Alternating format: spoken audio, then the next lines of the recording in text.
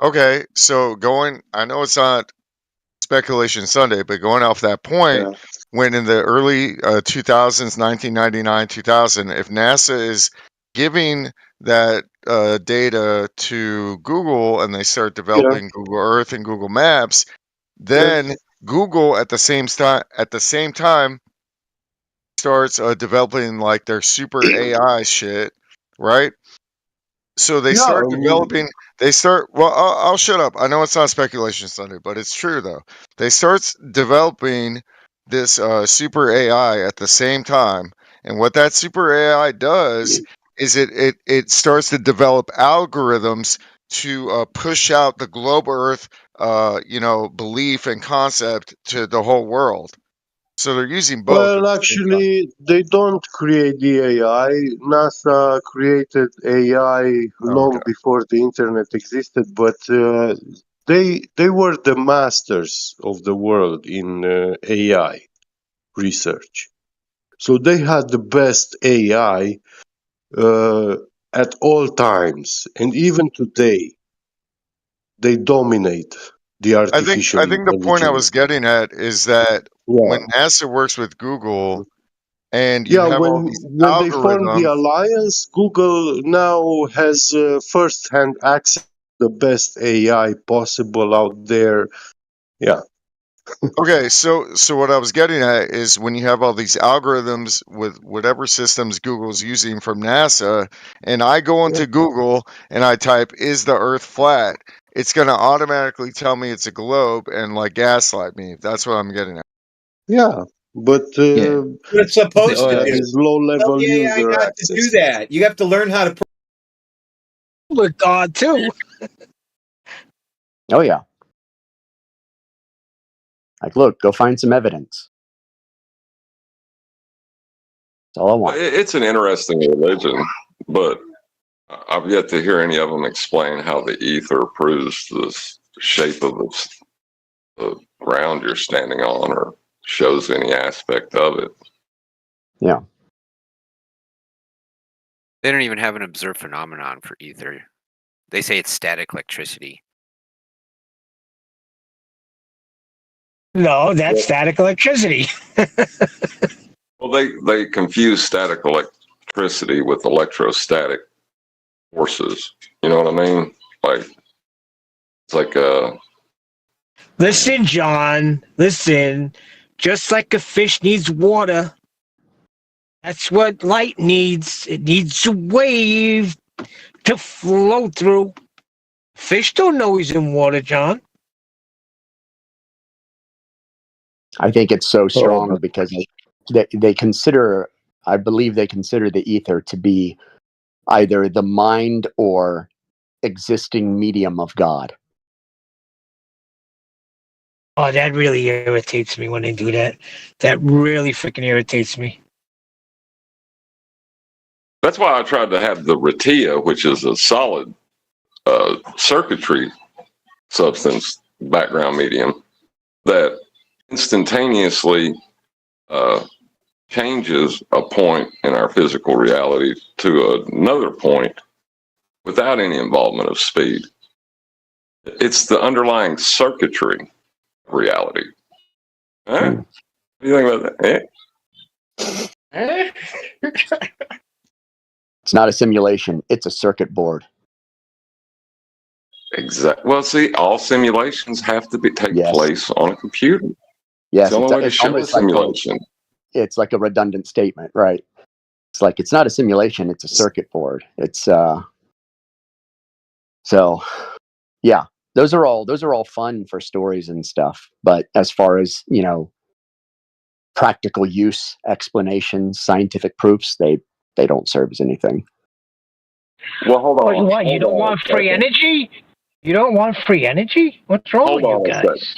Hold on a second, Neil. Hold on, because it's a antecedent consequent relationship. All simulations need a circuitry to perform it. Yep. We live in a simulation, therefore there's circuitry to perform it.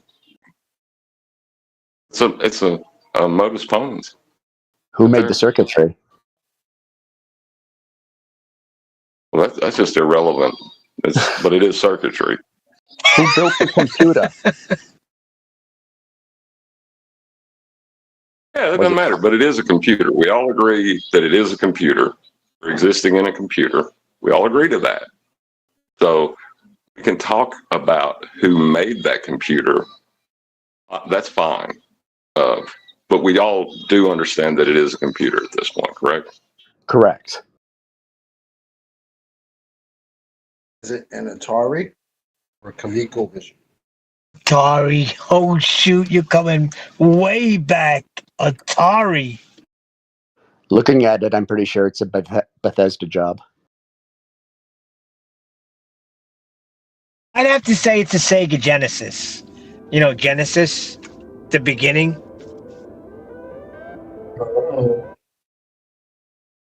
Get rid of the Sega part. It's a Genesis computer. So yeah, the background medium is the circuitry of how things move from one point to another, because you can only know microscopic particles' position, its acceleration. You can't know both. So it has to be circuitry. Is that in counter space?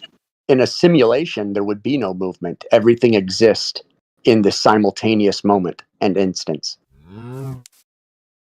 Just like we experience.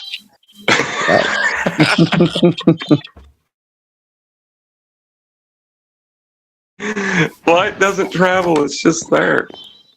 See? Proof. Well, it has to get excited first. It's the excitation of light. That's why you see it. That's just brackets, light source bracket. Bro, there's no such thing as dark. There's only light that you can't see.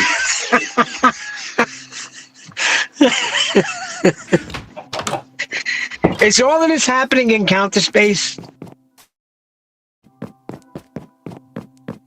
It's inner space. No, we can't call it counter space. That one's taken. So we would, yeah, inner space. I like that. That was a great movie. I'm possessed. Dennis Quaid back in the day. There you go, Neil. Yo, that part cracks me up. Did you hear that? I'm possessed. Yeah, I remember that. Is Martin Short still alive? I don't know, but he was hysterical in that. Huh? I'm back, bitches! Oh, somebody said ether earlier, and now QE has arrived. I think his antenna were up.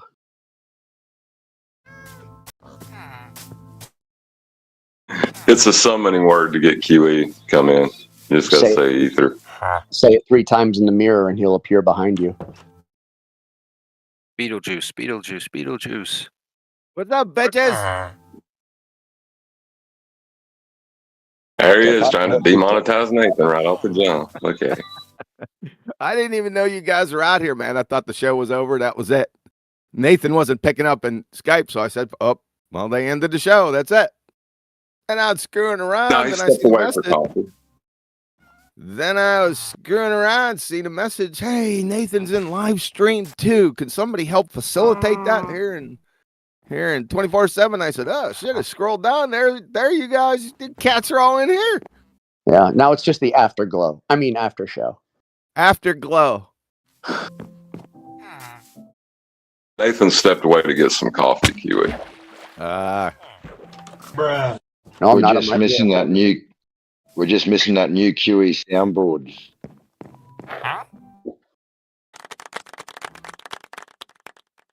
So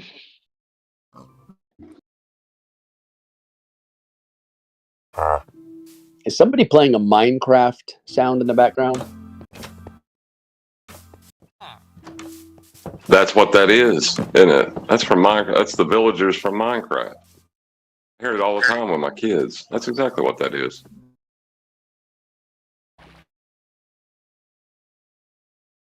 That Nathan with his mic open.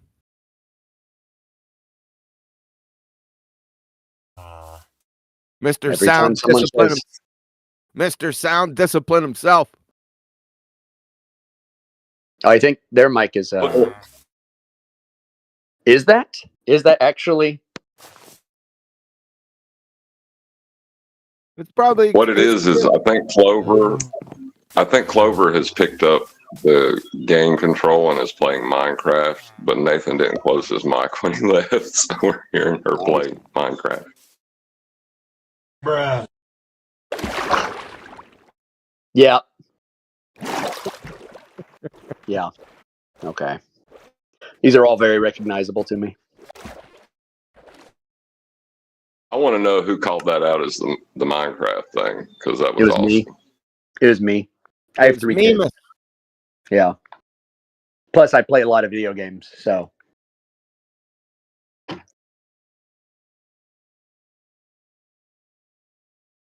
Good ears, man. Good ears. And because I believe it's flat, and it's flat in all games, we exist in a game. That makes sense. What? Yeah, you missed the Ratia. It's the new ether. I just made it up myself, so it has to be true.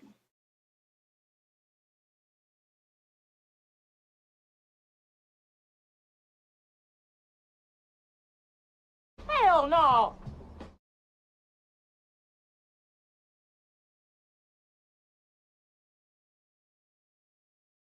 I also keep hearing the soundboard, too. Is that us doing the soundboard? Is CB in here or something? That's some nitro freak doing that. Okay.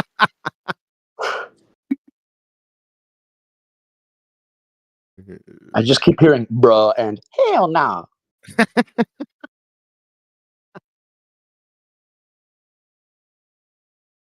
That's QE getting in touch with his inner blackness. Speaking of inner blackness, Chocolate, I am thinking of buying a Challenger.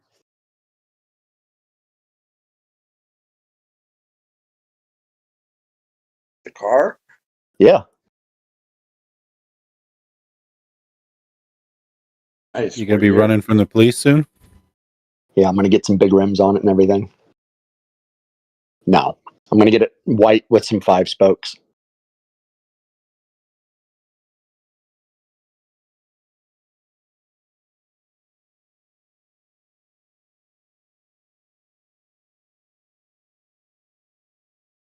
All right. So what I missed? Well, I don't know, because I came in at the end too, because I stayed home from work today. Everything that you didn't observe. Mm-hmm. Can you prove that you missed anything?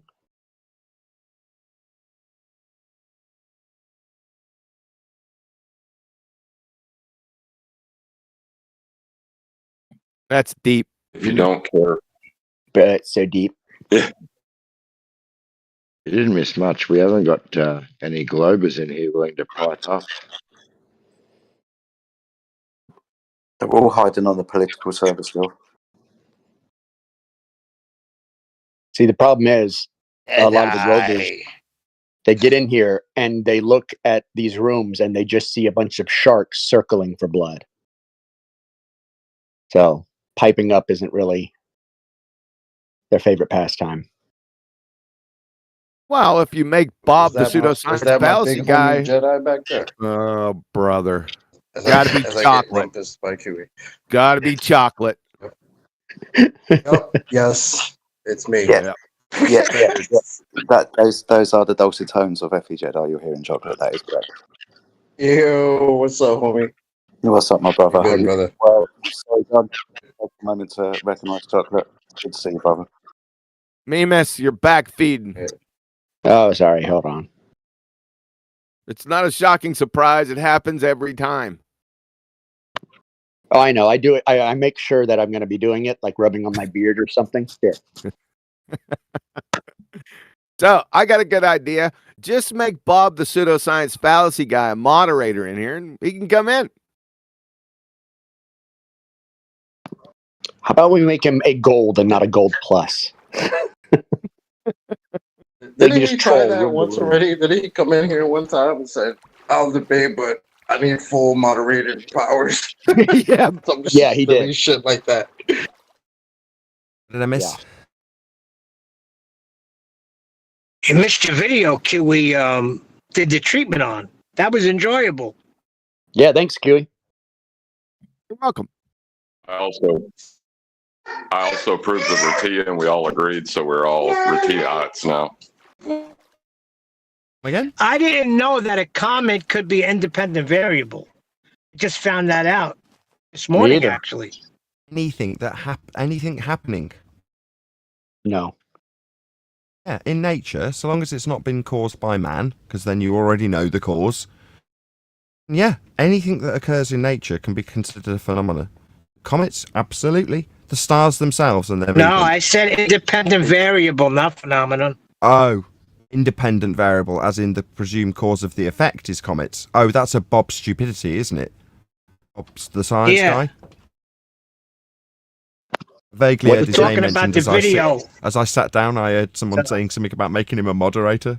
That is what I'm Yes, assuming you're talking about. When Bob wanted to come here, he said he would only debate here if we made him a moderator. Okay, I'm making my mod.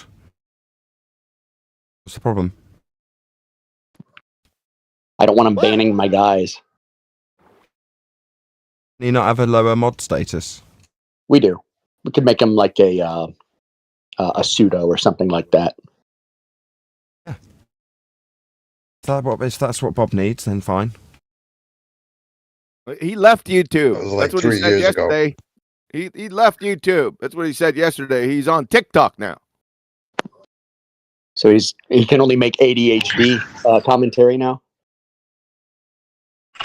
Poor TikTok. It's not commentary on ADHD that you get on TikTok. It's material for an ADHD generation because they've got a short attention span. Right.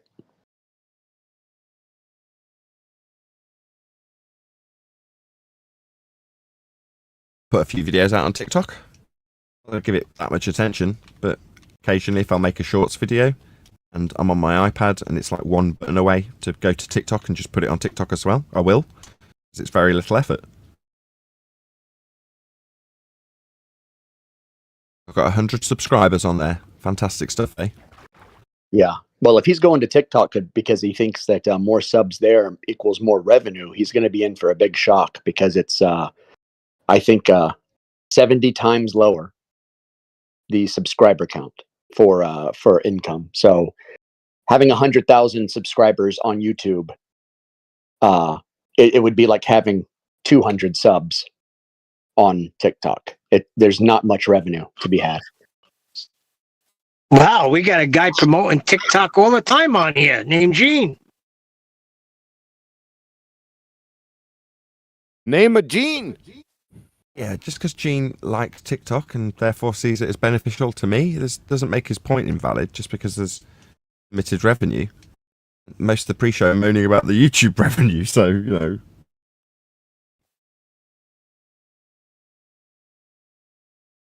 So, Mimus, who's your flurf daddy?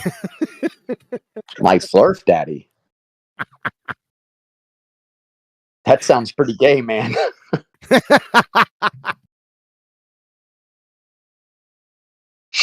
Hold on, wait a second. You're a father figure.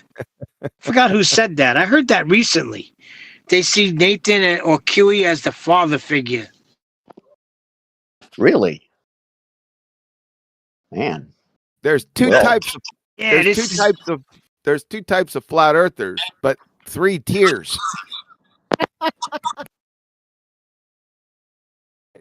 And do you see with your eyes? I don't know if you know, but is it Mamorous? Causing quite a lot of feedback when you open your mic. I don't know if you're aware. It ain't Mamorous, it's Mimus, and we've already been over this. Oh, okay. My bad. Sorry, I got here late. I just went and got milk. A day late and a dollar short. It's been handled. I was gone for about 20 minutes, tops. I know. I tried to get into Skype and no one answered it. So I figured everything was over with. Oh, everything is awesome. Thanks. This is awesome.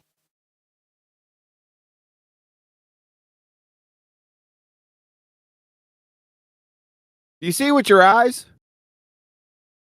Me? I was explaining to my daughter why a guy was carrying a cane and why he was rolling the little ball along the street and explaining that he sees with his fingertips. Ah. So Bob is right. Why? What? Oh, okay. No, I think that makes Bob right. Now, I ended the show yesterday. He pulled one of those fight the fat girth things. Is that your hand? You put your hand out in front of your face. Is that your hand? Yes. No, it's not. So Bob pulled one of the same things yesterday. That's where I closed the show out because I can't wait to start right there again. So he says, what do you see with? You don't see with your eyes. That's where I stopped it. His argument for terrestrial refraction being an automatic assumption is that you don't see with your eyes. Are you kidding me? I'm not kidding. That's what the man said yesterday. Then I stopped. I said, oh, yeah, I got to stop that right there. That's for the next show. I forgot how embarrassing his last, or maybe it was his first, I don't know, visit to Flat Earth Debate was. It was a very long time ago. His appearance was woeful. It was lovely, wasn't it? Yeah. Yeah. I played it yesterday, by the way. Well, yeah, I listened to it. And I remember thinking that's why we called him Bob the pseudoscience guy for the longest time. Because he was asked what are the constituent parts of an experiment, scientific. And he didn't know. He said, hypothesis. Null. You're like, no. You're like, well, what are the constituent parts of an experiment? He's like, okay, independent variable and dependent variable. I can't think of anything else. You're like, well, control variables, Bob. Oh, yeah, control variables. Yeah. You're like, this should be on the tip of your tongue permanently. You're Bob the science guy. Yeah, you don't know, and you're being held to task by flat earthers. What an outrage. How dare he call himself science guy? Hey, theater major. That's better than that's not an ad hoc. Same question. It's literally being asked the same. Sorry, chocolate. Right. Chocolate ruined it. Better than being asked the same question by QE to Mick West. And I'm saying, I don't know. Do you have one?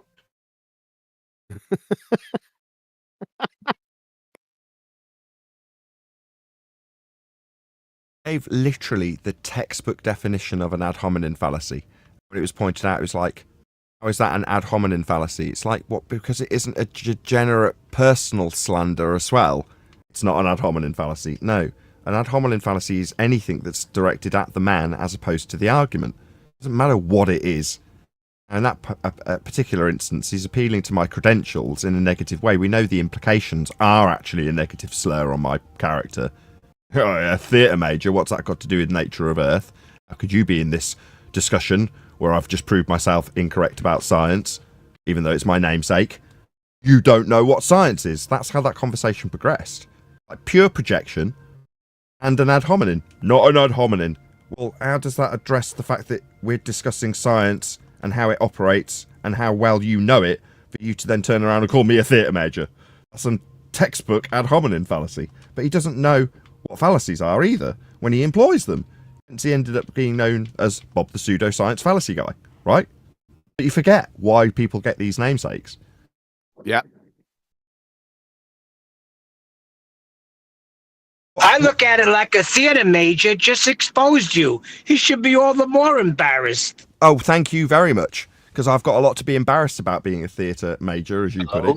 How we have our credentials here in the UK. But nevertheless. No, they called you a voice actor. That's not what I said. Oh, brother. That's not what I said.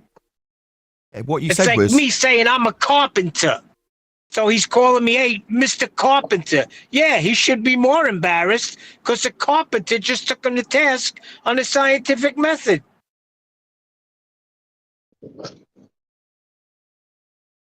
Fair enough.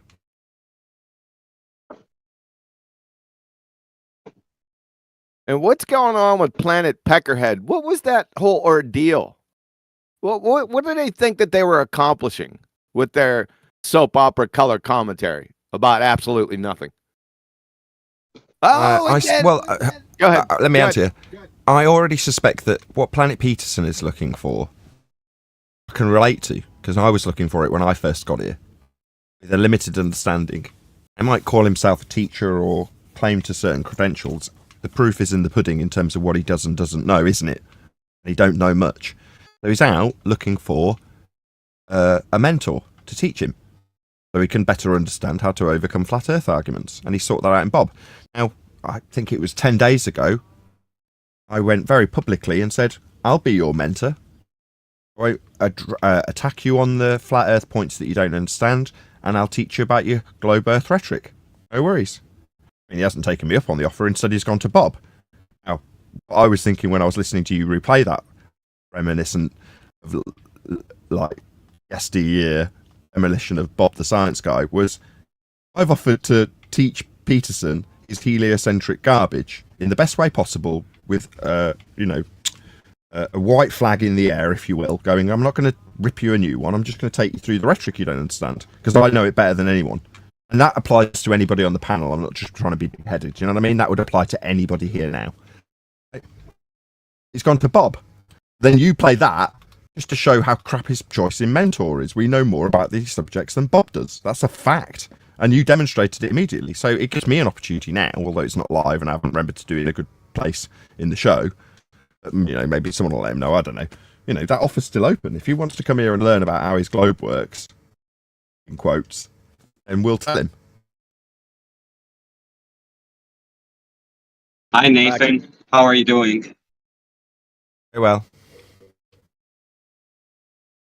Are you? I wanted to ask you something. If that's okay. His name's Peg. Yeah, Pig. So I've been recently getting involved in some quarrels or conversations / debates with globe earthers on random occasions, and I've heard you talk about this several times before, and I would love if you could explain it to me in a bit more detail when it comes to entropy, as well as with the statement that you made, like we measure it flat. Could you go in more detail on those two subjects maybe sometime? Like not right now if you're already doing something, but so that I can have a better understanding and not have to listen to BS from people who don't know what they're talking about. Mm-hmm. What? But both are self-explanatory. I mean, I could summarize both of them with like one sentence. Earth is measured flat. Now, you can get into the semantics of the description being non-geometric, merely descriptive. If you want me to paraphrase it away from somebody being able to get one overview on semantics, say the Earth presents itself as flat, and that is precisely how it is verified when we measure it, or something to that effect. Because to say flat isn't really a geometric measurement type term, as opposed to just being a general description of what it is and how it presents itself. But in terms of how the world functions and how it's been measured to give us the maps in the first instance, things like, I don't know, latitude system with Polaris, those angle measurements are taken from a flat plane. They are measurements with respect to a flat Earth. That's Earth being measured flat. Now, more useful to anybody going into the base is to know that is the case, and therefore appreciate that every single globe claim that will ever be put before you will revolve around, no pun intended, a flat Earth measurement at some stage. Normally, it's genesis. The genesis of a globe claim will come from a flat Earth measurement. For example, if you're going to claim by affirming the consequent that Earth's a sphere, you're going to start by utilising a radial value at 3959 that's been derived from a measurement to Polaris, the minimum being the equatorial value, inferred minimum because it changes towards the equator. Therefore, you end up with anomalies being able to see Polaris beyond what is considered to be the equatorial minimum. When you derive the rate of change towards the equator, you end up with that minimum value, which means you can back engineer the flat Earth functioning, flat Earth measured world that gives you the maps to actually function with the real world. Now, in the process, you might transpose that onto a globe and then back onto a flat map again, but it doesn't alter where the origin of the measurements comes from. So in terms of saying Earth is measured flat, it's almost done in a way that entices people to argue about the terminology, because the argument about the semantics of the terminology when it's not a geometric term also revolve around us accepting unequivocally that Earth is being measured as a horizontal plane of reference. That would be a flat Earth. As for the gas pressure and entropy argument, entropy is a description of how gas behaves, and there's a claim that there's a sky vacuum. Gas fills space. That's it, much more concise when it comes to the entropy discussion, because it's a rebuttal to their positive claim that the sky is a vacuum. No, it is not. That violates the natural law that is the second law of thermodynamics. Hope that answers your questions. Yes. I have one more question. This is like less of an explanation, but more of like, what do you do when you give the statement that like then the heliocentric model defies the second law of thermodynamics and entropy, and the claim that it's measured flat. What do you do when the person you are arguing is just like, no, you're wrong, it's not like that. Like, do you just give up and like, yeah, whatever, like believe whatever you want to believe, or is there a way that you can like nail in that fact to the person so he understands what you're trying to say? That happened on the AMA. So when that happened, the guy was like, well, all the scientists have measured it flat. Like, okay, number one, you don't understand science, you're in a category error. Aside from that, you say they've measured it spherically. If you can present me with that spherical measurement, I'll show you where it requires a flat Earth to get there. In that instance, he didn't offer anything. But were someone to say, yes, I can absolutely prove Earth is a sphere by way of its measurements, they will not. They'll offer you something, and it will require a flat Earth. And 99 times out of 100, they'll just require an R value. Now, in previous years gone by, we've asked them to prove their presuppositional R value. Well, it isn't presuppositional. It's measured flat. That's how they derive it, so it can back-engineer itself into measurements of the flat Earth that you will be utilising with a sextant, for example. You're measuring it flat, and it must work with the maps to find your way around. So it's got to be functionally flat. Therefore, any back-engineering onto globes has come from flat Earth measurements in every single respect. So just know that and ask them for their measurements that prove a globe. They will require a flat plane, I absolutely guarantee it. Won't be any exceptions to that. Earth is flat, that's how it is measured, and the globe claims have all come from those measurements. So just challenge them to give you a measurement, show them how it's flat with it. Oh, thank you very much. I appreciate the time for the answers. And there's a couple of caveats. There's one more caveat. Yeah. Got to have a pretty big set of balls to do that. You've got to know it's flat. In other words, if for you, Pig, at this stage, you're like, oh yeah, I believe all that, then that's not good enough, because you won't have the balls to challenge them on the basis that you know it's flat, and knowing that it's measured flat and how it's measured flat will always lead you to a path that can assert where their globe claim needs a flat Earth. If you don't know and you just believe based on my, I don't know, confidence in telling you now, and you challenge somebody, you won't be challenging them on the basis that you know there's always going to be a route to a flat Earth that's been measured in the first instance, because you haven't appreciated why and how it's been measured flat and mapped flat. But if you know all that, then you're on to a winner every single time. You'll never lose. So, how do I? Okay, thank you for that. So when it comes to first and foremost, like believing or knowing, when it comes to like mathematics and the measurement side of the flat Earth argument and debate, I'm less knowledgeable in that aspect just due to the lack of time I have, because I'm learning so many different things. But thankfully, latitude, longitude. Thankfully, I don't. What? The latitude. If you start with latitude, you can move on to the sun later, but it's a very bare bones way of appreciating how the world is mapped. Just know how half the grid is mapped. That's with latitude, which is to say that it's an angle off a plane to Polaris. And the concentric circles that come out, if you take not that anybody's done this, but if you were to lie on your back at Polaris, that's Polaris at your zenith. From that point outwards, you've got ever increasing circles, getting bigger and bigger as they go outwards. That's your latitude grid. Now you can plop it on a sphere and then project it back out onto a cylinder and then roll it back out flat to make it into a square grid. But it's the same grid, and the grid itself was measured with Polaris in that instance. So I won't get into the wrangled angle of the sun with you, because initially you only need that bare bones understanding of how Polaris was measured angles off a plane to their minimum, which is what we call the equator. You can now appreciate with the description of the angle measurement to Polaris what the minimum or inferred minimum, I have to be careful with my words there. The inferred minimum at the equator can easily be understood to be transposed into a spherical value when you understand how it's measured. Well, you've got a flat circle radial value with the outside edge of that circle being where you can no longer see Polaris at the horizon if you're measuring it with a sextant. That's your outside edge of a sphere if you're going to take that flat plane measurement with an angle and then turn it into a sphere. You need it to back engineer itself into the celestial sphere model. Therefore, plopping those angle measurements spherically as concentric circles still works if you back engineer it. Make sense? Got it. Yeah. Breaking up, Pig. It does. So thank you for that. What did I want to say before that? Yes.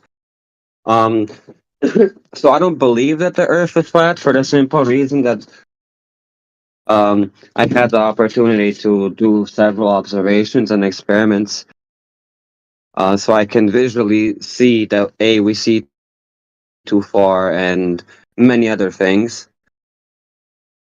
So I don't believe. Okay, can I interject there? I just based on what struggle you just with said. We'll get to that, the Neil. terminology of explaining that stuff to people, especially those who are more argumentative and aggressive when they talk about these things.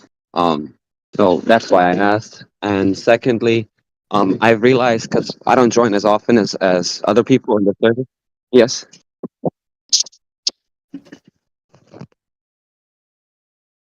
Breaking up quite badly. Also sound really nervous, and I don't know why.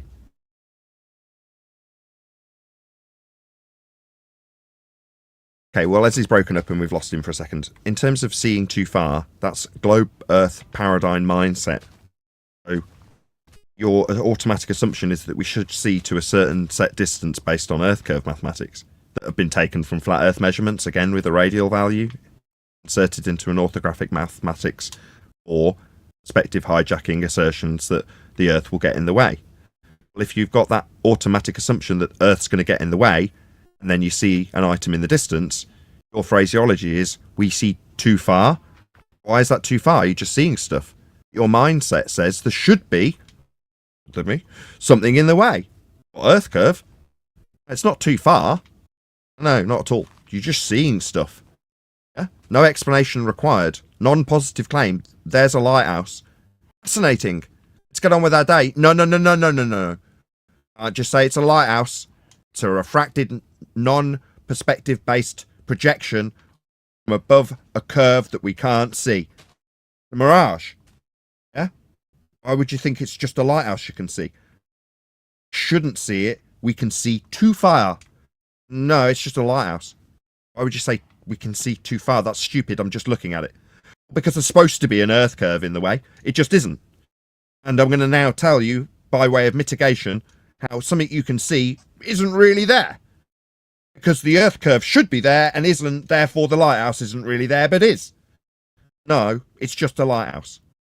Now, you need to divorce yourself from this automatic assumption that there's going to be some globe effects that we're not seeing, and therefore offering mitigation for why we're not seeing them. Too far, you say? On the contrary, just seeing. Open your eyes and recognise what you can see, and don't explain why it's there when you don't have to. It's just there. What, your Earth curve isn't there? Yeah, there isn't any. We debunked it in 2020. If the Earth was a sphere with a radius of 3959 miles, and every distance to that horizon that isn't there be no more than 1.2 times the square root of the observer site in feet. And in this very example, it isn't there.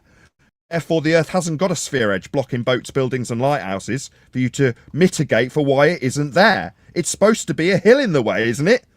Yeah, it just ain't there. That don't mean I have to explain why I see a lighthouse. It's just there. I can see it. I've got a set of eyeballs. It's not seeing too far. How did that new housekeeper question go? Is there any evidence of... How did John phrase that today? That it's measured with the curve. Earth curve. Any evidence that it's measured curve? Pig?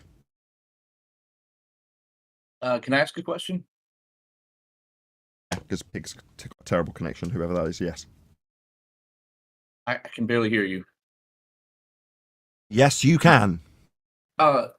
In your model of the planet, what or how would you describe the northern and southern lights, Aurora Borealis and Aurora Australis? I wouldn't. I don't know what they are. Why would I explain them? I don't have a positive claim about it. Just literally started answering your question, Delete or whatever your name is. It would be ideal if once you answered your question and you finished it, I get to more than 1 or 2 sentences without another really question coming through the top of it, or like you're doing now, talking straight through the top of me, asking you not to talk straight through the top of me. So just don't do that.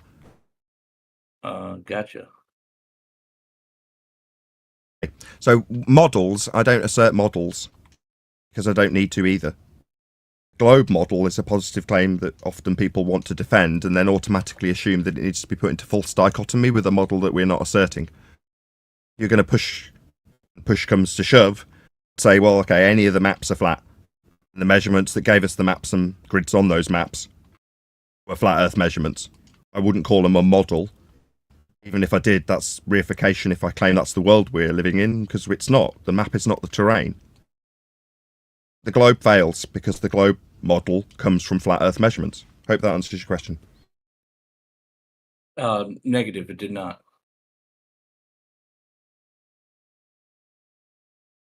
But your concept is what I termed the model of the planet, right? Your model in your head, your concept of it. About the northern and southern lights, not the definition of the word model.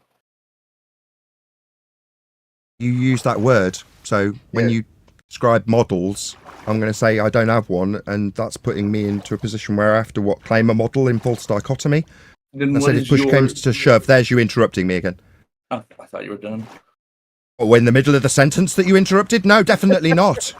It sounded like the end of the sentence. Shut up! Don't tell me to shut up. You Shut up! Shut up! No. I'm the one telling you to shut up. I'm in the middle of the sentence, you're still interrupting, Dumbo. Or you'll get muted by somebody who appreciates you being an asshole. Yeah? I'm the one telling you to shut up, and it seems that you have now, because someone server muted you. You're a prick who cannot shut up while I'm talking, and then claims that you thought I'd finished while I was in the middle of a sentence. No, I wasn't, Dumbo. I was in the middle of telling you I don't have a model. But if push comes to shove, the maps are all flat. They're based on measurements of Earth. The globe model that I'm not going to stack up in false dichotomy doesn't have any measurements beyond the ones of an Earth that's flat. So I absolutely, without question, answered you about your stupid model afflictions. Now, moving on to Aurora Borealis, I said I don't know what it is. And I didn't make any claims about it. I made that explicitly clear, so I answered both parts of your stupid question that you decided to interrupt in the middle of me answering it. So I will tell you to shut up. Now that I'm done talking, the one in control here, not you, arsehole, you may speak.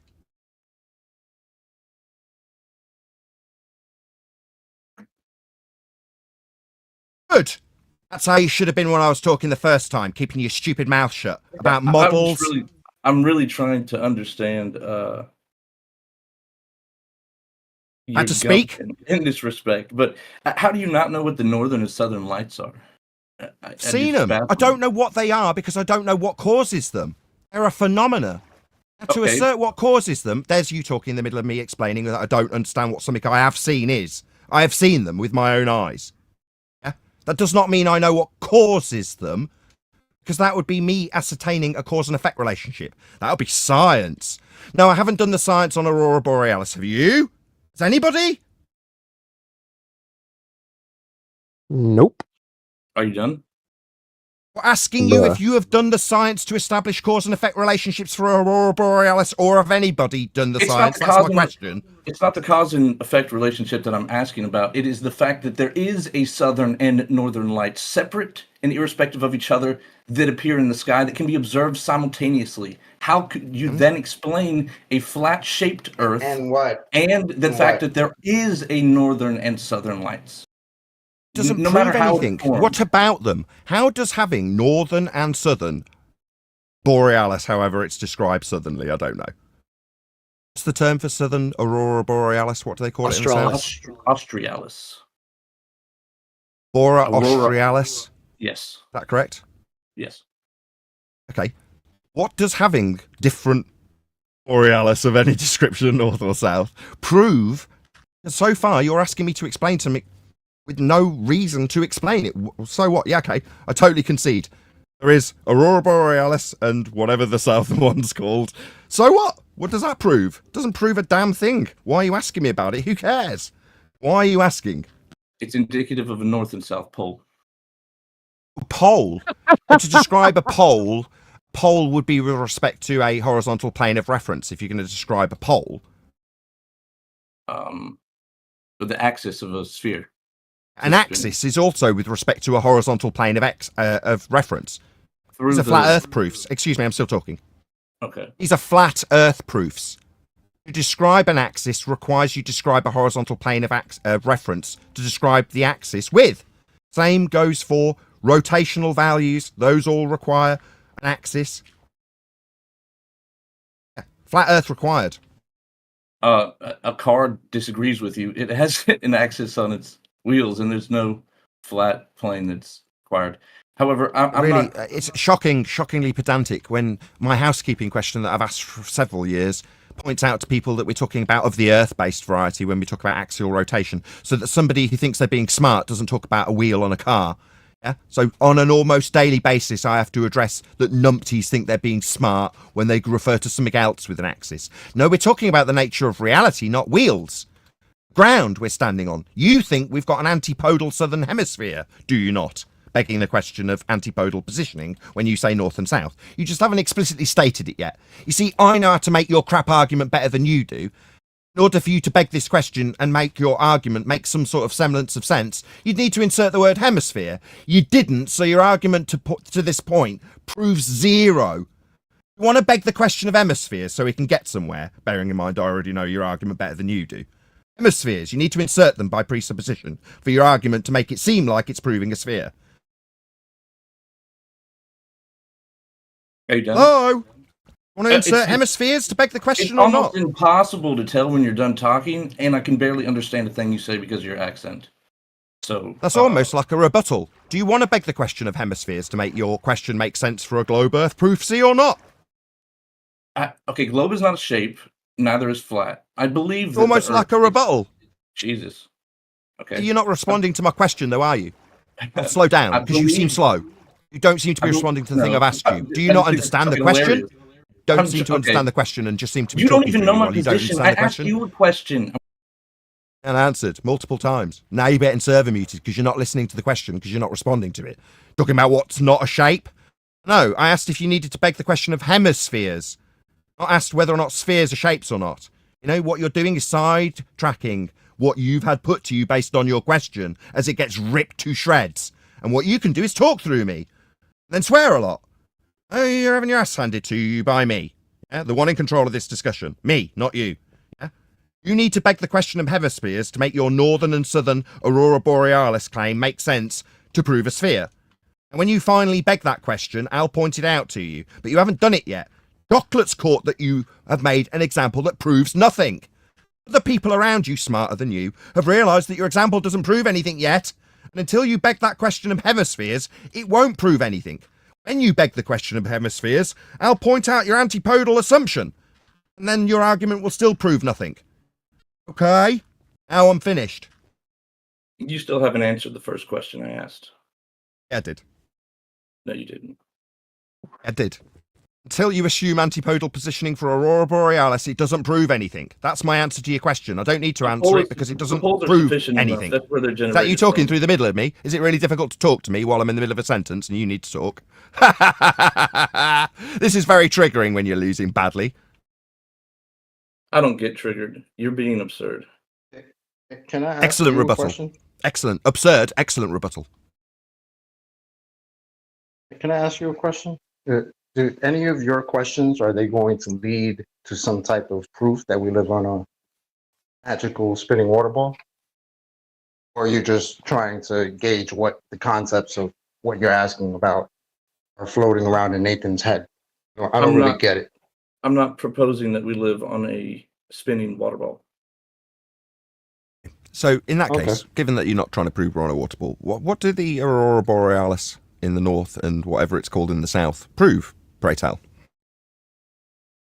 You still haven't answered my question. You're a useless man. You're useless to us.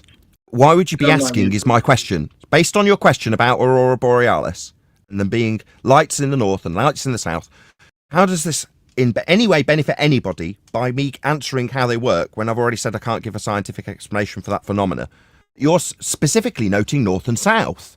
Now, we already know where your crap argument goes, but having north and south lights doesn't prove anything until you assume sphericity. You not understand it? I've explained it to you 3 times. You still haven't answered the question, though.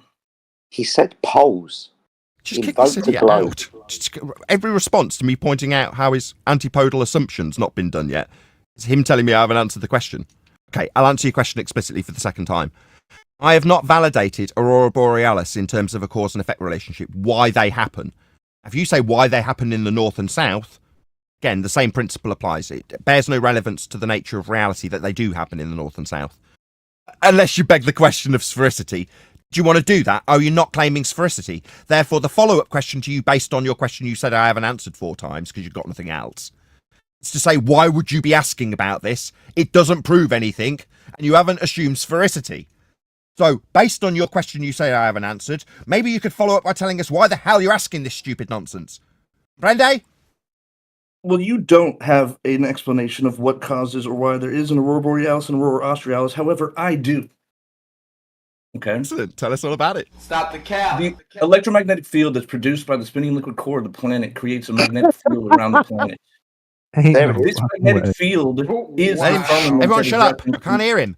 May I Go finish? ahead. I'm sorry, whatever your name is, can you start again? Everyone started talking through you. Start again. The electromagnetic field is produced by the spinning core of the liquid metal core of the planet, produces a magnetic field that blocks plasma from the sun. It's electromagnetic in nature.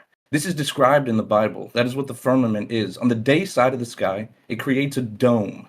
The plasma that is not like just deflected or absorbed or whatever is transported to the poles and is destroyed subsequently by God in the north and south poles.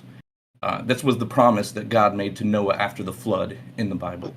When he brings a cloud over the earth, he will put his bow in the cloud so that we know that he would never let it destroy all life on this planet ever again. Your evidence for a plasma transfer is the Bible. No. We. Well, what's your evidence for that? We have evidence. It's just also in the Bible, right? It's just it was just relating it to the firmament and why people believed that there was a dome, right? I don't care. I don't care what people believe. Where is this If this is other just your than the belief, Bible? fine. That's fine. You can have your beliefs in plasma transfers. There's just no other way to Unless- explain the electromagnetic field of the planet and the Aurora Borealis and Aurora Australis without it being a 3-dimensional shape, not flat, right? Oh, Which is excellent. just a description. Excellent. Is Well, there let me any offer you. evidence of a Hold on, molten guys. core? Just a second, chocolate. No, when it comes to phenomena, you're saying the phenomena in this instance is a magnetic field, right? The lights from the plasma being destroyed in our atmosphere, but I mean, sure, the electromagnetic field's part of it. The one that we observe all around us, permeating the existence of our atmosphere and planet. Okay, we don't have an atmosphere. That's an oxymoron, gas-filled space. But in terms of the electromagnetic, if you're going to describe it that way, or just magnetic field, that's just a magnetic field, though, isn't it? Now, you're saying, the cause of that field, right? Well, that's something that's exclusively dealt with by science. is to say that that is the methodology for establishing the cause of said effect, if you're going to call it that. Magnetic field, okay, fine. If you're going to call that a phenomena, fine. Well, establishing the cause would be to assume you know the cause and vary that suppositional cause to see if it actually induces the effect. That's science. Well, if you've got that, obviously great. You can show me the science for this. But beyond that, it's just a belief you hold. All magnetic fields propagate electrical fields. All electrical fields propagate magnetic fields. Electromagnetism is a fundamental force of the universe. It's easily observable. We have plenty of different technology. Matter of fact, we have mundane technologies that can detect the electromagnetic field of the planet. It is the only reason we have an atmosphere, or what you call gas, but it is the thing that keeps the gases in space, and the only reason we have breathable oxygen or air around us. It is something that occurs in all electrical currents. Power cords even create electromagnetic. You have electromagnetic fields. One in your brain, one in your heart, and pineal gland are the three strongest in your body. The heart being the strongest. All of these are easily detectable from a distance, or with electrode receptors. The reason that Elon Musk and idiots throughout the past have been shooting rockets at the day side of the sky. That's what we're talking about, right? It's observable. It's in its reactions and relations to other things, although it is invisible in and of itself. The magnetic shield, in particular, that is created by the electromagnetic field of the planet, aka the firmament, is it's an impassable barrier. It's the extent at which we've been able to traverse on the day side of the sky. However, the night side is we've been able to get a little bit further. So I'm not sure how you could deny that we have an electromagnetic field when there's clearly a lot of evidence. You're making a load of claims about what the electric magnetic field is causing as an effect. But I'm suggesting that that's about half a sentence. Waffled for about 3 minutes straight. Not a single interruption came your way. Sorry. I did not mean This to. electromagnetic claim that you have is that an effect is causing things. And now we've got the effect of electromagnetism that we do experience in claim to cause a whole bunch of different things, one of which you claimed was containment. No. Containers contain gas. Yes, solid containers can contain gas as well. As well? Yes. No, just containment. You need wall for the gas to press on as a container to contain gas. That's what containment is. I'm saying no. Electromagnetic field creates an impermeable barrier we call the firmament. Okay. Now we've got an effect that's not been validated in terms of what caused it, being claimed to cause something that we've never seen. Now that's preposterous. I don't accept any of this unless you can show some validity for it. Mm-hmm. Like that molten iron core you spoke about? Sorry? I could not understand that. He said the molten iron core that you spoke about that induced a magnetic field. That was your knowledge claim. Right. The liquid metal, most likely molten. That's it's the likely. temperature. You see, when you say things like most likely, just making it up as you go along. No, not most likely. We're only interested in what is. If you can show us what is, we'll take you seriously. When you say things like, I'm still talking. Okay. You see things like, I'm still talking. You see things like, most likely, just immediately discount everything you've just said. Most likely? No, prove it. I don't care what you believe to be most likely. Just stop wasting everybody's time with your garbage. You're spewing nonsense, and it offends me. Like, literally, this offends me. No, you don't know what you're talking about. You're making up garbage and then telling us what you think is most likely. Please stop doing that. Yeah? Your fantasy land ideas of transferring plasma fields through impermeable barriers have been created by electromagnetic fields is all nonsense. And you back it by saying, well, there's most likely a molten iron core. That's your backing the cause for the electromagnetic field that's going to create as a causal influencer on a non-permeable barrier that holds back plasma field. You're talking garbage. Making this crap up, it's an offence to my ears, frankly. May I say something real quick? Sure. When it comes to what he said, most likely being a molten magma, molten magma, like metals inside, that's where we get the magnetic field. That is physically impossible due to the simple fact that all magnets lose all magnetic properties at 60 degrees Celsius and above. So having metals and molten magma around them to create a magnetic field is simply preposterous. That's all I wanted to say.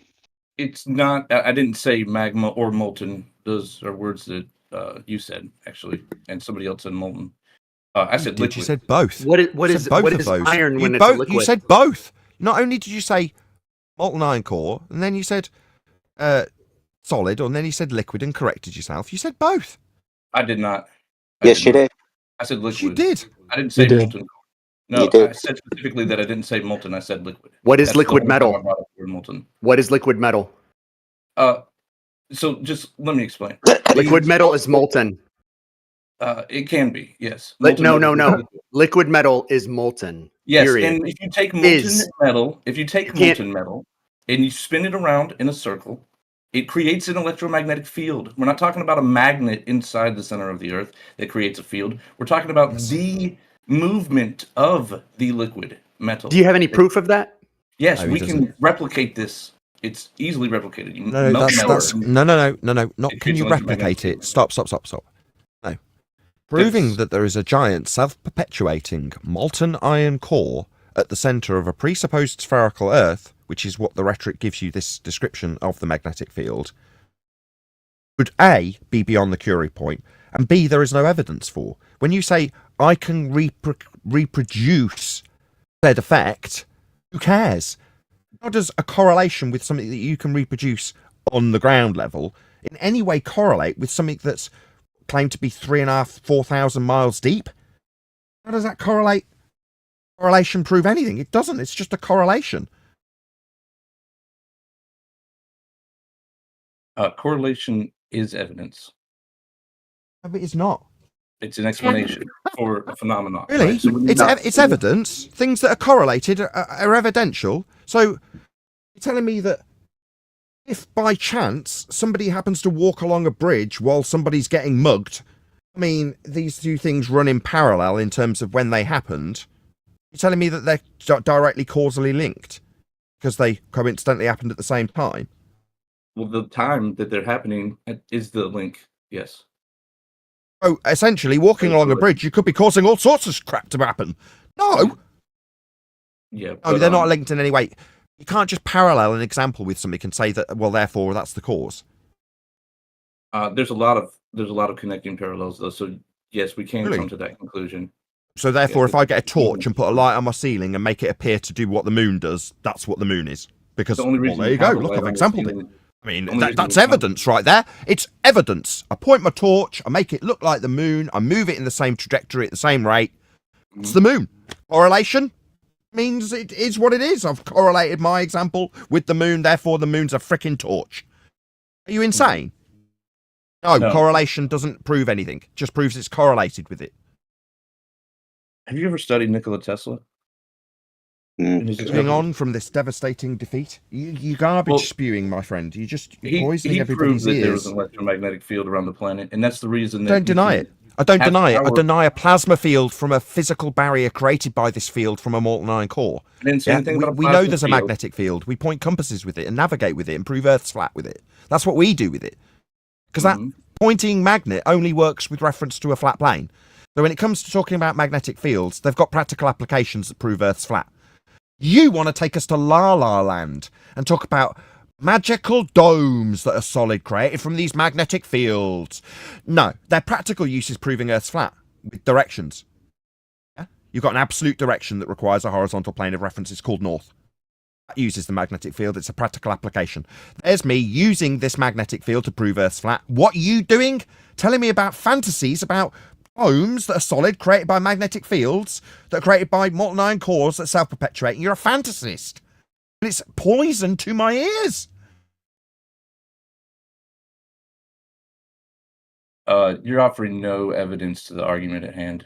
You're just discounting it for your You're own offering opinion. No argument evidence. to the Let's just argument address at that. hand. Let's just You're address just that. saying that it's Let's just just address that. However, Okay, you I'm not provided allowed to no- address it. You've leveled something at my door, and I'd like to address it without you constantly Hold on, let waffling me through the finish reply. speaking. No evidence, you say? Yes, I have. You talk about magnetic fields in your example with bullshit made-up claims about self-perpetuating molten iron cores and force fields creating solid barriers for gas pressure. That's what you've talked about. I've said no. When it comes to magnetic fields, the very specific subject matter, there are practical examples that they can be used with that require Earth to be flat, and that is what I will use magnetic fields for. I've addressed that you've talked garbage. I've addressed that you've got no proof for anything. And the evidence I offer is self-evident with a compass. You say I've offered no evidence. Yeah, I have. Here's my evidence. It's a freaking compass. It requires a flat Earth, and it uses magnetic fields. What's that? Your magnetic fields create force shields? Stupid clown. I have provided evidence. You've just chatted nonsense. You don't like that my evidence proves a flat Earth because it's a practical application for a magnetic field. You want a force field. You hold gas pressure against plasma flows. You are a clown and irritating. I provide evidence that proves Earth's flat. You provide fantasy that benefits nobody. May I add to what you just said? You have no evidence that the Earth is not a ball shape, and you have the evidence that you have. Compasses. Maybe we could start with the compass. Let's start with the compass. Flat's not a shape. Sorry, you just leveled the same thing third time to me. I'm not going to let you finish it. I already heard it twice. You're not even letting me finish. You're going to maybe moan that me not letting you repeat it 4 times is unreasonable? No. I'm going to use a piece of evidence that you said I haven't already. The same piece. It's in terms of compasses and how they operate. Can you explain to me how a compass can work on a sphere, please? Given that that's my evidence, I have offered it. You've denied it because you're a scumbag and a liar and a denier of things I've actually said. That would be a compass. Oh, how does it work on a globe? Me, but compass. Still provide no evidence. Kick him out. He's got nothing but to tell me. He's got nothing but to deny me offering him an evidence when he says I've offered no evidence. You literally just insult.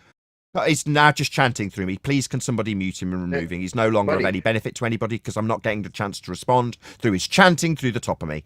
No, he said I didn't offer any evidence that couldn't describe the world not spherically. I say compass, the very thing you've said I haven't provided as evidence, and then he chants through me, you've not provided any evidence. No, we were having a debate that you were losing badly, and as soon as it comes to something that proves sphericity with a practical application, that's a compass. He denies that I've provided any evidence. No, it's been provided off the back of him talking about magnetic fields with la nonsense about force fields. Obviously, me providing a contrapositive evidence that actually proves Earth's flat isn't evidence, and that'll be chanted through the top of me indefinitely.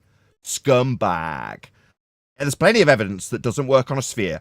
One of them's a compass. Come back next time when you've got a better argument.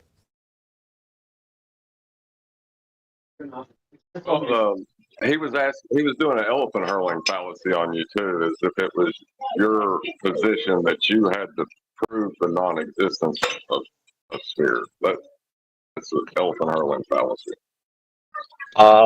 May I say something now, if that's okay? No, you can't. Not yet. It's not an elephant hurling fallacy. It's shifting the burden of proof fallacy and proving the non-existence fallacy. It's a double barrel, not an elephant hurling. I thought that was elephant hurling. Those two together. No. Oh, okay, my fault. Yeah, then you're right then. I thought that was the same. My bad. It is the elephant hurling fallacy then. I don't think it is. I think it's one of those Ugandan sports that they take part in. Get really, really big trees and stretch out some really big bungee cords and stick these elephants in a sling and then let them go.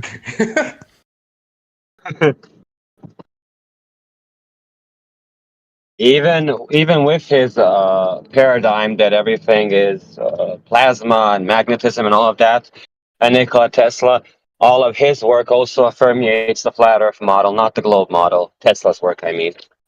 So There is no flat Earth model, and Tesla. I don't know. I'm not a pigeon, so he might not be attracted this way. All I know is there's plenty of people who seem to want to come along that say they're flat earthers. Even though at the end of that, he was like, there's nothing that doesn't prove it's not a sphere. I was like, well, you've just obviously laid your hand out nice and clearly for everyone to see. Given that you apparently weren't claiming sphericity, while you feign being a flat earther, talk about aetheryte claims and tie them to molten iron cores that are only sphere related, very suspicious. But what he really wants is that we argue about feast and nonsense subjects. Ohms, doesn't he? He taking it to a flat earth proof, he didn't like that. That's not making a claim at all. You've offered no evidence. Yeah, I have. You want to what witter on endlessly and argue about whether or not we've got a dome made from magnetic fields. And they really want us to talk about feast and nonsense, don't they? Yes, and wait a second. Did I miss something? Did somebody give proof of a spinning water ball that he said you cannot prove that it's not? What did I miss? I'd offered no evidence that wouldn't work on a sphere. I said compasses, something he'd denied 3 times, and then he got very rumpusy. Also, he conflated electromagnetism and magnetism about 35 times.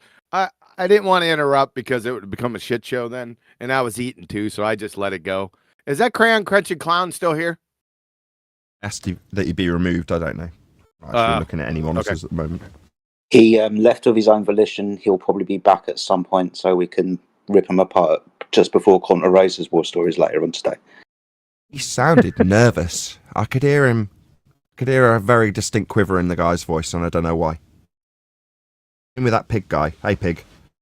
You sounded nervous too, and I don't know why.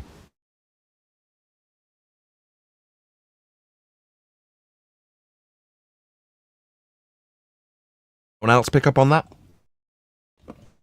I did actually, yeah, when you said it. The voice was a little quivering.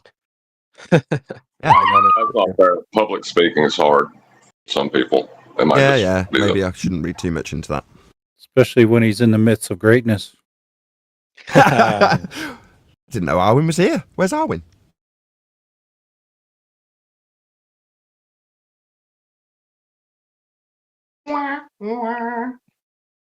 So what's that guy not trolling with the magnetic iron molten core, which is a dome? Like, what the hell was that? No, he was deadly serious. If I may, I know this guy from a different server. Let's say Pig. Go ahead. You know him. Go ahead, Pig. I know him from a different server, and he's not trolling with these statements. He actually believes that. Holy. Yep. I actually had a debate with him on the flat Earth, but I gave up because he's just thick in the head. I could tell he was a Glover. That's why. So I like Ether believers, thick in the head. Well, when he was like, you don't know what I believe, I was like, yeah, we probably do. But then he's like, well, we have a dome made out of some iron cores and whatever the hell he was saying. So maybe he was right. I'll have a little bit from the Aetherites. I'll have a little bit from the Flat Earthers. I'll have a bit from the Globe Earthers. I wonder if there's any stuff in Concave I could slam in there. Is that Creation Bear? It was. What up? Yo, what up, homie? Yo, what up, bro? What up, homie? What up? What up? You're not allowed to do that. Stop that. Stop QE. That's racist. Only we can do that. Nah, Kiwi's 2% black. He got it. Why the fuck you lying? Why you always lying? So who's next? Twice today we brought up Kiwi's blackness. When you cis white privileged male do it, it's like Nathan, I had your debate with him, then the last time with me. Is that Kilo again? Again, Pig. Yeah, that was me. No, I'm here. What's up? Did Nathan hear what I said or no? Didn't hear, sorry. I said thank you for quote unquote putting the guy in his place because fortunately, in this conversation with you, he was way more polite. Yes, he interrupted, but he was more polite. But last time with me, that was just, pardon for my French, but a shit show. And I also wanted to say to you, Nathan, that I'm really happy and Oh God. Oh God. like proud for you. Yeah, I agree. Doing way better than before.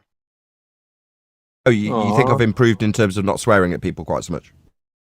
Yes, I remember you from like maybe 1-2 years ago from my old account, and man, you used to be just a savage when it came to cussing. And even right now, like I get your annoyance when somebody interrupts and stuff several times over. But I'm not trying to like be a smartass or anything. I just want to like help out so you can grow even more and get a more widespread audience. If you can like um like acknowledge the person what he's doing and say like, hey, don't do that, but don't you can cuss, yes, but don't I can hear like emotional engagement in your voice when you're saying, hey, like you're interrupting this and that, but more like an angry point, which throws a lot of people off. So I think that's the one thing where you need a bit more. Amen to that. Yeah, I know, and it's only when you're actually in, because you've qualified this by saying, look, I've dealt with this guy too, right? So I have to kind of respond in a very measured way because you've experienced it too, and normally my response would be no. As soon as you're in the boat with the guy and he is talking through your every point and he is telling you that you're not making any evidentiary based claims when you've made it 3 times and he's hand waved it, that can get frustrating and you will get emotional. Now, when I did the Q&A, or AMA rather, on Politics Server, before I would get to that stage, the mod, his name was I Am, recognised what the person was doing and just stopped them before I would get a chance to get annoyed. And I even said to him, I love you, you're great. Feel myself relaxing into my chair because I don't have to suddenly try and reiterate a point that, to the audience's perspective, that guy's like, you haven't made any points. To the uninitiated in the audience, and there may be some, they go, oh yeah, he hasn't, has he? Because they're dumb. Because he's hand waved it. And that's a very effective tool if it's not addressed. If it happens over and over and over again and nobody interjects or stops the person doing it, the audience are just left confused. And that's the point that they're trying to achieve when they do that. Now, obviously, if I'm not going to literally just mute them myself, which is something that people are hypercritical of me for doing, and I've got to engage with them and say, no, I have made a point, I'm going to reiterate it again. Well, sphere isn't a shape, he says. Yeah, that's what happened. Taking it on a new segue. No, I'm going to try and take charge of that. Now, you can hear my passion and frustration for that, which has diminished over the years. That is natural for anybody, and you know it as well as I do. Well, we're about to reignite that spark because it's 2024. We're on that demon time now. Okay. Yeah. Like, forget being nice anymore, man. Yeah. So, QE's on that demon time. Miggy's on that demon time. I'm on that demon time. Oakley, you do not have to be Mr. Nice Guy. Okay. On the demon dive. What's that mean? Demon time. I don't know. It's like a phrase the kids say, but it's just like, I don't know if you've seen. It's like not giving a fuck, not caring. Yeah, man. Demon just time, say what man. you gotta say. Just say what you gotta say. You mean us 4 years ago? That's what you mean. Yeah, I get what you're saying. Some people really like that in me 4 years ago, and I got it. And I used to feed off that, which is people saying, yeah, I love it. Destroy them. You get it so much from them. It's nice to hear them having it back at them with a winning point attached, with you giving them. Hey, Peg. When you're not talking, Jedi is definitely hold on. Demon time. Hold on. Wait, Peg, when you're not talking, you need to put your mic on mute because you're backfeeding. Every time Nathan says something, doesn't everyone hear this? Is it only me? No, I hear it. I hear what it. What the hell? Pig, mute your mic. It's because he's working, QE, doing deliveries. I don't get them graces. Yeah, we don't care about the conversation, about what people think about a conversation, about the damn feelings. If they come in here pretend to clown and Peg, which are fraud, they're going to feel the wrath. Do you understand the words that are coming out of my mouth? However, there is a certain amount of decorum that people also would be inspired, if I had, to share the show. And they've made that more clear. That is to say, as much as people take enjoyment from me belittling and berating and swearing at fundies when they lose, with justification as much as I can give it, it's not very shareable. And being calmer actually has a far better effect, as was shown in the AMA. Now, unfortunately, when you're in a tete-a-tete without a moderator, you have to deal with what you dealt. Sometimes that'll lead me to getting angry and shutting people down.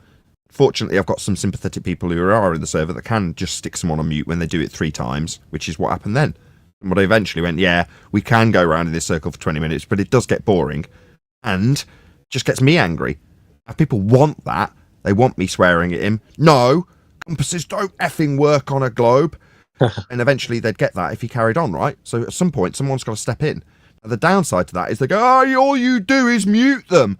Oh, right. So when the argument's been lost on your side, and then hand waved, and a new segue's been introduced, and I won't tolerate it, you'll reassert your position 3 to 4 times through the top with the same hand wave over and over again, and then you get muted, therefore foul, according to them. That's the excuse they use. As long as we can rumpus anything that we've lost with, we can get away with crying foul because eventually we'll get shut down if we force them to. That's their only excuse that they've got. Nathan's mute button. Well, I've got to be honest, I hardly ever use it. When was the last time anybody saw me go into the server? If you can see my mouse for the audience's benefit. When did anybody see me go in, open up someone's line, and stick them on mute? Very, very, very rarely. But yet still out there, Nathan mutes people. No, I don't. I often appeal to people in the server I'm in to mute the fundy scumbag that's rumpusing the crap out the hand wave they've just had given to them. Given to me. Anyway. Well, I think I muted him 5 times, and I know there was another mod that muted him twice because he kept interrupting. Yeah, But I know that we was me. always try and wait right till that point when that inflection of you're handing it back to him, click it, he gets to answer. So he always got to answer you no matter what.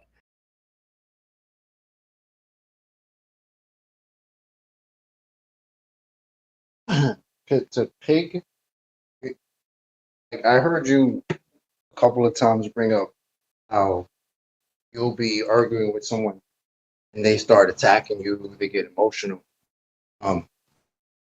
Unfortunately, that's where they are at this point, right? Because they don't have any actual arguments. Because if they did, they could just make them, and then we would just have to concede to them, and then that would be that, and we wouldn't be talking about it anymore, right? So all they got really are their emotions, and those emotions lead them to use tactics. Tactics? All they got. What type of tactics do we a lot got of here? times- Retard tactics, chocolate. Yes.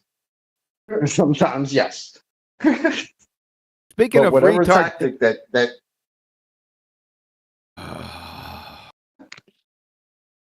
go ahead, chocolate. Finish your thought. well, thanks for your permission there, buddy. Yeah, you're welcome. Thanks. I'm sorry about muting. I'm sorry about that. When I'm at work delivering in villages, my internet snaps sometimes and I can't do anything, so I stay unmuted, even though I press mute. Pardon. Don't worry about that, bro. That happens to me too. You got to be a little more vigilant. Oh, Same shit don't happens to me, and I enable managed them. to get it on mute. Oh God, don't enable them. You know, to justify your cracks. All right. I'm not. Why don't you listen to what the frick I'm saying? I said there's no excuse. It happens to me, and I managed to get it on mute. Keep up, Chewy. You're pissing Yeah. me off lately. Oh, shit. All right. So we have another one in that vein. You know, the emotions. We have Nathan Copley. He's right above you, Nathan, in the stream. Nathan Copley, 1980. Come off mute.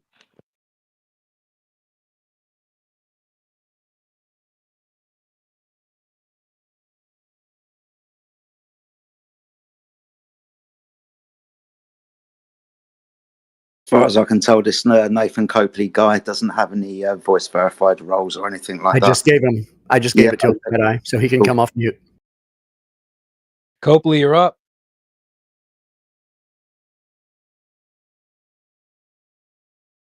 You have to change that name here in a second. Your time to shine, buddy. They want to talk trash from the chat. Well, he's coming with the big shiny bollocks, wanting to be noticed, and when we all give him the attention he obviously wants, he doesn't want to fucking speak up. That's right. They get here and the camera's bothering them. We hear you breathing.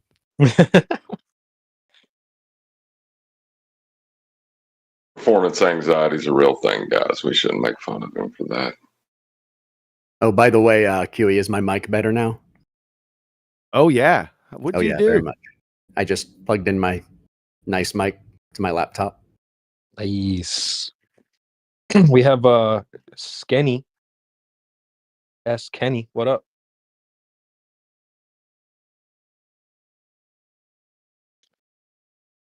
How are you, sir? Welcome to the panel. Skenny.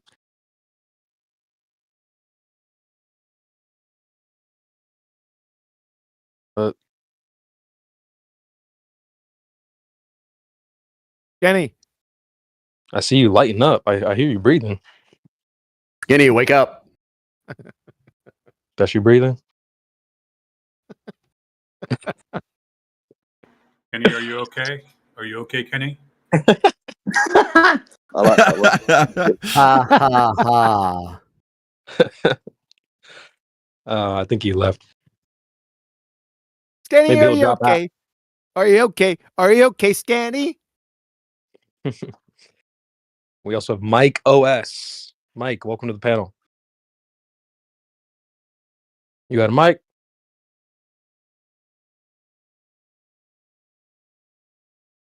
Yeah. Boy, shocking shy today, huh?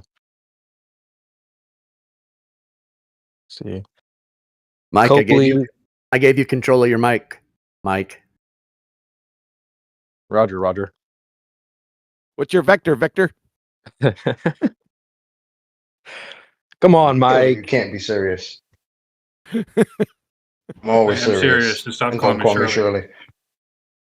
Nice. Are you sure? I was over under and he was underdone. Oh my. We The can't hell just is sit here this gonna quoting be? airplane. We can't just sit here quoting airplane. Somebody's got to speak up. Come on, Mike. Mike. Have you ever been inside a Turkish Persian? Hey, I was just gonna say that. That's freaking copyrighted.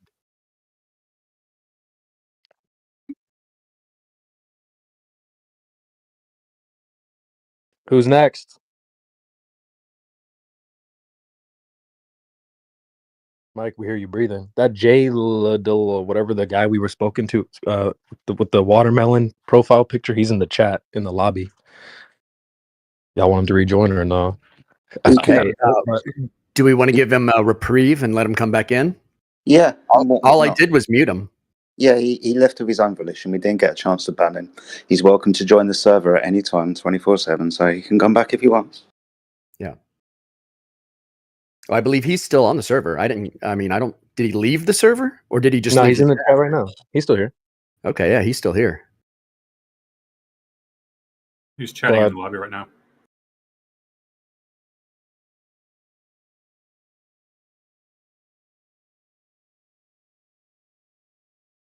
But yeah. Eden. Have we spoke to Eden or Mighty Mush? I am the Lex. Yo, what's up, guys?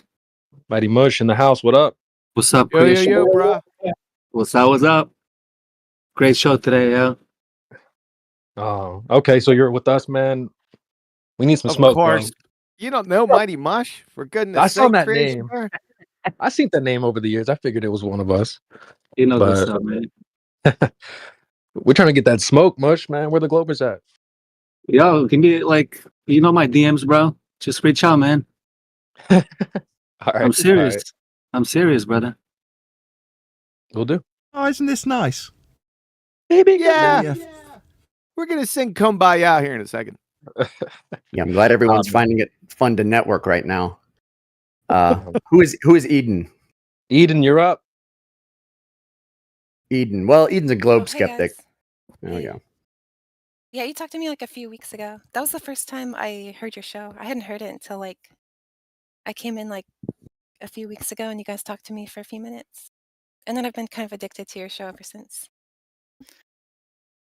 Nice. You talking about Oakley's show or Kiwi show or our show? Because there's like 3 shows up in here right now. Oh, okay. Like I've just been listening to the live stream on Rumble. Let's go. Wait a second. Wait a second. That crack. How you She's doing? the one. Holy shit, man. You guys Which done stream- yet? Which stream have you been listening to? Creation Bear's stream on Rumble. Yeah, from Helioskeptic. Let's go. Oh, okay. I'm still finding my way through this part of your guys' community. Glad to have you. Go ahead, Kiwi. You're up. I was just trying to be wise, wisecracker and say how you doing, but I couldn't do it because 18 other people had to give their little blurb, right? 18 other guys. Yeah. Kiwi, just say it. You read her profile, right, QE? You realise she's 76 years of age, right? He's into that, dude. That's a little young for QE. I'm sure she's not. Way to talk about you in the third person, Eden. It's lovely to have you. Oh, not that yeah. this is my typical server, and I shouldn't be the one welcoming you. I'm a guest here too. Welcome to Flat Earth, though. Yep. Snacks in the back. Yeah, I mean, I've been like researching for like 2 years, but it's only like in the past like 6 or 7 months I started interacting more on Discord servers. And That is Are you interesting. Are you aware of Nathan Oakley's? Are you aware of Nathan Oakley's channel? Yeah, I'm subscribed to Okay, it. just making sure. Okay, let's go. You say you've been researching it as a globe believer, as a flatty. Have you been finding your way through Simon Dan and Professor Dave, or what's your path been?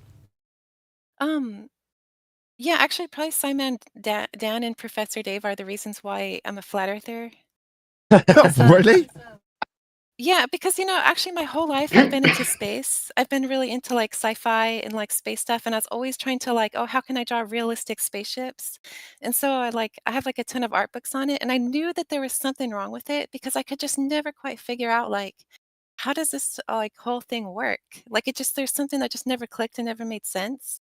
And I also would watch all like the space probes, like when Cassini passed Saturn, and I was super excited to see Saturn because like I've just been interested in like the planets my whole life. And then when I saw the footage, like I was like, "Are you serious?" And I was having like a reaction of disbelief.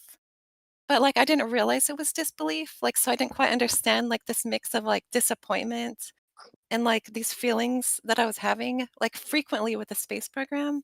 And there'd be so many times I'd be on the NASA website and they'd be like, somewhere out there is a planet the size, like a diamond the size of a whole planet. And then I would be like, how do you know that? Are you making shit up? And I'd be having those reactions like my whole life, but I would still always explain it away like, okay, I guess it's just something I don't understand. I guess like I just don't understand whatever like data they're reading and making these artworks from. But I also like knew that they were artworks because there was a time that I went to Costco and I printed out a bunch of photos, what I thought were photos from the NASA website, and then I took them home and started like studying them. And then like I had this like strong like cognitive dissonance where I realized every single thing I had printed out there were no photos. They were all art. It was all paintings. And so like I knew something was wrong. And I also was studying art-wise like perspective, and understanding how that works. And so when I saw like the first like but when I was first exposed to flat earth was like when that Netflix documentary came out. And then like I dismissed it for a long time because of that, because it seemed nauseatingly stupid. And that's also why like I appreciate your guys' channel and the conversations that you have here, because like I've been really impressed with like there was a time when like a few of your guys who had been here for a long time were like acting as globe earths, globe earthers, and I could kind of tell from the tone that like it felt like they were like reading from a script, so I could like kind of hear it. And then you guys like stopped and like gave like a whole like explanation of the tactics that globe earthers use. How because that's something that when trying to find like more information on flat earth and trying to prove like globe earth, people would post links and act like, oh yeah, if you just go down this link, if you just watch this debunking video, like everything's going to be cleared up and you're going to see that like you were foolish to be taken in by these flat earth grifters. And every time I'd be like, oh man, this is it, this is the link or this is the video that's going to prove that I have been foolish, and every time I'll watch it, I'll click on the link, I'll pursue it, you know and then every single time, and like the time that really sticks out in my head though was the time when I think it was like Professor Dave pointed to a painting and said, there is no evidence that this is just a painting. But it was like a painting of all of the planets lined up. Like there's no way that could not be a painting. But he pointed at it and said, there's no evidence that this is a painting. And then when I heard like another guy say, like another flat earther say something like, people are watching cartoons. And I realized like it's true, like we're watching cartoons and we're hypnotized. And I feel like that time when I printed out all those pictures from Costco and like realized that every single thing that I had printed out was just a painting. It's like that moment, like the like hypnosis was falling off a little bit, but I still had no idea of like why or like until like flat earth. And now like I feel kind of like in a better place in life because like I'm not constantly having or I'm not confused about like the reactions of disbelief that I would have when watching like space stuff. So like it's kind of like You've got almost the perfect terminology for it as well. It's called, what they've duped us with is the suspension of disbelief. For example, you watch Superman going around the globe, and when you're at the cinema that Superman's not real, so you understand to enjoy the film, you've got to suspend disbelief that Superman's real. What you don't appreciate is you're also suspending disbelief that there's a planet in a sky vacuum that you can fly around. You're just not aware that you're suspending disbelief about that. When you described seeing those images, that's exactly the experience I had, because I was very into space and stars and had a telescope and was subscribed to Science at NASA. And I used to get daily, they weren't daily, but every other day or thereabouts, Science at NASA would send me their email with their latest update. And every time I got it, I had the same exact feeling that you described, that hollow feeling. It didn't show anything.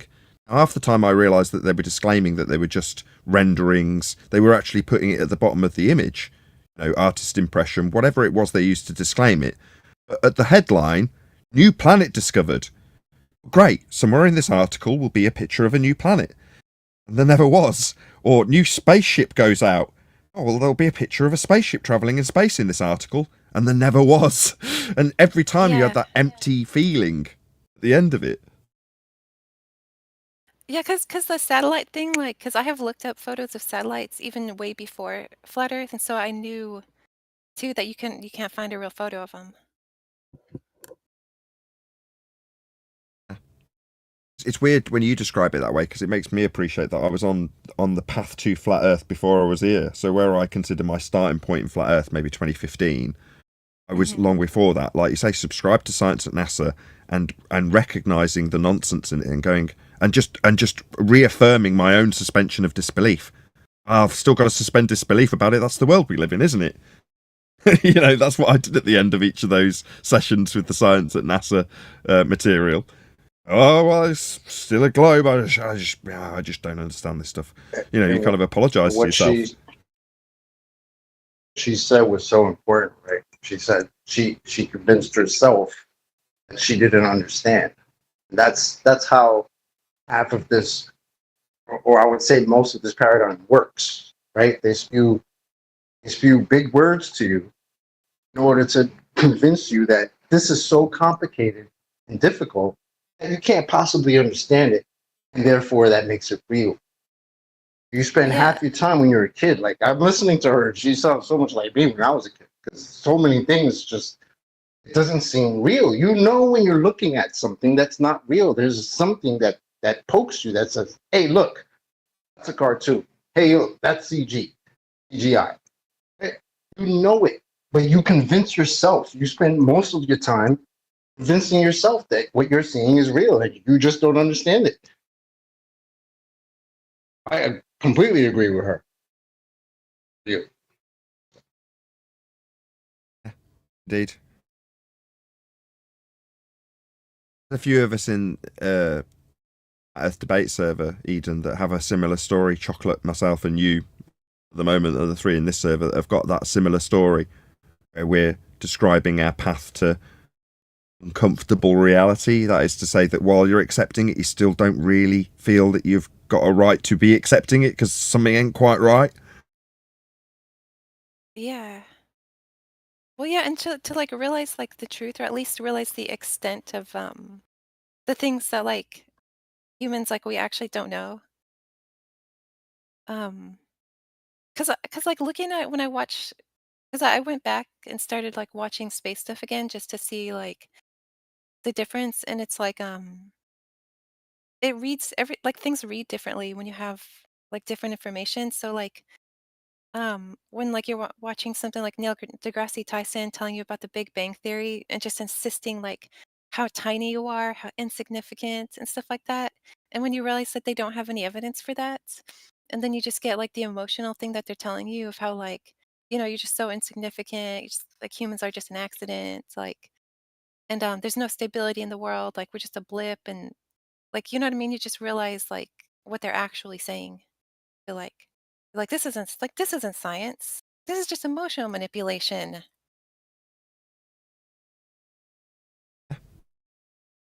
Fear-mongering. You're an insignificant speck of dust on a tiny little dot in an ever-expanding soup of nothingness. You know what's funny is how she mentioned that watching their videos, the way they argued, is there are several people that I know who came over to Flat Earth side solely based almost entirely on how bad the argumentation was on the other side. Yeah, it's Yeah. shockingly bad. Because Yeah.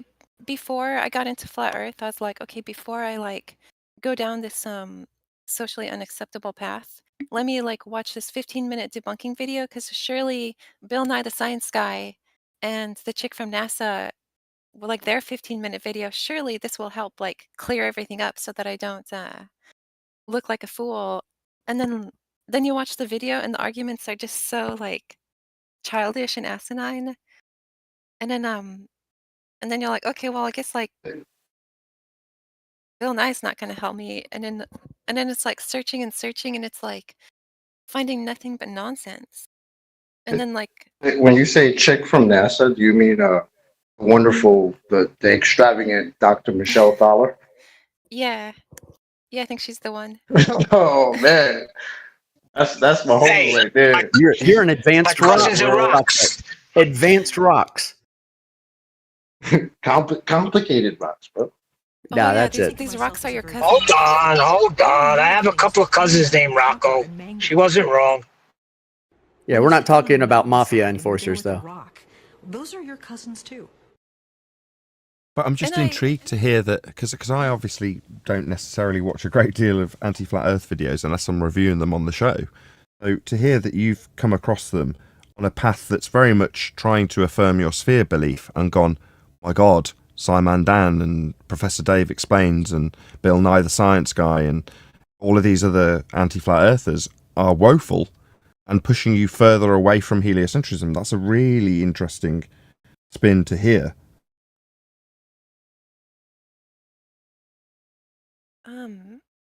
No idea that they'd be so detrimental to somebody's path back to the globe. What you're suggesting is, regardless of the consensus view, if you go to a Simon Dan video and it's got 1 million views, which is a good chance it will, that's the only thing it has to offer, really. Look, the consensus agrees with this. Everyone in the comments is saying, yeah, go Dan! You're coming to that video and going, this does not fulfill my desire to affirm my globe belief. I've never heard anybody say it like that before. I don't know about anybody else. Has anybody else heard I somebody guess say it's that? true. I guess she's seeking for truth, and other people, they're just anti-flat earthers, or they're just kind of got cogged this. She's looking for truth, so that's why it sounds different to her now. I'm thinking. Right, so what you're saying is for the majority that are making up those million viewers, they're looking for confirmation bias of what they already want to reaffirm, and because they're definitely seeking that out, reconfirmation bias, if you want to call it, they're going to find it there. Whereas if you're looking for it with any sort of critical eye, you won't, and it might actually have a detrimental effect, according to Eden. It's actually pushed her away from the globe. Well, I think it depends on how people are thinking because, like, I will always like kind of look for debunking videos first, just in case they give me some piece of logic that like might be missing. And so I'm just always looking for like logical cause and effect. And you know, like and like evidence. Like something that like makes sense where you could like logically go from like this point to that point. And then it's like whenever I don't find that, it's like you know, like and it's like it's so absent in all those videos. I was gonna say something else, but I forgot. I felt like it was important. Yeah, that happens to Nathan a lot. Yeah, when you interrupt. Got him. I don't interrupt. Oh. That's the problem. You're pissing me off too lately. I do remember. It's like, because I also shortly after being exposed to Flat Earth read the book Kings Dethroned, and as I read that book and like did the geometry, because you know Kings Dethroned, how it's like about the guy like saying like this is why like they made the mistakes, like you know pointing out that they just assumed the size of Venus, that it was like the size of Earth, and like I sat there and like did the geometry and stuff, and then like I'd walk around thinking, man, like I can't believe that there are books in this world that will just ruin you. You know, like books that are just so logical that will like immediately like change your whole worldview on something.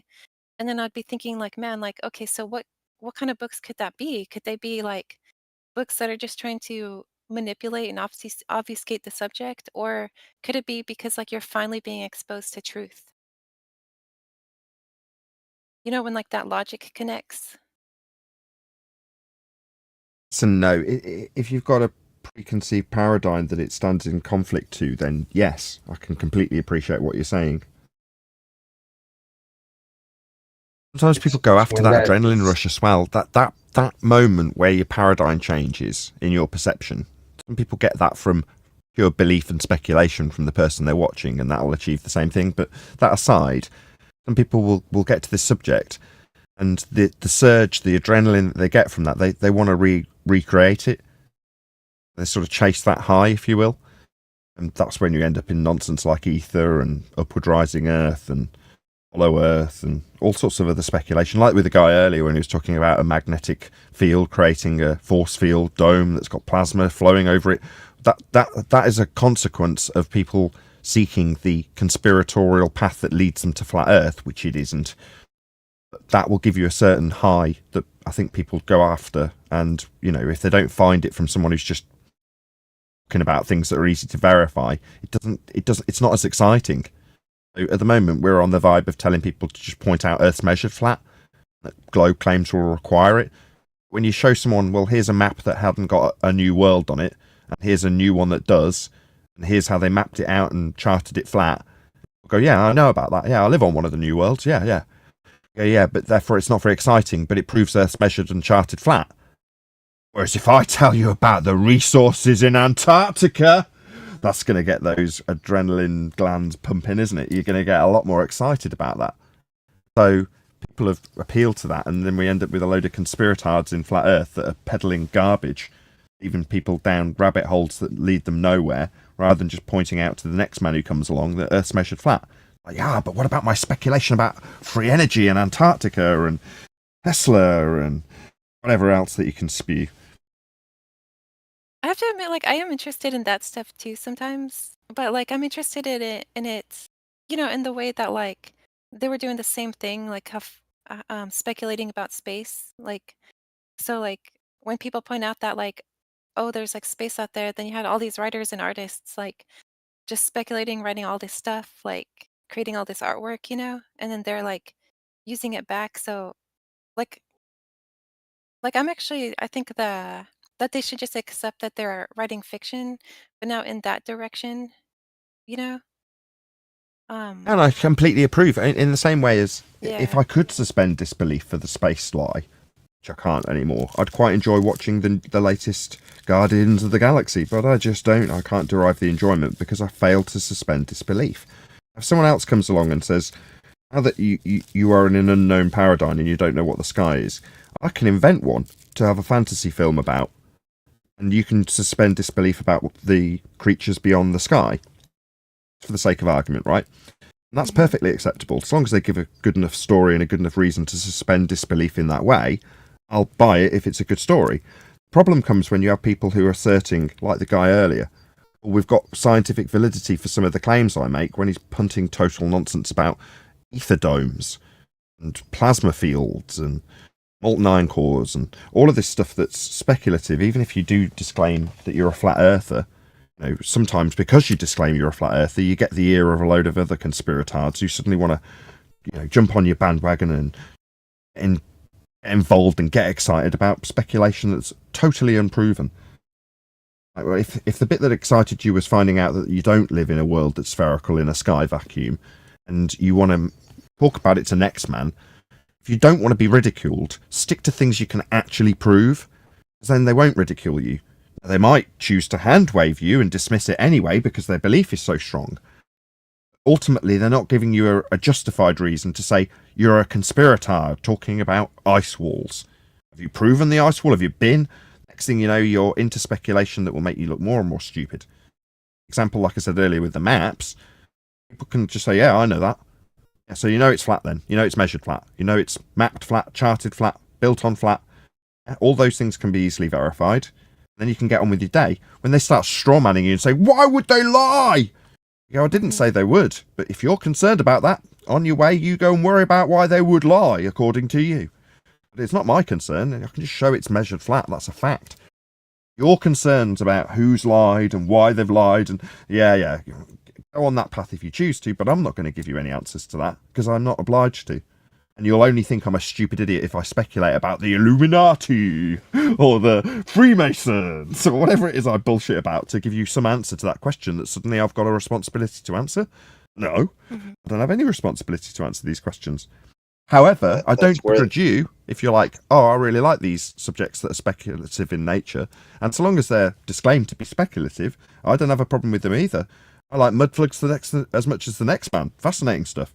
Total nonsense, but very interesting to watch when you're eating your tea if you want something to fantasize about. That's what at first That's when where the.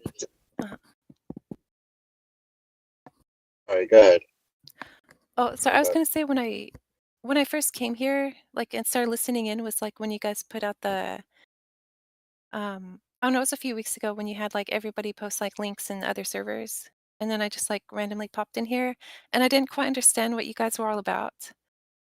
But it's like interesting that you keep the conversations here, like especially when like Globers come in and you're not trying to like prove any of these like concepts to them, even though like they keep bringing them up, demanding that you prove them, and you just like try to like get them to look back at themselves and just figure out like, okay, where actually are you? Like, where are you at like mentally? Like, what actually is your knowledge base?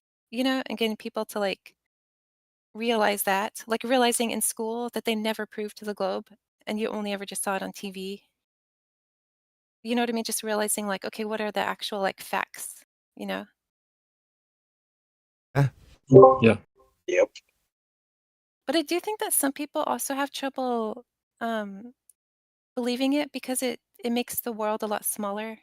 It makes like what we know only within a realm of like the thousands of miles, when they were under the misconception that we knew everything going on in the universe for like millions and trillions of miles, when in reality, like, you know what I mean? It's like thousands, like, and I we don't actually know think what's outside. I think it's the There's a opposite. massive scale change. Yeah.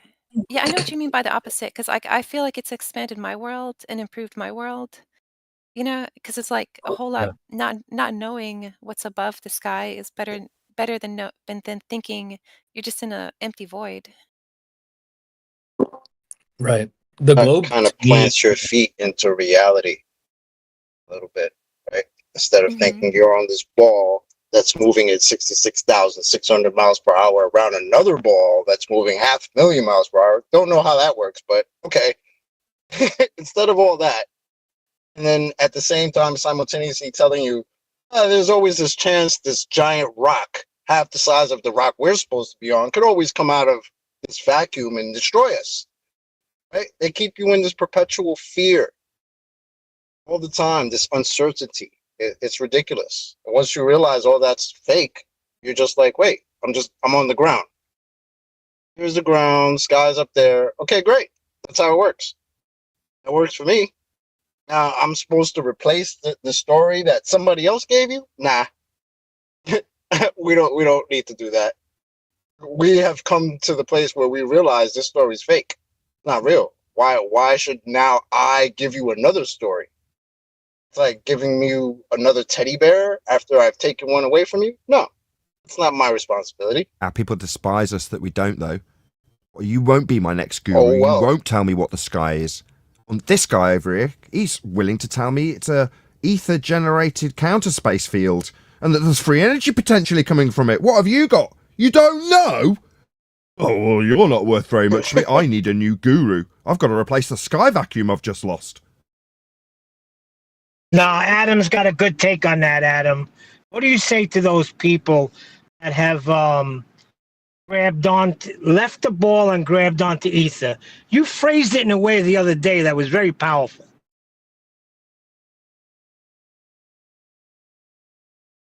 And of course, he's working. Powerful.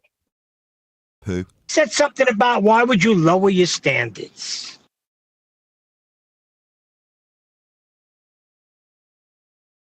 Well, I guess I kind of understand what he meant. Like you've hired, if that's a word, your standards to come to a certain conclusion. That you don't live on a magical spinning water ball flying around in a vacuum. And then what? Now there's this other cool story out there that now you must lower those same standards to accept. I do that. Yes, that's exactly what he meant. And that's when we get told, "Oh, your standards are too high." Okay. Thanks. Don't know how that's supposed to be an insult, but all right. Yeah, I have been told that. Your standards are too high. Mm-hmm. What would you accept, Nathan? Yeah, but that too. What would you accept? Well, evidence that it's true. Have you got any of that? As opposed to your speculation of most likely by way of this juxtaposition and correlation. Correlation's basically exactly what I need to prove my point of speculation. No, that won't really do at all. Why not? What would you accept? What about fallacy? Would a fallacy do? Got nothing else. Whenever they do that, I just hear them talking to like a judge or a panel of jury members. Well, but like, what do you want me to do? Well, the thing that you came here to do is prove your case, back your shit up. So it's annoying when they're like, well, what do you want from me? Any type of evidence would be nice. Well, They won't give you evidence. They'll give you the mitigation of said evidence. Tell you there's this nice claim, and then tell you all about how you would be ridiculous to expect that claim to actually exist and be validated. What's wrong with you? Exactly, Chocolate. Well, Your Honor, I would roll it in here, but it's too big to fit in the courtroom. Yeah, okay. Wouldn't I'd show you my expect to see evidence. us curves. My absolute favourite, I published, shouldn't have done this, I should have put them in a proper order for the AMA trimmed out videos. But Chocolate, your video, your music SoundCloud link made it into that video. Why would they lie about the globe? And in the middle of the discussion, you pipe up going, why would they lie? I don't know if you know, if you've seen that clip. It's the most recent clip I released. That's my favourite when you compare it to a courtroom scenario. So, picture the scene. Man standing over corpse with a really angry look in his eye, holding the knife that fits the holes in the corpse, and a photographer takes 25 pictures. Yeah? Make sense? That's the scenario. This gets presented to judge and jury, and the defense says, why would he want to kill him? He's got no reason to even want to do this. You've got to show us why he'd even want to do it. No, he's photographed holding the blade over the corpse with the holes matching the size, with an angry look on his face. Why would he want to do it? It makes no difference. He did it. He's definitely guilty of doing it. He did it. There it is. There's the pictures. No, we need motivation. He says he didn't. Why would he lie? He says he didn't do it. Why would he lie? So did everybody in Shawshank Redemption. And then they take it to that next level, right? Every once in a while, you'll get that Glober. It'll take it to the next level. Well, if you can't prove why they lied, then they're not lying. So if you can't prove why this guy got killed, then he's not actually dead. His corpse is alive. No, the guy didn't kill him. If you can't prove why he would go to the effort of sticking 17 holes in another person, relinquishes them of their life, then if you can't show why he would want to do that, he did not do it. But then who did? That's on you to tell us, Neil. Now you tell us who did do it. That's the Globers mentality. Yeah. Well, as a jury member, I've known John for 50 years. He would never commit such a crime. Never killed anybody. Yeah, he's never killed anyone. He worked for some high-end corporations. Why would he do this? There's no reason for him to do it. Yet when you go and listen to jury trials with an obvious killer in this case, terrible example really, that is what their defense counsel will put to the jury. That is exactly what they do. Yeah, they'll suck it up with as many fallacies Neil as they like. Armstrong lie? Yeah, That's right. I was bringing that up. No reason to lie. I was bringing that up. That's a good point, Neil. According to Bob, the pseudoscience fallacy guy, because they have so much documented evidence for the moon landings, the only way that we can disprove the moon landings is to disprove that Neil Armstrong wasn't in Hoboken, New Jersey in July 1969. Also, I've got all of the fuel receipts from the Esso garage that they filled up at. You've got to debunk those receipts. Wow.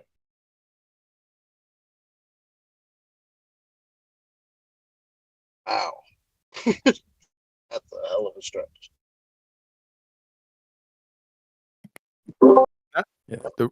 The really scary part is he was serious. Golly. That is scary. So the only way we could disprove phlogiston is we have to disprove that Johann Becker wasn't in Bavaria in 1667. Can't disprove that. Phlogiston proven.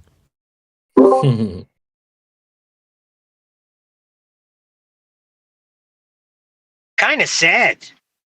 Even by his own standard, though, would you not agree, Huey, that by stating that he couldn't have been in the sky vacuum, bunks where he's claimed to be, therefore undermining the entire argument that Bob's having with one question? How can he be in a sky vacuum? The gas would fill the space.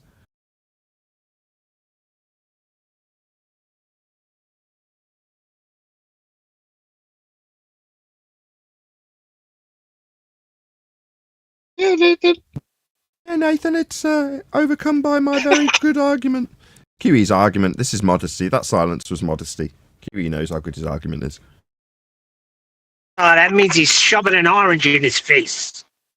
No, it means he's modest. Humble. Light. Calm. All of those things. All of those things together. And gentle. He's not innovating to any of these. We're fishing and we're not getting any. Wait, you gotta put the understanding. He's very understanding. Very understanding.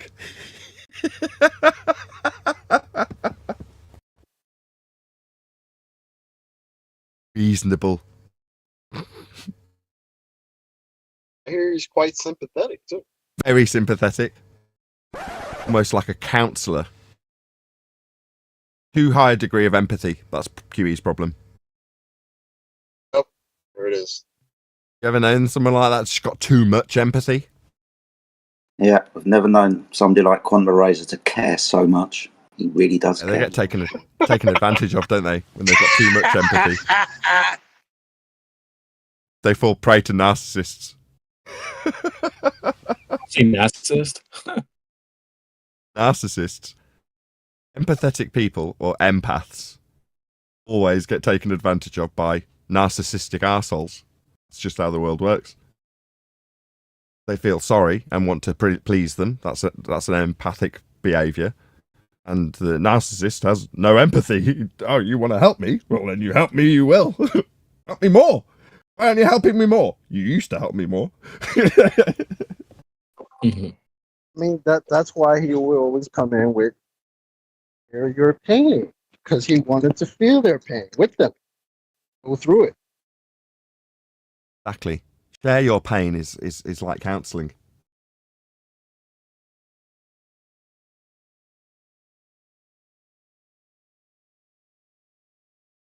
Right, this is going to have to be the end of the show, isn't it? Yeah, I was going to say he's sympathetic, like a deprogram, a cult deprogrammer is sympathetic. Deprogrammer? You've never heard of those? Like MK Ultra people that have gone to a clinic and unbrainwashed. Is that what you're talking about?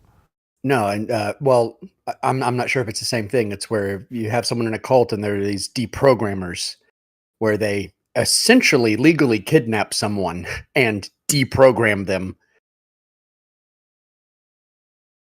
It's not really practiced that much anymore, but it was a thing that used to happen a lot more. That's like something that went on you're in the talking 60s. about they unindoctrinate them? Yeah, they so unindoctrinate them by forcing them to see something.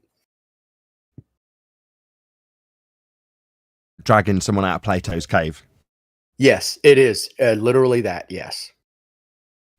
Just want to quickly welcome a couple new people to the panel. Hella Catfish, welcome back. Globe Earther.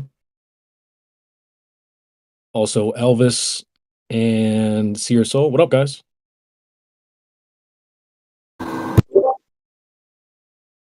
Hey, Catfish, your mic. Oh, yeah, sorry. Had it muted, my bad. But have you spoke to Nathan Oakley before? Have you guys met or no? No, we've not. Oh, okay. Well, ladies and gentlemen, they're approximately 5,000 miles away from the airport. We will be coming into land shortly. No, Now, he's word in from Red our pilot. October. No, he's in the Red October. Go ahead, try it again, Helicap Clownfish. Go ahead. I just trying to see what y'all were saying. I didn't have anything to bring up. Guys, that's Nathan's that's trying right to up- close out the show. How many fathoms? How many fathoms to close out the show? Enough, I guess. You're cavitating. Okay. Wait, I'm not a propeller on the back of a ship.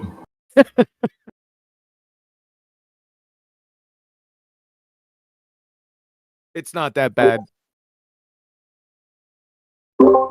He's a good one though, Oakley. Don't close it yet.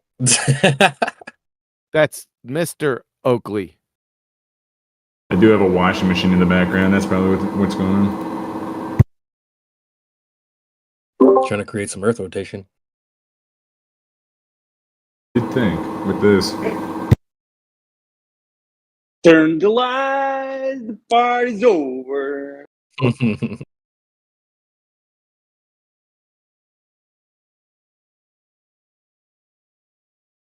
All right. Anyone else? Logical, Seer Soul, Breon. I mean, we got Dr. Derailer, Flat Lloyd Wright, bunch of globe heads in here, honestly. Yeah, here we go. Not that again. all right. Especially when you say Dr. DLA or whatever. They don't want the smoke today, man. Change my name, my God. I was staying quiet so the Globers could get in. Yeah, Globers, you're up. Like Diego 76. Here, glubby, glubby, glubby. Here. Don't startle them. They'll run away. You have to be gentle. Remember, kitty gloves. Like enticing the kitten in.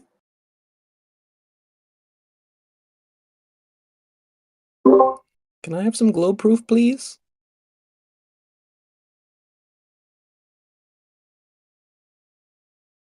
Is that Miggy? Is that Miggy in Jedi? here? Holy shit, man. Yes and no. Not Mickey, but I'm Jedi. Who was that? Oh, just overtalk me. I can't help it if you're pushing a button the same time I Holy am. shit. Has to be fucking Neil.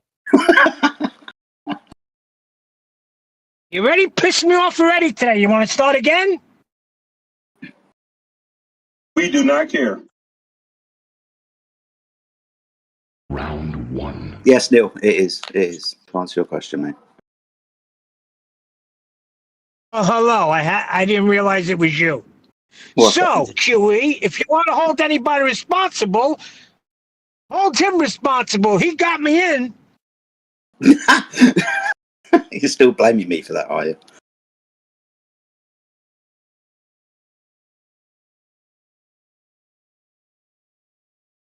I won't forget that. You were see, all the qualities we attributed to QE, they were actually your qualities. Yes. Very patient with me, gentle, took your time. As Witsit was saying, he's a troll, just kick him out.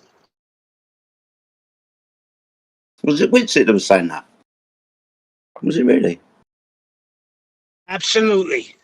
My word. About who? You? About who? Neil. I'm sorry, I didn't give you the story. When the whole pandemic happened and I had nothing to do and I was trying to get on, I didn't know how to do anything. And Jedi walked me through it.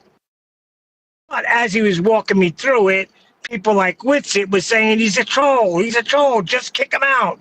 Because I couldn't figure out how to talk. That's all.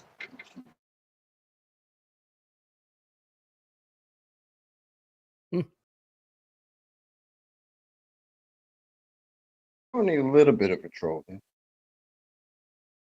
I'm talking here. All right, well, if y'all want a little something to close out the show, I can talk about the Lapland expedition if y'all heard of that one. Who to what? So there was in The lap dance expedition? I wish. He I said wish. the who to what? So That's what I thought I heard. I think it was Sorry, in the mid 1700s or perhaps mid 1600s. I can't remember. But the French king at the time ordered 2 expeditions to be conducted. One to be sent north to present-day Finland. At the time, it was an area of Finland called Lapland. And another expedition to be sent to Ecuador. And it was to obtain the most accurate, or to obtain a estimation of the shape of the Earth for the purpose of creating having information dominance, right? Like France, England, always at war. If you can map where you'll be sending your ships better than your opponent, then you might have a tactical edge, that type of thing, right? So they sent 2 groups of scientists out to these 2 locations. I was able to find a translated into English, personal account of the expedition that was sent to Lapland.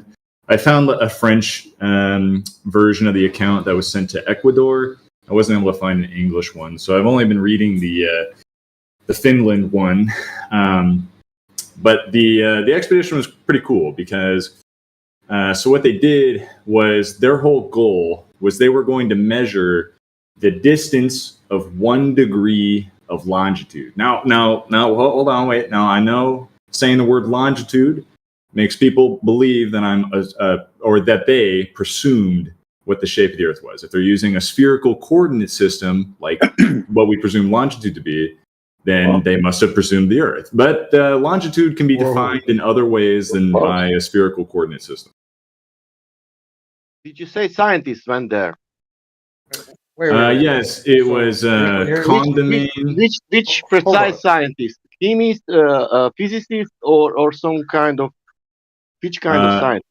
There was I believe it was the original Celsius and Condamine as well. I have their account here. I can post that in the chat if you'd like.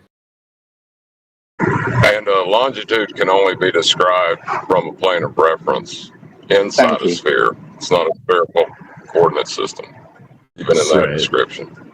So perhaps I used imprecise language, but I will say in this context, in the context of this expedition, longitude was only used or was only defined as the elevation angle of a star, being Polaris. An elevation angle can be taken on a flat Earth or a globe Earth. It doesn't matter, right? If you use something like it doesn't prove anything. So it doesn't prove anything. No, it can only be done. No. It means it doesn't. It doesn't presume anything. It can only be done on a flat Earth. An elevation angle is defined as a deviation from a line from horizontal, and the measurement between that deviation. Both lines have to be straight. You require a flat Earth to make this measurement. You can't do it. So your definition's correct, but the method. So, are you aware of the tool known as a quadrant? It's like sextant. Right. Quadrant. It's not a sextant. It's not a sextant. They are separate tools. Same thing. No. They use angle different measuring device. My friend, sorry. It is an angle measuring device, but they do it in different ways. So they measure angles. Well, a sextant specifically uses the visible horizon because on a ship, like you're rocking back and forth, you can't use a plumb bob like a quadrant does, a plumb line, right?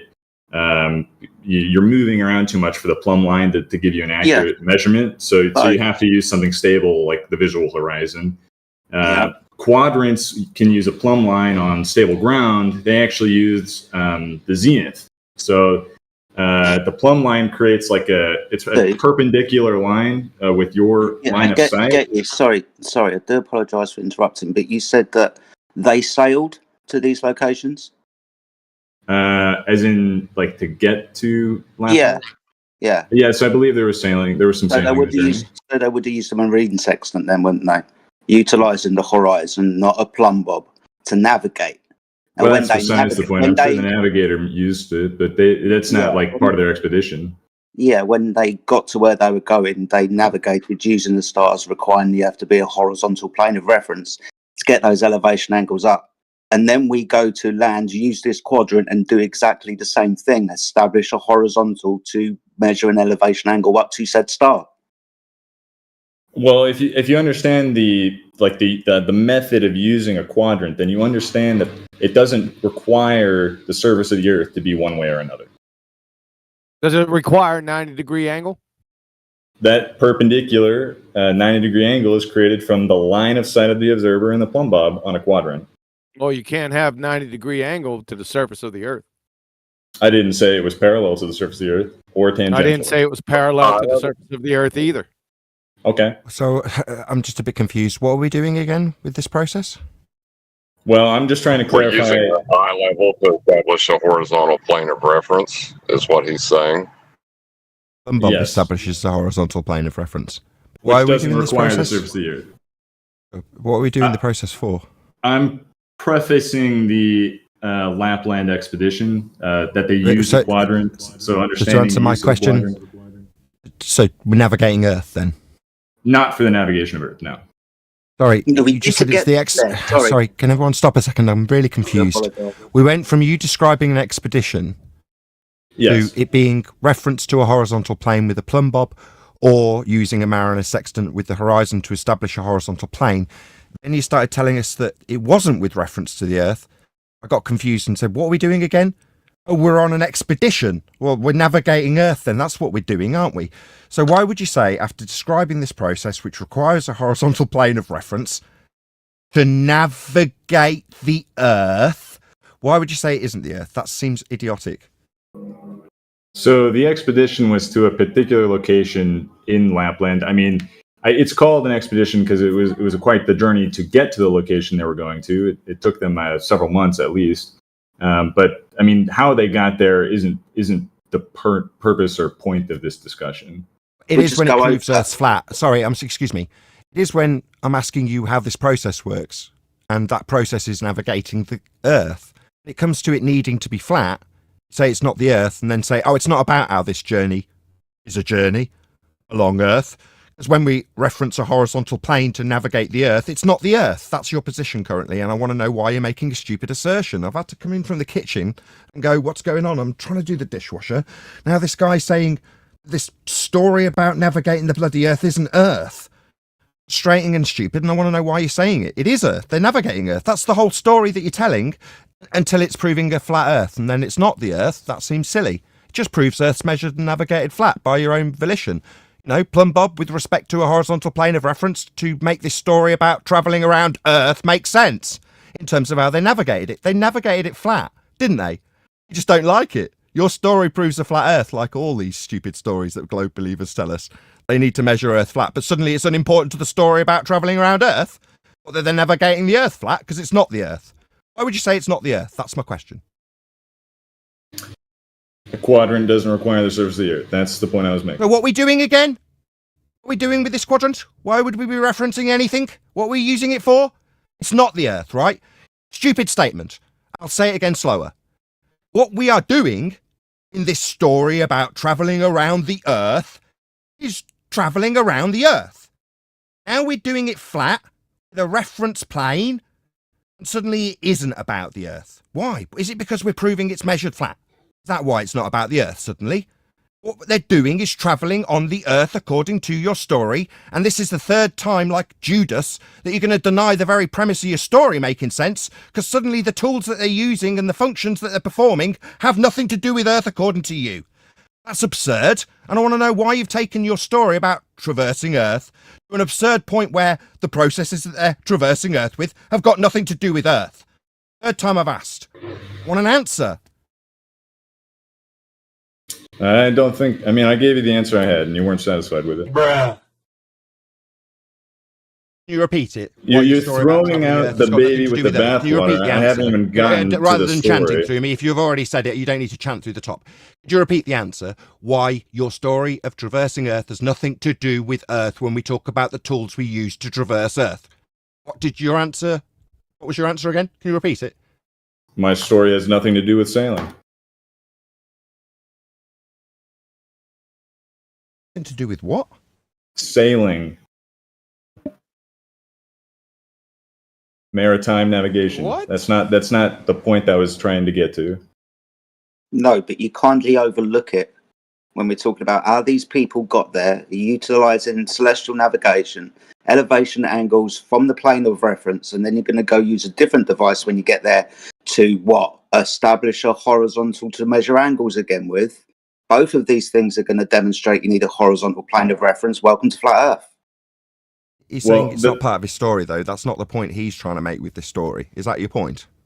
Well, yeah, my point being, if I had just started my story with the expedition already complete, the researchers already in Lapland, not having to talk about how they traveled there, then this side discussion would have never happened. I guess I shouldn't have brought up that they had to get there. Otherwise, all stories would stop the second people stepped on a boat. I see. So, in other words, if we're going to tell these stories in the presence of flat earthers, it's best not to describe how we get anywhere ever, because it's going to be proving a flat earth, and that might trigger globe believers to disagree with their journey being revolving around a flat earth and the measurements and the process of a plane with respect to a plumb bob that you did discuss quite explicitly, until it was the ground and then it wasn't the ground. Right? But according to you, we've got to start all stories at our destinations, even if a journey's involved, because then we don't have to describe how we measure Earth flat. Is that correct? Yeah, I think that's about the long and short of it. Why? Why would we have to exclude how we get to a place in a story because we're proving Earth's flat? Why would we have to do that? So in this scenario that the world is flat. Oh, it is. Navigation. In your story, it was. Oh, no, right. it's not in this No, scenario. let me Stop. Keep going. You don't need to put. No, stop. Stop. Okay. You don't need to take. No, stop. Immediately taken something that is a proven and measured fact into if hypothetically this. No, I won't allow that. Fact. Just slip along this story you're about to start as being an if statement, like it isn't an absolute fact that we have in your story measured and navigated Earth flat. It's not an if. No if about it. You just didn't like that fact when we got to it. You said it wasn't about Earth anymore. And I pointed out 3 times how absurd that was, and you didn't concede. So now it's going to be taken to a place that's hypothetical by you with an if statement, and I'm not going to allow it. I will amend my Is statement. measured flat. It's not a hypothetical. Do you want to continue without putting like to, something that's yes. factual into a hypothetical? It isn't hypothetical. All right, I will amend my statement. Sailing occurs on the Earth, whether it is flat or whether it is a sphere. No, Right. stop. Stop. That's a There true is no- statement. What's the Stop. problem with that? No, the problem is now you've got it in false dichotomy. I will. That's not a explain false it to you. dichotomy. It's a Stop. true statement. Stop. You've been stopped because you've made a mistake. Suddenly you're putting this whether or not it could be flat. Without question, your story measured Earth flat. That's how it was dealt with. Now you're suddenly putting it into a false dichotomy where it could be anything other than how it was measured. Because again, you failed to concede that what you told in your story referenced Earth as flat. At the point that it referenced Earth flat, suddenly it wasn't about the Earth, and suddenly we need to start at our destinations and not put stories that have got journeys in them. Because why? Well, because now it's false dichotomy, it could be a globe. No, it wasn't functionally a globe in your story. We've already taken you to that. You haven't in 4 now attempts to get you to concede that it factually was dealt with flat. Your response was to say, I wish I hadn't mentioned it. What, how flat it was? Well, you have, and now you're putting it in hypothetical, and now after I've stopped that, you've taken it to false dichotomy.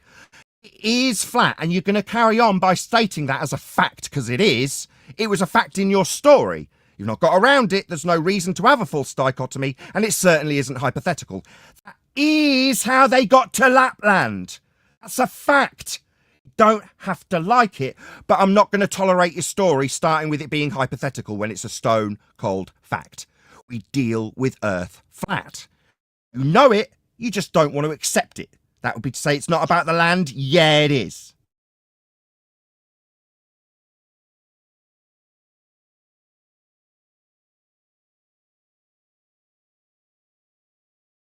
Unless it's false dichotomy, you're not allowed to speak now. You can't got your tongue. You can't actually parrot off what you were trying to achieve with your story, unless you've got a false dichotomy, or unless the measurements are suddenly hypothetical. You've got nothing to say unless you do those things. Andy, I've got nothing more to say. so you've got nothing more to say unless you've got an insertion of your globe fundamentalist religious belief where you're measuring things flat. Unless you can put it in as a hypothetical measurement of flat or a juxtaposition with false dichotomy of globes that we haven't measured, you won't say anything. You're a zealot. Can I ask a clarifying question? A little while ago, buddy, you were explaining elevation angles, and I don't know, maybe I could be wrong. Did I hear you say you can get an elevation angle from a flat or a curved Earth? One more time, sorry. Yeah, he did. You said it right in the beginning, Chocolate. Thanks, Neil. Thanks, Neil. Earlier, you were describing elevation angles, right? And I could be wrong, but I thought I heard you say you can get an elevation angle from a flat or a curved Earth. Is that true? I guess a more accurate way of paraphrasing what I was saying was that when taking an elevation with a particular tool, like a quadrant, the surface of the Earth is not relevant to the measurement. Sextants do rely on the surface of the Earth. Of course, that's obviously true. But quadrants can also take elevation angles, and they don't require the use of the surface of the Earth. So elevation angles, but not from the surface of the Earth. Where the fuck are the elevation angles coming from then? Elevating from what? It is the opposite angle. It's the complementary angle of the zenith. No, but it requires that the baseline be flat, doesn't it, and commensurate with the Earth, either parallel or the Earth itself. So whilst you may be able to generate a perpendicular to that by using a plumb bob, the purpose of using the plumb bob is to generate a perpendicular to the surface you're going to navigate to obtain the elevation angle. That elevation angle's definition is from a flat Earth. So the benefit of a quadrant is that you can use it on land, like say in a valley where Did you can't- understand what I just said?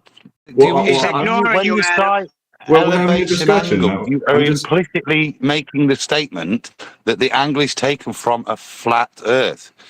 No, no, I'm irrespective not, of I'm not. whether or not you set And up he your, says, your hold on, point of Adam. reference Hold on, from Adam. a plumb Hold bob. on, Adam. You say no, okay? Have you got a citation? I've got, I can't remember the exact number. It's either 12 or 20 citations that say it comes from a flat Earth. You say no. Citation, please. That's the operation of a quadrant. That's not a citation. Not a citation is. Do you understand the word citation? I could find a manual on the operation of a You quadrant. could I find suppose. one. You don't I have one certainly to hand. could. You sound pretty certain. You haven't got one to hand. I think I've got 20 to hand. Prove an elevation angle requires Earth to be flat. I would Saying prefer you've to got base some. I haven't finished debate some talking. more You don't have common. to. You don't have to chant through me because I'm annihilating your stupid garbage that you can't back. Now, elevation angles, if you've just been put to by Adam and then chanted through him, require a flat Earth. I'm not interested in debating you. I'm sorry. Anyone else would be So fine, you've but- lost. Run away, then, you abject coward. You're You simply I don't think he's very- running away. I think he's just sick and tired of getting yelled at. From what we have asked you to define, that would be an elevation angle that requires a flat Earth. We can define it with citation. Yeah, you can you're, run you're, away. you're not my speed, bro. You You're can not my run. speed. Run, little boy. Run. You said you'd run away. Either define what an elevation angle is with citation or run like a coward. Those are your two choices. Looks like he ran. Yeah. Abject coward. The moment it comes to backing something, no, it's not requiring a flat Earth. No, my story that required a flat Earth to be measured with angles off a flat Earth isn't the Earth. What about elevation angles? They're not with respect to the Earth. Yeah, I've got 20 citations that say they are. Where's yours? I'm not going to debate anymore. You're a loser. Yeah, we spoke to him before. He's kind of hard-headed. But it's kind of funny he ran from you. Oh, man. Anyway. We got some new people. Dirt Worm. Welcome to the panel. Dirt Worm. Joseph.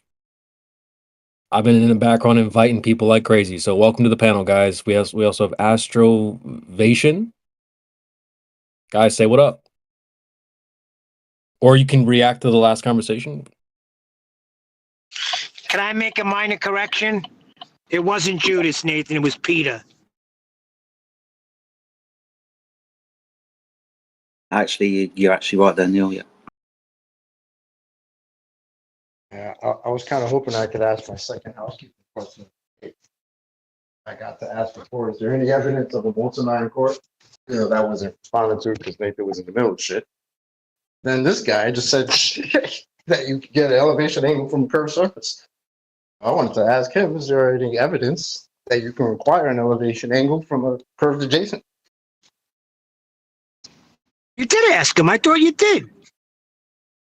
So I asked him to repeat what he said because I wanted to clarify that. And after that, Jedi and Nathan jumped in. So Yeah, but Chocolate, he wasn't gonna. He wasn't gonna. He was gonna rephrase it. That's why I said to you, yes, he did say that. All right. I just wanted to hear what he was going to say. Did he leave? Yeah. Yeah. Ran away.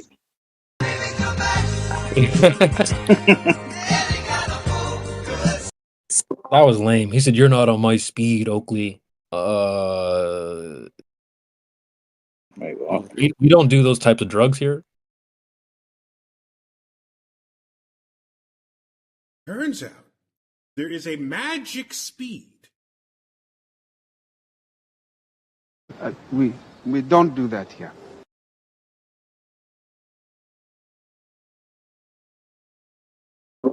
So next time you see Hella Catfish spam L's in the chat, that was an L, bro.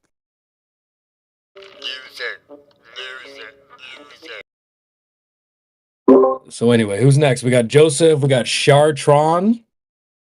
We got Astrovation. James Mays. Joseph. Go ahead, guys. What up? James Mays, he's spoken for.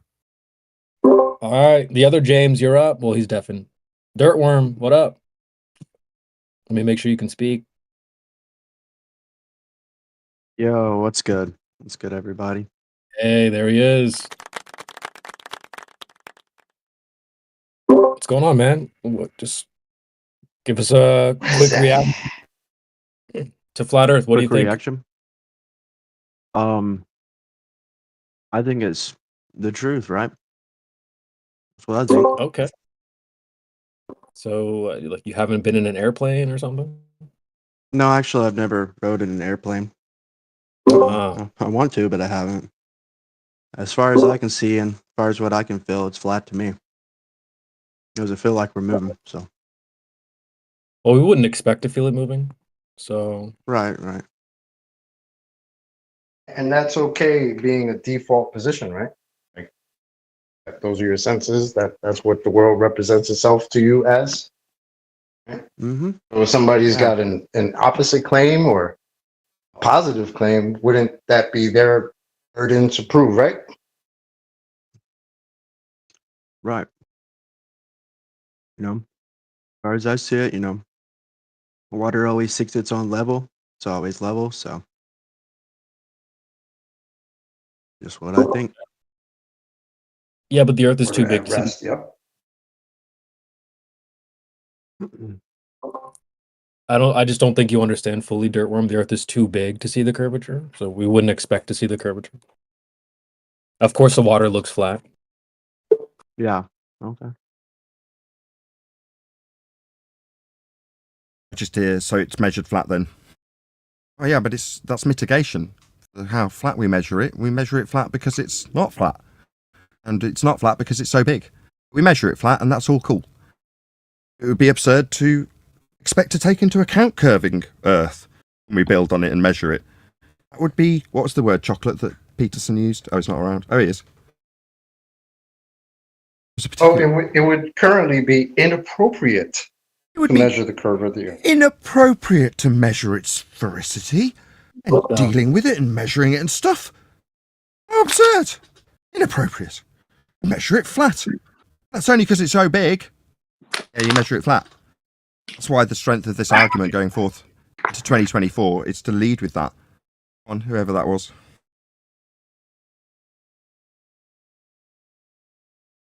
Strength is to lead with that fact. And if you know that is the case, you'll understand how you get to concessions. Or they run away like the guy did a minute ago. You can't get around the fact that his globe-proof story that, well, it doesn't really involve a globe or a flat earth, it doesn't matter. Oh, it does, it measures it flat. Oh, well, then it's whether or not we've got a hypothetical measurement that's absolutely being used here that's flat versus a globe. Absolutely. No, it isn't. It's just measured flat in your own examples, isn't it? I'm not debating anymore. Because otherwise you're going to have to concede that it's measured flat because you've basically already done so, haven't you? And that's exactly how the world's dealt with. So get these fundies over a barrel and use their claims against them and get them telling you how flat it's going to be measured. Don't worry about the mitigation, so biggie it's flatty. So it's measured flat then? Yeah, we know. That's because it's flat. So Yeah, but then to turn around and say it'll work on a globe or a flat Earth, that's an outright lie. No, it won't.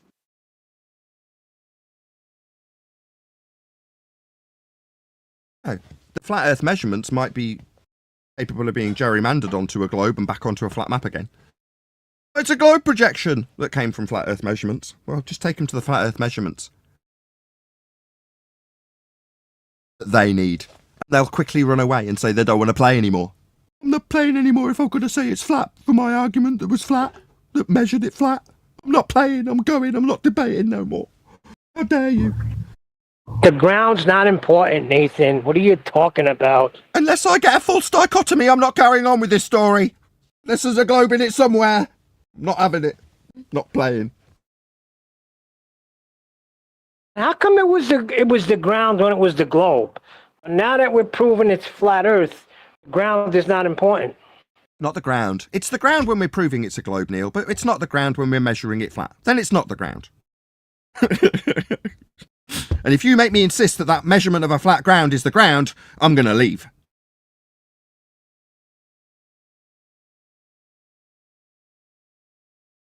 Who did that last? Brenda.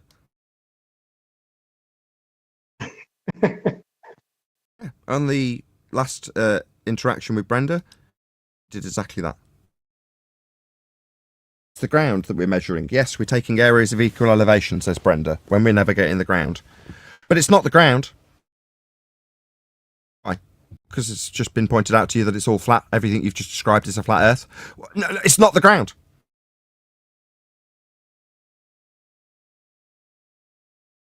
Yeah, I'm glad you guys see it. How dare You want to hear it? how dare you think the ground is the ground? Yeah, I'll give you the first couple of seconds. Yeah. All you've done so far is describe a flat Earth, though, Brenda. Answer is that the not question. clear? You don't need to Answer keep the talking question. through me. Answer me. Get Answer a bit the more, question. Get more aggressive for me. You just get Answer the that question. testosterone flowing for us, Brenda. That's begging the question. You're presupposing your answer. So why would we be doing this then? Why would we be following this process if it's not the surface of Earth? What were we navigating exactly? We're navigating the Earth. The angle formed at your eye, which is taken from zenith, isn't necessarily the surface of the Earth from those points on the Earth. Even though when I ask you what we're doing this for, it's navigating Earth. From those points on the Earth isn't necessarily the surface of the Earth. From those points on the Earth isn't necessarily the surface of the Earth. We're navigating the Earth. Isn't necessarily the surface of the Earth. From those points on the Earth. Yeah, they want to talk all about points on the Earth when it's claimed to be proving sphericity. Second you say, so this is measured flat then. It's not the Earth! Yeah, it is. Yeah, we're talking about a navigation story, aren't we? Aren't we finding Lapland? No, I'd rather we just started in Lapland. What? What the hell? Real quick, how do I find that music, Nathan? What do I search to find that? That little the kitty music in the background. That shit. That shit is funny, man. Which music? You had it playing in the back of that clip. That little it's like I don't know, it's like kids music, the little xylophone or No, whatever. It's just from I see. It's if there is ever any music, it's one of the 5 available on iMovie. Oh, okay.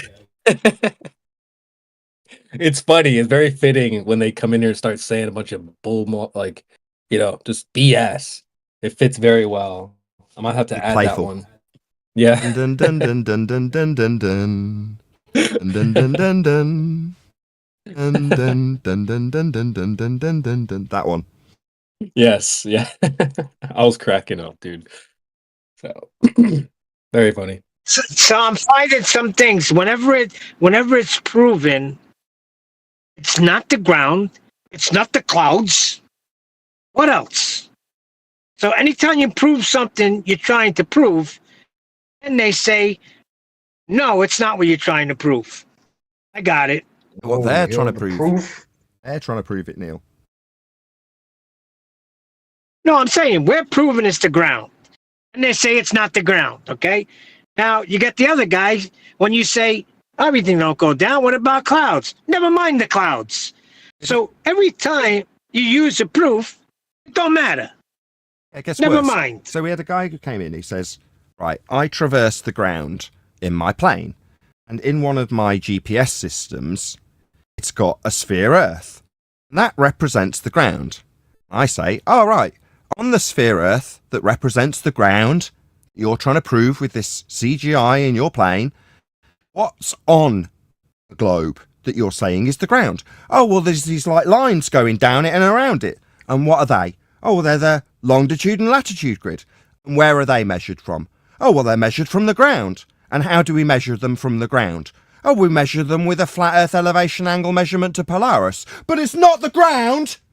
Hold on, a second ago this was proving that the ground was sphere-shaped. But now that we're measuring the lines that are referenced to your sphere shape, measured on a flat Earth, it's not the ground anymore, is that correct? Definitely not the ground. It's only the ground if it's proving the CGI ball shape in your model on your plane. As soon as those lines on the ball shape are measured flat, it isn't the ground. Is that correct? That's right. When it's a ball, it's the ground. When it's measured flat, it's not the ground. You all understand how this is perfectly reasonable by the standards of a fundy. That checks out. Yep. Meanwhile, why do we need to get in a puff about it? It's measured one way. It ain't the ball way, is it? How's it measured? Flat. They don't like it when you point it out, and they want to throw their dummy out the pram and take their ball home with them and not play anymore. Unless I put this into a hypothetically measured flat scenario or a juxtaposition with a ball earth that it could be, I'm not playing. I'm taking my ball home. I'm not debating anymore. It's not reasonable for me to be arguing in a position where I can only say it's flat. That's not fair. Especially when it's the way it's measured, and I've used that example. How dare you mime words to prove it's flat? That's not fair. Let me put it in false dichotomy and we'll carry on playing this game. No. Oh, well then, bye-bye. Goodbye. Yeah. Well, I don't fully understand why he left. Like, was he just salty? He couldn't move forward. I'll tell you exactly why he Yeah. couldn't move forward unless he accepted what he'd already given us as his example, which is measuring Earth flat. The moment we say, so measuring Earth flat then, with your example you've just given, no, I'm not playing. I'm not going to say it. No, because that means I've got to relinquish my paradigm. I'd rather not play. That was really See, interesting because we spoke to him before. He's not like that normally. Yeah, Like, until I've you spoken do to the him. 2024 flat Earth debate methodology of taking their example and pointing out our flat Earth's measured and required for their example. Suddenly, people who are very reasonable when they're asserting that we're on a ball don't want to play anymore and aren't playing and debating. If you're going to make me say that my measurement of a flat Earth is a measurement of a flat Earth, it's not the Earth. Unless it's a globe. It could be a globe. Well, maybe I he wasn't came in supposed to ask that question. Maybe was supposed to just sneak in that you can get an elevation angle from a flat or curved earth. You know, just real, silent like. So maybe that. I mean, I don't know why he left after that, but I want to see. We all heard that. I want to see. No, the thing is- I want to see everyone doing this. I want to see every server doing this to fundies. Listen to their stupid claim for as long as they need without a single interruption. Then take their claim and point out where they require a measured flat Earth. Measured flat Earth? Doesn't quite work. Nevertheless, they require a horizontal plane of reference when navigating the ground in this instance. Not the ground! Yeah? Hold them to task. Point out how Earth is measured flat. You've got to know it's measured flat to be able to get away with it. As long as you understand and appreciate that Earth is actually measured flat, and all claims that come surplus to any measurement of Earth will be a flat Earth measurement. You can hold any claim to task with that knowledge. As long as you know it's flat, you just believe it's flat, you're not going to do well in these debates. They'll get you in La La Land pretty damn sharp. You'll allow the false dichotomy that he wanted. Oh, well, let's just carry on with the story with it could be a globe or it could be flat, even though I've just given measurements of a flat Earth. Or let's carry on with a scenario where if it's a flat Earth that we've just measured flat, and I'll tolerate the story. Me saying no, you've measured it flat, so now you're going to say it's flat because that's how you've dealt with it. I'm not going to do that, is their response. He's already done it, hasn't he? He already gave us his examples. With respect to Plum, 90 degrees to it. QE stepped in at just the right time while I was doing the dishwasher. QQE. Yeah, he came in with a crafty Gotcha, wasn't story. Adam, Yeah. I heard you from the Adam. kitchen too, Adam. Sorry, I'll get props where props. I had to come in out of breath because I'm stacking dishes and moving around, getting things for Eleanor and doing all general housey stuff and just listening in the background to his story. I come in all out of breath. No, you've got to the bit in the story where it's measured flat. Now you just want to move to a time that doesn't exist where you didn't tell the story with the flat Earth proof. It'd be better if I'd have started in Lapland. I regret doing that. Let me carry on with an if scenario for the measurement that I just measured flat. I was about to swear. I won't. I'm going home. I'm going home. I'm not taking my ball with me. You won't play with my ball in false dichotomy? Well, I won't play at all. You're not on my level. Yeah, that was crazy. He said, He "Oh, wasn't we're on a level, was he, Neil? That was the trouble. He was on a ball. Even though Yeah. he was defining a Good level. one, Adam. Yes, that's a good. I didn't even think of that. Well, I didn't like the issue idea. I had with his gotcha was he didn't understand his own gotcha. He thought that because he's obtained a zenith angle, yeah, and not used the horizon to level the device, that suddenly when you don't use the horizon to level a device, you're not referencing Earth when you take an elevation angle. That just shows a lack of understanding of how the devices work. And more importantly, to cite a quadrant or a sextant as if they're in any way really fundamentally different, they're not. Some have extra mirrors because for leveling the device itself is still measuring elevation angles. With respect to a plane, and there's no way around it. That's why he buggered off when I said, get me your citation then. If you're going to say it's from zenith angle, fine. Yeah, you can give me it from zenith angle, but the derivative purpose of this is to acquire positional data with respect to 90 degrees below the star. That's its purpose. It's with respect to a horizontal baseline, because that's what an elevation angle is. That's why I've got a shit ton of definitions of exactly that, and he doesn't have anything. And he wants to ad hoc his way around an explanation for what he says an elevation angle is when he's taking it from zenith. Precisely what Brenda did. That's why I played Brenda's bit, because that's exactly what she did. Yeah, they all read from the same script. Adam, you nailed him, Adam. He did. He tried to walk past you too, didn't he? They all do. Yeah. No, I like the way he They tried to ignore the point that negates that destroys their argument, don't they? He was quite funny, just wanting to get there. I was giggling in the car. I think if I'd just not told him we'd sailed to the place to take this angle, this zenith angle, I could have got away with it. Yeah, I would have got away with it if it wasn't for these meddling flat Earth measurements I had to take to get there. Pesky elevation angles. Those meddling kids. That's what it's like in 2024 when you're a flat earther. You pay very close attention and realise as soon as this man started setting sail in the 1700s or whenever it was, you're going to be measuring and utilising a horizontal plane to fucking get where you're going.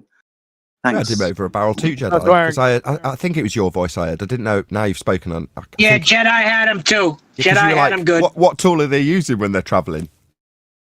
Yep. Sextant? Aaron a Yeah. type? No.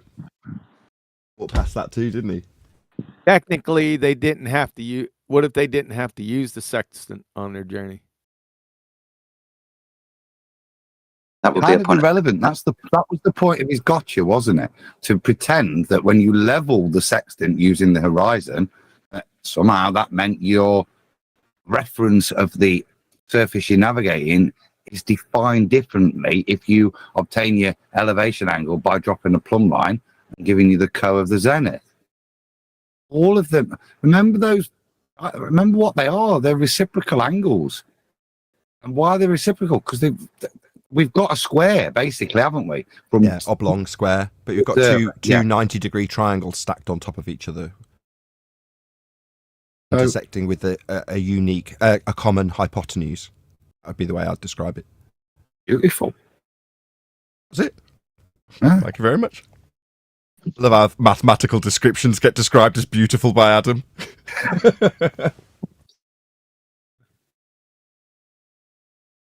So on that point, in celestial navigation, I don't see them saying the word complementary angle too much. All I see them saying is co-altitude zenith distance. It's almost not even considered an angle. Is that correct? Yeah, that's how they'd phrase it. Furthermore, we've got people on our own side, like Bev, saying you can do F-all with an angle. I mean, he's simultaneously currently trying to rewrite history. It's like a two-pronged attack. And it's not an attack on us. That's the thing that amuses me the most. It's an attack on a very understood and trained process called celestial navigation. That's correct. They're fighting with celestial navigation all the time, and it cracks me up. Yep. Which is where I take it to conclude it. That's where I took it with Brenda. Your argument isn't with me, it's with celestial navigation. When they start challenging us, show me how you can acquire your position. Show me how it will match with the almanac. It does. That's the process. That's what it's for. Celestial navigation. Show it working. I can't get it to work. Who cares? That's the process. Just because you're a Dumbo. Saving lives Have at you, sea. have you ever held a sextant, Nathan? Yeah, exactly. The argument is simultaneously, have you ever done this process that requires a flat earth? Because if you haven't, it don't prove a flat earth. And does it even work when you show how it does prove a flat earth? It doesn't even find your position. Prove it finds your position with a flat earth when you say it uses a flat earth. Does this even work? But I like what Chewie says, they can't even hold a sextant if their ball is correct. He says he can't even look at a sextant, and he's right, because they can't get angles off a curve. That's right. They can't even look at it. I had them even holding it. How dare me? How dare me? I have a question for Adam, because I don't actually know what the argument is. Some of these guys are coming in saying it doesn't work, which I believe they're basically throwing celestial navigation down the stairs, but they're saying it doesn't work because the angular relationship is not linear. Like the 60 nautical miles per degree is linear, and that wouldn't work on an elevation angle. I'm not quite sure what they're saying. I understand what they're saying. Do you want me to? I don't. Listen. Right, so I'll explain the argument, what they're saying, but I don't know how to answer it.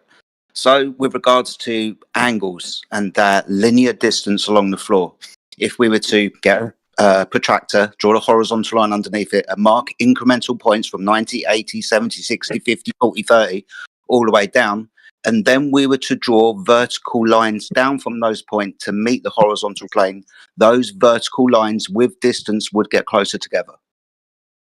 I hope I've explained that correctly.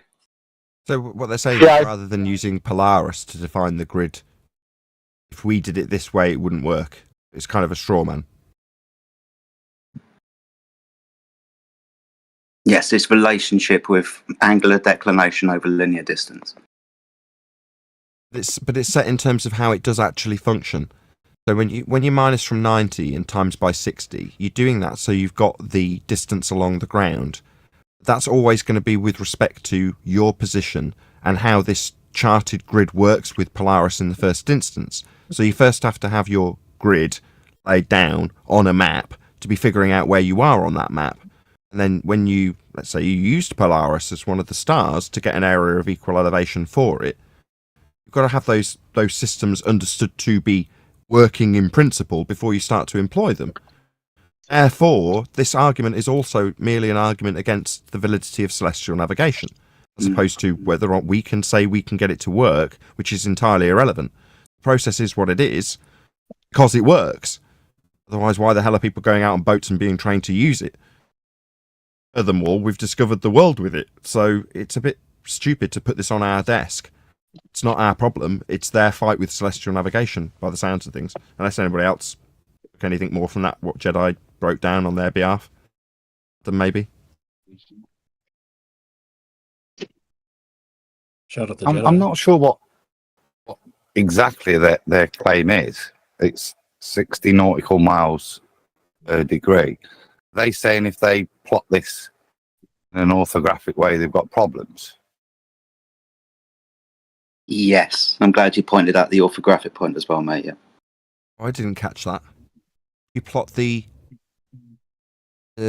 1 degree for every 60 nautical miles won't work in an orthographic representation. Is that what you just said, Adam?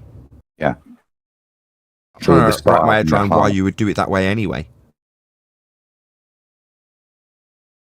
Because you're trying to represent it as a trigonometric way, aren't you, as opposed to just describing the process of celestial navigation and how the zenith angle will resolve to give you the baseline distance of your adjacent, which is the surface you're navigating. I was about to say, but it's the surface you're navigating, which is going to be with respect to the map and the system that the map that you're using employs, right? Latitude and longitude in this case, right? Well, if that's what you're doing it with respect to, I don't understand how does that have any bearing on an orthographic view? You're not doing it that way. I still don't understand. I think this is where the trickery is. I'm glad you guys are kind of on the orthographic point, because my description that I gave you earlier was that orthographic presentation. Side on view, get your protractor, draw those vertical lines down from the incremental 10, 15, 20 distances. And those lines with distance get closer together orthographically. Right. Okay, so it's an inference that the perspective view that derives the system is actually the way the world is giving you the movement of the lights. Therefore, in that description, it would logically follow that when the lights reach the horizon in orthographic view, they are literally and physically touching the ground. Then makes no sense. Yeah. However, there is a valid point in their objection, not because the objection's valid, but because of the way that the world physically presents itself to us. I'm hoping Adam will back me up in this regard. In that description, in an orthographic view, you can't lower the page. What do I mean by that? Well, if you're going to try and describe it orthographically at all, I don't think you can. And the reason you can't is because the way the sky presents itself to us is that it doesn't change with our view from the point on the ground with altitude. So if you go up higher on a page in an orthographic view, you literally ascend towards the top of the A4 page that you're drawing this diagram out on, right?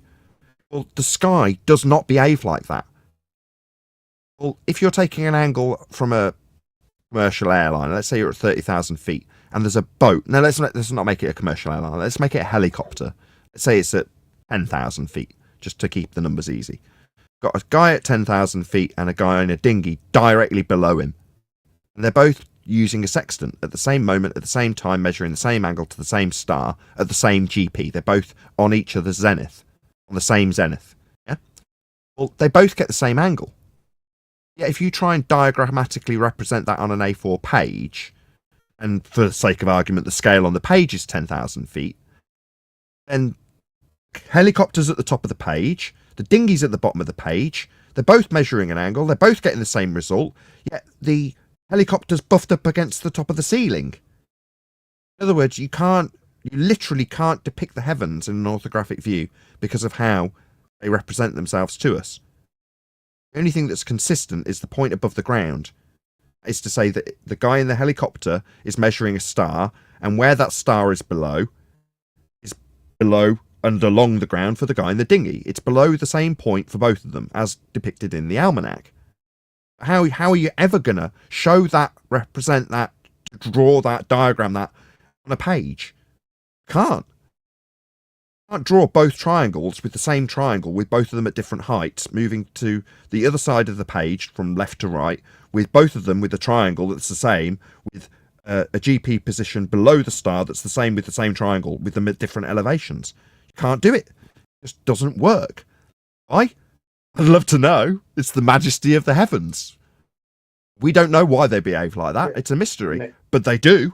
And because they do, we can navigate with them.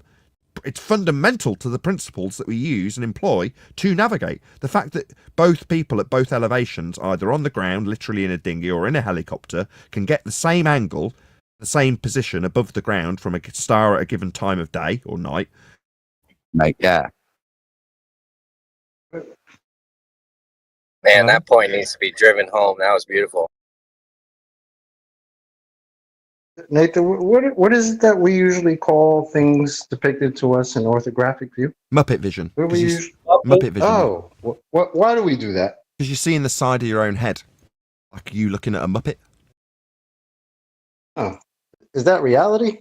You don't get to see the side. I mean, unless you literally imagine yourself to be the Muppet and picture your Muppet head to be your head, and then think that you can look at your own head because you're the Muppet. That just makes you a Muppet. You remember the guy that came in and kept swearing that he had that observation? Yeah. It was a while ago. He kept swearing, no, but I'm telling you, I've had this observation. The view you didn't have? You had that view that you didn't have. Okay. Oh, he made a Please tell us video. again. He made a video. So to depressed about and find I'm never searchable, I did a search for Flat Earth Debate and found him from months and months and months ago. Literally in the last 3 days, that guy's released that video he recorded, even though the server rules make it explicitly clear not to. and he published it, saying I didn't understand that his non-view that was inside orthographic in his description. He's published that. I left him a comment laughing at him. Yeah, Really? yeah, he's published it like he's got a point. When he was saying, oh, when I go out on my boat and I look at this, that and the other, here's my description of it in orthographic view. How do you explain that? That was kind of the gist of it, wasn't it? I know exactly who you mean. I know his name. Same guy, and he swore he had that Because he was saying you could see the curve of the Earth. Right? Oh, so you could see the curve of the Earth from the view you did not have. Okay. Tell us again. If I'm going to keep this recording going, you're going to have to talk amongst yourselves because all hell's about to break loose. My wife's got back with groceries. I will keep So recording. he though. made a. I'm having a look at So fun wait. My bad, Neil. I'm about to say chaos is Sorry. about to ensue. Just need to make my last few words before that chaos does. You can probably already hear it in the background. I'll keep recording though. It's good fun listening to you guys in 24/7. I've got to be honest. I'm very relaxed. If you know what I mean. Hell yeah, we rock with Nathan Oakley over here. So shout out to my new Yep. Nathan Oakley. Hell yeah. This is And actually he's just a getting throwback. I haven't been on here in it's got to be like a year now. So Can you a get throwback to being here right back on Discord, you bloody idiot? Get back on here right now. Yeah, brother. Yeah, you're right. I need to do that. Put your butt back in here, chocolate. Yeah, let's talky more, downloady and get verified. Come on, the fuck. Listen, I mean, Oakley had to get his food. You know, the best groceries come from Space. So, you know, make sure you order your Spacies, guys. He's really supporting our sponsor, Spacies. I can hear the groceries being unloaded in the back, though. Make sure you guys order yourself some Spacies. And where can you find all this spectacular space food? At Spacies. Now with our new Raditz menu. Spacies. It's good food in space. All right, back to you guys. I forgot about Creation Bear and the soundboard, baby. Hey, listen, man. You haven't seen anything yet. For God's sake. This. I'm not fucking leaving. This is my show. The show must go on. I'm not fucking leaving! The show goes on! This is my home! They're gonna need a fucking wrecking ball to take me out of here! So, listen, man. It's a Wolf of Wall Street. Just quickly, guys. What say was that? please- What? I just heard a really horrendous noise from the kitchen. What was that? Wolf of Wall Street. Oh, you said, "Hey, listen, man, Oakley." You said, you know, keep the show going. I said, "Listen, we're not leaving. The show goes on." Okay, this is Someone my just home. really seriously play copywritten material into my recording. Jesus fucking wept. Step away for 10 fucking seconds. With that, I'll give a huge, massive, enormous thank you to both Discord and G Plus panels for making today's after show possible. And of course, a massive thank you to all of you in either Nathan Oakley 1980 or Nathan Oakley Premiering streams. Hopefully smashing the super chat, liking, commenting, sharing, subscribing, joining as a Nathan Oakley 1980 channel member and all that good stuff. I've been Nathan Oakley and I will see you all in the next video.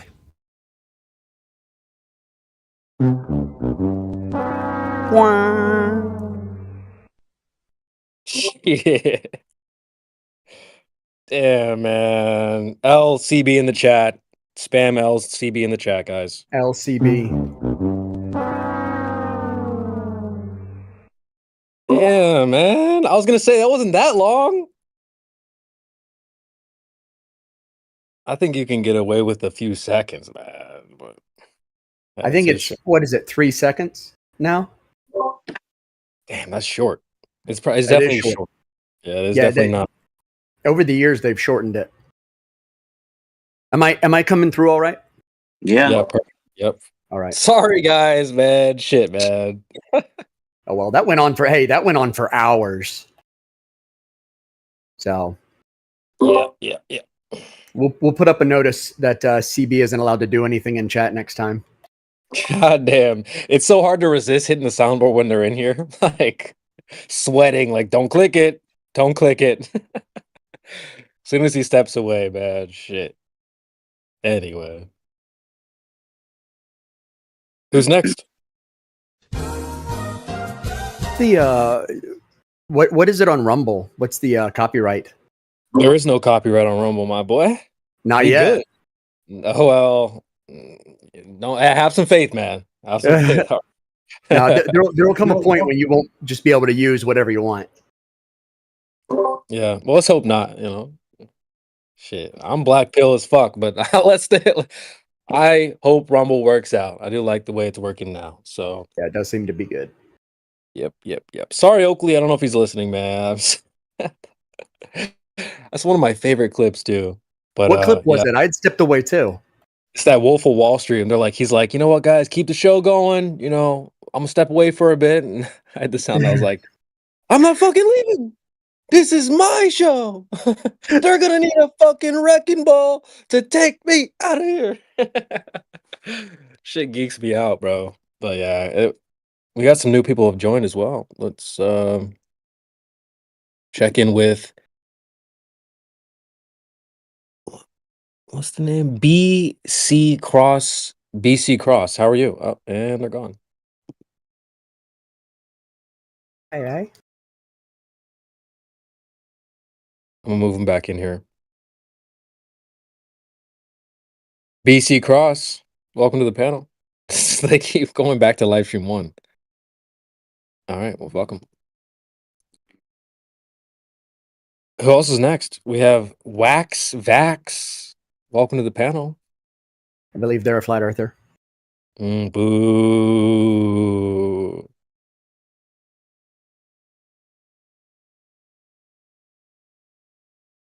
Damn, man. So, Joseph, you're up. What up?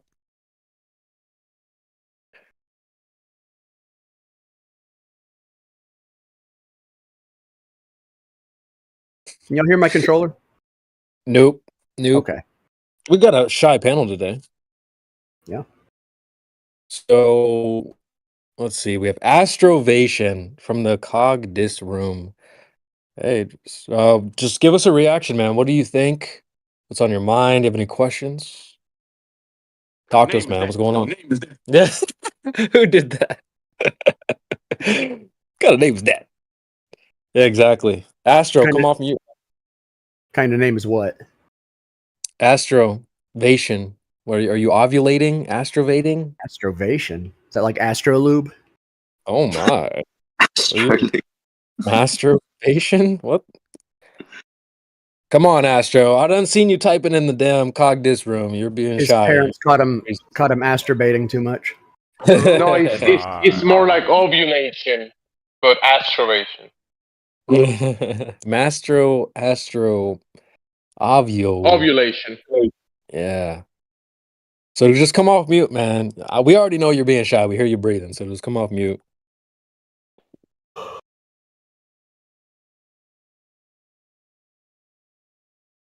Sorry, bro. You don't have to carry the panel. We'll carry you. Just come off mute. Say what up. Stop acting shy. I'm feeling real bad about Oakley leaving bed. Shit, man. So sorry, guys.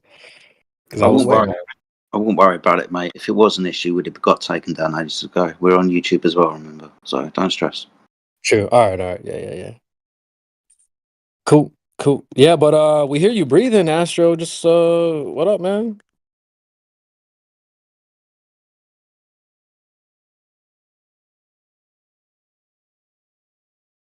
Got Mike?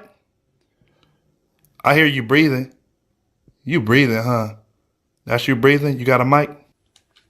Oh my God, this dude is annoying. Damn. Oh, I'm annoying. You got a mic?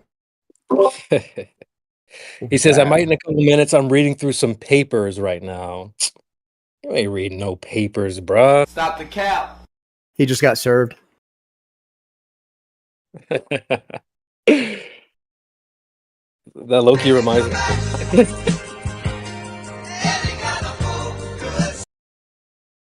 That's what I'm saying to Oakley right now.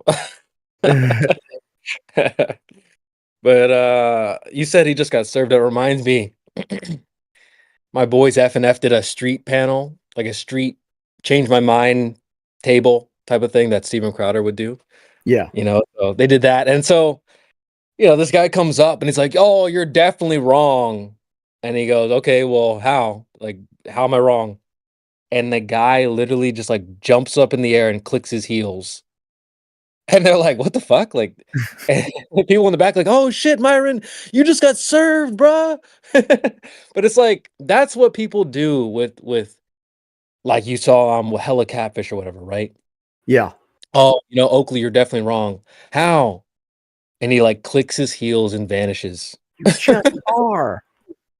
Yeah. Like, oh my goodness, man. It was really funny to see that, and that's why I recorded it because Globies be on that same type of timing. Well, can you click your heels together? What the fuck kind of damn But he Wizard said of that Oz he's wrong. is that? He said that he is wrong. He did. He did. He said. Yeah. He said he was Why? wrong. Why is that not enough for you? Because he ran off. Yeah, but you not need to understand he was wrong, and that's it. Yeah. You people don't understand. That's your problem. Well, I do. If somebody say somebody's wrong, you must understand it's wrong, man. Yeah, it's easy, simple. That's true. That's true. But when you're trying to entertain, there's a difference. No, it's enough to say he was wrong. You just say it, and that's it. You don't need to explain why he's wrong.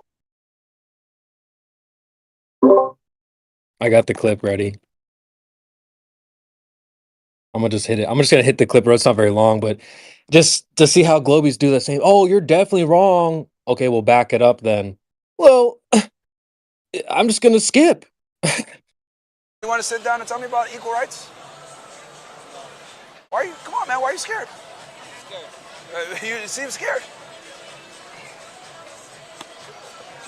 Yeah. What the hell, bro? Get this guy on camera. Get him on camera, bro. I don't know what he just did. Do that again. What the hell? Shit. Oh shit. This dude. What does this have to do with anything? Oh! What does this have to do with it? Do it. I think you got served, Myron. That doesn't explain why women deserve less. I think you got served. Go ahead, Myron. You gotta come up with another. You got served. Bro, this is look. Yeah, yo. You just got served, Myron. You got served. You just said, you know what? Fuck your point. Dance battle. Bro, you got served. What the fuck, bro? Yo, we got dance battle. Yo, you guys just saw? This is what soy boys do, right? They're like, hey, I can't debate you on facts. So you know what? I'm just gonna skip. I'm just gonna dance. I'm gonna click my heels together. You can't make this up, guys. He trying to go. Can't make this shit up. He trying to go back to Kansas. Yeah, he trying to go back to Kansas. Where there's no feminism. What? That's great. I'm gonna get y'all the screenshot when he's in the air with his heels together. He's like, "But can you do this, man? Fuck out of here! You trying to dance battle right now, bro? Like, come on, man. I swear, Globies be on the exact same timing, dude. Yeah, but what about this other random thing? That is what didn't you just- cognitive dissonance looks like. Yeah. It's like, bro, really? I'm gonna take a screenshot so you guys can see him in the air. It's hilarious.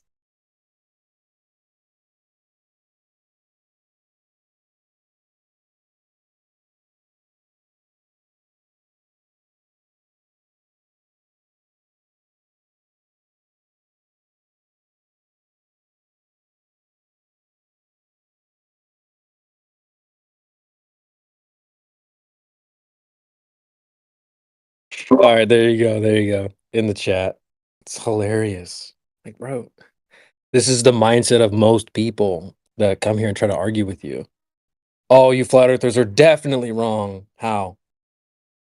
Well, you're not on my speed. That's what Hella Catfish said to QE or to Oakley. Oh, I You're know. just I not saw on that. my- Are you what? On your speed. What does that even mean? It's like we don't do those types of drugs over here, dude. Sorry, man. Not on my speed. All right.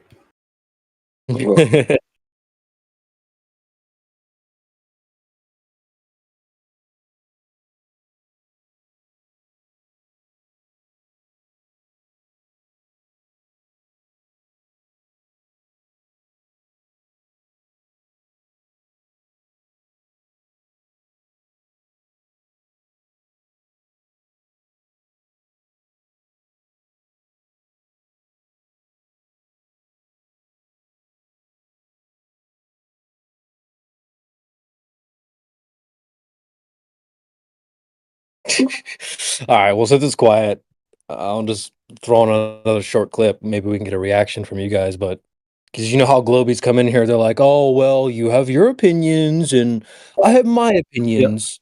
We all have our own Fallacy of opinions." moderation. Yeah, it's like fuck your opinions. We're not talking about opinions. We're talking with facts. So let's take a That's what's listen up, here. yo. Yo, CB, Yeah. can I just say one thing, brother? Go ahead. Before I leave, a personal friend of mine, Dirtworm, he's in a VC right now. I just don't want him to come next time and people jumping on him just because he's got VC verified. Can you please give him a FE roll so that doesn't happen? You vouching for him? Yes, sir. Okay. Fully. 100%. Thank you. All right. What was his name? Dirtworm. What was it? Dirtworm, he's right under you. He's right under me. Hold on. I got him, Mimus. But hey, You got listen, him? man. Okay. If he fucks it up, Bro. we're coming for you, Mighty. Nobody that I vouch for fucks up, dude. No worries, All right, brother. Cool. All right. Much appreciated, fellas. I'll see you guys soon, yeah? Hell yeah! Shout out to Mighty Mush in the chat, guys. Peace out, bro. All right, hell yeah. Peace, So, Mighty. yep. Dirtworm, do you want to talk with us real quick before we because what's up? Not much, man. I'm actually chilling. I'm about to have to freaking lay down. I'm so tired. I got like 3 hours of sleep last night. But this is my first time hopping in the VC. I've been in the server for a while, just lurking. I've known Mighty Mush for a long time. He's a mushroom friend of mine, so Hell yeah. yeah. Drinking them wine too, ain't you? Smoking them tweeds and everything. I bet y'all drinking that. No, I don't smoke or anything anymore. I'm just messing. hell yeah. Anyway, good to have you. Did you catch some of the convo with the last few people? Or were you tuned out? Or No, I was listening a little bit. Yeah, talking about the measurements and everything, how it measures flat. So it's all interesting stuff. I'm interested to hop in again and hear more of it. To be honest. all right, bet. Cool, man. Cool. All right. Well, Does I gotta anybody have go. any- My girlfriend's here and everything, and I'm gonna hop back in sometime now. See you All guys right, later. man. Take care. Come back Peace. anytime. All right. All right. Shout out to Dirtworm. So yeah, you have your opinions. I have my opinions and you can't critique it. Nah, we're definitely gonna critique your opinions if they're wrong. A second ago. Okay, you can't remember what you say, so I don't even know if you'll be able to interpret the data correctly. And then as far as you go, you said opinions can't be wrong because it's an opinion, and facts can be wrong. No, it's the other way around. Opinions can be right or wrong, but facts are always right because it's the truth. It's a fact. It's independently verifiable through other means. Okay, facts are obviously facts, but Yes. opinions. I'll clarify for you, love. I can have the opinion that Brazilian women are better dating material than Colombian women. That's an opinion. That could be argued. There's no factual proof to Okay. say whether, listen, whether No, I get Brazilian it, I women get are it. better. But I cannot have the opinion that this microphone is yellow. No, I There get are it. I worded it objective wrong. and subjective opinions. I so worded it opinions wrong. can be wrong. Because what I Right. meant was just like the way I feel is. Fuck how you feel. Yeah. This is a show about facts. That's the problem. Yeah. This is not about how you feel. It's just, about what is real. Women live an easier life than men in 2023 and 2024, and there's nothing you guys can say that could prove me wrong because I've studied this shit. Women live an easier existence. You guys can sexualize yourself at any point and get a man to commit to you, marry you, give you money. Oh yeah, I there's little extra content there, but yeah. Well, if I have an opinion, then like you can't critique it. I've heard that so many times, dude. It's scary that how common that mindset is. You know what's funny is there was this study that was done some time ago that people who can't parse information or engage in a hypothetical. So, CB, if I asked you if you didn't eat for 2 days, what would you be? Hungry. Hungry, yeah. Instant answer. If you didn't eat. But there's another type of person who said if you didn't eat for 2 days, to answer that question, they'd say, but I have eaten. They can't engage in a hypothetical. And the study said that was the average response of people below 90 IQ. Wow. Yeah. So it's always the people who can't engage in a hypothetical where I am immediately hostile to them.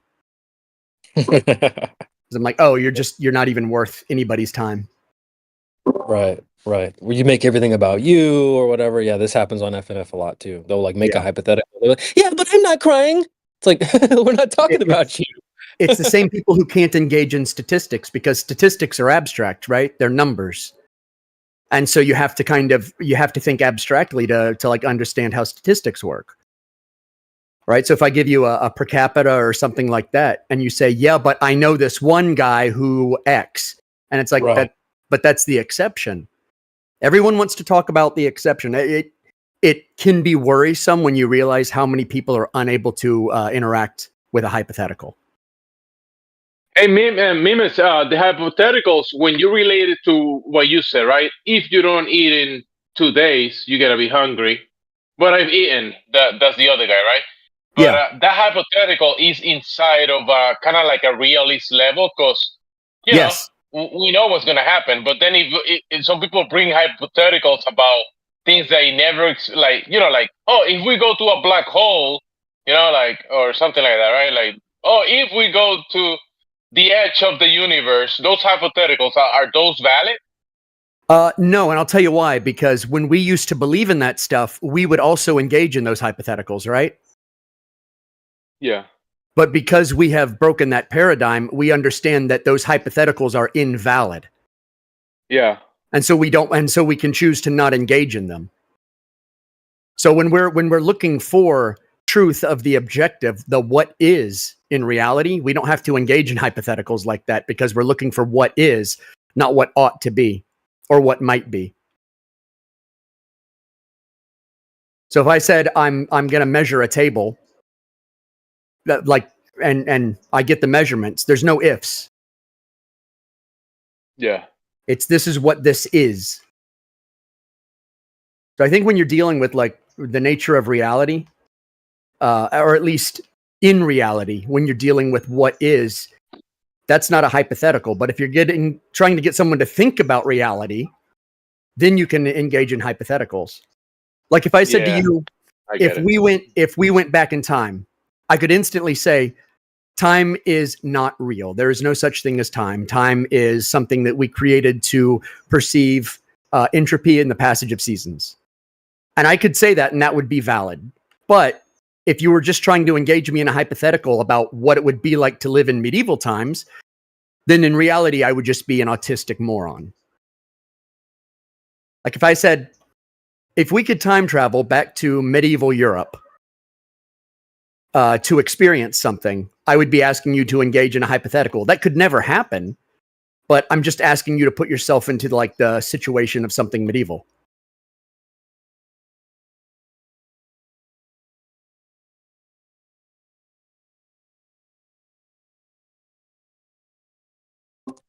Facts. I think there's a level of it's good kind of faith. similar to my bad. It's kind of similar to the hypothesis. It has to be a valid hypothesis. Right. It Like- does. It has to be I think that's another thing that we deal with too is this a valid hypothesis when we're talking about reality? Yeah, you nailed it. I was actually kind of thinking the same thing as Gemsy though, like, because they do present to you these crazy hypotheticals, and like, there is a difference between what you're saying, Mimes, and like not being able to simply grasp a hypothetical versus realizing that a hypothetical is oftentimes the ones that they put forward are trash. They're like, well, what happens if you go straight? To me, that's a hypothetical. I'll work with you on that, but I do like to point out to people that that's not real. Like you can't actually do that. That's a hypothetical. That's like I describe it like writing a check that you can't cash. You whip out a checkbook, you write $1 billion on it. Who's going to cash that for you? So the same thing applies to that hypothetical. You basically just wrote yourself a check that you're not about to cash anywhere. That's a Right. silly hypothetical that doesn't deposit anywhere. So Yeah, yeah. they're engaging you in something that can't be quantified, right? So it's like, what if, like, if somebody's asked you, what if you just go straight? The correct response would be, what do you mean? Straight from where to where? Yeah. That's usually what Like- I ask. Starting from where and then what method of travel. That's what I say every time. Yeah, it's because a lot of time their hypotheticals are operating from this position of extreme ambiguity. Correct. They want to keep it that way. It Yeah. benefits them if they don't get specific because as soon as you drag them into specificity, they realize the error in their thinking. If they say, if you ask them, where do I begin my journey of going straight? Starting from where? And they go, well, put your back to your front door. Okay, great. So now, what method of travel? Well, walk. Well, I'm gonna hit a wall or a tree or some car or something pretty quickly. I'm going to drown. I'm going to Yeah. drown in the Atlantic Ocean. So it's like that's not going to work. So if you walk them through that, okay, maybe they'll realize their hypothetical is trash, garbage. It Yeah. doesn't actually apply to reality. Two, it operates on the presupposition that the conclusion to their hypothetical is already correct. Right, right. And actually, it's so faulty to begin with. They're saying go straight when that's a circular path. If it was a globe, you're not going straight. No. So it's like when people say these guys are bricked, that is a really good term for it. I do like that term. They're what? It's bricked. It does Bricked. seem like they're bricked. Yeah. Well, I if you guess have that an means closed-minded or dense. Yeah. Like if you have a back in the day, iPod touches and stuff were really cool. You could jailbreak your iPod touch. But Yeah. if you fucked it up, then you might brick your iPad or your iPod. It'll never work again. No, that's Now a it's just safety feature too, paperweight. bricking it. Yeah, it's a paperweight now. So like that's how their minds have become bricked. They're just a paperweight. No function. It's like if you own an Xbox long enough, you'll just own a brick. Yeah. The red ring of death that hit these goofballs a long time ago. Yep. So I don't know, man. Some of these guys can be saved, but a lot of them can't be. That helicap clownfish or whatever, he's done. I don't think he's ever coming back. No. Well, so You know, a lot of them, they've just got their ego wrapped up in it. And so, like, it can't be wrong no matter what. yeah. Yep. That's sad to see, though, bro. That is so sad to see because they're basically saying, like, that's that syndrome. Everything a flat earther says is wrong syndrome. These flat earthers definitely can't be right syndrome. It's along those lines. In their minds, there's no way we can be right, even about anything. Like, so. Dude, if you told them 2 + 2 is 4, they'll deny it. They'll be like, nope, you're wrong somehow. I swear that has happened to me. I told a guy, no, dude, objectively in reality, 2 + 2 is 4. They're like, no, like you could be dreaming and 99%, all this stuff, right? So yeah, this is that syndrome. They don't think you can be right at all because you're a flat earther. It's crazy, but you can use that to your advantage. You could say things like, oh, well, the radius 3959. Oh, that's wrong. Oh, really? Cool. Well, you just shot yourself in the foot. So, It's amazing how many like social constructs that's applied to also. Like that's why I guess that's why flat earth is just like a piece of like a bigger like puzzle. Because it's really just is identifying a way of thinking, a mode of thinking that a lot of people have.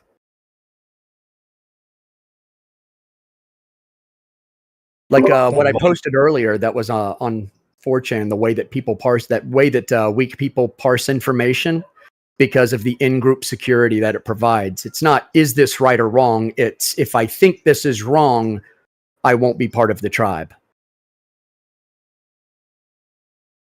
yeah, that mob mentality.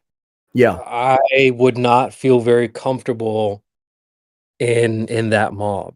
But I know you guys do, not you flat earthers, but these globeheads out here, like that's strength in numbers, right? So they'll just hide Yeah. amongst the mob, run out, maybe nibble on your ankle, and then run back to the mob. Yeah. But I think the flat earthers are not like that in the same sense. There's a lot of individuals here. We don't need the mob mentality. Like Oakley will be like, guys, shut the fuck up. Let me do it. I'm like, okay, cool, cool. But there's a lot of people who could do that too. So yeah, you shouldn't want to be a part of the mob anyway. No. Fuck the mob. But that's human nature. Hmm. Yeah, yeah. No one wants to be like high school. Think of a high school football game, homecoming. Like you don't really want to be the opponents walking into somebody's like homecoming. They got the drum band, dun, dun, dun, dun, dun, right? All the student crowd, everybody is popping. They're yelling at you, speeding up. Like that's an environment most people don't want to put themselves in, being the opponents in someone's home field advantage. So, like the flat earther is exactly that person. You're going into someone's homecoming as the opponent. We don't have the crowd on our side. We don't have the home field advantage, but if you look at that scoreboard, we're running that bitch up bad. So, but yeah, you don't need as a flat earther, you don't need the crowd. You don't need the mob. You don't need someone to cheer you on. You could still win that game, home field advantage or not. Yeah, And for I sure. think that they just take comfort. They take comfort in having the home field advantage. Oh yeah, but it's just easy to cheer for the home team. I can just blend in. Woo! Okay, but like they're losing so bad. So scoreboard, just peep the scoreboard. That's all you need to do. I don't need someone to cheer me on while I'm flat smacking. You know what I mean? Nor does Right. Oakley, nor does QE, nor do you. So It is nice though. yeah, it's fun. Yeah, it's fun. But like, there's that. Just like with Fresh and Fit, we see this Uber Alice, the sister Uber Alice, right? Oh no, Yeah. she's great. She's so beautiful. And then they all, no, she is beautiful. Yeah, Right? yeah. The groupthink instantly kicks in. But see, Yeah. that's why they figured out that women do it more often, and that's because they're physically, and it's just biology. That women's only defense is the group, Hmm. and so they're just like naturally wired that way. Yeah.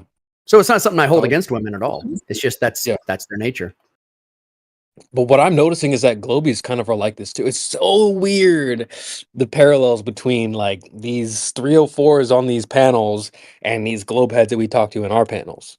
Scary, the resemblance. Oh But yeah. yeah, they have the same Uber Alice. Look at the this Troll Team 6 bullshit. I don't even hang out with them politics guys anymore, but I'm seeing this Troll Team 6. They're all got gamer tags and this, that, the other. They're trying to form a mob. They want to Yep. feel comfortable with numbers. You're never gonna see, maybe you will, but I don't see flat earthers like, hey man, do you want to share gamer tags together? Like, we don't need that. Yay. Funny. It's funny, dude, to see. So it just proves our point. Yeah. The flat earthers to me are like a bunch of individuals that made it to the NFL. Right? You guys were crushing in your own way, on your own teams, doing your own thing, and then here we are. A bunch of individuals, legends. So, but what do they have? Degenerates mostly. Not that. They have damn cheerleaders. They got cheerleaders and slobs in the crowd throwing peanuts. But so I like being around here. It's like being, like I said, it's like being around a bunch of NFL like legends. Think of how everyone got here. We didn't all come from the same place. There's a quote that I like that says, no matter how you ascend the mountain, the view from the top is the same. So Yeah. a lot of you guys, maybe some of you guys helicoptered up. Maybe one of you else was born halfway up the mountain. Maybe one of y'all was born on the top. Maybe some of y'all ascended, right? Whatever. But we've all now seen the earth is flat. So I do like that nature of flat earth. It's not a mob. It's not a cult. There's no rules. You all came here on your own. There's no cheat code. And another thing that I like too is that you see some of like the quote proofs they have on the globe side. Oh, well, we took this picture and then we compressed it. There's the curve, right? What was like that? Those windmills the other night. Remember? Were you there? No, but I think I Yeah. already know about. Yeah, so somebody came in, posted the windmill pictures off and these things are, well, the shortest one was like, the shortest ones that are listed are like 150 meters tall, and they're like gone beyond like 3 miles. And so we showed the guy, this image has been edited, you know. So there was this German kid who was fluent in Klingon on his his page. Fluent in Klingon is what he was taking credit for. So anyway, he edited an image of these windmills disappearing behind the curve of the ocean, right? These oceanic windmills. And the guy was using that as proof. And we were asking him, do you think that in 3 miles you have lost 115 meters? and he started thinking about it. And we showed him the Canigoo shots. The 255 miles. You know, or 455 kilometers, right? And then it was all silence. He was like, okay, you've given me something to think about. And this guy's actually been like kind of stubborn. Apparently he's on another server, but he actually left here with some new thoughts in his head. Like, so sometimes I like it when they lie, because what was the girl in here earlier? Eden. She was talking about how their bad arguments and their lies and the way that they spoke convinced her. Yeah. It's like, yeah, it's true. I love it when they create bad arguments, because that just gives us more ammunition. Yeah. And it also, like, it brings us the smarter ones, the smarter people. Yeah. Because what those articles, if you guys follow Crit, he posts these like space news, you know, zany space news and stuff all the time. And it's like, I look at that like a double-edged sword. It's a gatekeep for the idiots. They see that and applause. Yeah, they're little like seals. And then you have those people that maybe are a little bit more critical thinking, and they'll go, something's off about that. I don't know about that. And so what's great about it, it brings those people our direction, and it keeps the dummies behind the gate. I do kind of like that they do stuff like that. Yeah, they do our own gatekeeping. Yeah. The Tesla space car was that exact thing for me. I saw that and I was like, there's no freaking way, dude. Like, zero chance. So I believed in space, but I did not believe in the moon landings. I did not believe that they were going to put rocks and shit up in the sky like cars and things. Hell no. So that pushed me away. And just like we were talking with Eden, like, she was like, yeah, their stupid shit pushed me away. Well, good. I'm sure we'll continue to do that. Yeah, our biggest allies are some of our enemies. Yeah. They don't even realize it. But I also wonder, like, are they doing it on purpose to try to wake some people up, or no? I've heard that people It makes you wonder. Yeah, it does make me wonder. I've thought about it every once in a while. I'm like, damn, dude, why would they say such crazy stuff? Like, are you Like, they don't even real? have.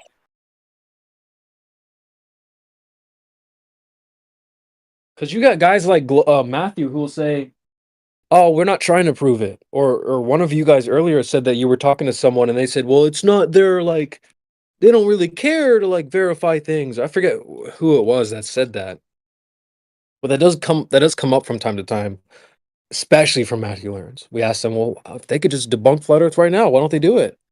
Well, that's not a concern of theirs. They're not really trying to prove anything.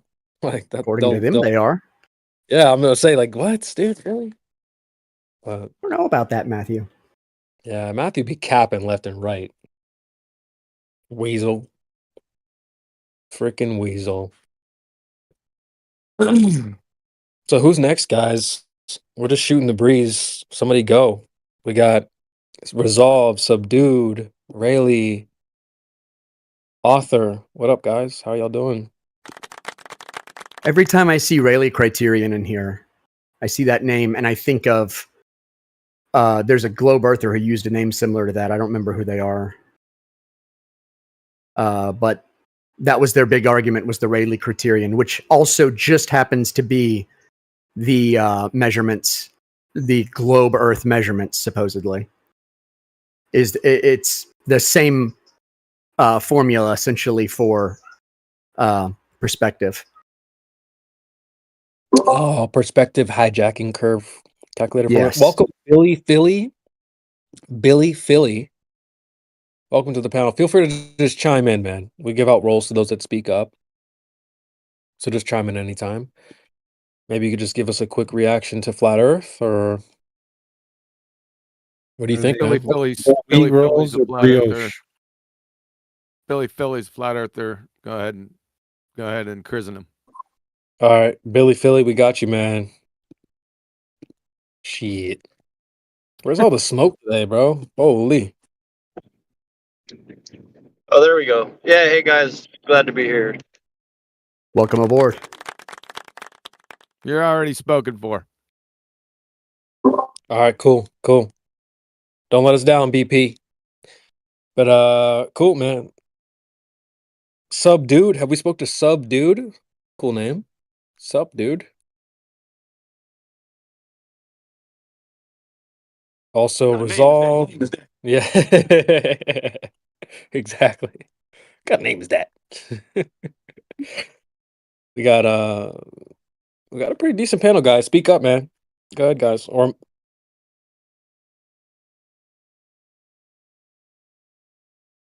you know what? I'm gonna do this. Wake some of y'all mother lovers up. I'm gonna move us back into the live stream 1. Maybe we'll get some people to wake the hell up. See you guys in there.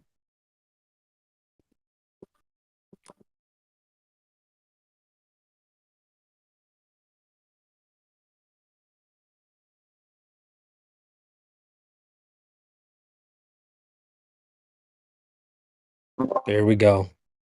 There we have it, folks. We'll So be we right are live. Rumble on YouTube. Back in live stream 1. We got a whole bunch of people in the panel, guys. Feel free to chime in. Should I ping another? I can do another ping. I did one earlier. I said, Flat Earthers book trip to space. Join the VC. And of course, they believed it. So who wouldn't? I'll put the evidence in the chat. He was like, "Wait a minute. So like, are you guys gonna like for real go?" No way. Did somebody actually say that? Yes, I'll put it in the chat. Oh, Right you now. gotta be kidding me. Come on, guys. He said, "Oh wait, so wait, where's the other screenshot?"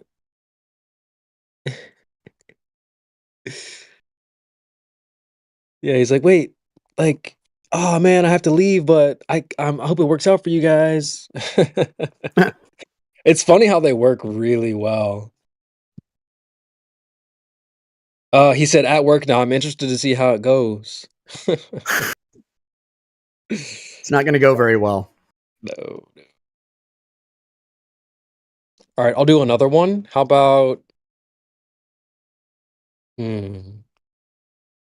don't want to reuse some old gems just yet. Let's see.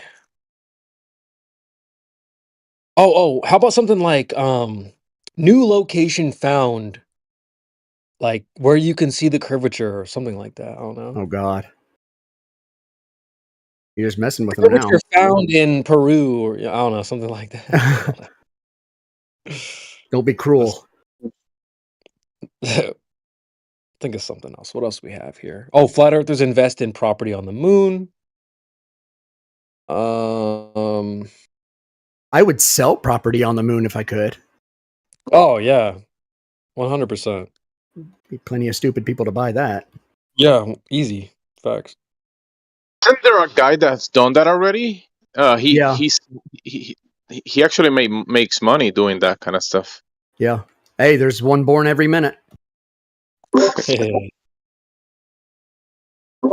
How about these guys? These are from my server. J.E. Barrington said, Donald Trump comes out as FE. Oh my God. Or Joe Biden makes flat Earth illegal. Is that a good one? That one's not bad. Let's see. Oh, some of the ones that we did before were really, really good. 24/7 flat Earth Discord gets kicked off of the internet, or like we got kicked off of Discord. This is our last night. Stuff like that. That panel was really big. We had a lot of people join thinking that this was our last night of the server because we were shutting it down. So maybe we could do that one again. But I do like the Joe Biden makes flat Earth illegal. Should we try that one? Get in before Yeah, it seems like a good one. get shut down. Yeah, let's do that one. All right, Joe Biden. The last day of the server, that's kind of funny. It's almost like many of these YouTubers that make a video of I'm dying, like my last day in YouTube, that kind of stuff, and they get a bunch Yeah. of views. Yeah. It's funny. It works really well, Gemsy. We did Mr. Beast calls in from Antarctica. That panel was really popping. People were like, "Wait, where's Mr. Beast?" My God, there is one born every minute. Yeah. We also did ISS astronaut calls in live from the ISS. And there was a girl here who was like, "I'm so tired. I'm so sleepy, but like I got to hear the astronaut." Jesus. We also did there were some really good ones that we came up with. Someone said in my server, they said Creation Bear quits 24/7. Oh shit. So there's a lot of good suggestions out here, man. So keep them coming, guys. Keep them coming. It's shocking. They work really well. Trying to think. We did like one or two other ones that were really funny. Oh yeah, astrophysicist joins the panel in 5 minutes. And that was like one of our more busy panels actually. So I'll do the Joe Biden makes FE illegal. This is the last day of our server. Join VC. Lord.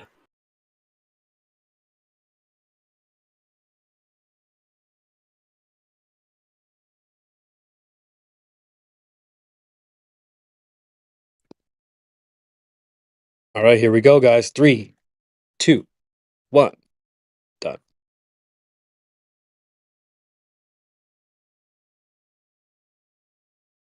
And if you're a lobby bro, make sure you hit up the lobby to fish some of these guys in if they join.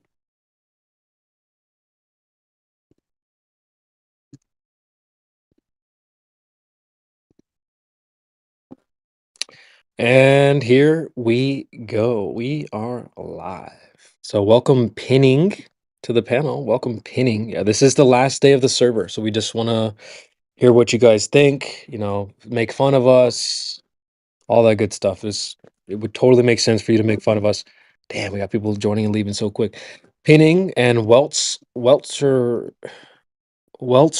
or whatever, dude. Welcome to the panel. Z Freaks, welcome to the panel.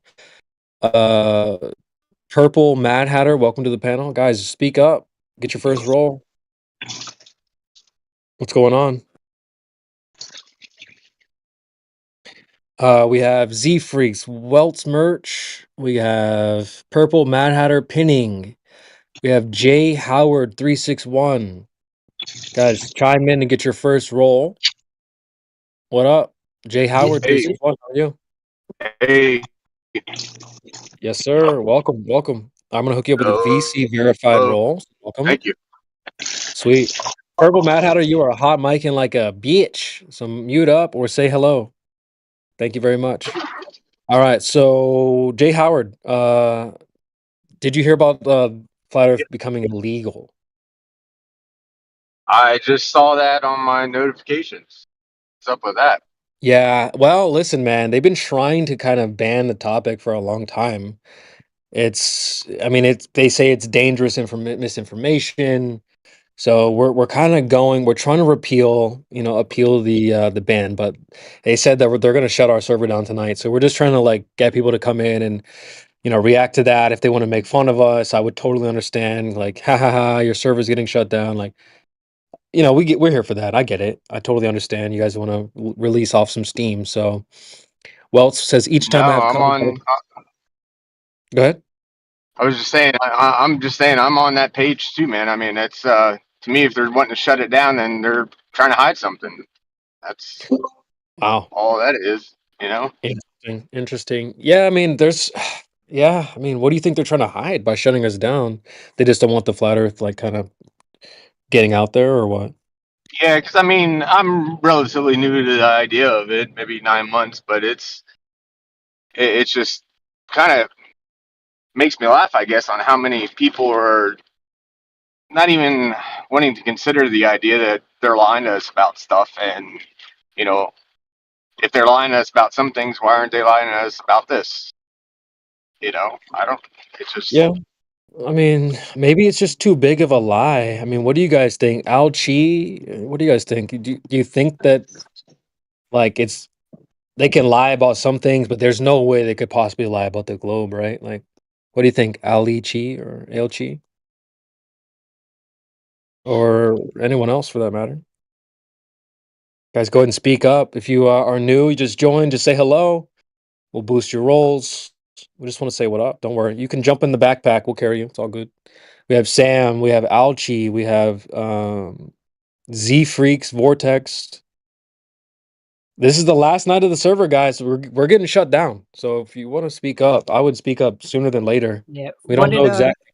Yeah. go ahead. Hello guys, do you hear me? Hello. What did Joe say exactly?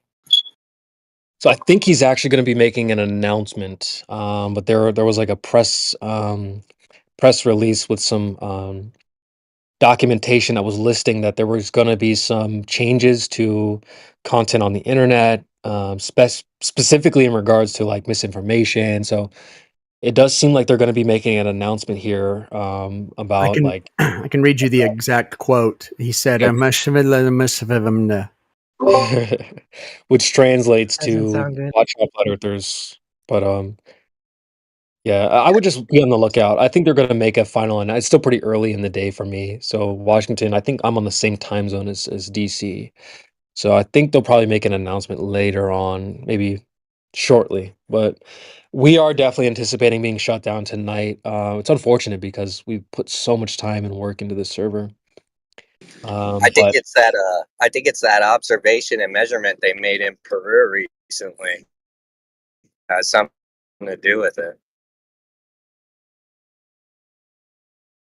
yeah, Peru. I mean, 2024. A lot of new globe Earth proofs have come out this year, which is also part of the reason why I think they're just going to go ahead and like, you know, just ban all flat Earth because there's just way too much new proof out here. So we have Jin Mori. Welcome to the panel, Jin Mori. Welcome. We're just saying hello to everyone that's new, that's joined.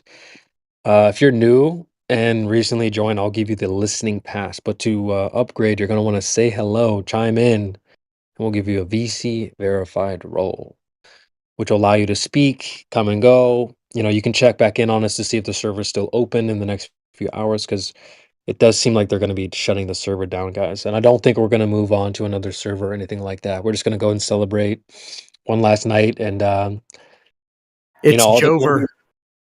It's Jover. Yeah, it's Jover. So, yeah, I would say just get in, guys. If you want to make fun of us, I get that too. You know, make some fun. Ha ha ha. We knew you were going to get shut down. Like, just want to give folks their chance to do that too. So, what up, Captain Jack, Jin Mori, Pinning, Purple Hatter, Sam, Z Freaks. What up, guys? How y'all doing? I'm doing really good, man. But I'm not really enjoying the news that the server will shut down. So I was Listen, kind of new to here, and it's a lot of information on here. So I hope I can find those information later on. yeah, I mean, we may try to pop back up somewhere else later, but I just, you know, maybe they finally got us once and for all. I don't know, man. Listen, we'll just have to wait and see what Biden says later on tonight. But yeah, man, it was a good place, and you know, I'm gonna miss a lot of you guys. But I just want to hear from the Globe Earthers. Like, do you think it's funny? Are you happy to see the Flat Earthers being banned, or What do you guys think? Pinning or Jin Mori? Guys, what do you think, man?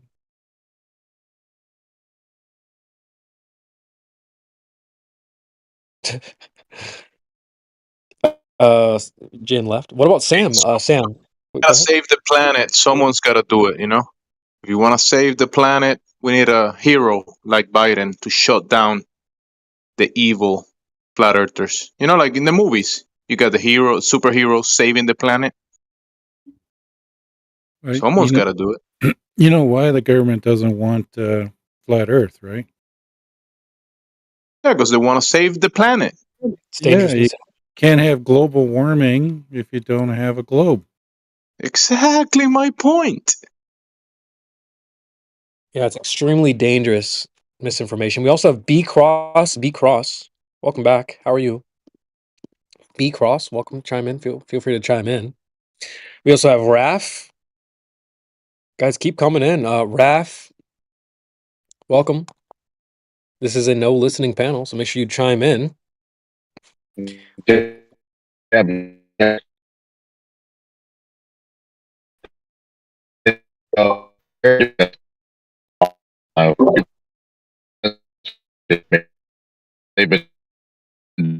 Somebody is having some mic problems.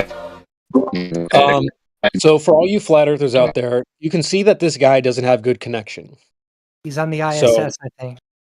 he needs to get a little bit closer to the satellites. So, I mean, these flat earthers are so stubborn; they literally won't even like connect themselves to the satellites, which would give them good connection, right? Pinning, don't you agree?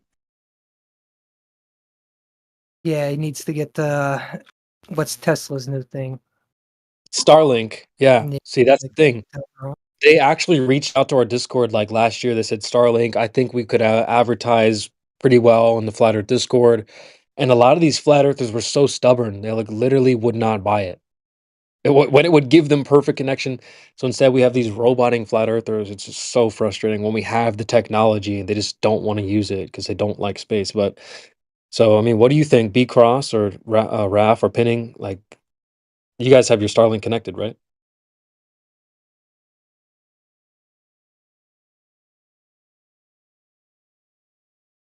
Yeah, I'm actually on the ISS right now. You guys hear how good his connection is? That's because he's so close. He's like very close to the satellites. As you could hear, Captain Jack was trying to speak. He's here on the Earth, and like his connection was dog shit. So it just proves like, the closer you get to the satellites, the better, right, Pinning? Yeah, we're up here laughing at you guys. I'm looking down at I'm looking down at the Earth. Exactly. I can see it's not flat, so Exactly. See, this guy gets it. He's clearly one of the smarter ones. So what do you think, Raf? Do you agree? You agree with us, right? This guy it's Hey, definitely up there.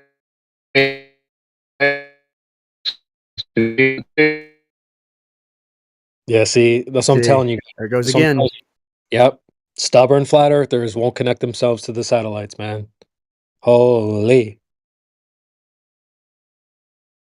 So B Cross, what do you think? Raf, B Cross, Sam, guys, come off mute. What up? Don't be shy.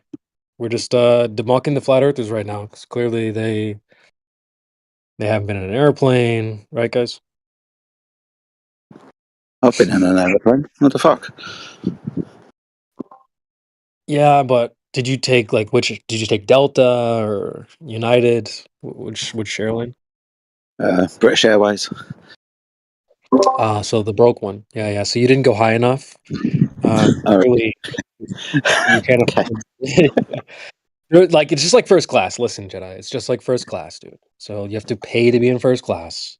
You also have to pay to see the curvature, okay? Dude, come on now. Gotcha. So let me get this right. The curvature of the Earth is behind a paywall or some side. Right? Correct. Yes. Yes. Just like Google, okay? When you go on Google, those free answers or you have to get the paid version of Google if you want the real scientific answers, the real proofs. Yes. Got it. So nobody can see curvature of the Earth until they pay for it. Brilliant. Correct. That's why the ISS astronauts, you have to be qualified. And yes, holy shit, I can't keep it going, Jedi. That's so painful. It's hard, isn't it? It is really hard. I respect you for trying, brother, but it's fucking hard. Holy shit. I'm trying, man. Where are these guys at? Raph, like Z Freaks, Jack. Come on, guys. The hell? I gotta be tap dancing. Shit. Anyways, Sam says I'm gonna go to sleep and check back after a while. Hopefully, y'all don't get shot. Yeah. Well, we'll see. Hopefully, it doesn't happen, but it looks, by the looks of it, looks like we're going down. Raph, what up, But Raph? Z Freaks, go ahead. yeah, I have a question. But where did you find the information that Joe Biden will ban flat earthers? Well, listen, the moderators have been in talks with people for quite a while. We didn't want to make it known to like the whole server. They've kind of been pushing us to like, use, because we've been on Rumble, we've been kind of doing free speech, and like lately they've been saying, reel it in. You guys can't be speaking about stuff like this. And we've been trying to fight it, but it doesn't look like they are going to finally pull the plug. It was kind of been in talks for a little while now. We're going to try though. We're going to try to make sure that we can avoid it, but I don't know, man. Sometimes when you have like bigger powers, there's not much you can do, but we're going to try, man. We're going to try. It would be sad to see all this work go because a lot of people put in a lot of time here, blood, sweat, tears, all that. So make sure you guys share the link and let people know, like, yay, come celebrate. This might be our last night, Okay. So, yeah. So, in the chat says, where did he say that? I ain't hear shit about this. Yeah, like I was saying, they've been kind of working with the moderation team behind the scenes, and we didn't want it to kind of like release it to the public.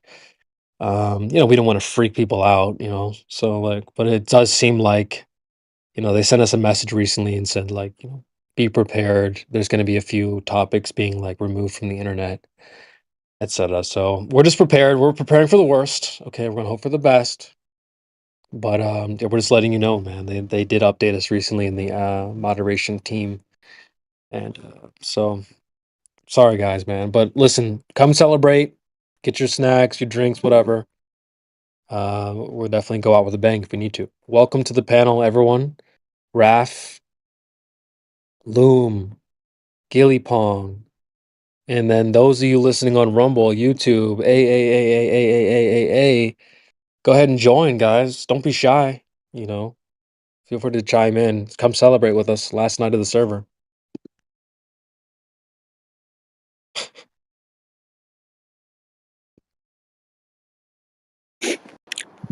I don't know where to carry that on from, man. I mean, Yeah, I know how to keep carrying on the deception.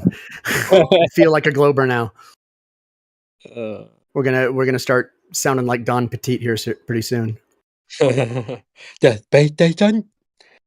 So keep these flat earthers keep joining. We have Papa Bob. Welcome to the Flat Earth. You're a flat earther, right? Yes. Okay. So like you've clearly never been in an airplane. Yes, I've been in an airplane. So why would you believe the earth is flat? Dude, if you think you can see curvature from an airplane, you're out of your mind. No, yes, you can. I mean, clearly many millions of people believe it's a globe and many million people have flown in an airplane. Do you think they're all flat earthers? It's irrelevant what they are. I mean, back in the day, millions of people probably thought slavery was cool, but that doesn't necessarily mean that it is. Just because a majority of people believe something doesn't mean that it's true. Wait a minute, that's still cool. Yeah, but like someone would have to have blown the whistle. It's just way too big of a lie for it to be like this kept much of a secret. You understand? Many people have blown the whistle. Just people don't believe them. Like there's couple Russian astronauts have come out and said, yeah, we've never been to space and the Earth is flat as some people expect. There's been Polish astronauts who come out and said it. It's just, everybody says, oh, they're just joking, teasing, whatever, taken out of context. Even Buzz Aldrin came out and said to a little girl, we didn't go to the moon. We never went there. And that's how it happened. Like, people come out and admitted it. It's just people don't want to take it seriously. We did go there. And that's where. Well, see, the problem with that is you're a flat earther. So when he says we didn't go there, you're hearing that we didn't go to the moon. And so, like, flat earthers have an issue understanding, I have to translate it for you basically. It's like what he's saying is like, we did go there, and that is definitely the way it happened. But, when people say, like, don't go there with me, that's what he meant. He's basically saying, don't go there. We did go there, and that's the way it happened. So flat earthers just don't understand. If that's what you want to believe, you're looking to it. I mean, you just didn't get enough context, even though he was. Listen, I know English might not be your first language. So when he says, we didn't go there, that's the way it happened, whatever, he does mean that we did go there. Like, we went to the moon. But, we just don't want the little girl going there. Just not a cat. Like I said, when people say, like, don't go there, that's what he meant. We didn't go there. Don't go there with me. We're not going to go there about believing that we didn't go to the moon.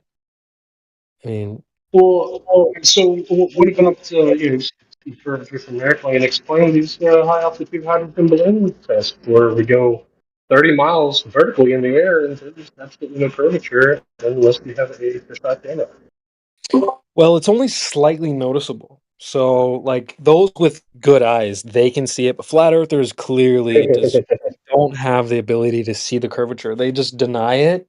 Even if they did see it, they would deny it anyway. So, If you want to see kind of thing. Yeah, I mean, yeah, exactly. So they just don't understand. So if you believe it's flat, you don't see curve, and if you think it's a spinning water ball, you see curve. I mean, I don't know why you would be a flat earther. There's just so many years of science and proofs and experts. And you're just on Discord, like, really? Yeah, that's cool. I mean, the field of credentials, that's cool, man.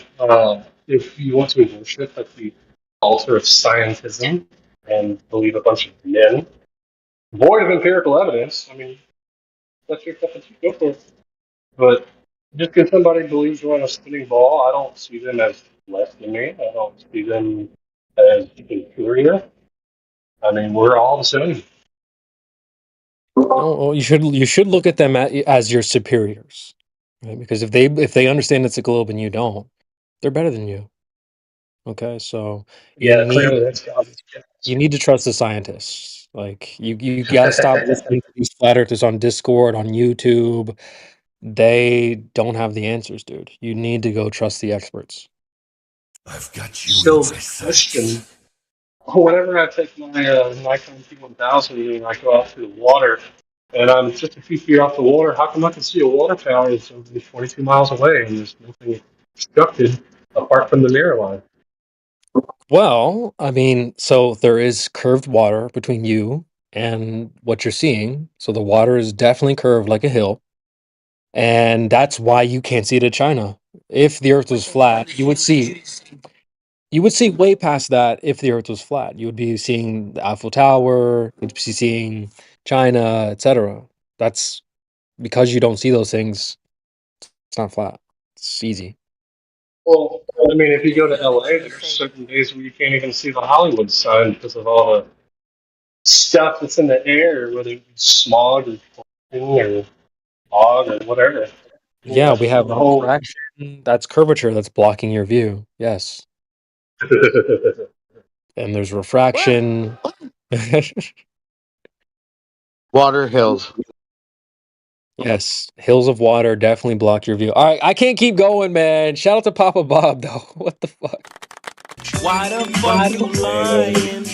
Why you always lying? Listen, man, I go full Glober mode every now and again for fun, but listen, man, you did you did a good job, bro. Can only keep it going for so long. I enjoy some good trolling. At first, when I first got in, you were being serious. I was just like, well, Listen, man, honestly, I feel like I'm a better Glober than half these Globers. I think that's probably true for a lot of you guys as well, but they don't want to come in here and bring the smoke. Someone's got to do it. So it's good to hear. It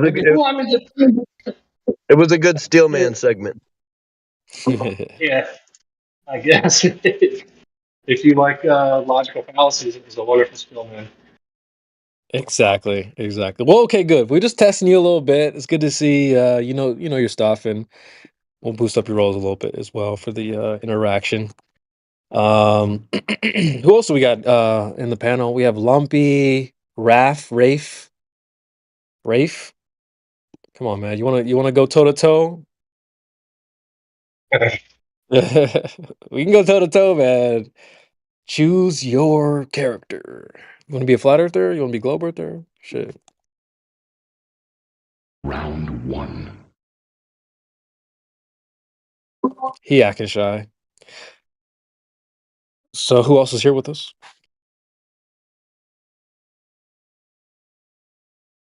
Rafe, if you're just listening, go listen on Rumble, YouTube. We're live. So we're gonna try to curate a panel of speakers. So if you can't speak, just go listen on Rumble, brah. Or YouTube. Alright. We'll check on you in a bit. Who else is here with us? Oh, he left.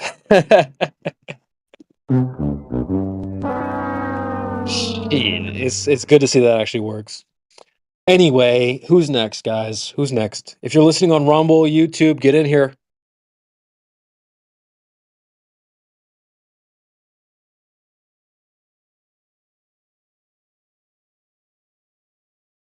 What is your YouTube channel, man? I will get you a link. I believe it's Helioskeptic. But I'll put links in the chat right now. Links YouTube, links Rumble. If you're listening in here, get out of here. If you're listening somewhere else, hey, get in here. Yes, this is a no listening panel. So if you're just listening, you can go listen on Rumble.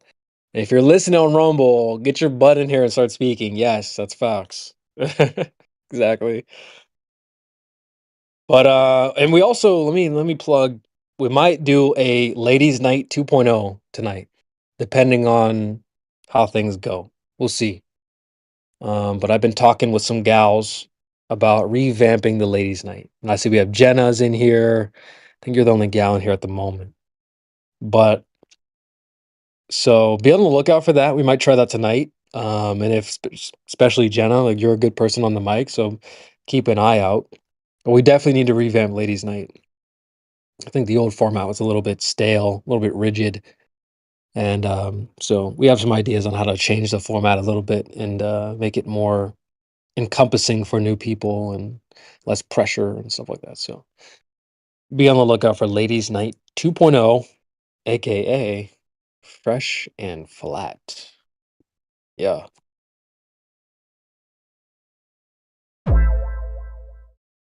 So, and we'll discuss topics like, you know, oh, how long have you been a flat earther?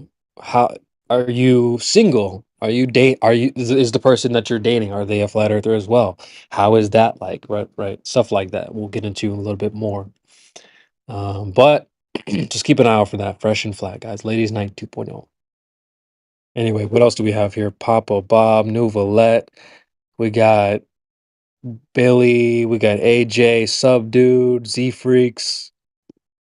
A bunch of people in the panel here. So let's keep this thing going, guys. Where should we go from here? Not how is that like, that's for sure. Wait, what? You said how is that like? That's nonsensible. Sorry, I don't speak in no English, man. Yeah, you did. You said how, and how is that like? Do you understand the words that are coming out of my mouth?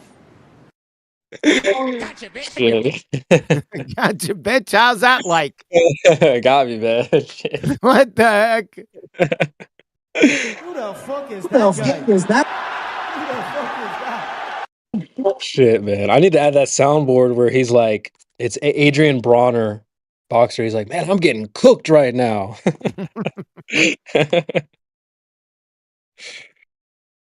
Shit.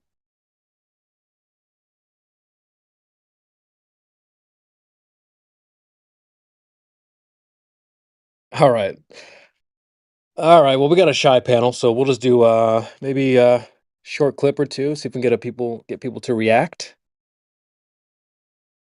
How about this one? You know, we ask Globers to back up the things that they say. Oh, you said this. Can you back it up? And they'll be like, oh, well, it's so late right now. It's like 1 a.m. Like, I would back it up, but kind of tired. And we also have Mike, who's joined the panel as well. Welcome, Mike. But yeah, we definitely deal with globeheads who will say things like, yeah, I'd have the proof, but I'm just too busy to back it up at the moment. Look at the time. It's so late. I got to go to bed, blah, blah, blah, right? Let's take a listen to what that sounds like in real time. Tell me that I don't know about these wars, though, just off one detail. But if you don't like, even I know know about the the Axis ranges- powers and the Allied power. Like, I know about no, that. shit. actually, I'm just for fun. I'm just curious. 3 Axis powers, 3 Allied powers. I get the names mixed up, but I know it was Into the mic. 3 Axis powers. I know who was together. I don't know. 3 which one is Axis which. powers. 3 Axis powers. Well, if I say the wrong team, you're gonna Just you're go gonna be ahead. like, see, when I know a bunch of information about it. You know, I'm not studied up on this like you are because you're a professional debate guy. You know, so I don't think that's a fair comparison. That because you have like statistics and you like I took like I learned about these things and I knew them. You know, I can tell you shit that I know, but like I don't think that's fair. That's fine. I mean, I'm sure we could go back and forth for a very long time. I don't think it's worth really lingering. It's also 12:28 I know. a.m. and you're trying to get me to name Axis powers. Like, yeah, fuck that's you. based. That's fucking based. Like, bro, she goes, I know things. You can't critique me because I know things like access powers and outlet powers. And Brian goes, okay, well, name 3 access powers. She's like, well, sometimes I get them mixed up. Okay, well, just name 3. You said you could name 3. Well, if I don't know them, then you're going to critique me. Well, you just said you know them. Just name them. Well, I don't have all the statistics. I'm not a professional debater. Like, what the hell? I swear, Globies literally be on the same shit, bro. They'll make claims and then be like, yeah, but you want me to defend it? No, you're a jerk. She literally said that. She's like, you're a jerk for asking me about that. Well, Shawty, you said you could name 3 outlier powers and 3 axis powers. And when he asked you to do it, you couldn't. And then called him a jerk for asking you to do it. Holy. Man. So we have Gesso as well. Gesso. And feel free to chime in. Gesso. But yeah, man, dude, it's be able to back up the things that you say. I would highly recommend that. Oh, I can name things. Go ahead. Well, I can't. All right. Man. So what else do we have here? Gesso, feel free to chime in. Gesso, what up? How are you? How'd you find us? Okay. We also have Titan and some other new people. Feel free to chime in, guys. What else do we have here? You guys know how go ahead. Yeah, man. You're struggling, brother. It's doing well though. I'm proud of you. Shit, we try, man. We try try to put some air in these tires. But you guys know how people will say things like, "Oh, well, they didn't have Photoshop back then." Right? "Oh, they didn't have Photoshop. There's no way they could have faked things. They didn't have Photoshop." Yeah, I bet you guys have heard that one before. Well, I saved this clip because this shawty, it's gonna be the exact same girl too. "Oh, well, they didn't have pictures back then." It's the same logic, bro. Because they're talking about how, and the context is, they're saying things like, well, if you have an Instagram with a bunch of bikini pictures or whatever, you're not traditional. And this girl goes, well, like, there were no pictures back then. Well, it just reminds me of how, like, you'll talk to a globe and be like, yeah, you can't go to space, whatever, it's fake, yada, yada. And they'll be like, no, but they didn't have Photoshop to fake it back then. It's the exact same mindset. Let's take a listen here. Today, that's which is a obviously- very non-traditional, like degenerate. We didn't have pictures. Pictures didn't exist when traditionalism was invented. And also, you know, so how Please, could did you miss that, Nick? Traditionalism I heard that. invented. Say that again, please. not invented, but like the way that things are. I mean, it wasn't like so. One day someone was like, "It's going to be like this," but like, yeah, but I heard that clip recently, and I forget where I heard it at. I think that might have gone across my feed. Oh man, dude. And I need to get that sound clip where he's like, what? I think I want that so bad, but I can't find it anywhere. But yeah, she's like, pictures didn't exist back then. And both the guys were like, what the hell are you talking about? But like, that's how I feel too when Globers say the same type of stuff. They're like, well, we didn't have Adobe. We didn't have Photoshop. Okay, like, does that mean that they didn't have the ability to draw or render it some other way without having this app called Photoshop? Like, come on, dude. So it's just funny as shit. I love finding clips. What time period are you talking about? Say that again. What time period are you talking about when she said we didn't have pictures then? Well, I don't exactly know, but she was saying like traditionalism. She said when traditionalism was invented, there were no pictures. But it's like, yeah, I don't know what the fuck she's talking about, bro. I don't know, because you said her logic earlier, but that's non-logic. That's illogical. Right. Yeah.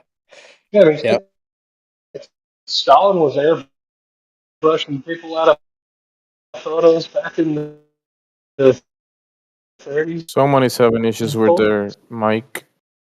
Satellite connection. No good. Yep. Is it me? Check. Yeah, it's you. You gotta check your connection, bro. Oh, I think it's your mic. It's not your connection. It might be your mic. Oh shit! Well, let me hop out. Yeah, drop at rejoin. Sounds But, like you. It sounds like his mic and himself are in different rooms or something. Oh yeah, just check your mic settings. The gate might be up too high. But welcome back. And yeah, a lot of these clips are just from like these dating shows, dating podcasts. But what we see is the same mindset. These broads on these these panels have the same mindset that these globe heads on our panels have. It's actually very scary to hear it. Because these girls will be like, yeah, but scientifically and science this and science that. It's like, bitch, you don't know what science is. And I'll play a clip of that right here. This girl's going to talk about, well, scientifically this and that, and just start making shit up. Let's take a listen. Good. So this is maybe a little off topic, but like when we're looking at science and we're going way back in the day, like way back at the beginning of human evolution, there was actually studies that found that the human species as a whole was not scientifically meant to be monogamous, right? So there's scientific evidence that supports the reason why like females are able to orgasm multiple times is because they were supposed to go with multiple partners. And literally the shape, yeah, no. Oh my god, fuck. And the shape of the man's need like some, head is literally shaped like that to scoop out Sorry, competitor guys, we have a sperm, really bad- right? Because just like in the race of which sperm is going to be able to fertilize Sorry, the guys, egg, we had a really it bad was the spill. same thing with male competitors back in the day in the beginning of evolution. Like, bro. What the f did I just hear? Yo, hey, yo. I be scooping that shit out with my dick. Hell no. Hell to the no. What the fuck? Yo. That was pretty radical. That was crazy, bro. That's some TikTok science bullshit, bro. I don't know where she got that from, but that's crazy. But that's what TikTok. I'm saying, bro. That's what I'm saying. They'll be like, yeah, but she said the words scientifically meant to be. What's What that the even mean? fuck? What does that even means mean? nothing. So basically, what this is that the anti-flat earthers, because I don't want to say globers, because it's the anti-flat earthers who are like so dedicated, basically sound like Instagram thoughts.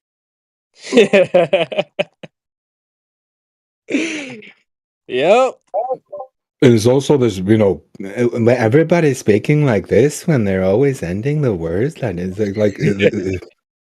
it's so funny. It's like this whatever podcast. Every woman is speaking like this, and I see it also in gamers. What is this an American thing? No, it's not. It's not that it's an American thing. The upward inflection of the voice at the end of the sentence. You mean? Yeah. In sociology, and like I read something about this in sociology and psychology, where it's a defense mechanism. Okay. So, that makes sense. Like in males with, I was going to sound like stupid maybe, but in males with higher testosterone, they don't lift their inflection of their voice doesn't raise when they end the sentence, because it's typically have a more aggressive mindset. Not that they are aggressive, but it's that when you lift it, it means you're not really confident in what you're saying. Right.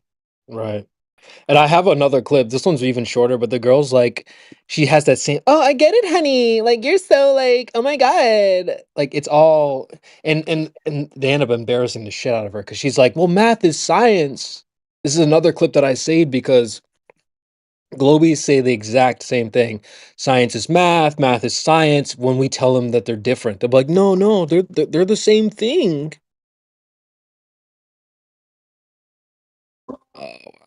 Honey, like, I totally get it that you're feeling insecure about this. So what about You that know? was an opinion? That was just a fact. What I said, most men would prefer their girl stay at home. Is that How's that an proven? opinion? Where's the statistics showing me that? Do I need statistics to tell you that the sky's blue? I mean, if you're telling me that's a fact, that most men don't like their women out, where's the statistics? Where's the actual facts? I need like You scientific do realize proof. that sometimes, like, do you need a study to tell you 1 + 1 is 2? Yeah, because otherwise, Incredible. mathematics, Incredible. they're actually like scientific. What? Like, what do the Globies will say the exact same shit, bro. Mathematics is basically scientific. Okay.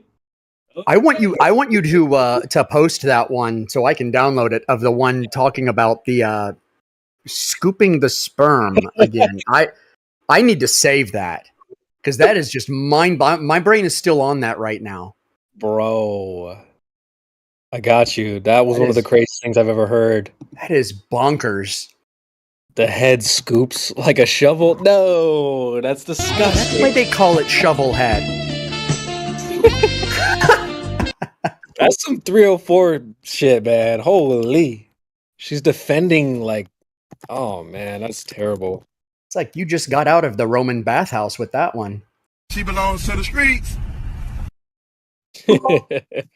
Yeah, but the reason why I saved this is because she literally says the word science damn near 3 or 4 times in that clip.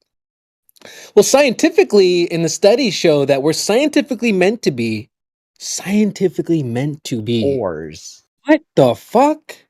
Yeah, what yeah, exactly. Scientifically meant to be whores. What? That's not science. What the hell, man? Holy. What else do we have here?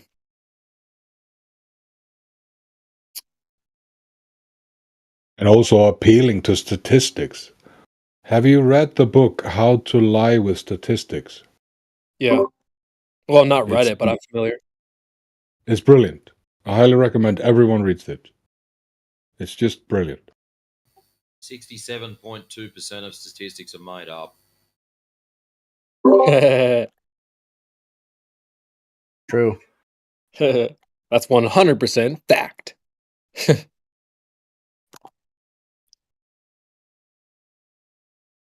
Cool.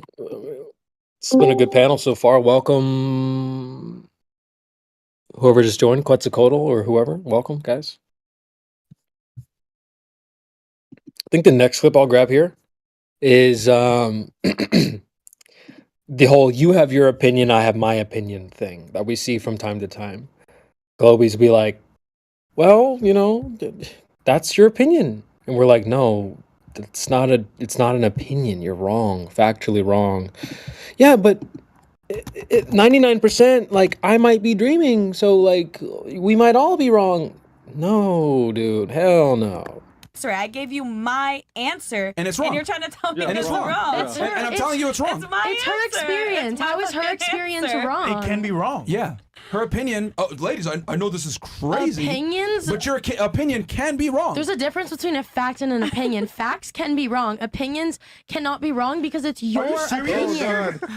Yes. No, please, wait. We can literally. I'm done. Please, We let's can rewind literally because go no, you over guys are facts, literally like, you guys. guys ask a question and you're not like. You're not asking me like the statistics on anything. You're not asking me if like my Gonna ask answers somebody. are going to be factual. You're asking me like you're asking me. Yeah. Like for my own answer. Yeah, So that's what yeah. I'm giving to Love, you. You're okay. not being It's like, not so much oh the Maria, opinion you well, give, no, it's no, the no. facts that you try to use to support them. So No, that's not true. I guess I'm you using can my have own this experience opinion, on it. But when you say a third of guys are over 6 feet make, you know, $250, or every other guy is starting an OnlyFans. Right, so when you agency, asked me clearly a it's- percentage, when you asked me for an answer that required a fact behind it, you asked me to make a percentage right. of what I thought, and I gave that to you, and you could call me wrong because I'm Right, but wrong. I'm saying you're allowed to have But the you opinion, can't but tell it's me. a supporting fact. So you asked the question from your experience, and we're telling you the facts Correct. behind it, but you're still fighting us on the facts. That's the problem here. Yeah, you can keep Correct. the opinion. Yeah, But it's wrong. You could But it's think wrong. that. But it's well, wrong. Well, listen. She can maybe have the opinion that women have it harder, but she can't have the facts. Like the facts are the facts. That's what can't be argued with. And your Like, argument facts can be wrong. Yeah, that's- like that that's it's ridiculous. like that That's it's retarded. easier for a man No, to get a facts are job, facts. or Thank you. But you just said Opinions. you said a fact can be wrong, but an opinion can't. It's the other way around. An opinion can absolutely be wrong, but a fact is not wrong because it's the truth. well, opinions can be objective or subjective, and some are What happened to your face? subject. Because an opinion can be right or wrong. Well, an opinion could be who's hotter, Latina chicks or Asian chicks. That's a preference. That's Yes. Opinion. Yes. That's So her subjective. And a opinion subjective is topic. actually- So objective you opinions asked can be me wrong. This is an how objective opinion. is you literally asked me, so how, like, why do I feel like I worked harder than my NFL man? Yeah. And I gave you the reason why I felt And like it's that, wrong. and you're like, you're wrong. You're wrong. That's wrong. That's her reason. That's But her that's truth. me. That's my. No. It's There like is you no ask her such her thing. favorite color, and then she gives it to you, and you say And you're you're like, wrong. No, because most women think that it's But fucking we just pink. explained So there your are objective favorite color opinions and has to be subjective fucking opinions. pink. Like, fuck No, out of it's not here. like that. Look, ladies. See, here's the problem. We've indoctrinated women to think that their opinions are not only always right, but they're also valid. Your opinion can be wrong and also invalid at the same time. Yours can too. Absolutely. Understandable, But yeah, notice it's true. how I'm not necessarily using an opinion. I'm giving a fact in general. Okay. Well, the context for those that may be asking, she says, so she was dating an NFL player. And she said that she had life harder than him. Like, Wow. yeah. And so it's like, that's not really that important, but just so you know what the context was. Yeah, they were like, she's like, yeah, I have an NFL boyfriend, NFL, you know, I'm dating this guy who's in the NFL, but I work way harder than him. He doesn't work as hard as me. And they're like, what? Like, no. But so anyway, but just the reason why I like that clip is because we see Globers to demonstrate the same behavior. Well, I have an opinion. I believe that I'm not on Discord right now or whatever. And we're like, no, dude, you're wrong. You're on Discord. You're sitting down on Discord. No, I might, you know, there's a potential that I might not be. Stuff like that, right? So Yeah. it's good to like watch out for this behavior. It's not just with like women or globeheads. It's everywhere. You really have to be on the lookout for that type of shit, man. Yeah, but like that's my opinion. Yeah, what's wrong? My truth. You are on Discord. Yeah, she said that's my truth. Yeah, I heard you say something about that, Mimas. Yeah. Yeah. We don't do that here. That's the whole point. We don't do that. My truth, your truth, Miggy's truth, Mimas's truth, Kiwi's truth. Hell no. Absolutely not. Subjective truth is part of this relativism bullshit. Right. Yeah. Right.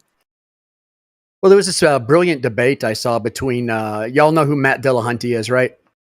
Oh yes. He used to be many years ago. He was on a show I think out of New York called The Atheist Experience, and now he's just like your basic bitch atheist debater who's on like all the different channels. He's fat, bald, has a goatee, like kind of the typical what you'd imagine.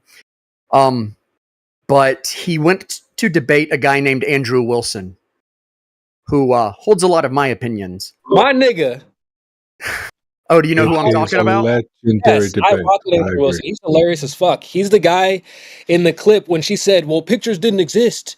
And he's like, that's right. This one exist. Yeah, he was in that. Oh, clip. you know what? That's where I saw it because I don't watch the podcast. I don't watch whatever Fresh and Fit, but I do watch all of Andrew Wilson's stuff because he's just orthodox Christian nationalist type. Yeah, so he's I like like right him. up my alley. Yeah, He's funny as I like him. and dude. He's- and that's the other thing is he's hilarious, and he just chain smokes while he's destroying people. Yes, dude. He came up with a phrase that I think we need to copy. We need to steal from him where he said, because you talk to a girl and you say, well, girls do this, girls do that. And they'll go, well, what about the men though? Right? And so he said this phrase. He's like, listen, I don't need your fucking what about the men though? Like, What about the men though? he calls it like, instead of like taekwondo, he's like, listen, relax with your freaking what about the mendo over here. And so we need to copy that because Globers do the same thing. We'll say, well, what about your globe? What about the curvature? And they'll be like, yeah, but what about the flat earth though? Yeah, it's just So we need- whataboutism after whataboutism. What Yeah. about us? Yeah, yeah. Well, But anyway, he's hilarious. Go ahead. I saw this debate between him and Matt Dillahunty. Matt Dillahunty gave his very basic atheist intro, religion people bad, religion, slavery, LGBT oppression, intro. And Andrew Wilson immediately ceded Matt's entire premise and said, there is no God, Matt, and proceeded to use Matt's exact logic in creating a moral system, an ethical framework. And it actually, Matt Dillahunty stormed off the stage. He stormed off the stage. Got him. And then he had all these defenders in the audience who would go to bat for him. They went to bat for him, right? For like the next 45 minutes, they went up to the microphone and they were throwing questions and accusations at Andrew Wilson. And Andrew Wilson stayed there and he debated with the crowd. This guy he was debating with, the big guy, he's called OZN with a Z, IEN. He has been debating flat earthers now regarding the moon landing being fake. So I think he's a prime target for anyone who wants to debate, because he was very offended for Matt Dillahunty's sake, or when it came to, because he was attacking Matt Dillahunty for being lying to himself that he was not homosexual or something like that, because he has a transgender. Yeah, he's banging a dude. He's banging a dude. Oh He shit! thinks he's a girl. Yeah, Yeah. yeah, it's like a transgender, Yeah. Oh, So yeah. he's banging a dude. Yeah. Ozian's banging a dude? So, at the very end, Matt Dillahunty had turned around and said, "You jackass," to him, and Andrew Wilson said, say hi to your husband for me, Matt." Shout out to Andrew Wilson, man. He's funny as hell, man. He You is like it. hilarious. Yep. Yeah, he cooked them girls on whatever too. He's mad He fun. cooks That's how everybody. He cooks everybody. Yep. That's how I got introduced to him on that whatever podcast. Matt Boy was cooking these chicks. It was mad funny. But yeah, shout out to Andrew Wilson. Maybe we should get him. I wonder if he's flat No. earth adjacent. You think? No. No, he's look, hardline there's- against it, I think. Yeah, he's probably hardline against it. And two, it's probably not the kind of conversation he even wants to engage in. He probably just going to look at it as a distraction anyway. I went he's on good his at what he Discord does. server and I asked, what about the shape of the Earth or a true Earth? I was like, I didn't go straight to flat. And they were like, delete this comment right now in the Discord server. So I think they're protecting themselves from being censored or something. I don't know. Well, two, they have an MO, they have a modus operandi in their space. There's a subject that they're engaging with, and that's the subject. And they don't want anyone coming in. And like he talks about all the time, he doesn't want people coming in and talking about race and talking about like conspiracies and stuff. He just wants to talk about these certain topics, and that's his wheelhouse. Yeah, he's good at it too. Might as well just leave him alone, let him do his thing. Cause Yeah, he's doing good. He's doing the Lord's work, literally. yeah, I'd have to agree. I like what he's doing. So shout out to Andrew Wilson. For those that don't know, you can catch him. We'll have to get you guys a link or something. It's funny you said that, Meme. It's the Lord's work. I had 2 Mormons knock on my door the other day, and I pointed out some flat earth truths to them. Oh, nice. That's going to be hard with a Mormon, considering the afterlife for a Mormon.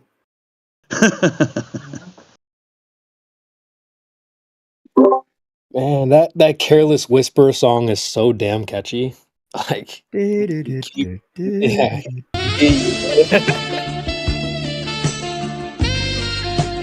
That song is sexy, bro. I'm gonna just say it. That song is sexy, dude. It's very sexy, yeah.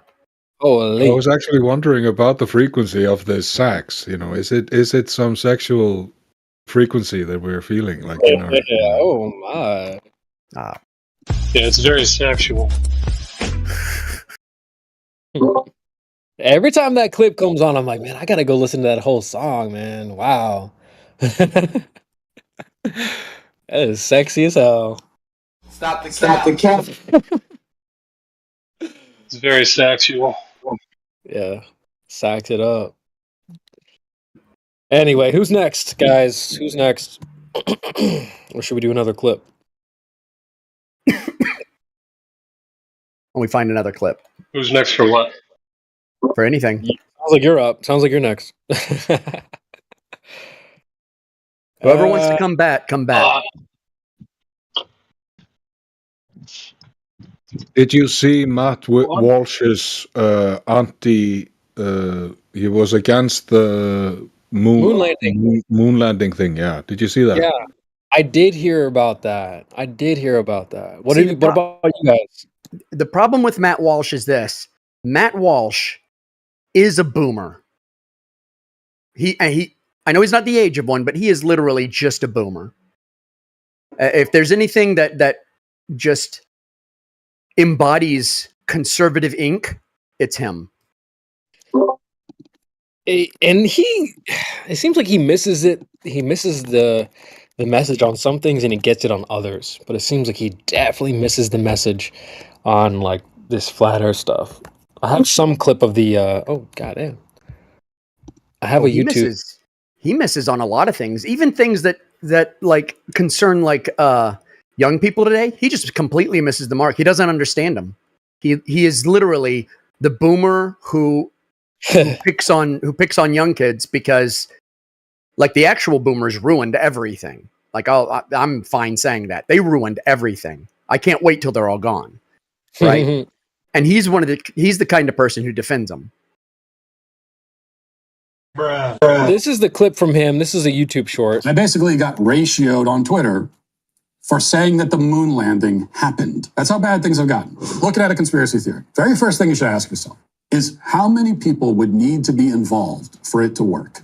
And if the answer is that a relatively small number of high-level, powerful people would have to be involved, then your theory at least has a chance of passing the initial smell test. But if the answer is that the conspiracy would necessitate the close cooperation and secrecy of thousands of people across multiple agencies and institutions, Come on, bro. then you're going to have to meet a very, very high evidentiary bar to make your theory even slightly credible. If they were going to go through all this trouble to fake the pictures, why would they neglect to add stars to the sky? Like, wouldn't that be the first thing you do if you were faking a picture of outer space? What the Why fuck? would they pretend the moon has wind? As many people have argued to me over the weekend, if we really landed on the moon, then why haven't we ever gone back? Well, the first answer is that we did. Since 1972? No, we haven't. Guys are retard.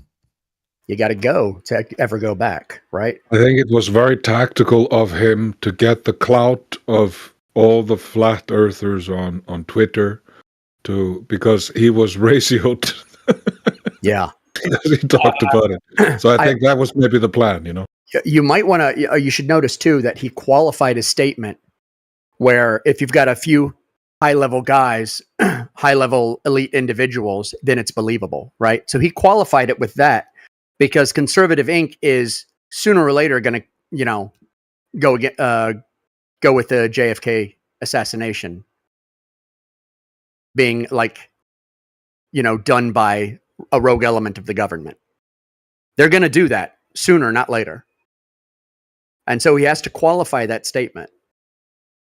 So here's why I'm going to believe I'm leaving this room open for us when we there's going to be some conspiracy theories that we're officially going to accept. So he made sure to leave that open because he sees which way the wind is blowing with that. Him and the Shapiros, they all see that. You have to be extremely ignorant to believe that this actually happened. Then I mean, not stupid, but ignorant, ignoring, Hell, even when I wasn't ignorant, I was ignorant. It's so blatantly obvious, You just hold on to it for as long as you can, and then you're like, no, okay, it's obvious. This is something's off here. Yeah. I didn't even believe it when I was a Glow believer, bro. And I think that's not uncommon either. You're going to find... Oh. Perfect. Let me just play this clip. It's very short. Someone donates to the Fresh and Fit panel and asks the girls, do y'all believe in the moon landing? And what do you think they had to say? Let's take a listen here. All right. Why now? We got why now goes... What are your thoughts on the moon landing, real or fake, or y'all don't have the brain cells to answer? Okay. How many of you think that the moon landing was real? Raise your hands. Yes, it was real. Okay. One. Only one? The rest of you guys don't think the moon landing was real? No. What? I believe it happened, but I don't believe the pictures were real. Oh my god. I don't believe it happened, and I don't believe. Why it would they was fake real. the pictures? TikTok may explain this shit. They explain the whole of how the shadow is off and da-da-da-da-da. They're so proud of that. Why would they fake it? Okay. All right. Moving on. Yeah, next. Five. They don't want y'all to know what the real moon looks like. Only one person think the Why? moon landing was real. Yes. Well, one girl on panel. Yo, dude, it's so funny. The one girl that said, yeah, it's definitely real, was coping the entire time when she realized that the girls around her were like, nah, I don't believe that. She's like, wait, why would they fake the pictures? Wait, why would they fake it? Hilarious. And she was the first person, too. When they asked, hey, do you guys think the moon landing was real? She had no hesitation. It's real. Of course it's real. And then she's shocked when the rest of the panel's like, nah, it's not real. There's 7 girls on the panel. Only 2 of them thought it was real. One of them thought the whole thing was real, and the other one thought it was faked, but also still real. Yeah. The other 5 said it wasn't. That's the people who say it happened, but the pictures are all fake. They're on the path to disbelief. That's what that is. Yeah, I was impressed though. I was impressed. That one girl. Well, this is like that bell curve diagram where it's like the stupid person and the smart person agree, but it's all the midwits who don't believe, who don't agree. Okay. Yeah. Yep. I know exactly what you mean by that bell curve. It's like, I love that bell curve when it's like the ignorant redneck type is like religion good, and then in the middle it's the midwits saying religion bad, and then it's the ultra genius on the other end going religion is good. Yeah, religion is good, and like it adds more specificity. Yeah. Yeah, I know. he knows why. So at the lower end, they're operating off of like primal instinct, and at the upper end, they're operating off of intellect. Yeah. That is a good meme. I do like that one. Yeah, I think there's one of those for flat Earth too, where it's like Earth flat, and then you have the middle. Yeah. It's like it's not flat, and then you have like at the end, it's like it's flat because of this, that, and the other, or whatever. So yeah, I've seen those too. Those are great. But yeah, I just homeboy was saying something. We were talking about the moon landings, and it's like it's not that uncommon for someone to still believe in the globe and not believe in the moon landings. Right. So, and this Fresh and Fit panel, that was like from like 2 or 3, maybe 4 weeks ago. That was very recent. So, you know, and people are always like, oh, those girls are different. They're all strippers and dumb. It's like, well, I mean, you got 6 of them there that thought the moon landing was cap. So, like, I'll take that. That's good. We like that. So, yep. Is there a premium subscription to block these adverts? No. So what else do we have, guys? What else is next? One of the best TED lectures I've ever seen was Katie Bauman describing how they take a picture of a black hole. If you ever want to laugh, they're using interferometry, and they're using the Event Horizon Telescope. And it's always funny because they always call it EHT telescope. So it's like Event Horizon Telescope. But she was saying that they need, in order to take a picture of this black hole, which is called Sagittarius A star, it's like the Anush of the universe. They found it. They need to connect all the telescopes on the planet right now and make them point to this specific place in the sky. And it's 27,000 light years away. And they would have needed to make a telescope the size of Earth and then add an algorithm. Then they would be able to take a photograph of it. But they're using interferometry, and they're filling up maybe 10% of the image, and they're using an algorithm that is taking into account Facebook selfies. It's just hilarious. I'll post it in the chat for everyone. I've seen that. Have you seen it? Yeah. So good. These are all like ridiculous. Like what people will like cope with.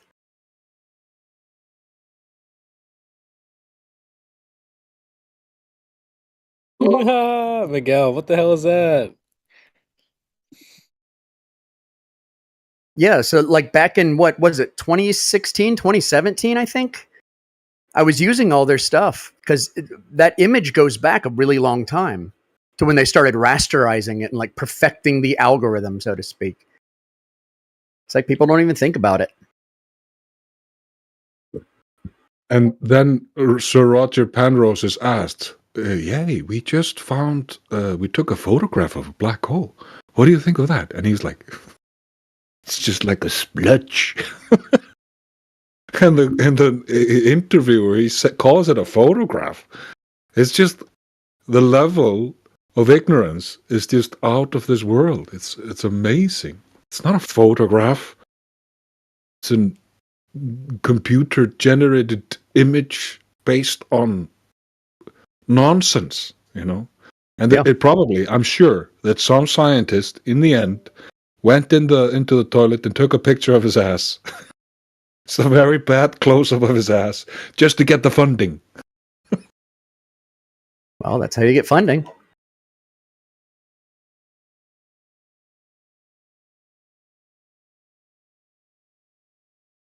That actually kind of reminds me of that one NASA employee that took a picture of like it was like a chorizo sausage or something, and said it was like some fucking star, however many bajillion miles away, and everybody ate it up.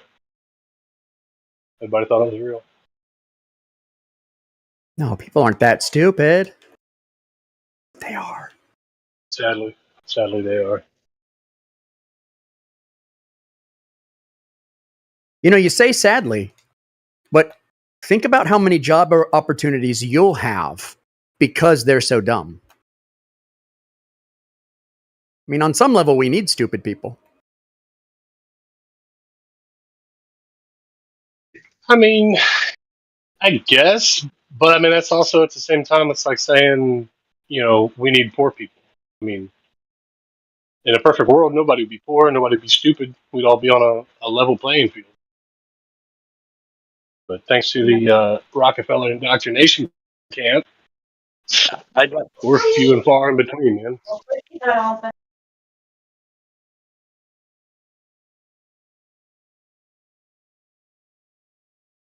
I just wanted to add to that. We need stupid people the same way we need wicked ones to stand as an example as to how we are not to be.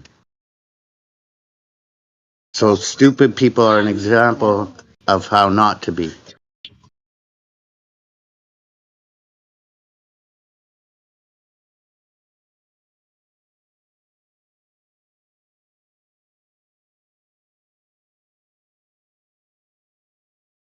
Keep the show going, guys.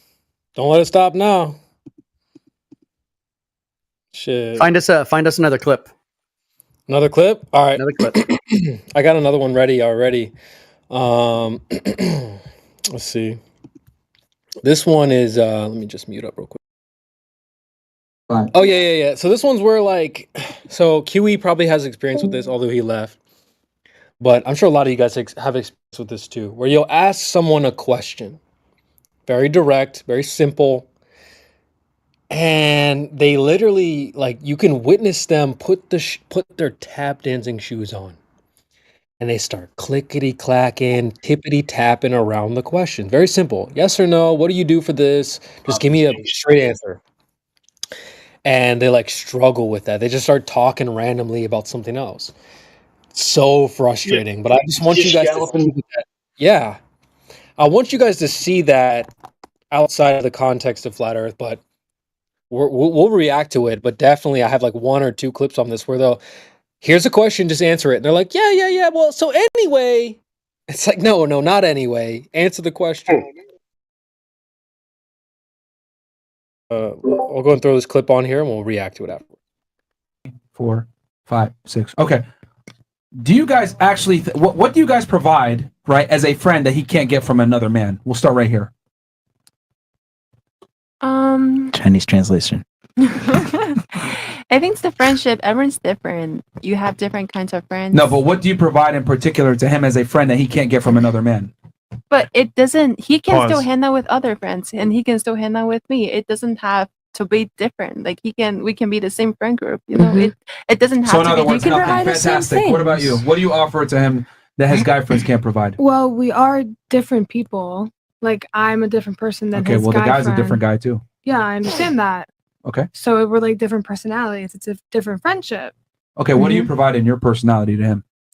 Well, I'm funny. Like Really? There's a bunch of things. Not to you, not right now. I mean, you've had an opportunity on this podcast for a bunch of time to prove you were funny. Okay, well I didn't. So are you really funny? Yeah, I'd say so, just not right now. Interesting. She's contextually funny. Who else said? Okay. So he asked a question. What is it that you as a female can provide to a guy as a friend that a guy cannot provide? Very simple, right? What can you provide as a female to a man as a friend that another male friend cannot provide? Well, the first girl goes, well, there's like, we're just like different people. Okay, that's not answering the question. I get that. The second girl's like, well, I'm a different person. Okay. Is being funny and being laughable the same thing? Nah, hell nah. Nope. No, if they're laughing at you, you aren't funny. Right, right. That was another thing too. She's like, "Well, I am funny," and they're like, "Yeah, but we gave you chances to be funny. Have you been?" She's like, "No." So then, how do we know you're funny then? Like, man, dude, this mind virus is seeping into everybody. Males, women, Globers, you name it, dude. Ain't nobody safe out here. Holy. What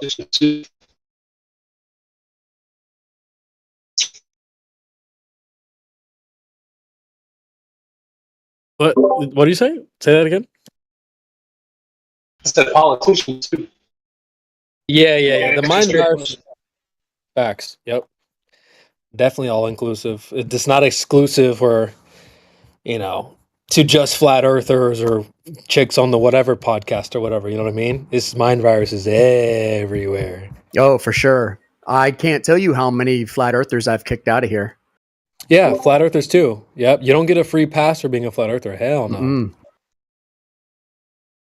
Well, honestly, I'm not gonna grill you more if if you say you're a flat earther. To be honest, but Yeah, I'm going to hold you to a higher standard. Honestly, I am. Might not be fair, but that's life. it is what it is. And if you're gonna represent me as a flat earther when I'm not here, you best be on your best behavior. I'll just be honest, bro. Yeah, that's a big time because if you let them get away with this idea of it accelerating upwards crap and flat Earth society crap, no, we're not those people. Yeah, right. Exactly. So, I mean, I try to do my best to represent y'all ninjas when I'm in here. Not saying things too crazy off the cusp. Oh, no, we have a dome. Like, you guys are never going to catch me saying stuff like that. So I really do try my best to represent most people in here. So I would ask that for all of you as well. But it is what it is, I guess. Should we move on to the next clip? Yes. All right. Let's throw this one's not that deep, but this girl's like, "Oh, don't let your past define you. Your past doesn't define you." And I just love it because Brandon Carter is the guy you'll hear in the clip. This is on Fresh and Fit. He goes, "You know what? You're right. My past doesn't define me. You know what? If I want to be an astronaut, I'm a fucking astronaut." It's actually very funny. Let's take a listen here.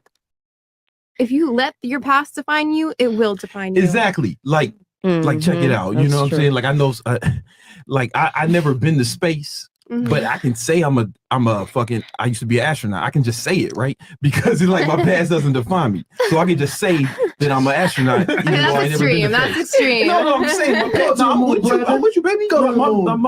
My past doesn't define me. I'm an astronaut. Okay, if you want to believe that, then go for it. You know what I'm saying? Oh my God. Yes, queen. There you go. Yes. You want to be an alien? You go be an alien. You know what I'm saying? It's just that reverse trolling he put on her. You know what? You fucking right. You know what? I'm astronaut. And she's like, "No, that's too much. You can't say that." Yeah, well, your past defines you. So Who made the rules? not me. Yeah. Yeah. Not me. All right. Yeah, I was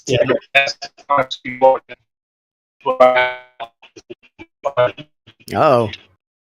You're roboting my man. I'd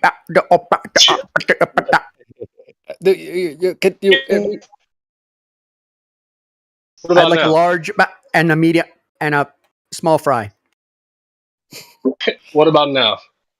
That's a little better. A little better. All right. Yeah, my bad. I'm at work and I'm kind of in a tin can. I get shit reception sometimes. What I was saying was, your past defines who you are now, but what you do now will define who you are in the future. There you go. Okay. Yeah, that was deep. I like that. It was just you can improve. Or let's say you did something in the past, and you say, "Hey, I'm gonna reflect. I probably didn't do the correct thing, and I'm not gonna let that define me from now on." But you did that, right? So it's up to you to maybe, if you made a mistake, maybe fix it or Just improve. remember. Yeah.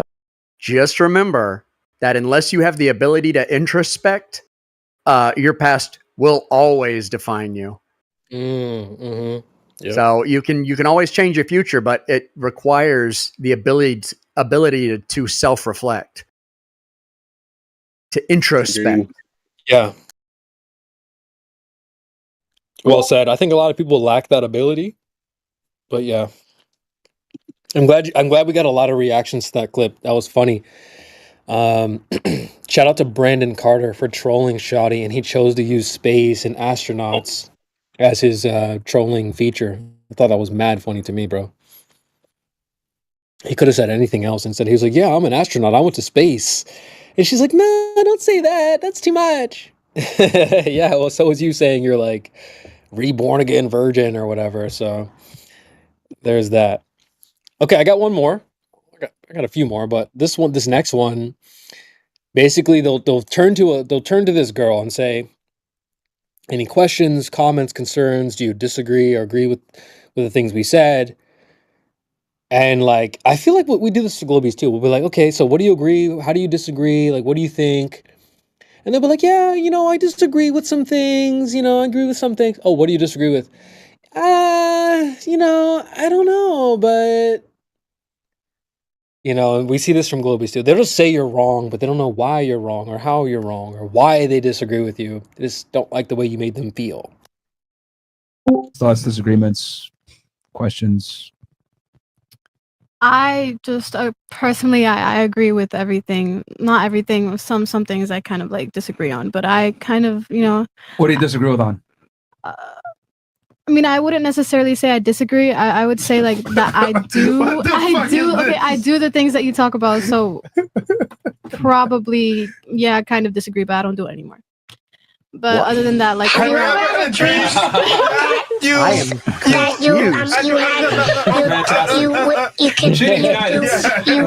want. So I told you. Okay. Wow. Byron says it perfectly. Like, she needs guidance, and they actually ended up hiring this girl. It looks like they brought her on and kind of took her under their wing. But she's like, I disagree. And I'm like, okay, what do you disagree with? Well, I don't disagree, but I do disagree, but I don't disagree. It's like, what the fuck? Like, I don't know, man. You'll just deal with that with Globers too. They'll be like, I just disagree with you. Oh, okay, how? I just do. Yeah, I just don't like the way you made me feel. It's like, yeah, well, fuck your feelings, dude. Facts over feelings. So I like that clip too, because we see that same type of behavior from Globies. Oh, I definitely disagree with you, flat earthers. Oh, huh? Why? Well, gotta love it, man. Gotta love it. All right, how about another one? This one is to show folks like what mainstream says about flat Earth. Okay, so I mean, obviously mainstream doesn't match what we say. So like, it's just really interesting to hear like what the mainstream is saying about flat Earth. Okay, so this is Tim Pool. My boy's Fresh and Fit. They rock with Tim Pool, so they go on each other's shows from time to time. So they went on Tim Pool's show. And in the show, I think Tim brings up flat Earth, something about smashing into the firmament, yada, yada. And then you can hear how the conversation turns into more, oh, well, flat Earth, they think there's an ice wall, blah, blah, blah, blah, blah. He starts making a complete mockery of it. But at the same time, he starts saying things that like you would probably say as a flat earther. You'd be like, yeah, well, there's a treaty to go to Antarctica. You don't just get to freely roam. Like, he starts making all those points within his little rant here, which is really interesting to hear. Because I've played it before and I've had people say, well, he probably knows more about the flat earth than he's letting on, which may be true. I want to hear if you guys think that as well. And I can see why he would not want his audience to think he's a flat earther, but he definitely makes some interesting points about like, okay, well, you need a treaty. You can't just go wherever you want. Great point. But at the same time, he mocks the flat Earth by saying things like, "Yeah, they think there's guards blocking you from the ice wall and blah blah blah." So let's take a listen. Shit. All right, just play it. You hired too many American citizens.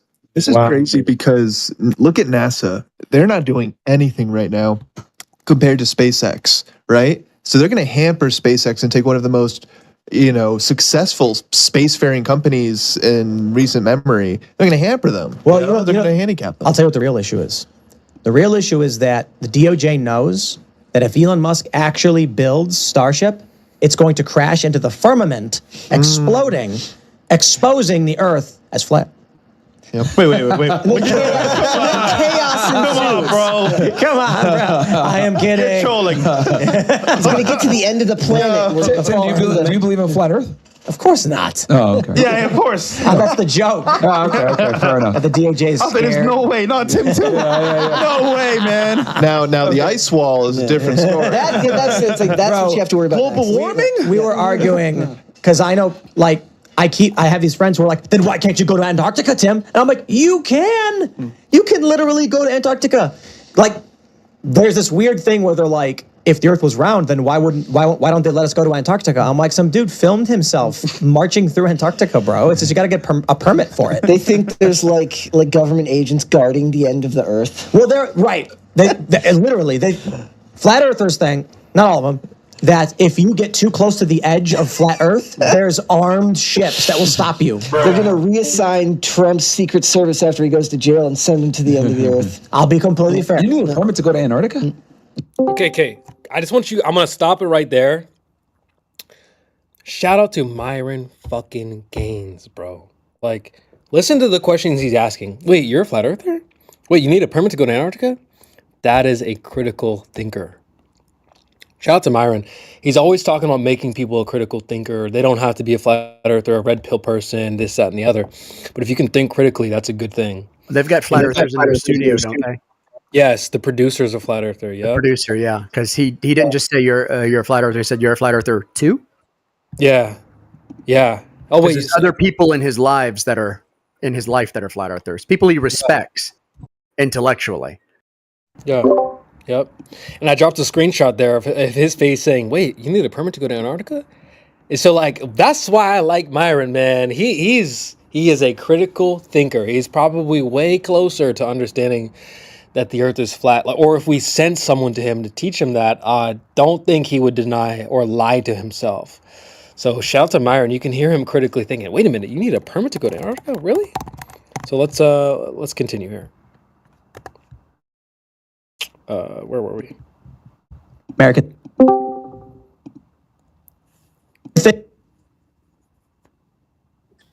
And strategic location that's uninhabited. If you can show up on a cargo ship doing supply delivery and then like go on the shore and like look at the penguins and stuff like that. Tons of people do these little tours. You're there for a few hours and you leave.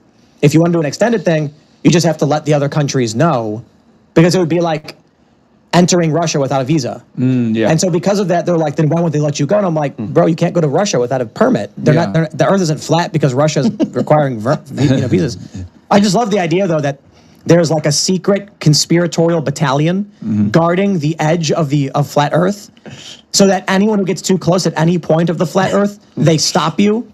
Like, dude, there's no secret cabal dedicated to protecting the firmament. It's where all that black budget money is going. Gotcha. I've never heard the flat Earth theory, so this is all new to me.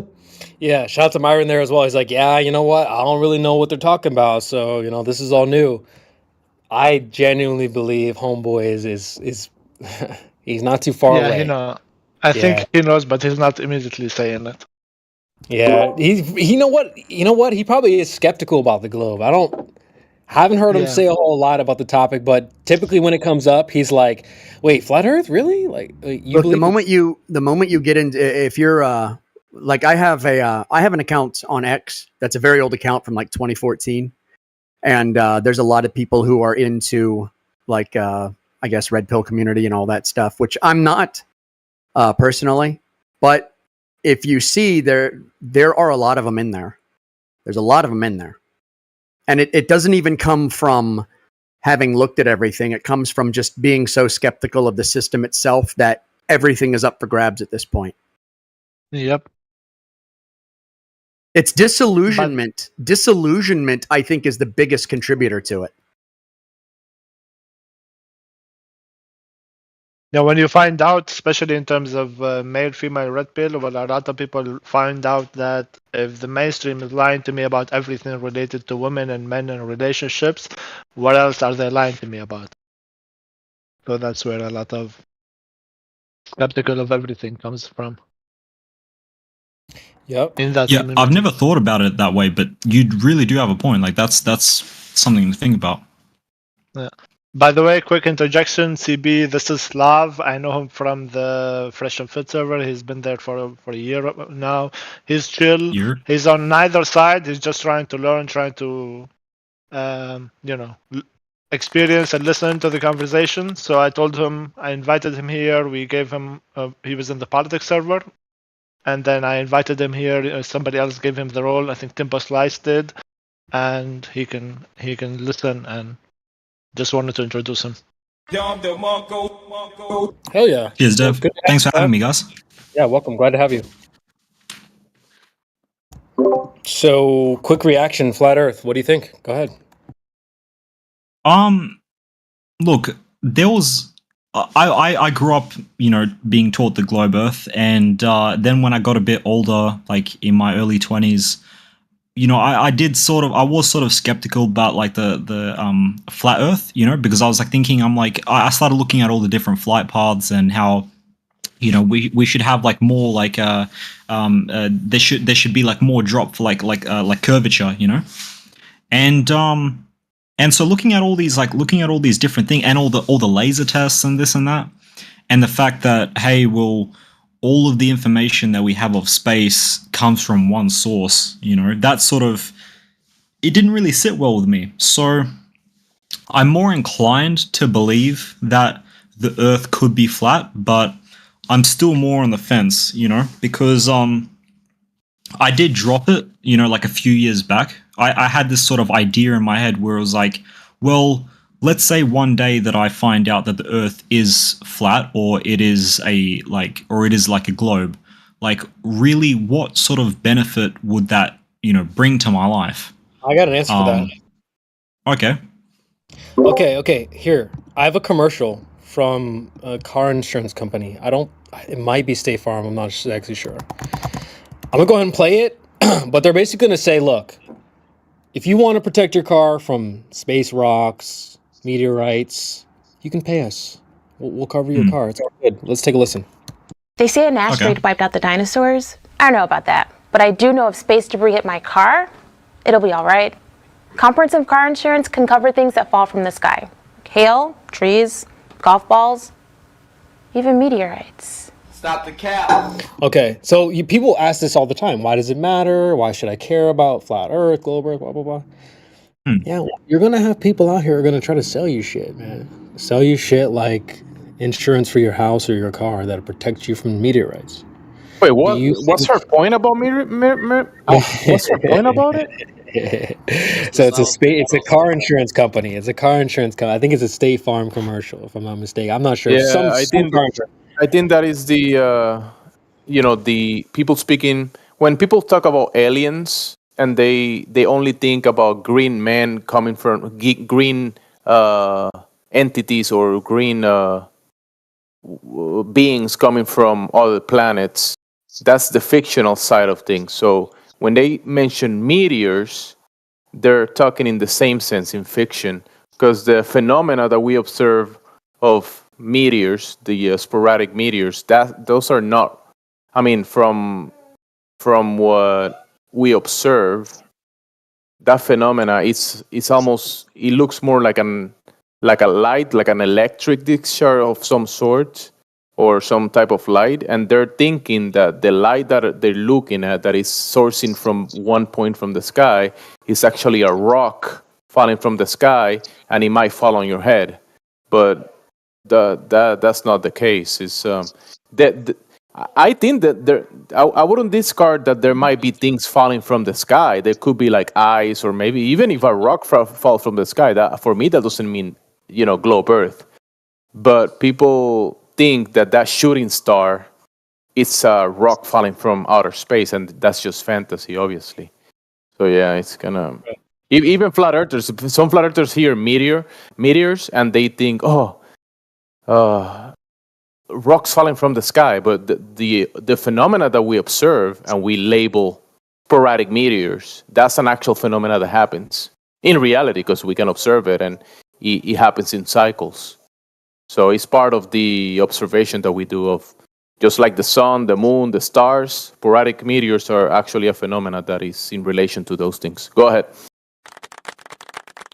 And to answer your question, Yep. Just gonna answer your question in a different way, Slav. Wouldn't you rather know the truth, even if it has absolutely, or if you think currently it has no relation to your life or whatever, it would still be from a critical thinker point of view to know what is actually true, to get to the bottom of it and say, okay, this is definitely true, at least I know. Because the next step would be, as soon as let's assume that's true, you assume you did the research and did experiments or the tests, and then you find out, okay, fuck, they've been lying, the earth is flat, whatever. It's not that important. But then the next step is going to be, wait a second, those same people in that same government organization from that same country or even other countries who are friends with them and always agreeing with them, they told me this, and I have done the research and found out it's not true what they have told me, so they lied to me. Okay, if they lied to me about this, now I'm going to be weary and critical of them every time in the future they say something else. Or their friends in the government say something to me like, take this jab, it's going to save your life. So now I'm going to be more critical about it. And now you're entering into the round of things that actually affect your life. Because if you are critical about this government organization lying to you about something because you know they lied, you're going to be critical of them maybe lying to you about something else. So you're going to inspect that and research that as well before you just blindly believe them. So it's just knowing the truth is always going to be the better choice, even though sometimes the truth may not be easy to find out or may not be pleasant. Yeah, I mean, it's about the information that is being presented, because if the same agency, let's say, the government lies, but you don't throw the baby with the bathwater, because when the government says you're under arrest, you are under arrest. They're not lying. So, I mean, when they're saying, hey, we're going to come and we're going to,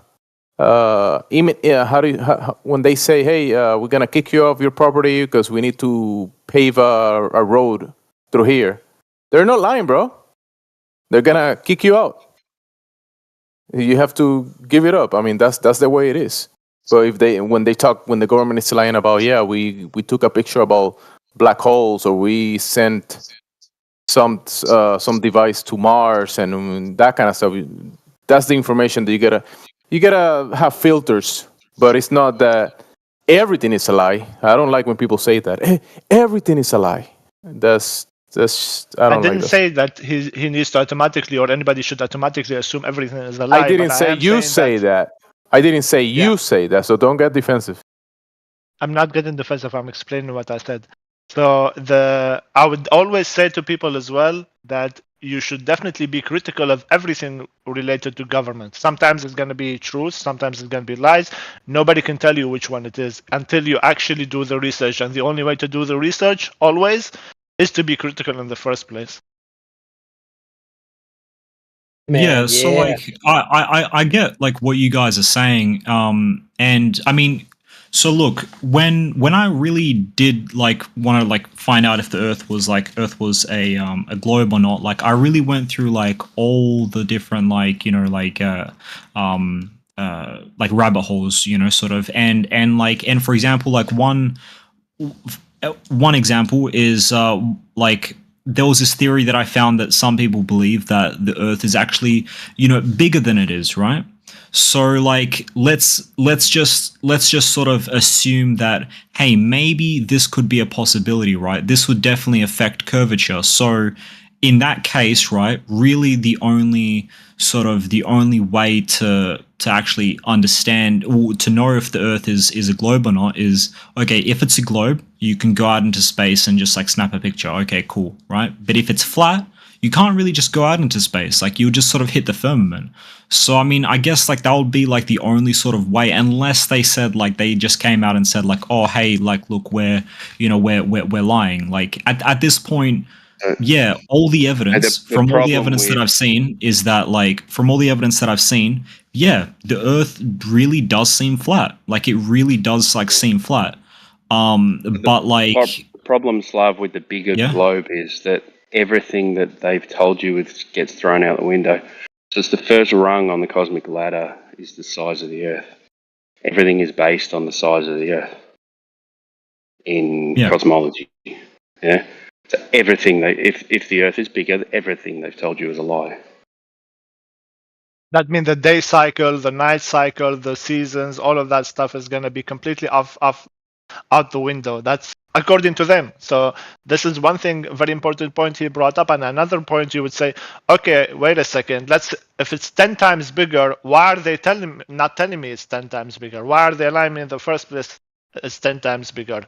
And the third way, which is the way that I like to prove it, is, okay, let's assume it's 10 times bigger. Let's take the math. Let's put that math to the test. Let's see after how many miles am I supposed to see curvature. And I'm going to go out. I'm going to use my telescope and my laser. And I'm going to do the test. I'm going to find out there's no curvature. So it is not 10 times bigger. You see what I mean? So there's always a way to see for yourself. And even to go on a little bit of a tangent, the fourth time is to bring in other types of arguments, which are the spin of the Earth. They're still claiming it's spinning at a certain speed, but they did not prove it. They did not provide any scientific evidence. So where is it? Why are they not providing that? If it doesn't exist, that I'm not just gonna blindly believe it.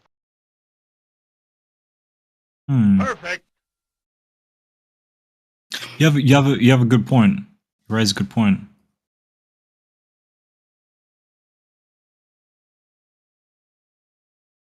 So what's next? So like, let's say all you like, are you guys like, all like you guys that are flat earthers, right? You guys that are flat earthers, check. Because I know Dev's like standing on this, right? But like, would you like, at least when you became a flat earther, did that sort of push you towards like religion? Do you believe in some sort of like creator? No. Oh, creator? Yeah. Yeah. Yeah. But that's not necessarily religious, though, I would say. Yeah. And like, keep in mind, too, like 95% of the world is religious. Yeah. And they believe in the globe. So I don't think that's not Yeah, I don't think it's actually relevant to the actual like topic itself. Maybe on a meta level, if it's flat, like it necessitates absolutely that it needs a designer. So this is what I told him this morning. This is why he's bringing it up, because we were having a discussion about religion this morning, and he was like, "What about you, Dev?" And I'm like, I don't know which version is correct, but I do know there must be a creator, there must be an intelligent designer, because I have done the research and I do know the Earth is flat, it's under a firmament, it must be, therefore it did not come out of nothing, it must have happened somewhere. So that was just one of the reasons I gave him on why I think there is a God. Yeah, the interesting thing for Flat Earth is that it's not, the subject of Flat Earth is not as interesting as the other doors that it opens. Like once you have the certainty, okay, if this place is flat, there's definitely a creator, then you can have actual interesting conversations with people. And you can then continue to ignore the absolute malarkey that they're putting out, like, hey, purchase space insurance for your car. Yeah. No flat earther's ever going to buy that. I also have a running joke. This isn't my idea, but I've definitely tried to popularize it here. But the space junk helmet. We're on YouTube, so I can't say this in too much detail, but over the last couple years, we had folks wearing some protection on their mouth to protect them from incoming debris. Okay, well, if you can convince people to do that for the front of their face, well, I think you can convince them to shift that protection from the front of their face to the top of their head, right? It's the same thing. Oh, wait, look, incoming debris is coming. It might hurt you. Wear a space junk helmet. So it's like, do you think a flat earther would put on any space junk helmet ever? Hell no.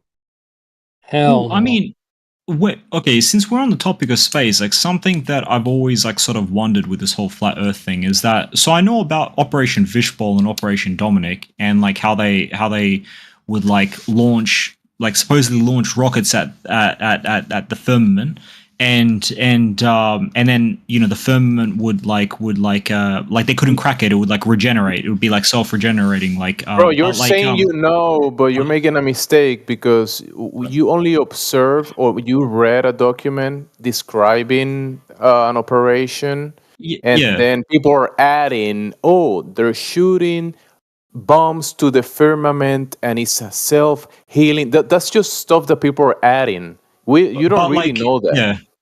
But like sort of the question that I was like sort of like leading into. Listen, to add to just my last point about that. When people add this extra layer to what Operation Fishbowl actually means, oh, they're shooting rockets to the firmament and it's a self-healing thing. We don't actually know that, and we could say that we saw some videos, right? They provided some videos. There's some footage that people recorded. We saw some explosions in a layer very high up, but to say what it is and that it was hitting the firmament, we don't really know that, because how do you know there's no I don't know, a medium between where the explosion happened and if there is a ceiling above that people call the firmament. We don't know that. So to say things for certainty to what that operation actually was and what the bombs were doing and it was hitting, you know, the rockets were hitting the firmament. We don't know that, bro. So I mean, fair enough. I mean, like, yeah, like, no, you do have a point, but like, I was just sort of like, I was like leading into like a question. So like, so with these whole, you know, all this like, you know, billions of dollars spent like each year, like, you know, like, you know, on like new rockets and stuff like that, you know, supposedly they're going to the moon, supposedly they're going to all these other planets or whatever. You know, like where, like, because they are building these rockets. I mean, yeah, at least they do build rockets, and I've seen launches that are different. You know, when some people say, "Oh, all rockets go in an arc and they go away from you," I've seen that, but I also seen rockets. I was in the Caribbean and I saw some launches from NASA in Puerto Rico, and these rockets didn't went away from my view. They didn't went in an arc. They definitely went 90 degrees up, and what I saw, it wasn't a rocket going away from my view. So they are definitely doing something. They devise devices, and they are maybe sending them to the layers up there to, I don't know, maybe check or study or whatever they're doing. But to say what they're actually doing, we don't know. You know, because I haven't gotten a sample of what they actually reached up there, right? Because when they say when they send the devices up there, and they're probably checking, or maybe the medium that is up there. Well, I mean, we can observe, we can look at the launches and the rockets going up there, but that's the limitation, or at least what I saw. I just saw what they did, but I can't tell you what they actually were doing up there. So I don't know. Okay, yeah, no, I thought like I thought maybe you guys may have like had like some like opinion or theory, or you know, what they could be possibly doing. I tell you something, it's not going to the vacuum of space that is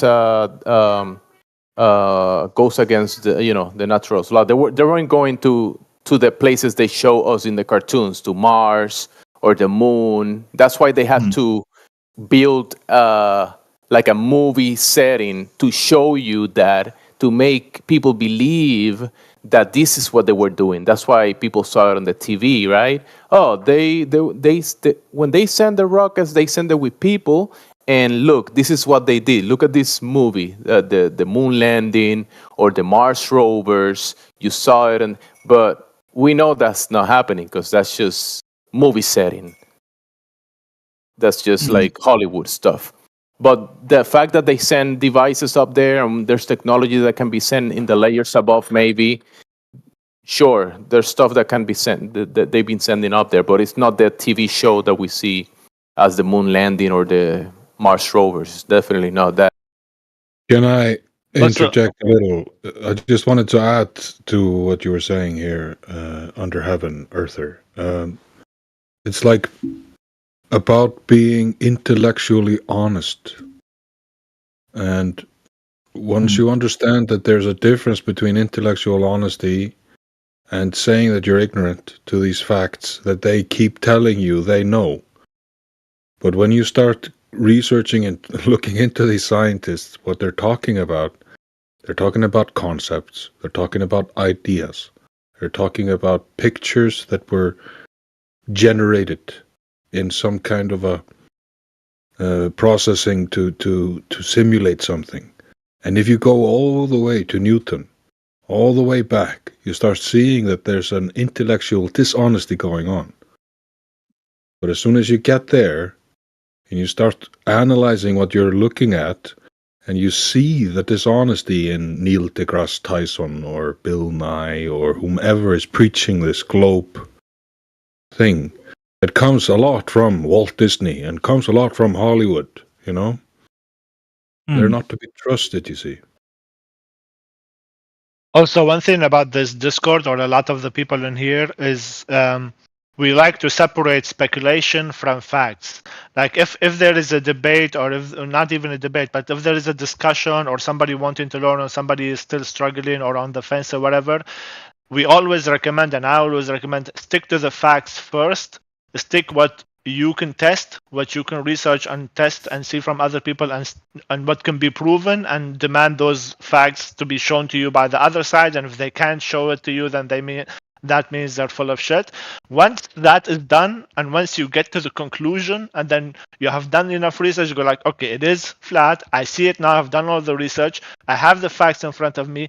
Then after that, you can only move to the speculation part. Or what could the firmament be made out of? There is the story here and story there. I read a story here that sometimes things fell out of the sky made out of a material that never exists anywhere else on Earth, and that was like some sort of unbreakable blue material, yellow material. So that is speculation. I never tested that material. Nobody has had his hand on it. It could be a fake story. So that's all speculations. And we try, when we're trying to have a discussion with somebody or like showing the facts of flat Earth, we don't use the speculation part. We simply let it to the side first. We get to the facts first, and then after the facts, we can have like a nice discussion, speculate here and there.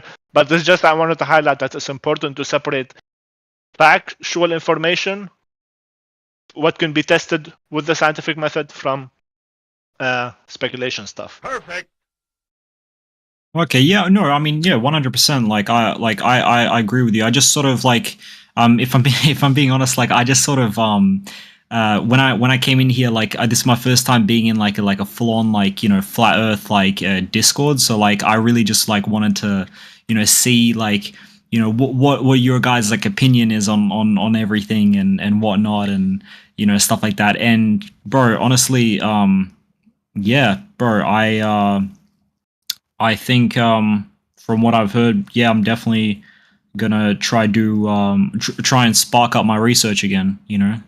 That I left like yeah, man. years ago. There's a lot of resources here that you can look up, and then you can further. And if you have questions, you can all ask. Even if you DM me and whatever, I can answer you some stuff. Bet. Slav. What's up, Jay? When you see these documentaries on television talking about space and so on, all they are showing to you is animation, and they are good storytellers, but they are using assumptions on top of assumptions, and that's it. So they don't use the scientific method. And I can show you, for example, do you see the live stream voice text? Do I see what, sorry? The live stream. The live stream voice text. Oh, voice text, yep. Yeah, so I'm gonna show this crater. Okay. So people can claim that something did fall from the up, like vertical and left nothing. And actually, about this place, people today are thinking, people that have been there, investigate. I'm gonna post. They think today it is a hydro crater made by a steam explosion from down. So it's not, there are evidence there that show it was like a geyser, so it doesn't it does nothing fall from the sky. It simply came from below, So yeah, that's it. Okay. And then if you add the religious aspect, waters that broke up from the deep. What is the what from the what? With the Great Flood, where do you think the waters came from? That's the same pattern you get when the geyser goes off. Yeah. So, yeah, so like how bad's that Matrix when an Aussie can't even understand you? I was just gonna say that, bro. Holy shit, I'm laughing my ass off here. Yeah, but he's a No, I mean- we don't care. no, I mean like to be honest, bro, like your accent sounds more Kiwi than Aussie, like. No. All I can do Is that an insult? Okay. Is that an insult? No, like I mean Kiwis are dirty, bro. Like, there's nothing wrong with being Kiwi. But yeah, anyway, I'd just like to say, shut up, Jedi. Bruh. And I want to say something. We have a geophysicist guy from Brazil. Now he's a flat earth guy. There was a time, a student asked to him, he's a Brazil, so he was at the top of the University of São Paulo teaching, and there was a student, is the earth flat? And he said, I don't know, but I'm going to investigate that. And then he did his own research, and he did found that it's nonsense, the globe. So, he did talk about tectonic plates. They are just jumping from one model to another model. And the guy knows what he's talking because he's in the field. So he has a team that works outside of Brazil, and so they are just making assumptions, speculations. So if the one model doesn't work, they jump to another model, and so on. It's the same with this. Have you heard of refraction? Yeah, we see too far because of refraction. There's a globe claim. Yeah. Yeah. Yeah. So what they do there is they just reverse engineer it. So they say because, like, no one's ever measured the size of the globe. It's all done with a calculation from angle measurements. So this is the size of the globe. So what they do is they say, okay, we see 10 miles. They just put in their refraction calculator. Okay, well, the refraction rate has to be this rate for them to see that far because the Earth is a ball the size of so. Yeah? So because they have this size that they've given us, then they just claim everything works because the refraction rate was at this day because you saw that far because the Earth is a globe of this size. You see what I mean? It's like circular reasoning. It's like it's a reification fallacy. Never prove the globe size, but use the globe size to create a refraction model. Now, how does that work?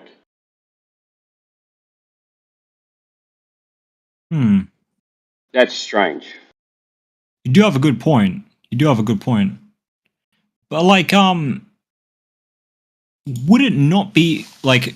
So if we looked at like the biblical depiction of the Earth, yeah, could it not be Someone else possible? better answer this. I'll stay out of this. Could it not be possible that the Earth could be a sphere but also flat at the same time? You mean a flat plane inside of like a bubble almost? Yeah. I mean, I've seen that depiction. I would say that all of those are speculations. I'll post it in chat for everyone to Yeah. I mean, that would be similar. No, it's not concave flat Earth. What it is, it's like Mesopotamian, and it's almost the Hebrew concept in that it's a bubble in the water and there's a flat plane. Yeah, but when you think about these cosmologies, you got to take into account that many times when there's a depiction, it's almost like someone is giving you an outside perspective of the place that we're in, and who has been outside of this place and came back inside and say, hey, this is what I saw when I was outside, and this is what it is. You know, it's a difficult position to. The whole thing. I was going to add to that outside of what we can confirm and verify, anything else is speculation. Yeah. No, fair enough. Yeah. Imagine if you were like some ancient and God had plucked you out of Earth and given you like a vision or shown it to you. The only way that you could relate it would be by describing things you've already seen, right? You wouldn't be able to describe things no one else has experienced, right? How would you describe a Flurfergopper? A what? A what? Exactly. You couldn't. It's like a blind man trying to describe the color red. You wouldn't have the words to describe what you saw. And so you would describe it as best you could to the people in terms that were relative to their experiences. And relative to your own vocabulary too, and your own experiences. You would describe things in certain ways.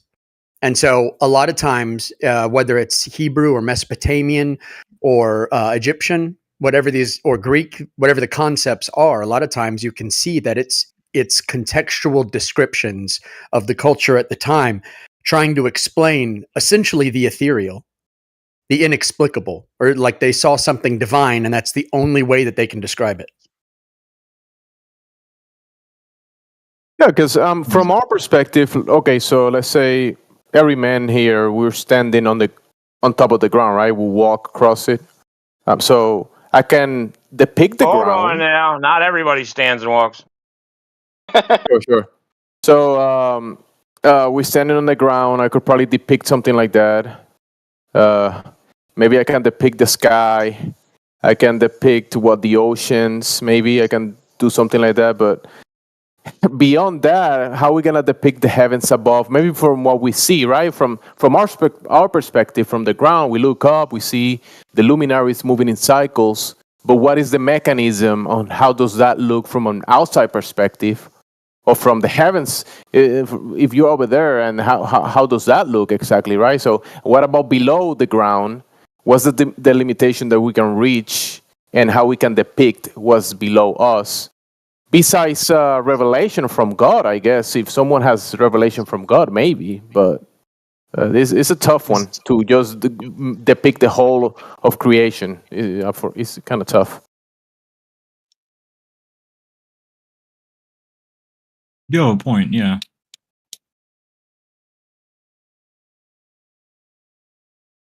But like, let's say,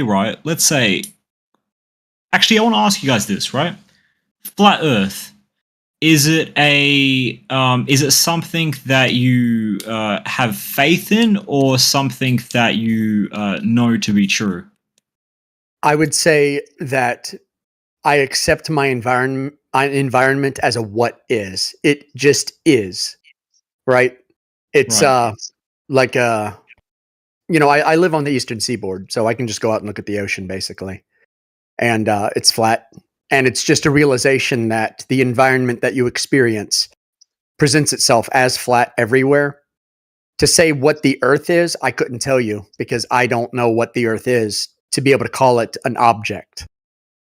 So in the absolute strictest sense, I'm not a flat earther, because I can't say that earther part is, I don't know what the earth is to be able to say, you know, what its entire like feature is. Right. And so, yes, there's topography. Yes, it measures flat everywhere. Yes, you know, gas needs a container, but that doesn't tell me what it is for me to say, I know what the earth is. All I do know is that the environment that I experience measures flat. And so for me, that's all that's important. And if you think about it in your daily life, even like going through your whole life as a glober, you never think about it. There's nothing you'll ever do in your life that will ever inform you about anything like that. Think about all the people in all the way back to medieval times and like ancient history. It wasn't on their mind. They just existed in reality and did their work. They lived their lives. They had families. They were born. They grew old. They died. And the question was never important. And it was only important when it was inserted at times throughout history, when it was inserted into the public, into like the mass consciousness for whatever reason. And so if no one had ever told you about it, like, let's say you never heard about space and you never heard about like science fiction or anything like that, you'd never think about it. You'd never think about the nature of the realm. It would just be the realm you exist in. And that's essentially how ancient peoples, you know, perceived it. It was, Earth was the realm. I would answer this question also with, I don't know everything, but I do know, like he said, the environment around me, the floor I'm walking on, the ocean that I see. I know it's flat. I know it's motionless. These are things I can test myself and I get the result. And I've tested the opposite, and everybody else who told me the opposite, especially like the mainstream, I tested their hypothesis and it was wrong. So I know, it's not like I believe. There are a lot of things about it that comes later that I can't say I know. Like, for example, what we talked about earlier with what is the firmament made out of, how big it is, how high is the firmament, who made it actually, what's the actual essence of the stars that we see outside, what are they actually? I don't know any of that. I do know it's flat. I do know it's motionless. I know the sun and the moon are small and local, also because there's evidence for that.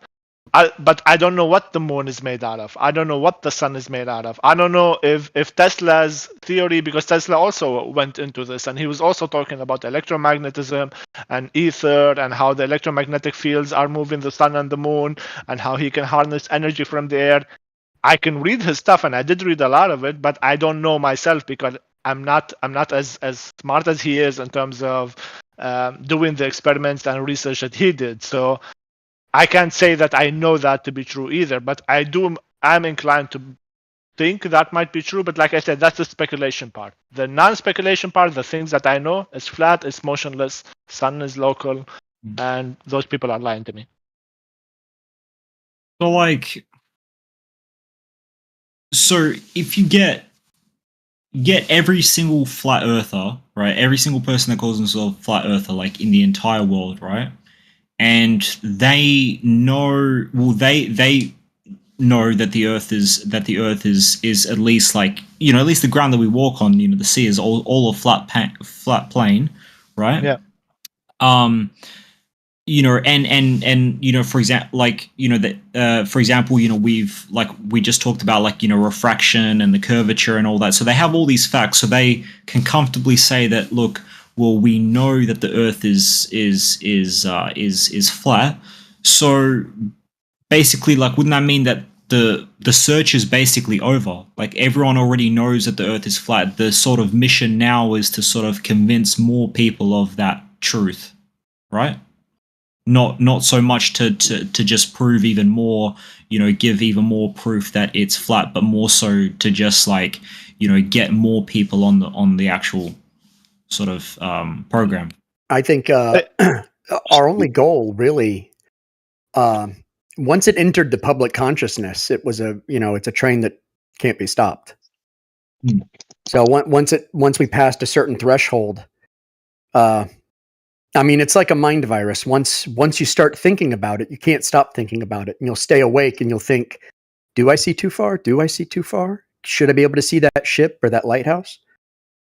And I mean, really, that's just I don't really have a set goal personally for like trying to convince anybody. Like for me, just having the argument is fun, right? I like this is just fun for me. Okay. Mind virus is maybe not the best way to describe it. It's maybe like a virus program to destroy the virus. Yeah. You know what I mean?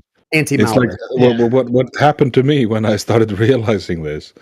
Like I was investigating a lot into holy science.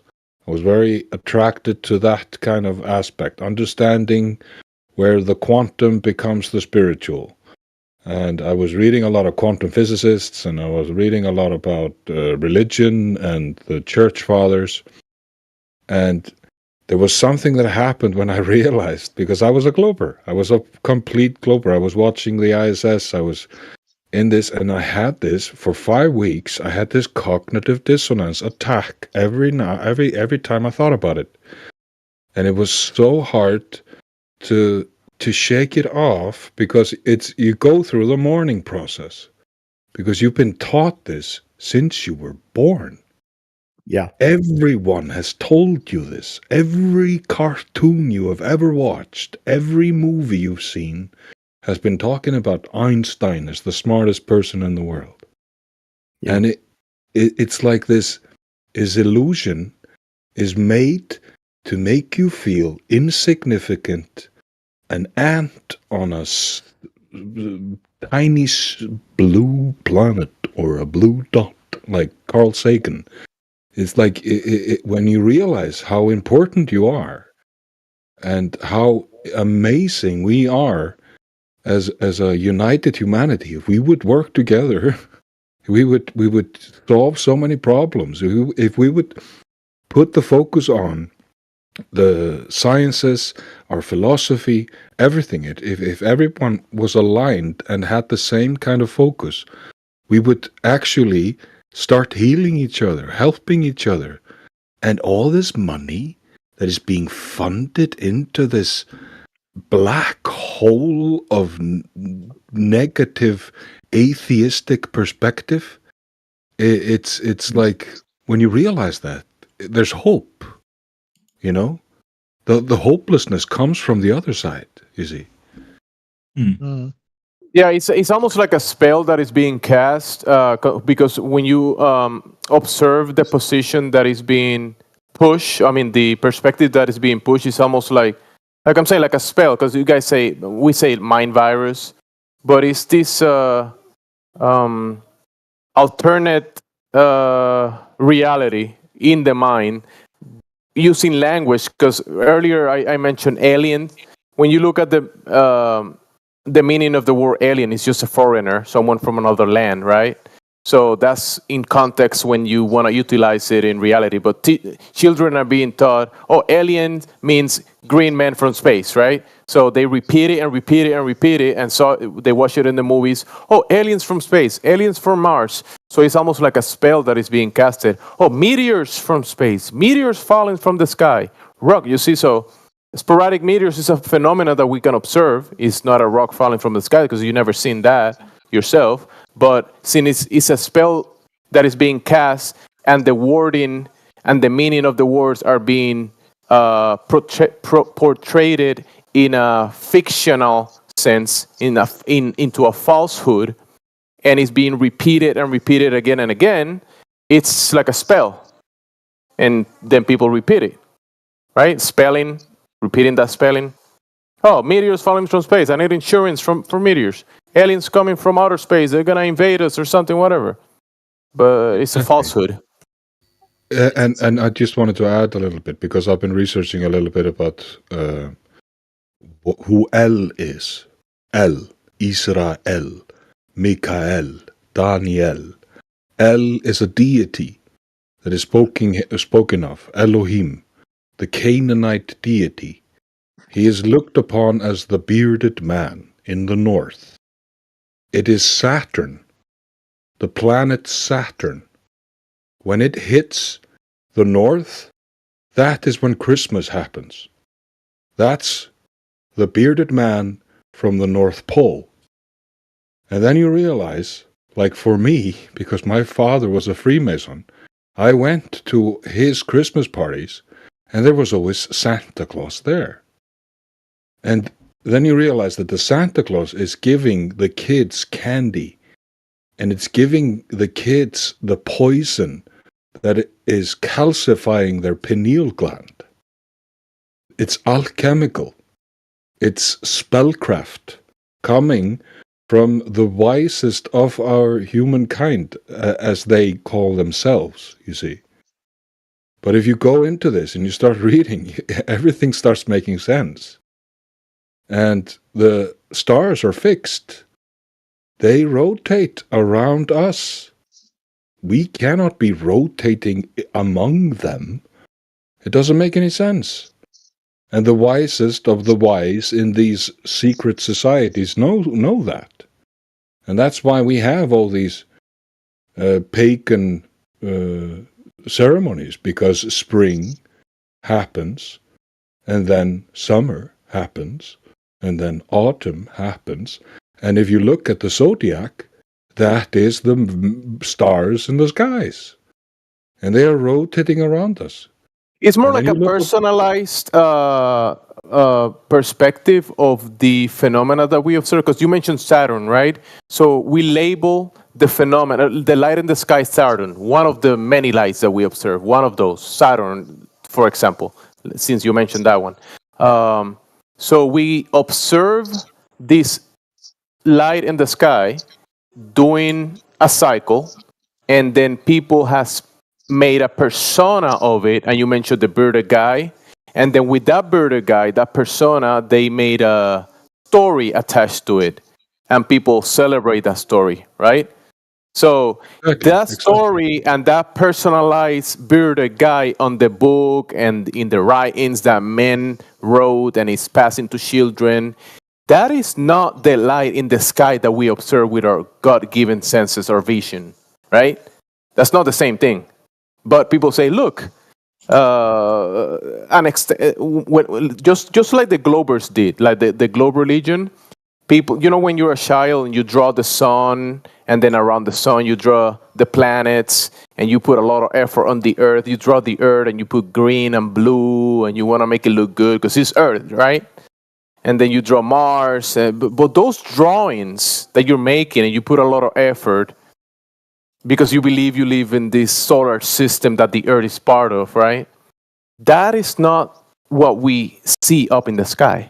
That cartoon that you drew and your classmate next to you also drew in the art class about the solar system, those depictions and those personified versions of the story are not what we observe as the actual observable phenomena with our God-given senses, our eyes. Those are separate things. But Globers actually tell you themselves that the solar system is this drawing, right? Just Google the solar system. You're going to find thousands of different drawings of the sun and the planets. And people actually believe that that is where we live, in this freaking cartoon. It's kind of crazy. Oh, I got some bad news for everybody. Okay, what is it? Carl Weathers died. Who's that? Carl Weathers. Apollo out of Rocky. Yeah, he was Rocky's black friend in the Rocky movies. Oh, what? Yep. He passed away? Right, that's devastating. Dylan, man.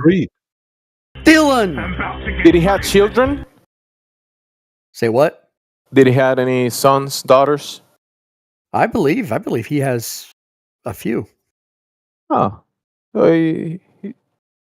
He'll be remembered, and he's gonna, his seat is still here. It's like, Wait, you know when you have a farm. Carl Weathers. Rocky one. Dang. The black guy, the beat Rocky, that one, right? Yeah, yep. Apollo Creed, and also one of the greatest memes on the internet. Action Jackson, man.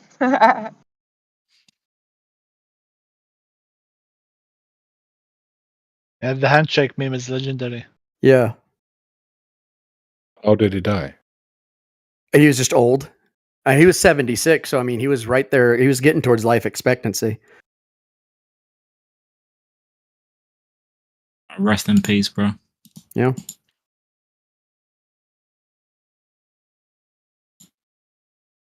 Rip Carl Weathers.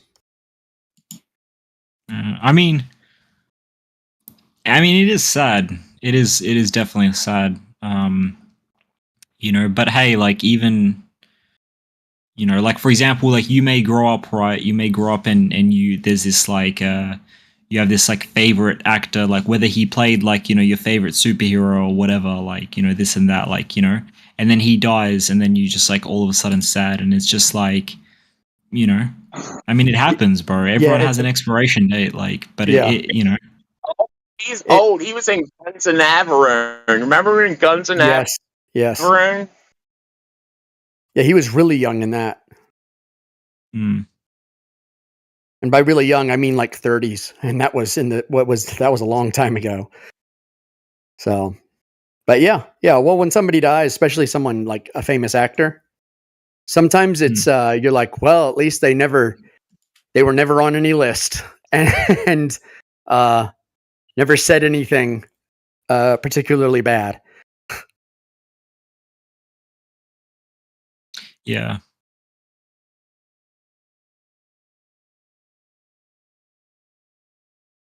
You know, that's usually like the hardest part. Like even like let's say if we like forget like if we, you know, just don't think about like celebrities, that's like really the sort of hardest part about like you know, accepting that hey, everyone has like an expiry date, you know. And it's like, for example, like let's say you have like a loved one or something, like a parent or whatever, you know, you know, you just really love spending time with this sort of parent, and you're not thinking about the clock, right? At every, you know, even right now, like as we're talking, we all have a clock, and that clock is ticking, and you don't think about that, right? You don't think about that. And then it's right up until the last seconds. That's when you really try to like, you know, spend as much time, you know, with that sort of person, you know, because you don't. That's when you actually finally start thinking about the clock, you know. You're like, fuck, man, like they're gonna be gone now. Like I have to, you know, like I have to really soak it in, you know, sort of thing, like the good times and stuff. Yep. Well, it was like Leonard Nimoy dying. Spock. Oh, right. Okay. Yep. And like it was like just a part of everybody's childhood. Like that was definitely part of my childhood. So but yeah. I mean, life goes on. Yeah. But speaking about clocks, have you seen the flat Earth clock, Slav? Flat Earth clock? No, I'm gonna Google that right now. All clocks are You flat. can't Google that, man. You have to go off Google for first thing, because There's like no spherical clock, dog. Flat Earth Dave has an app that you have to pay I don't know, $3 or something for. But there you can see that it takes it takes the sun 24 hours to go one circle around the flat map. And it's 12 o'clock everywhere it hits while it's going across. And it's not 12 hours it goes in a circle, it's 24 hours it goes in a circle. And the dial, or the small hour, what's it called? Pointer, is connected to the North Pole. And then you can see that small dial is the sun. And it's going around for 24 hours.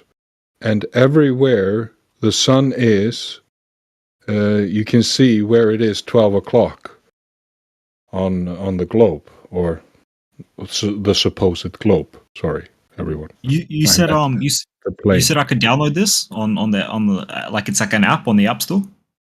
Yeah, it's an app in the App Store, but it's pretty cheap, and it's Flat Earth, Dave. It's called what is it called? Flat Earth Zodiac. Zodiac clock app, something like that. Yeah. Yeah, Zodiac clock app.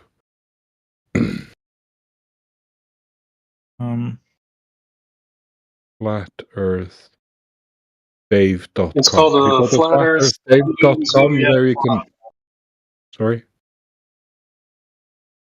So Flat Earth. If you go to flatearthdave.com, Flat Earth Dave. Yeah, flatearthdave.com. There you can see the app, and it's pretty good. It's the only thing that I know that is very solid that I've seen. It's like when you go to Google, you just see a pizza, flat Earth in space. Bullshit. Some straw man version of what we see. But this is the thing that really converted me to understand. Then the time zones are just 30 degrees on a dial, because there are 24 time zones, and they're all connected to the north, and the south is just like this Antarctic circle around the pond that is this huge pond we are in. And it makes perfect sense when you see it from that perspective, especially when you can authenticate it. You can look at what the time is, and it makes perfect sense. So the sun and the moon is the month, the sun is the day, and then the stars is the year. Are the year, sorry, bad English. Okay. Interesting. No, I've never actually seen any sort of like app like this. I'm gonna get it now. It will open up a reality that is far greater than what you've been told. And in my opinion, this just opened up everything. I just saw, yeah, now everything makes sense, you know. The zodiac makes sense. Why the stars are where they are. And the moon rotates in the zodiac in the same way as the sun does. The sun takes a little bit longer to go through each zodiac. And the Aries is the lamb, and that's happening in the Easter time. So you start seeing that there's a decoding happening in the Bible and many other things that you can understand. 12 disciples, 12 zodiacs. Scorpion is Judas, all that stuff.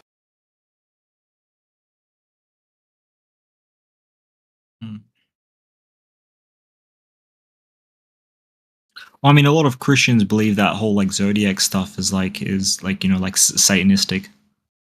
But I get what you're saying. Yeah. But, you know, we have to realize that there's a reality going on, and it's connected to the stars. And a lot of our stories comes from the stars. And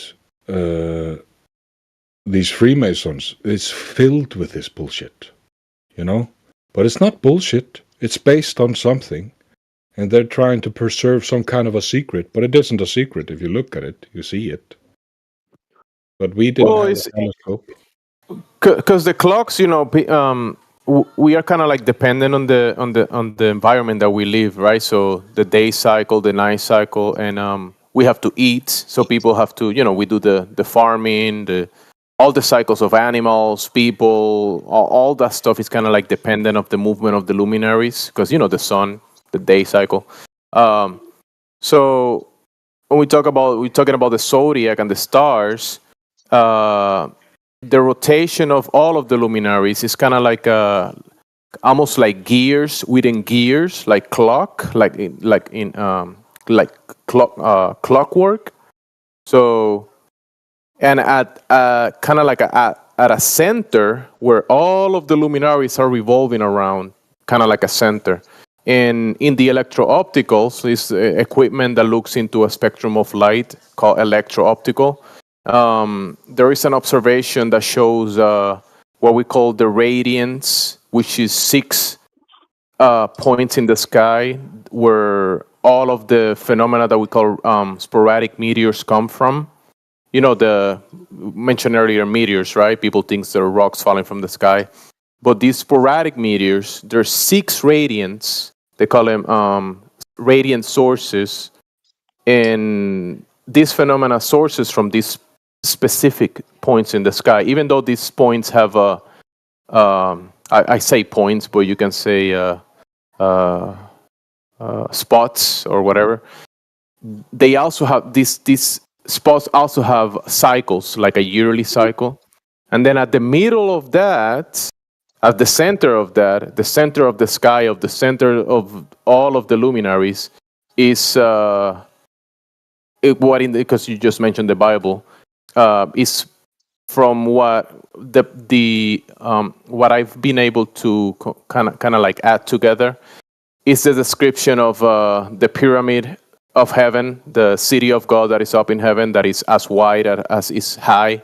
It's basically looks like a pyramid of light. It's depicted in many depictions by men, like in the back of the dollar, the all-seeing eye is the pyramid in the sky, and that all the pyramids on the ground are aligned to, you know how the pyramids or the structures in the ground are aligned to the luminaries, and the luminaries are circling around a center point that looks like a pyramid of light that is shown in the electro-opticals. So that it's an interesting topic that is in relation to what you're talking, because at the center of a clock, you know, when we have a Swiss watch or whatever clock that we use, we see the hands of the clock, we see the numbers, and the clocks are pointing to a certain, the hands are pointing, but then we see a center of the clock, and then we see a mechanism of the watch that is behind, right? So it's similar to what's happening on the heavens. It's just that it's a kind of like a clock that has more layers, that is more complicated than the ones that we build down here, like a Swiss watch. So we see what we observe from the ground, but there is a limitation to the things that we can actually observe, because obviously there's like a veil in between us, the mediums above, and whatever is above that.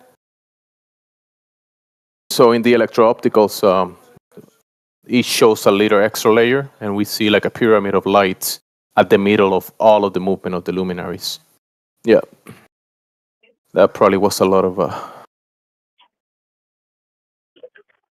of too much, but yeah, at the center of the clock that we see of the sky, there's a pyramid of light, guys, and it looks like that.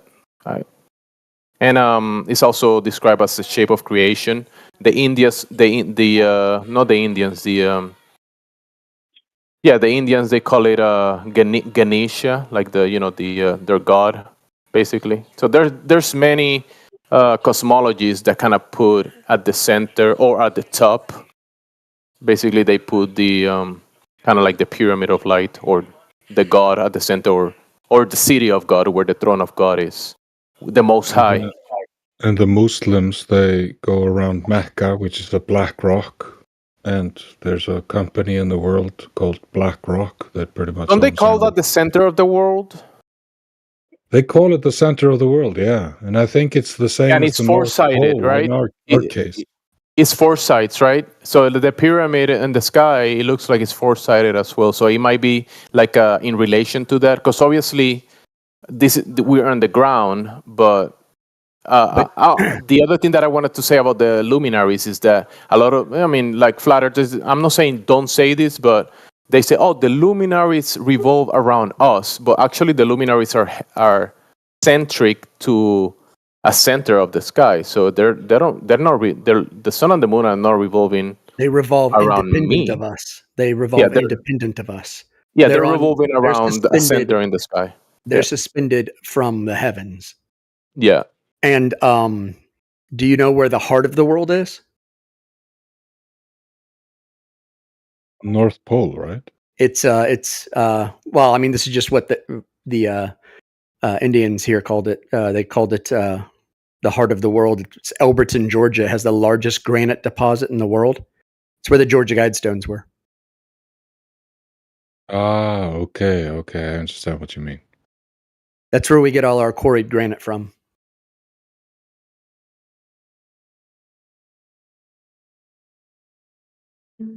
There's so much to discover, you know.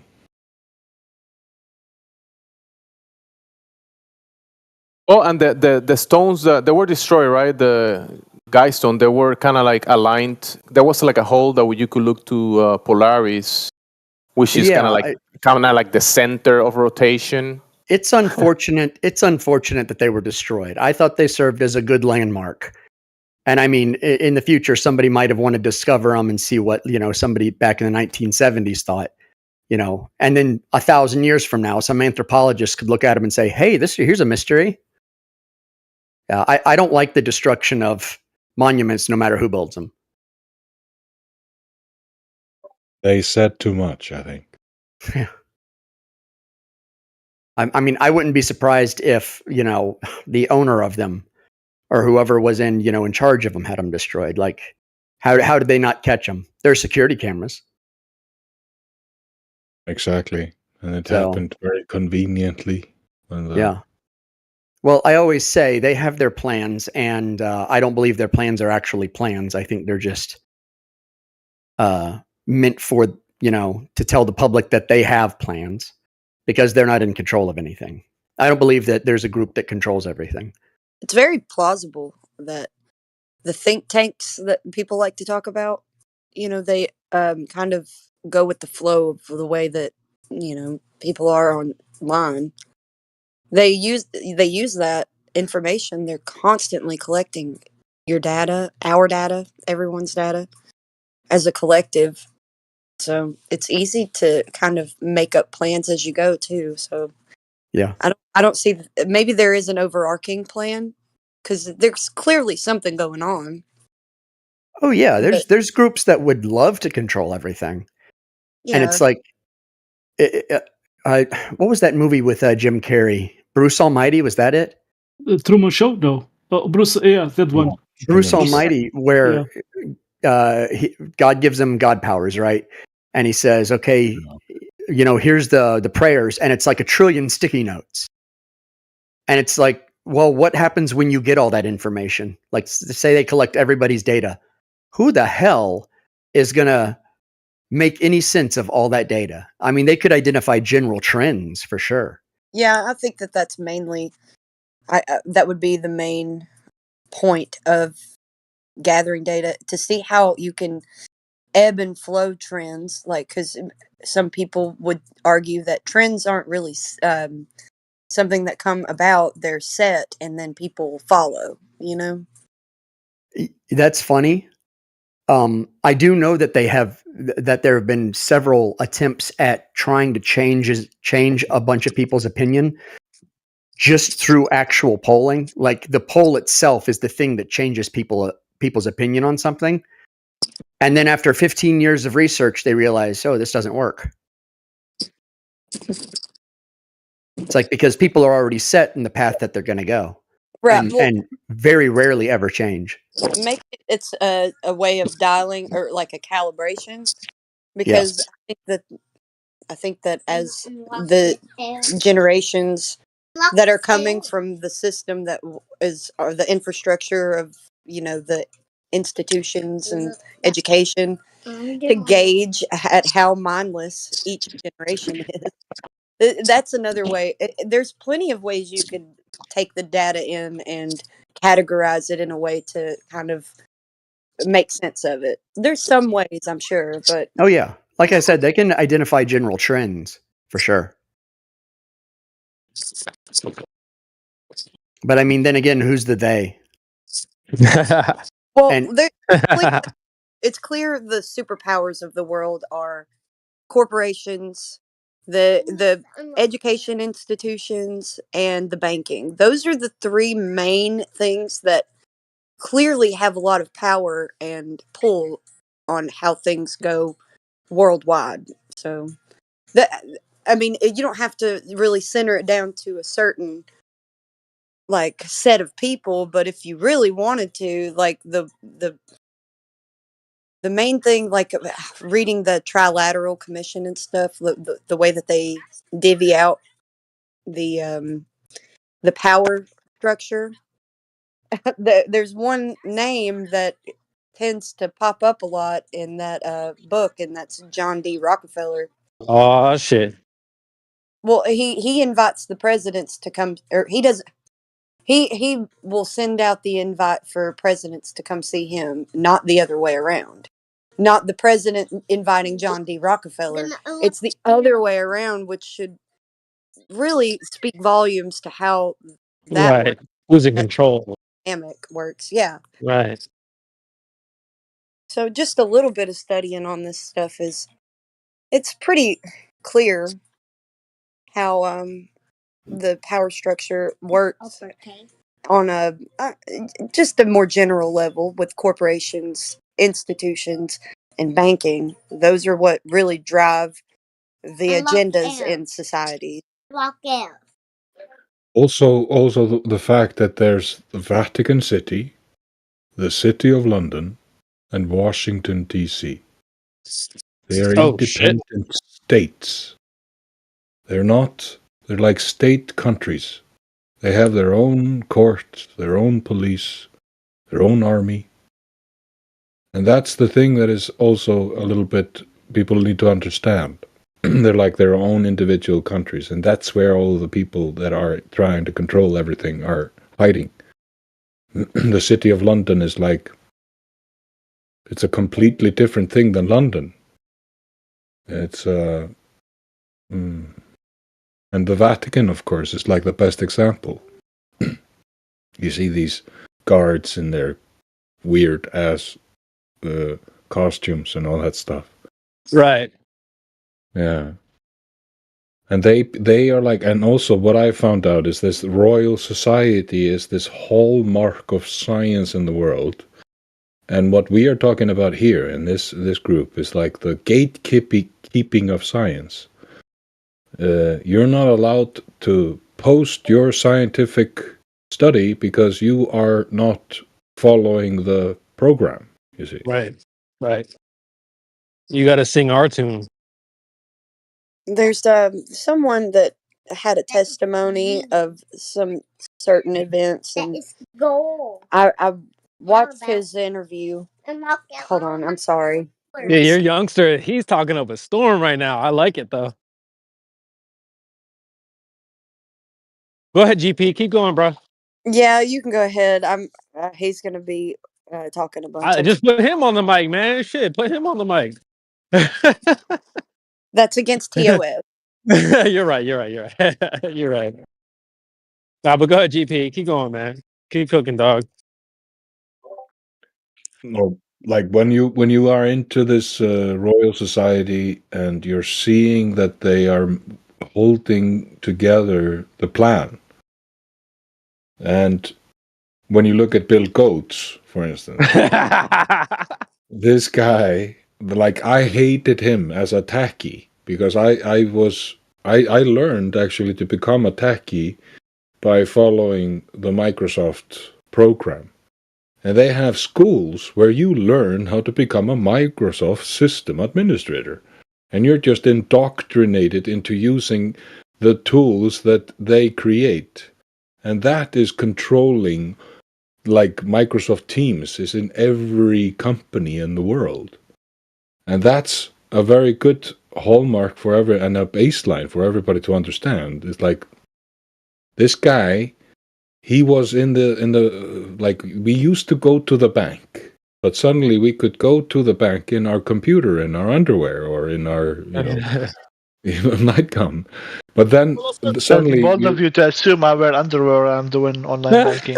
Yeah, but you see, like this beast system started going into our homes, and now what we're facing is they want to go into our body. And this same guy who is pushing this licensed seeds, licensed software, and I'm an open source guy. I love Linux and I love using open source software. And I try to stay away from this Bill Gates guy. And then suddenly he's the pinnacle of medicine in the world. It's like, what the heck is going on? You see? this is how I see it from my standpoint. Is these billionaires that have a lot of currency that can manipulate how people view them. And I was like talking to a guy at work, and he looked at him like a saint. And I was like, what? You think he's a saint? Then he was just reading the media that Mr. Goats had bought, you know. Dude, I literally had met a guy who said the same thing. He was like, yeah, no, Bill Gates is the greatest. He's so awesome. I'm like, dude, what? Like, what are you talking about, bro? What the fuck? Yo, what the fuck? Like, I don't know how people don't see it, man. It's crazy. This really points at that NPC theory, quote unquote, that people talk about all the time. Like, how, dude? Like when I was supporting people with technical stuff, I was working at a hotline that needed to help people with like a internet service provider. And the worst ones, they were the Apple users. They didn't know anything about technology. Like I was asking them what mail program they were using to get their mail. Yeah, I'm just using mail. What do you mean? The app. Mail? Yeah. That's a program. Yeah, okay, you're using Apple. Okay. I get it. Right. You're not using Outlook, or you're not using Thunderbird, or yeah, okay, I understand. You see what I mean? Yeah. So I would like to maybe shed some light on something really quick. I read this. Well, I was reading a part of this book that was talking about the Great Council of the 1700s, and it deemed this man Franz Mesmer, which is where we get the term mesmerize from, to lead the practice in the occult into modern medicine science, the way that it was going to turn out. And he was deemed like some sort of high priest or something to usher this in, because he was already practicing as a surgeon. So he would use this something that they would use to numb the patient to perform surgeries or to hypnotize them. So he normalized it in the medicine world after that. It was Franz Mesmer, if you wanted to look into it. And the main structure goal of that was to introduce the idea of evolution, and this would be the foundation that everything would branch off of. Maybe this is somewhat giving you the idea of the globe religion, whatnot, but it goes hand in hand with it. If you're a flat earther, you know evolution and the globe earth, Big Bang, all those tie into the same creation story.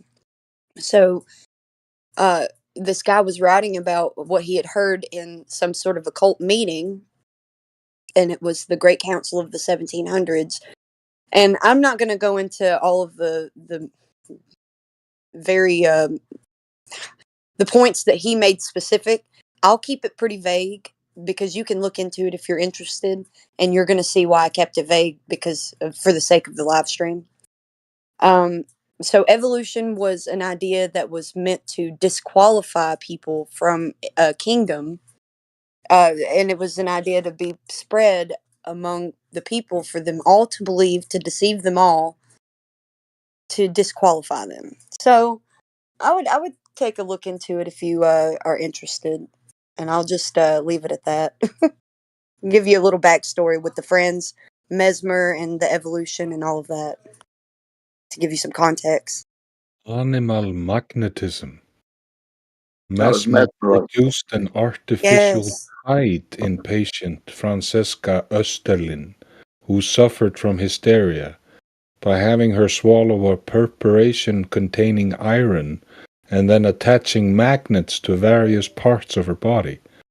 Very, very fascinating. Thank you so much. I'll go down this rabbit hole. This was a preemptive.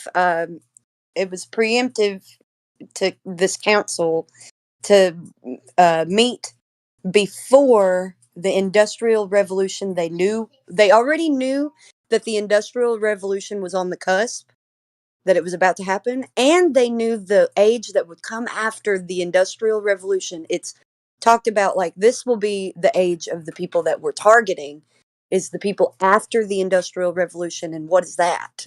That's where we're living now with the technology and all of that. It makes sense.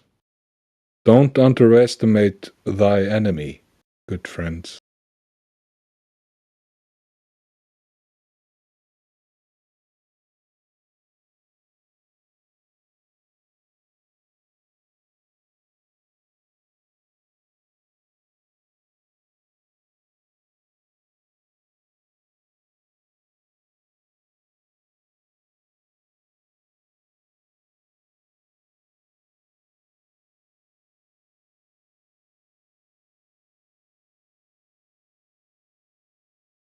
Are we still live or what? Am I just cutting out? We are breathing. We are alive. I hear y'all breathing. Y'all breathing? That's you breathing. Come on, guys. What the? I just stepped away to get some food. Keep going, guys. Don't let it die out now. I'm gonna chime in here in a bit. Hey, Slav, are you still there? Slav? Hello? Slav? Takes a while for the information to get to WA. I am Slav also. Slovenia. Yeah, we rocked the Slavics. We rocked it, y'all. Speak up. Once upon a time. There we go. Keep going, guys. Don't let it die out. Let's go. What about the ancient buildings, man? All this ancient tech. We used to have free energy all over the world. What happened to it? Oh shit! Someone hit the 33 music.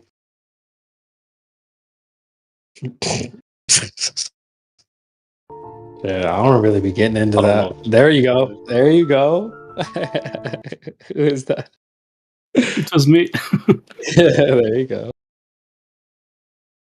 I mean, these buildings were used for something. It's kind of getting more obvious. Pull something. You're robotic. Bad connection. Bad connection. Domo arigato, Mr. Roboto. But yeah, I don't really get into that. I know that's a big topic for a lot of people. Tartaria, ancient history, that type of stuff. But bros, we already see how they've rewritten history in the last couple of years. You really think I'm about to just sit here and believe history of the last 1,000 years? Not gonna happen. Sorry. So I don't really be getting into that, but it's cool when y'all do. Fine, I'll listen. It's actually quite an interesting subject. They reckon we're missing 1,000 years. Yeah. Right. I mean, yeah, no, yeah. I'm not alleging that any of the history is true, but for sure, there's still buildings here that were used for something. And I like to wonder what those buildings were for and what happened to that technology. I mean, people Well, in the we past destroyed the weren't stupid by technology. any means. It's a difficult Right. process It's a to build it painful back. process to build it back. Mm-hmm. That's right.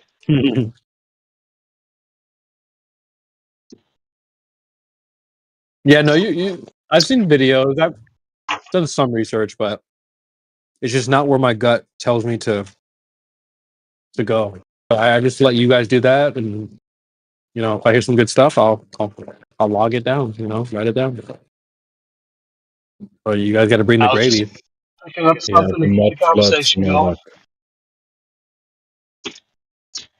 Go ahead. No, I was just saying that I brought that up just to kind of keep the conversation alive. Mm-hmm. I want to talk to Slav, but he's not answering. Slav. Wait, did someone say my name? Desboy, right? Hello, welcome back. Oh, hey. Yeah, sorry. I literally just came back to my computer. I was Yeah. So when we say flat Earth, we don't claim a specific shape. We say we are living in the same plane of existence. So there's mountains and valleys, but water always seeks its level, and that's it. So and we are not a flat Earth society. That's a control opposition group. Control opposition, yeah. That's Yep, facts. So when Obama said we don't have time to meet with the flat Earth society, yeah, we don't care about that too. I have the sound clip. If you have Nitro, just type Obama. Come right up. I don't have Nitro. Oh, bro. Get it, bro. Just get it. You needed it. So, Slav, we did wake up to this reality. So it's not. You did say something, but I did miss. It's not. How you say? To us, it's we accept the reality, but we did wake up from different, let's say, reasons, and so when people talk about flat Earths, they are doing some kind of false generic stereotype fallacy. So one type I can give to you, it's just think for yourself with critical thinking, and do observations, because to me, to accept that globe Earth is a lie, that's the first step, because if you don't accept that, then you will defend it and attack anyone that talks about different way. Right. So you have to accept that first, and then to me it was easy, because I had this lucky. I did born here in Portugal, next to Spain, and let's say between quotes 500 years ago, something like that. We had sailors and navigators, not just the Portuguese, but the Spanish guys, and to them it was flat, and they did celestial navigation according to that. But today we have some ignorant people in history, like Matthew Learns and McToon. Bullshit. So they are claiming that celestial navigation is impossible on a flat Earth, when these guys, like for example, Pedro Alves Cabral, the guy that between quotes discovered Brazil at that time, he was a flat Earth guy. So flat Earth, it's not something new. It was normal those days. Of course, something did happen. That's I don't know exactly, but something did happen. Some reason they decided they decided to hide that reality from us. But yeah, it's to me it was normal to accept that, because I did learn. The first time I heard about flat Earth was actually on public school, and talking about Really? the Portuguese navigators. To them, that time, it was the Earth was flat. So, but when people are talking about flat Earth, they are thinking the same heliocentric model, and they just replace the Earth with let's say a square Earth. But anyway, it doesn't make any sense, So you have to do a reset, and start from because what they talk about, space and so on, it's full of assumptions on top of assumptions, and so it's it's not the reality. You have to start from something, and so you have to think for yourself. We are not here to convince you. So we are here to just to say the information, and that's it. So you are the one that has to wake up. But to me, in my experience of life, sadly, when I was traveling from these two cities at Portugal, from Lisbon to Porto, of course I did hear about Flat Earth like 1 year before. Some Brazilian guys, they had this concept model with the continents on the same plane of existence and water, and it was making sense, that. And I saw that ice around, but I was thinking, is that possible? But anyway, 1 year after that, I was traveling by train here in Portugal, and you can see the coastline, the ocean far away. So at that time, because it's different when you are watching with your two eyes, it's different from watch some television or a photo. Some camera lens can add some curvature, little bit. But anyway, when you are looking with your two eyes, so it's different. So there I was there, traveling by train, and suddenly I was watching at the window, and I saw that ocean far away, and so then I did ask to me. So they construct these rail tracks to make it level, not the mountain trains because they are different, but normal trains. They construct these railways to make it level. So I'm watching the horizon there. I never see any curve to left and right. So that was the moment to me. Just water, And I didn't need. There are some globers that need. They we can say 40 things and the guys don't get it. To me it was one thing. But then I remember, at school. Doing calculations according to sea level, but you never think about that, sea level, not curve level. And then using a water level, they use this on construction, to get perfect level on a wall between two spots. You can make one or buy one you can make one with a hose and put water inside, and you have a water level. So then I remember that. And I remember about that reality. So to me, I just accept the reality, and I don't care about bloggers talking bullshit because they don't know they have something in their mind that they are defending something without even thinking about it. So yeah, that's it. Well, I mean, no, 100%.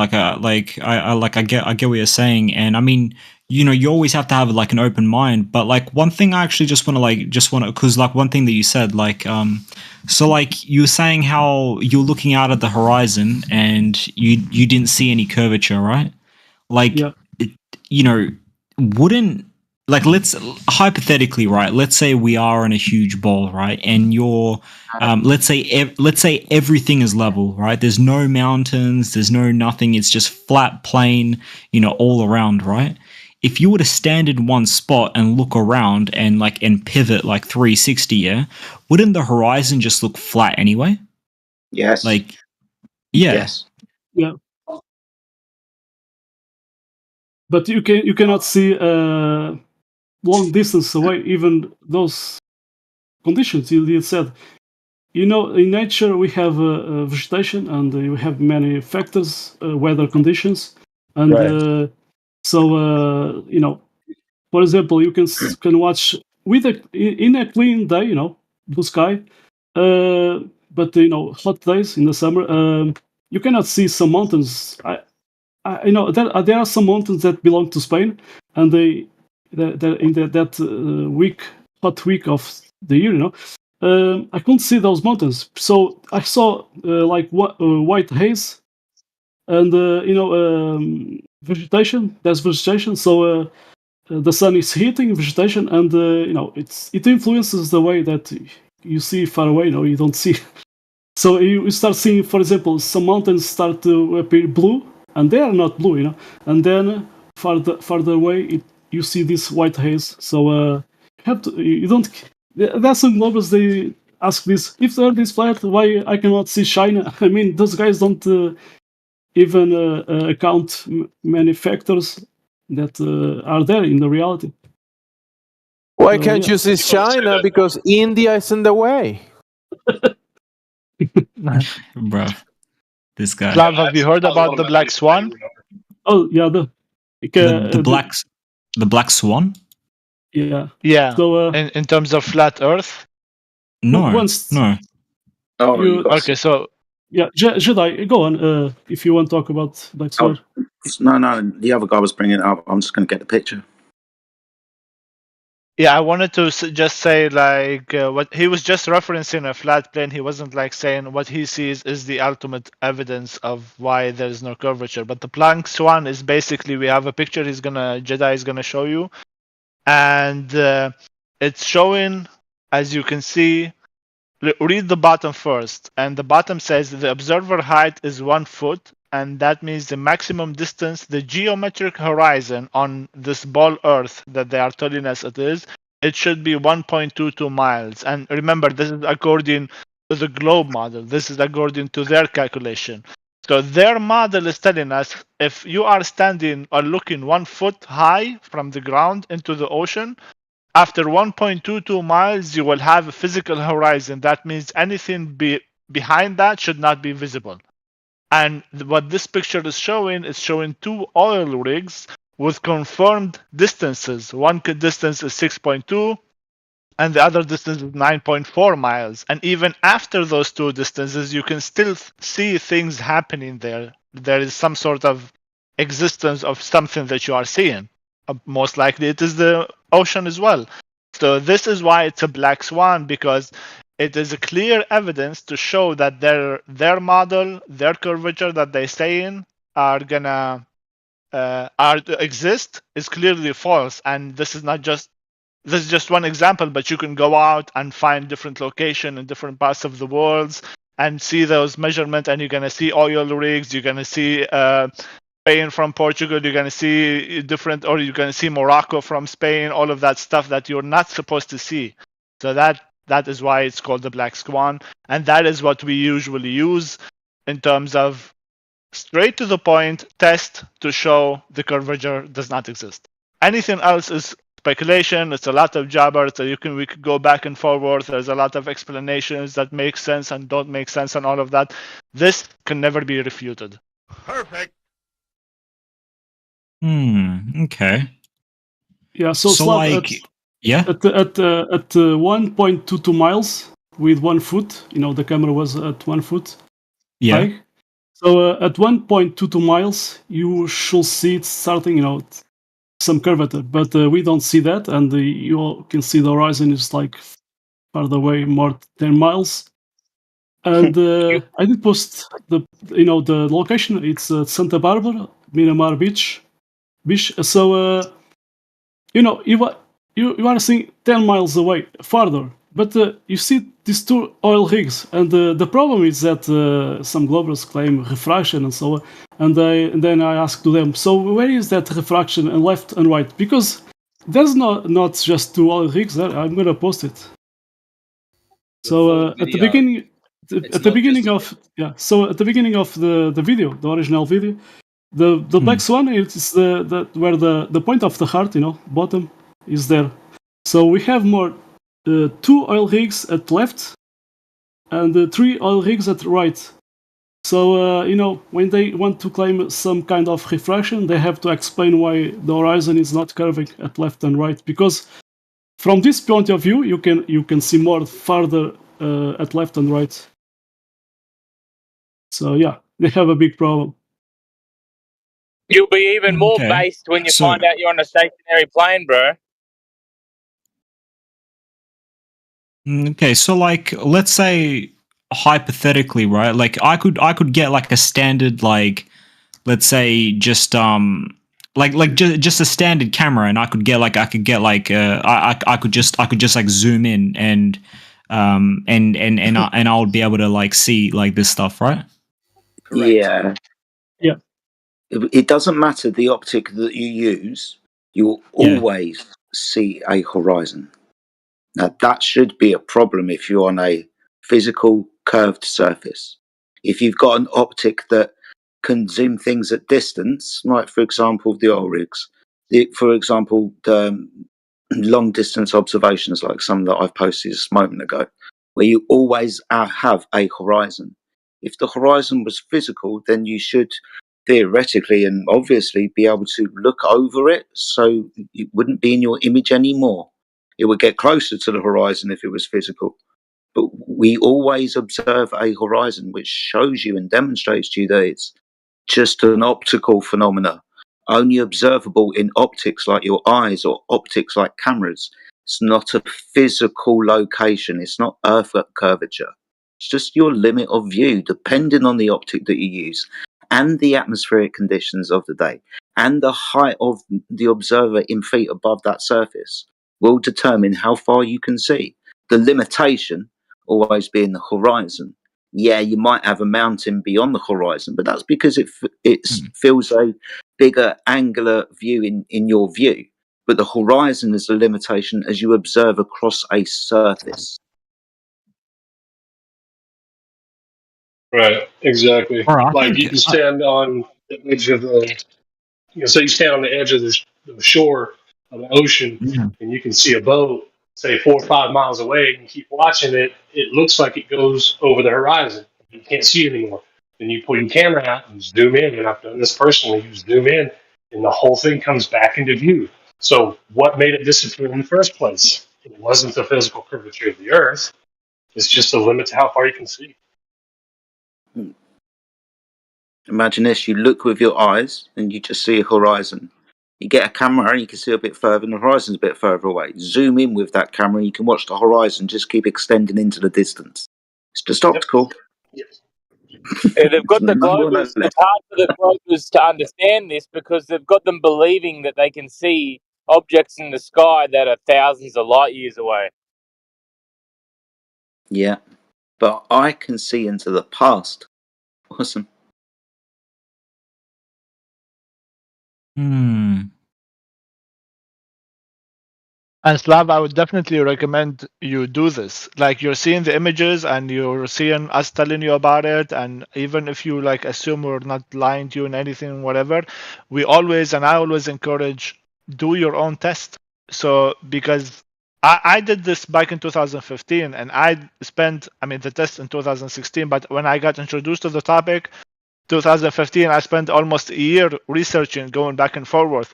And even though I was like 99% there pretty soon after the research, I still had this lingering feeling in my head or thought where I was like, okay, but I actually never did something myself until I actually went out and tested it myself and saw with my own eyes. Because once you do that, it's reality in front of you. It's like me looking at my dog right now. There's nobody on earth that can tell me my dog in front of me doesn't exist. No, he exists. He's sleeping. He's just ate. I know this for a fact. So when you go out and do this test and see it with your own eyes, nobody's going to ever be able to fool you or make you believe whatever you saw or learned during your research to be fake or whatever. Yeah, no, like honestly, because I was coincidentally, right, I was actually like thinking of actually like buying like a camera, and so I think yeah, 100%, like I'm gonna like actually like perform some tests over this next year, because the thing is that when I was doing my flat Earth sort of research before, it was all like online and just reading articles and reading like this and that and different texts and whatnot. And so yeah, maybe that's just the final step, because like look, I am like, even though I'm on the fence, like I'm really like about to like tip over onto the flat Earth side, but like yeah, I think I'm just gonna do the tests anyway to like sort of cement it in, like really prove it to myself. Exactly what I did. Harder when you do it exactly yourself. what I did. Yeah, do that, and count humidity in there. It will influences the how far you can see. So more humidity in there, you see less. So less humidity in there, you can see more farther away. Yo, I'll when I actually do my tests, I'll post them in this Discord. I'll post all the experiments. It's not an experiment; it's an observation. Well, yeah, So, observation. I mean, yeah. But yeah, good for you. And you have to count,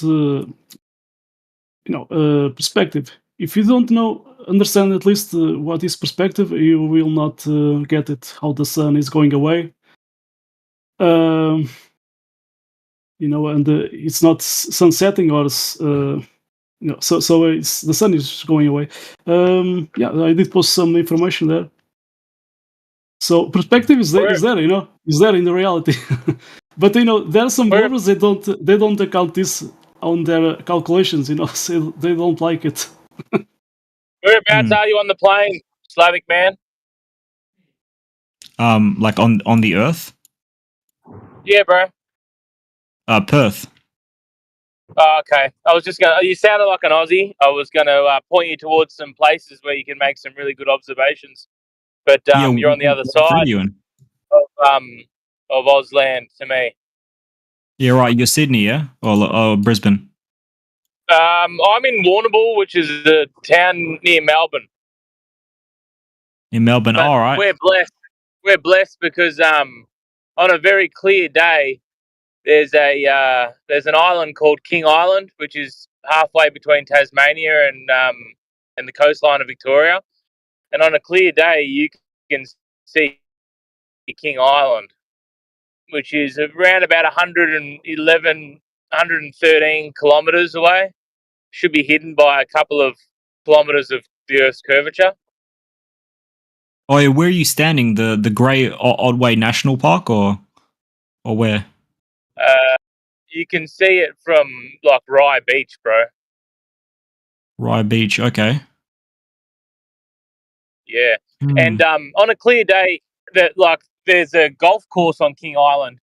They claim that they can see the city skyline of Melbourne on a really clear day. So that also should be massively behind the Earth's curvature by like a kilometre or 2 kilometres up high. So that's a hell of a lot of refraction. So, like, that's It's crazy. impossible So, amount of refraction. so like in theory, right? If it was like, let's say it was like fully clear, like everything, like you could see from Perth all the way to like Madagascar, even. No, because of perspective. No. Like if you had a good enough camera, I mean, right, or telescope. Angular resolution. Yeah, even those have the limitation. Right. Okay. If you have an unlimited resolution camera, theoretically, yes. Yeah. Sorry, as well. You've got to remember the air, bro. Like, I mean, you say a clear day, but how clear can it actually be? So the further you see, the further you're looking, the more things you're looking through, right? What about if there's dust or a little bit of fog 15 kilometers away or 100 kilometers away? Like, essentially, you're not going to be able to see forever, bro. Yeah, is right, because I did the observation at night. The moon it was at the horizon now, and it was yellow.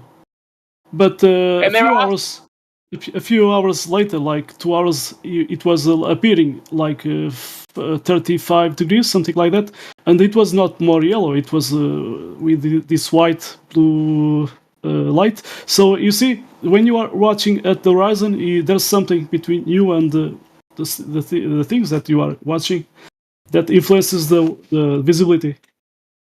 I think Whitsett posted a record observation. I believe, someone correct me if I'm wrong, but it's like 536 kilometers infrared observation, which was, they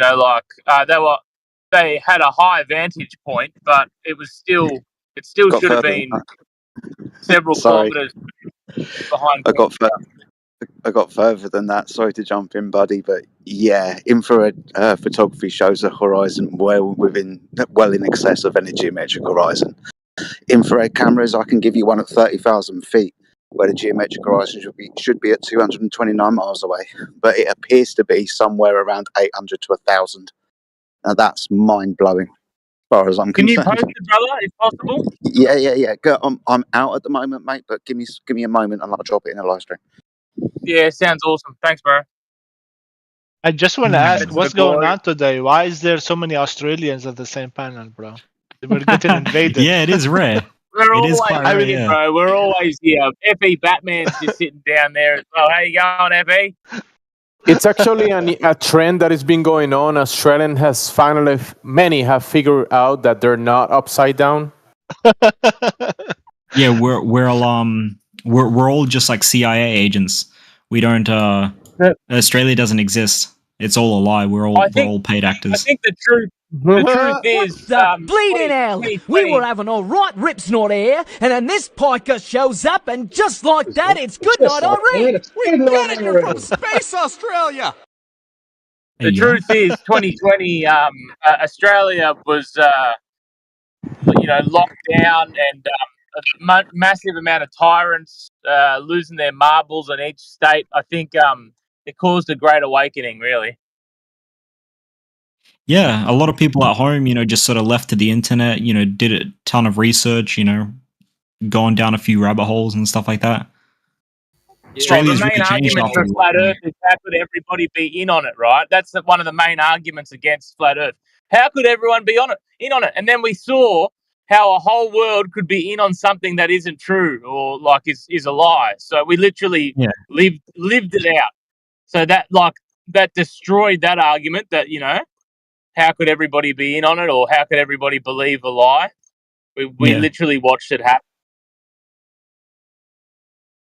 I wasn't allowed to go to work. Yes, yeah, exactly. In the last 3 years, yes, we saw it play out in real time, 100%. Just quickly, gents, I did drop the Jace Holden Media high altitude observation using infrared camera. Subscribe to his channel, give him some love, and look at the rest of his infrared photography. It will blow your mind. We have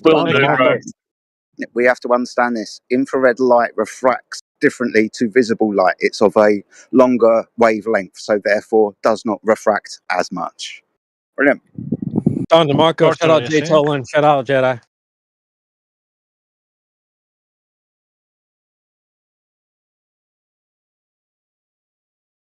What's next, boys? Keep it moving. Did we tell him the Earth is not spinning as well? Shout out to the Ark. We didn't tell you that yet, or we did? Okay, good. Yeah, no, we didn't talk about that. But I can say this, I used to play soccer, football. We call it here football. But anyway, I remember that I used to kick the ball vertically. I don't know how to say in feet, but anyway, let's say 20, almost like almost 20 meters, let's say. But one thing I did observe is that the ball was returning at my foot. Yeah. So if the word Earth was moving, that was impossible, because Coriolis deviation, but so that was interesting. Yeah, but the ball is moving with you, and you're moving with the Earth. So therefore, it's momentum.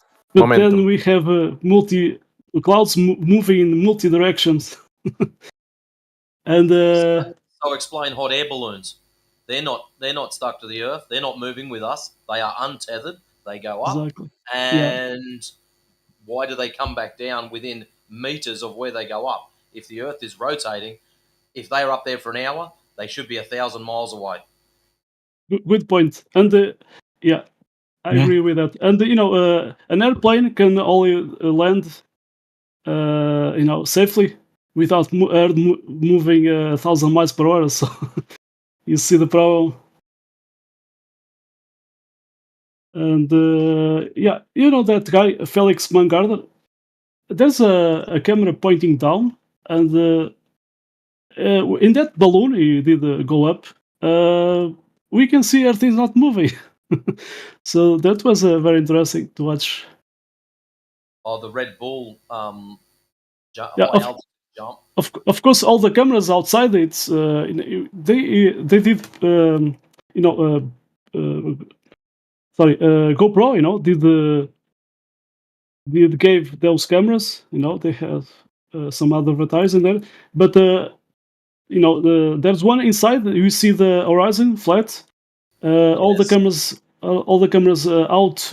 They have this fisheye lens, so they curve. They distorts the reality, the horizon. And there was one pointing down. Let me see, Felix. So when I saw that, it was very interesting because they missed that. Let me see. So I'm gonna post it. This one. There's someone did put a line here. So it's the exact moment when he jumps. There's some reference points, at the ground. So you see the problem. Earth is not moving right there.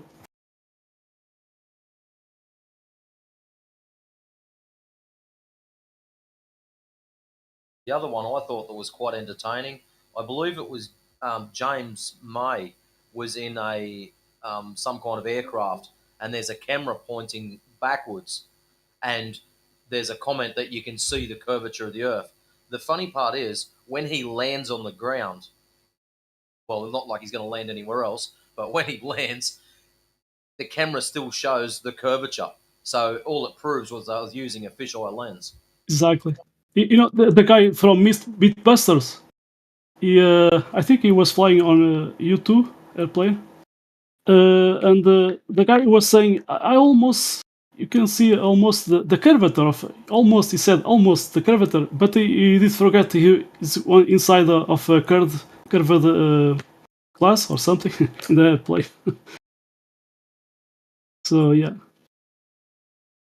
The guy did not really think about that.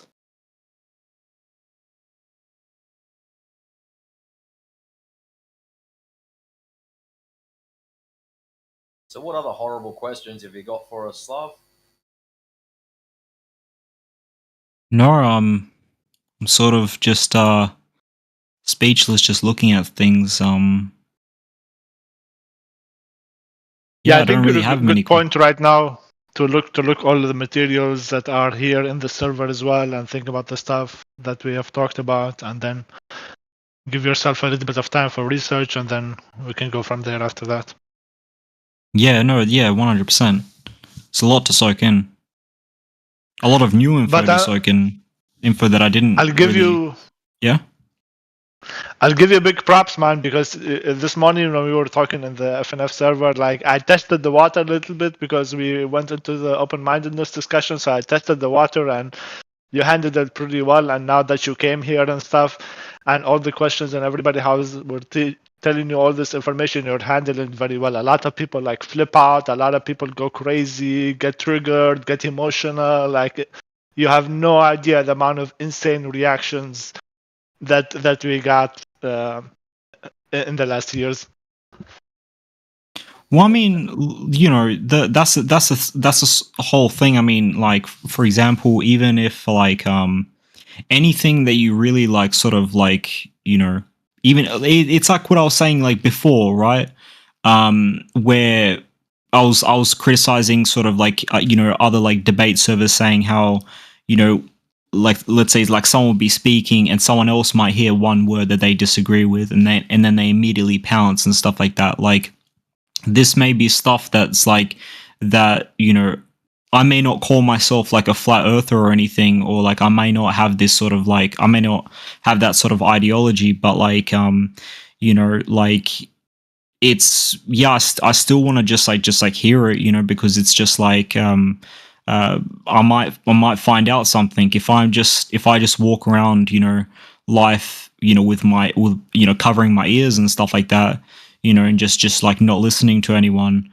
It's, what reality am I living in? I mean, we all come from the Fresh and Fit server where it's just like, where it's like the red pill, blue pill, red pill, uncomfortable truth, blue pill, comforting lie, so it's like, even if I believe that I know the truth, if I just, am always like disregarding anyone else's like sort of like opinion or like, things like that, facts, then not even opinion. If you disregard the facts presented to you, then you end up blue pilled again, because it doesn't matter how much I'm convinced of something, if somebody provides me a fact that is opposite of what I'm convinced of, I have to let it go. I have to change my mind. Otherwise, I will be hypocrite to myself. And this is one of the struggles that a lot of people have when they get confronted with the subjects and even research the subject a little bit. They reach a point, especially nowadays after seeing how much the subject of flat earth is being attacked by the mainstream. So these people reach a point to go like, holy shit, am I willing to take the next step? And even though I've seen all the evidence, am I going to take the next step and call myself a flat earther and subject myself to all the ridicule, and everybody's going to think I'm stupid and everybody's going to laugh at all that bullshit? Or am I just going to let it go, just pretend it doesn't exist? A lot of people sadly do take that Matrix, going back to the Matrix decision, go like, nah, fuck this. I'm not going to be laughed at. I'm not going to be called stupid. I don't care. But a lot of people like me and the people you see here on the panel go like, no, I don't care. I don't care if people make fun of me. I don't care if people say I think I'm stupid. If they want to debate me, I will prove them wrong. If they don't, they can think whatever the fuck they want. I want the truth. That's the only thing that matters. Yeah, that's like one big thing that's like really holding like everyone like back is just like sort of fear of like what other people may think, and I mean, I know this isn't what I'm about to say isn't like, about like this whole like flat earth sort of thing, but like through months being in like these like sort of like red pill servers, it's just sort of like, it's just sort of like funny when I hear people say like, oh yeah, well, like, I like wouldn't ever get with a girl that's like below like a 9 or something like that. And it's just like, and it's just like, okay, like, yeah, you don't want other people to see you with a girl that's like, let's say like below a 9, but like, let's say if all your guys like weren't there, yeah, and you're at the clubs and you didn't get any pull from any other fucking girls, yeah, bro, you would go for that fucking 5, bro. You would go for that 4. Like, don't cap, bro. Yeah. So it's like at the end of the day, it's just, you just really need to just be like, look, bro, I don't give a fuck. Like whatever anyone thinks, I'm just gonna do me. Yep. Exactly. 100%. hey, Whether that's with women or flat earth. Yep. Facts. When did the subject change? Get us back on track there, Mimas. What up, dog? No, I just heard girl talk. Hey, It's ladies' Red pill. night. It's keeping it real, bro. Yeah, we're about to do ladies' night here. Yeah, fact. Yeah. No, that's why I've been muted this whole time. I've actually been talking to that girl I told you about. Oh, okay. Don DeMarco. My boy. DeMarco. I love it, man. Don't spend too much time caking. Hey, yo. Just keep selling her the dream, man. She doesn't need to know you're a flat earther.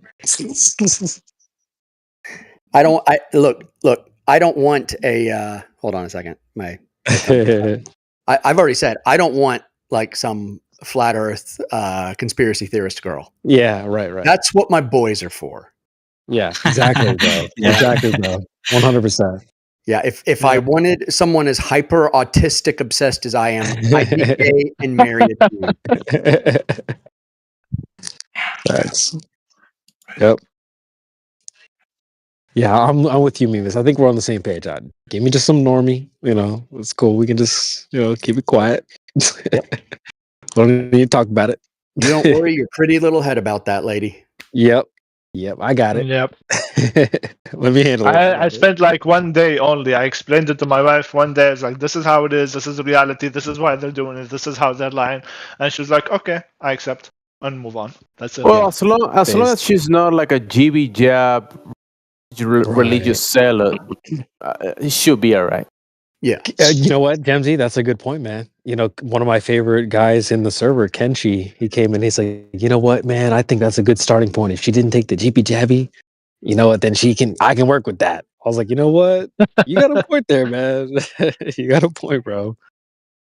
Listen, she doesn't have to be like fully based, Go ahead. Yeah. It depends on what you want at the end. If you're just trying to smash, bro. When I was young and just going to parties and smashing, I smashed way more vegan girls and even though I hated veganism. That's not With exactly. That's like red fighting flag level and one mobs, everything. though. Sorry, say again. I said vegan girls. That's like fighting level 1 mobs. That's Yeah, that's like definitely. that's like Grunts. that's like trying to get with handicaps. God damn. Savage Chemsy. Bro, he's not wrong, man. They are easy as fuck, not gonna lie. I like to pretend like I know I have good game and everything, but I can't. I'm not gonna cap. There were many times it's like, bro, I didn't do shit, and somehow I got the pussy. You're just proving that they like meat. W. I told you, man. I told you about my age gap right now, right? Yep. You mentioned it. I might have mentioned it. Not to everybody, but yeah. No. Wait, what's the age gap between you and her? 17 Spaced. years. Chad. W.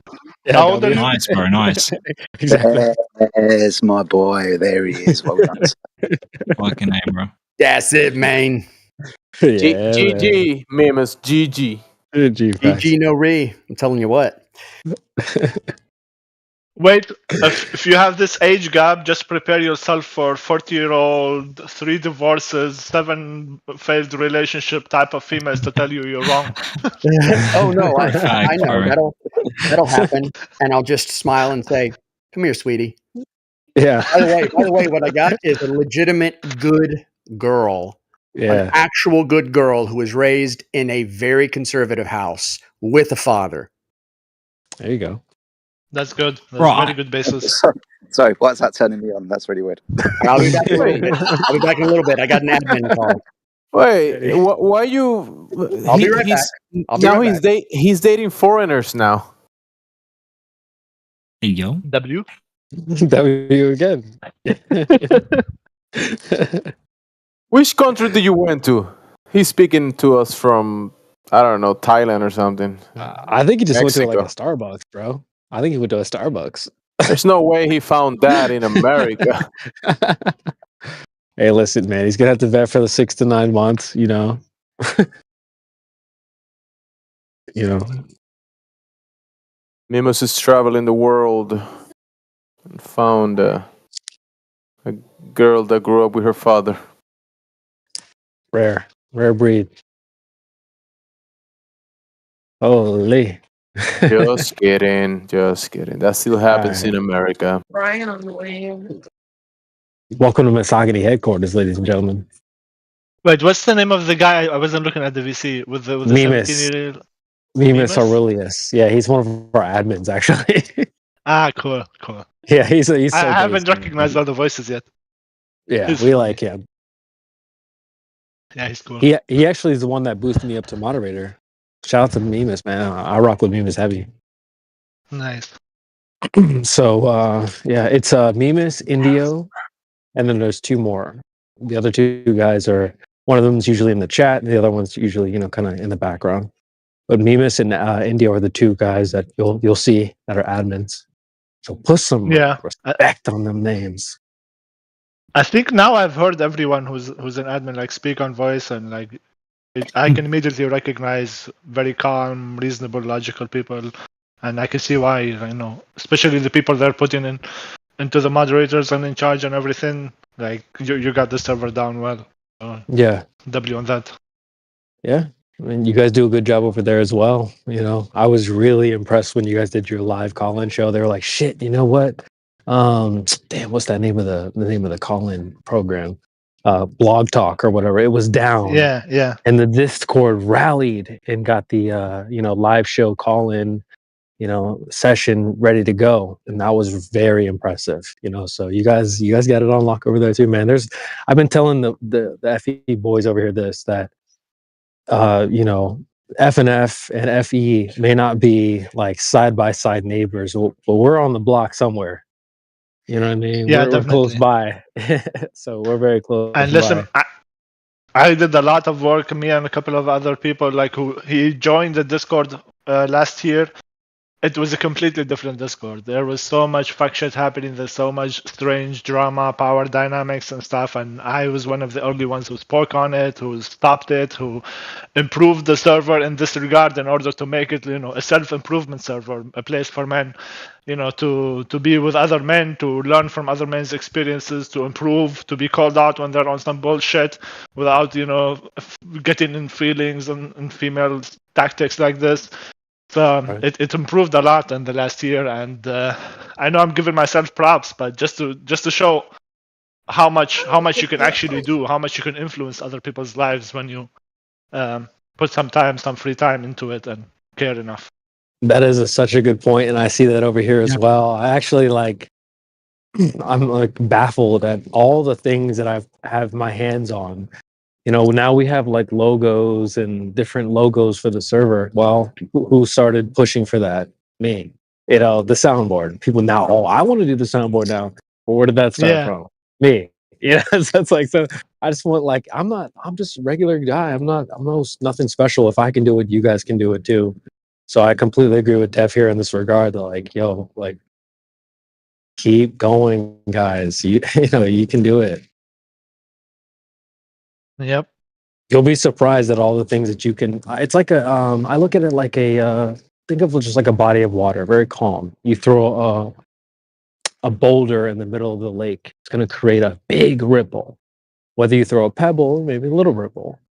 But it's very cool to see how the things that you do, you can see them rippling through the server.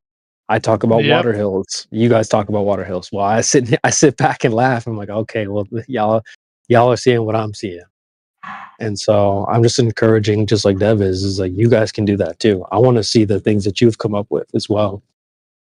Because, like I said, boys, season 9, man. We're in season 9. Don't make me play that clip. Shit, let me get my phone out. I love that. We're in season 9, guys. You need to have some new shit, some fresh stuff by now. Wait, season 9? What do you mean by that? Season 9, mother. Season 9. If you don't know what goes on in this show by now, I don't even know what to tell you. What do you not understand about that?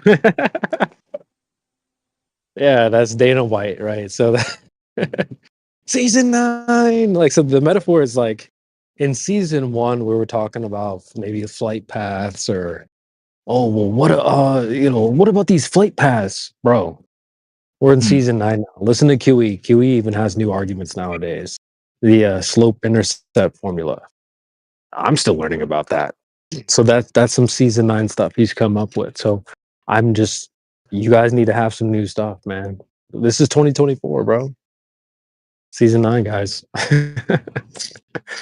So step your game up. Have some new pickup lines. Have some good arguments type stuff. Always come up with new things. We're on season 9. These people still think it's season fucking 3. It's crazy, bro. People bring up.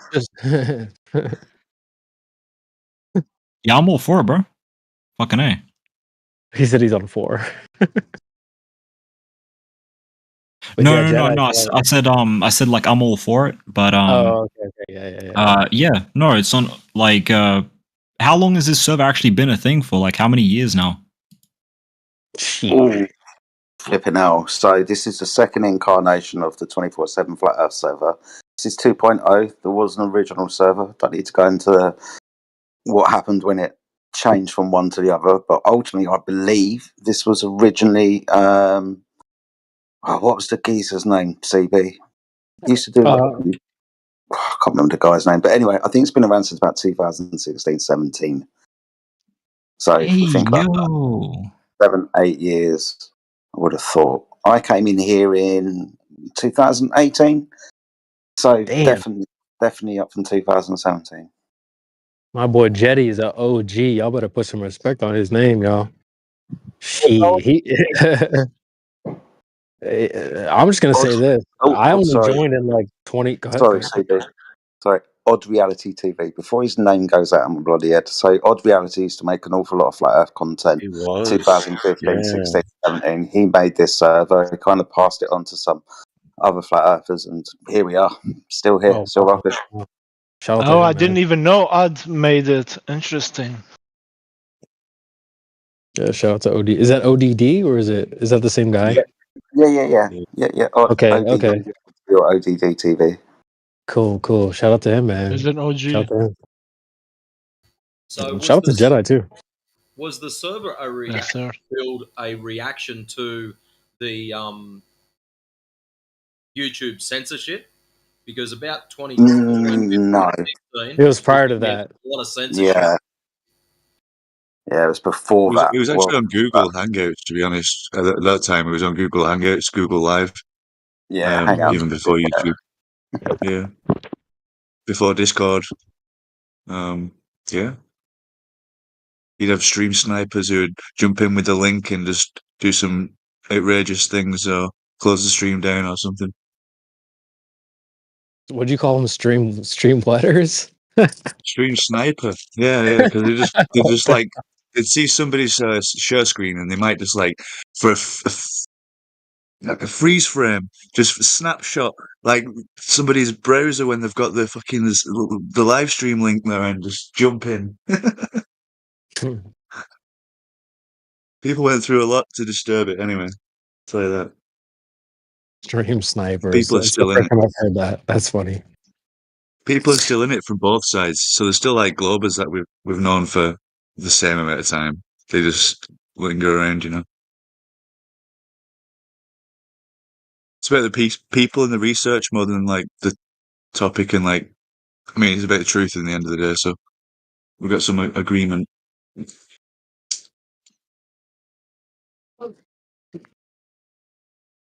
Cool. So what's next, guys? What do we got?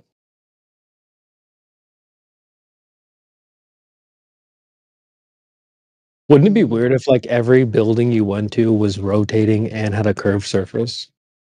Because I'm in a building right now and it just happens to be like not moving and all the floors are flat. Like, what if everything was curved? All How the about this, floors. CB? So like Attack on Titan, there's these giants. So how big would you have to be for it to be like that? That's the real question. How big would you have to be for it to be like that? for the floor to be curved?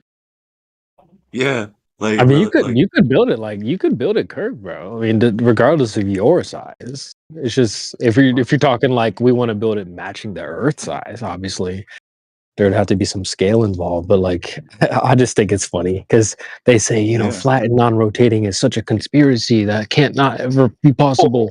Every single example is flat and non-rotating. Every building you go to is flat floor, not moving. Like, bro. Right. Come on now. Only unless you're like in a really tall building, you might feel some movement, but that's not the Earth. True. Wind. Yeah. Sorry. That's wind. Yeah, because I stayed in a building in North Carolina that was on the coast, like on the actual beach, and they're built on these stilts, so the high tide can come in and the building will sway a little bit, not bow or break because of the wind or the waves or anything like that. So yeah, buildings do sway, but they don't move with the surface of the Earth. That's the whole point. Otherwise, they'd be all like stretched out to one side, wouldn't they, with a direction? You have to build one higher than the other to make up for it. So it's just funny. I watch UFC. Imagine if like the octagon was like a curved-agon, it was curved surface and rotating. That's ridiculous. Like they obviously fight on a flat, non-rotating plane. Everything is done Ninja on- Warrior. Be cool. For real. And this is funny because I remember back in 2016 when I think Neil Tyson, I think he's the one who was saying it. He made a tweet and he was still talking a lot about his oblate spheroid theory and shape. He was telling everybody how the Earth is not round, this oblate spheroid. And then he was like, oh, by the way, the spin of the Earth has made it turn into an oblate spheroid because it made a little bit of a bulge on the sides. And I'm thinking, what the fuck did you just say? You just, destroyed your whole argument because if the spin of the Earth is so powerful to make the whole fucking Earth into an oblate shape, how come it wasn't powerful enough to throw all the water off of the face of the Earth? Like, this is insane. You just fucked up. Oh, Dev, the answer is just a lot of time. It's a lot of time and anything's possible, man. Infinity Time, my bad. Infinity Time and Infinity Universe. Yeah, who knows? 100 million, billion, trillion years, light years away.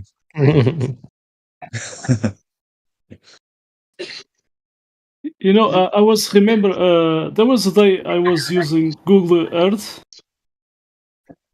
but in my browser, and there was a glitch, you know. So I saw they call it. Let me see, octahedron, something like that, you know, some shape. I'm gonna post it. It was almost like this. So I was watching flat traces, you know, with flat maps around this, almost this shape, and then it pops out to a ball.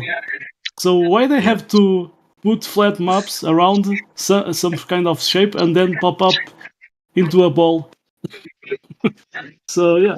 Yeah, there's like tons of like different altitude aircraft that take the footage, and as you zoom in, you just switch to a different one. But it's so smooth, that transition when you zoom in. Pretty nice. Just looks like one camera can just zoom the whole way sometimes. But yeah, it's basically just projected onto like the geoid or whatever, isn't it? Like a isometric or whatever style of. That was interesting. You know, it was like a few seconds. I saw the 2 or 3 seconds. I saw that. But you know, if I had take a print screen, that was awesome to show to people. But maybe someone, you know, my computer. I have two browsers open, so I was, you know, my computer was very busy in memory, so I had so I could see that because of that. I think that glitch. So yeah, very interesting. You'll have to try it again with like 30 tabs open. Let's try and recreate the experiment.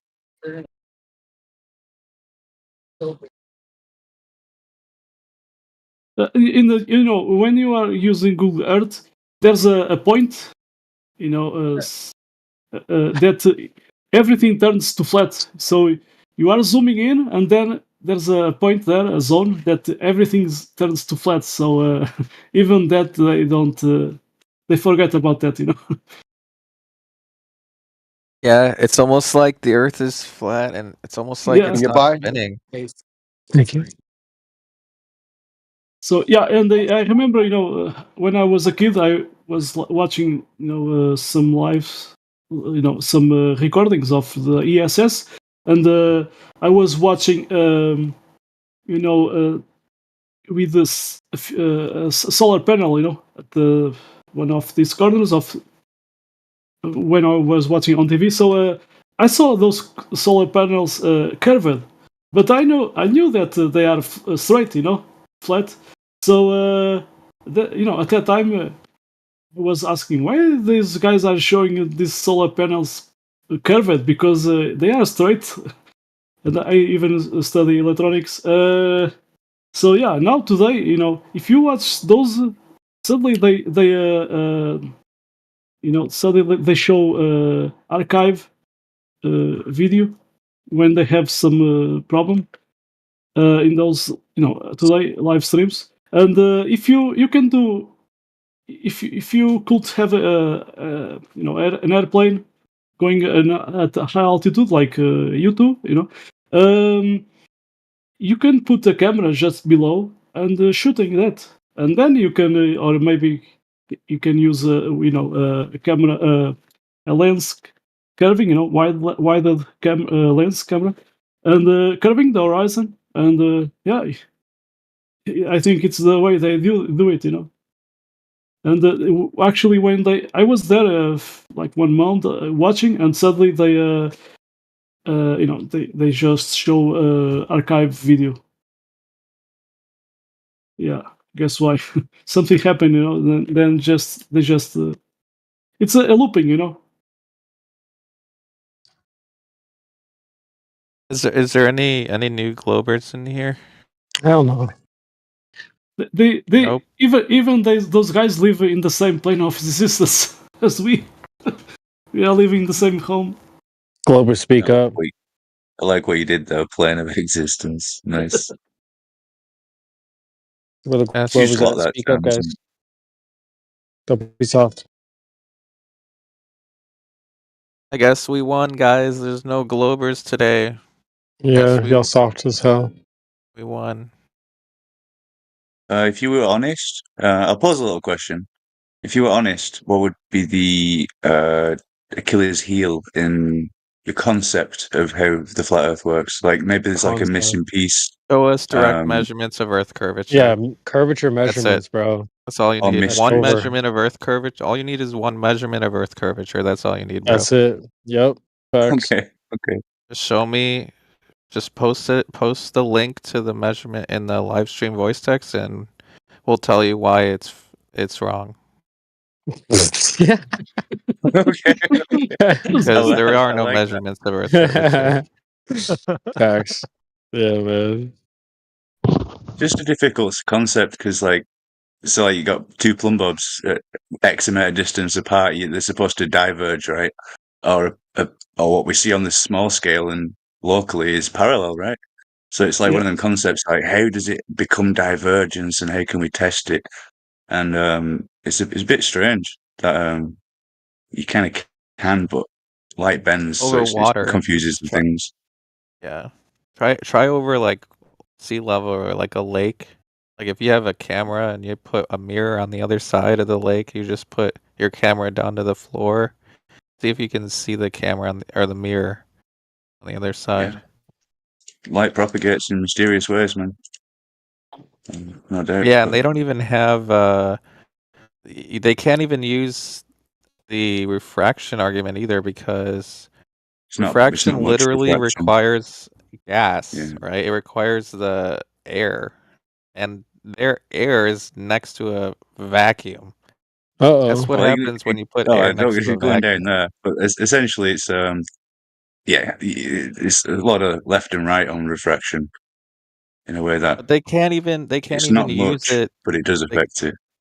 They can't even use any refraction as an excuse because in order to have refraction, you need gas, the medium. You need the medium of the gas pressure, right? The atmosphere. They don't have that because they have gas next to a vacuum. There's a vacuum next to the thing that they need for refraction.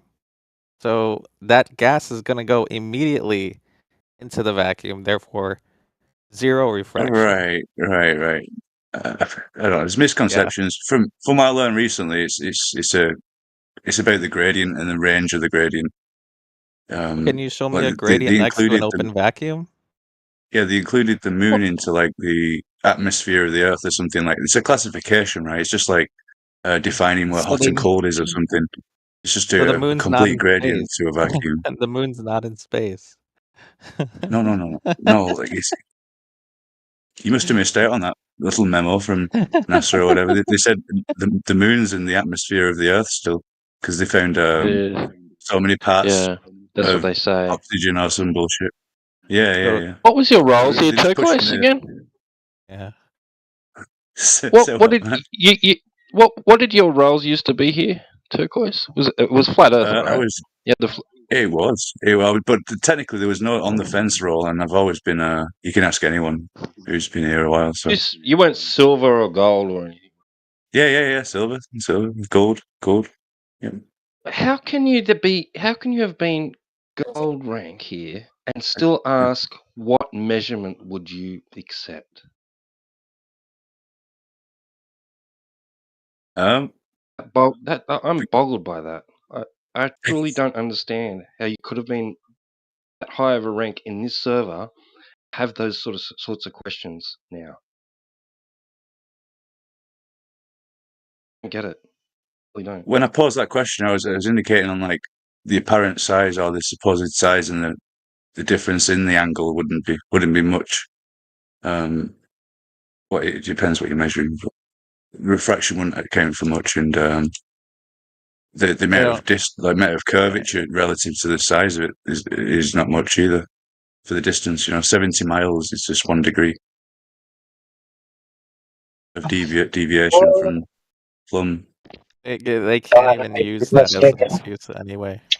You're mistaken, friend. See, that concept is that they measure refraction. No, that's not how it works, bro. How it works is you get an observation, it supersedes the globe geometry based on the locations of the objects in the field of view. So Yeah, it you're debunks getting a slope, lot of right? background noise, my dude. You're rubbing your mic or something, man. It's difficult to listen to, man. No, you're rubbing my mic. Oh my. Yo, sus. Hey, yo.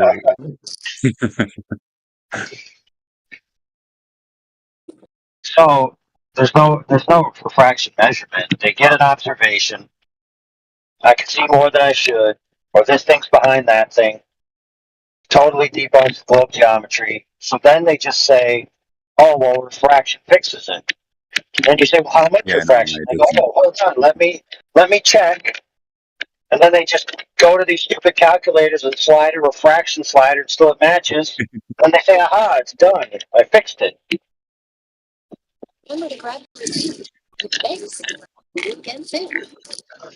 Yeah, they can't even use it. Yeah. Well, I You see can't. your point. I see your point, and yeah, I wasn't really too sure. And the horizon's like a mystery, right? It's it's an optical phenomenon. It's not a physical location that's actually there. It's moved and shifted around from geometry, what it's supposed to be anyway. So we know that. Yeah, they've even got excuses for seeing the sun minutes before it rises because it's the way that light bends. That's the idea, right? But yeah, it just works in a crazy way, light and the bending of it. And optical phenomena at the horizon's a wild one. Been on this tale a long time. Been on this boat a long time, and the horizon's a funny one. How is it funny? It's the curve of the Earth. I don't see why that's funny to laugh at. Not always the right with no refraction, no atmosphere. It would be the geometric curve of the Earth, but we've got all them. We've got an atmosphere, so we've got like lensing, refraction, like diffraction, all these mirage effects at the horizon, or where there's most density or shifts in density. Yeah. It's kind of works the same way. There's layers, right? We all believe there's densities and thicker densities towards the surface. That's a standard, right? So horizon is a really bad place to do measurements, to be honest. Yeah, well, it's where the curve of the Earth is, so. But that changes daily, so you can't be like that's a geographic exact location where that exact tree is on the horizon because distance would shift. Yeah, there's refraction. Stupid Yeah, I'm flat not using it earther. as an excuse. I'm using it as like an excuse that with any kind of observation towards the horizon. That's why the stars don't appear up until a certain degree of the sky, unless it's like Venus or something. Dude, it's not it's a salvation device, right? So no matter what image you show any glober who's committed to the globe, regardless, they're just going to say wonkily donkily light. It doesn't matter what you show them. You show them something 1,200 miles away, dude. They're going to be like wonkily donkily light, bro. Yeah, exactly. The proposition's unfalsifiable in that regard. Now, transversely, they're always trying to say, "Oh, this picture proves the Earth can't be flat. This picture proves the Earth, the flat earthers are dumb." And then you tell them, "Well, this picture proves that the globe Earth is retarded." They'll be like, "Wonkily donkily light, bro." Yeah. Yeah, no doubt, man, no doubt. Everyone's just sheep either way, like can't get off that system. See, I was kind of on the fence due to me not actually doing experiments myself, and then while doing some long distance and seeing too far, that kind of confirmed it for a few years. But recent developments have come about where You think you saw curvature somewhere? Post Wait, it in what the the? chat. I want to see that measurement right now. no. It's nothing to do with the horizon. It was practically like zenith angles or qualtitude angles, so measured from the zenith. So the theoretical zeniths that are supposed to be diverging or parallel, depending which concept we're relaying the evidence from. But do you have a measurement of Earth curve? Do you have a measurement of Earth you curvature? get a dip at the same elevation Okay, over post distance. in the chat. Post the measurement in the chat. I want to see it. 1 second. Yeah. And this is Earth curvature, right? That you're posting. I just want to make sure. It's Earth geometry. So Oh no. I'm asking for a measurement of Earth curve. Nothing else. Not geometry. Essentially, yeah. Okay. Yeah. Post the measurement of the Earth curvature in the chat. Thank you. Okay. So while I find it, it's essentially 2 points of known altitude with No. distance. Go find it. Stop. Go find the measurement. I'm going for it. I'm just giving you a rundown. Okay, go find No. the measurement of Earth curvature. Go No find rundowns the allowed. measurement of Earth curvature, and then post it in the chat. Then we can talk. So post the measurement of the Earth curvature in the chat. Then we'll discuss it. Simple. No, it's geometry. It's geometry. What a joke! Come on. That should be the ultimate. We should all agree that geometry should be the way we measure it flat and measure it curved. We should be. Except We it's should be all based on about the sky, geometry. right?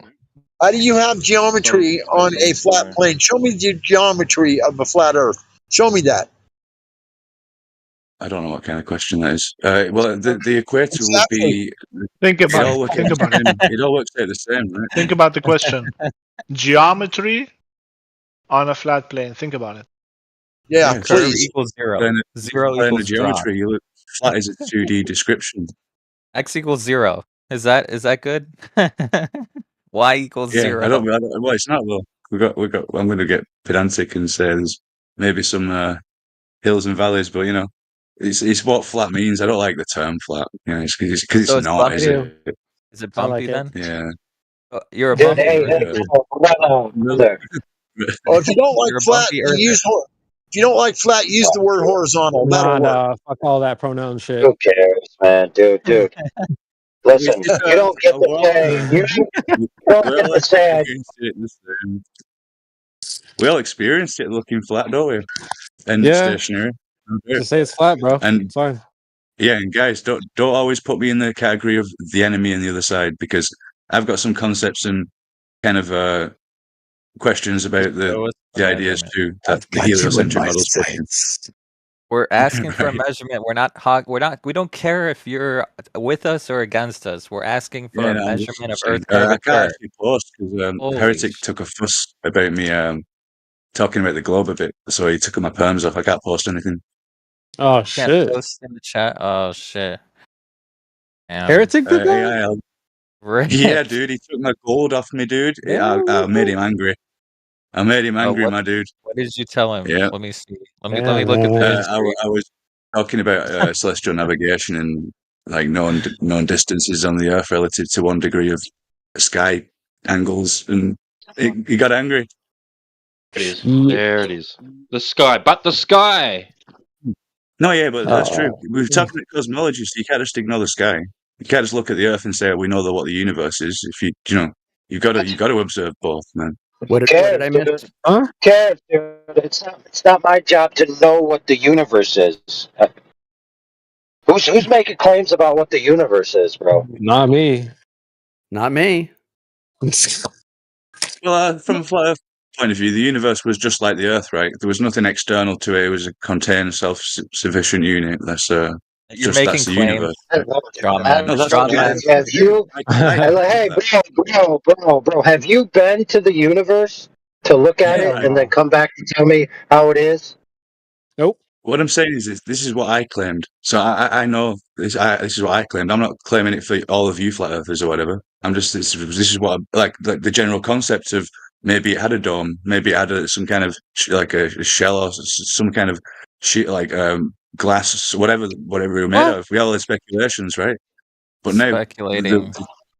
yeah, exactly. So the topic But you always talk about it needs a container, so you should speculate on the container. Well, Well, no, we don't have to speculation. speculate. Speculation is for Sunday, though. Right, I know. Sure. I know. It's that. And it is I'm trying currently Leaning towards concave, right? Is that right, Turquoise? You're leaning Yeah, I'll towards bring that up. concave? Oh, yeah, AI, I'll just send you this so you can post it, my dude.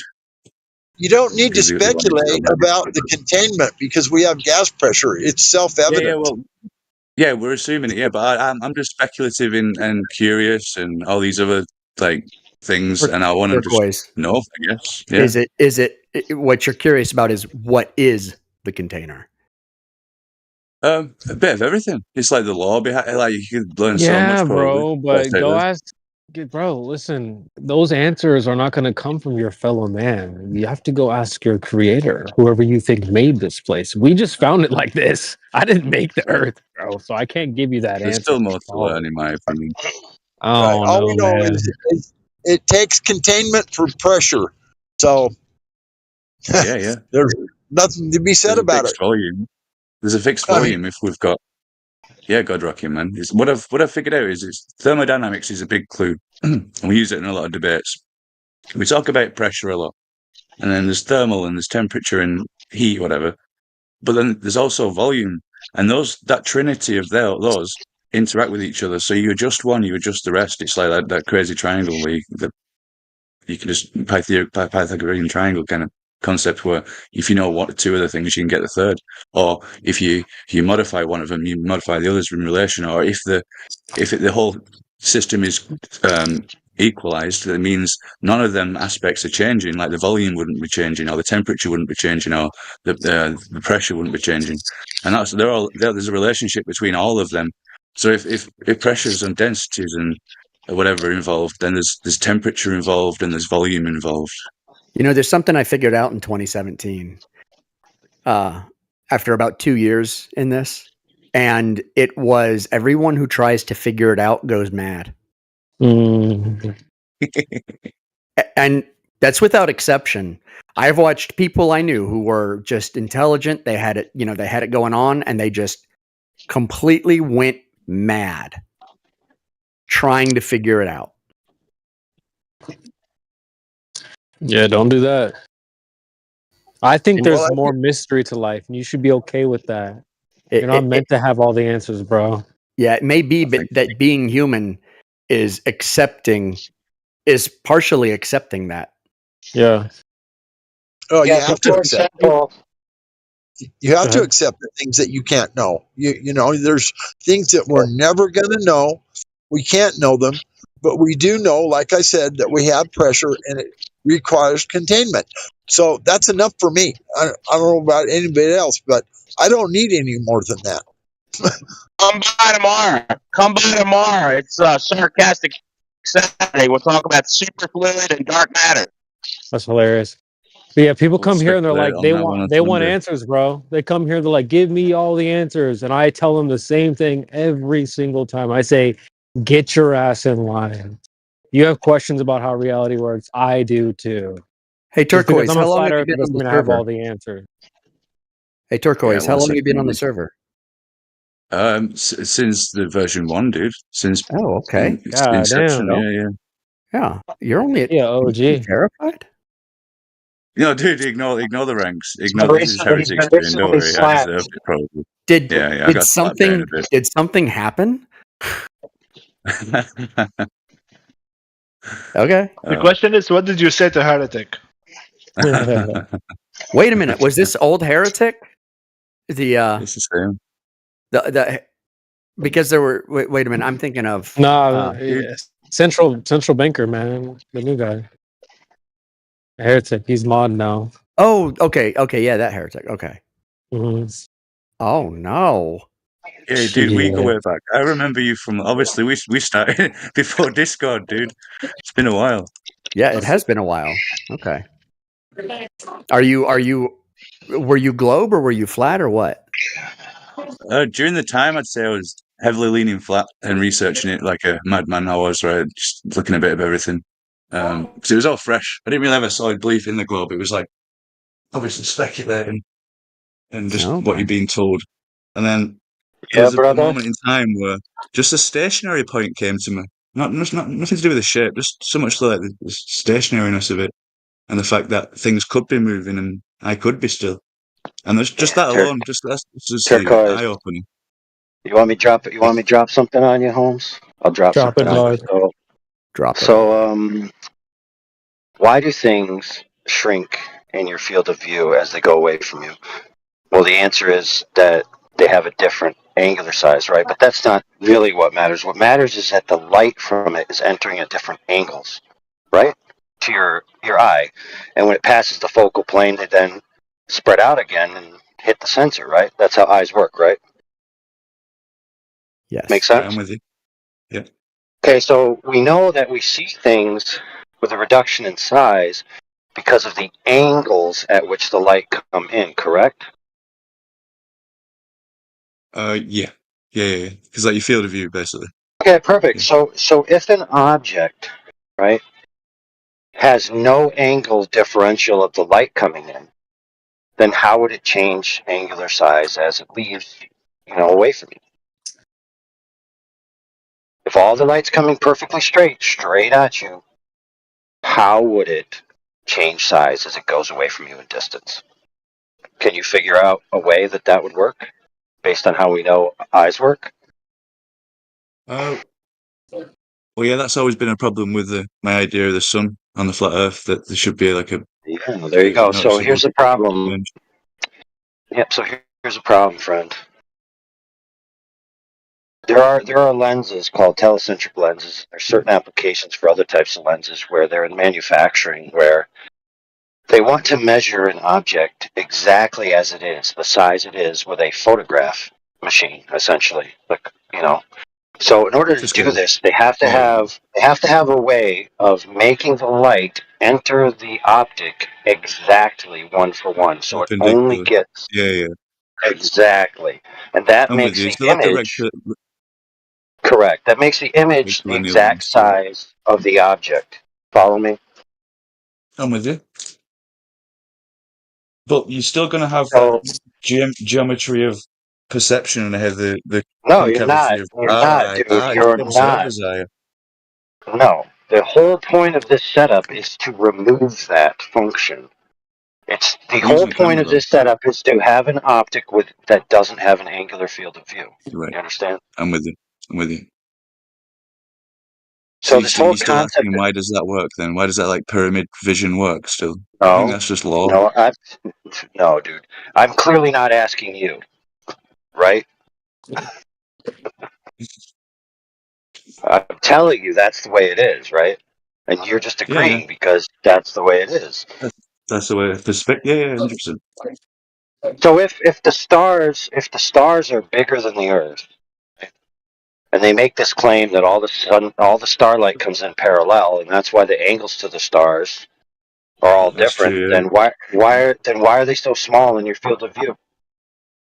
If all the light's coming in parallel, then that light's hitting your eye at all the same angle. Then why are they so tiny?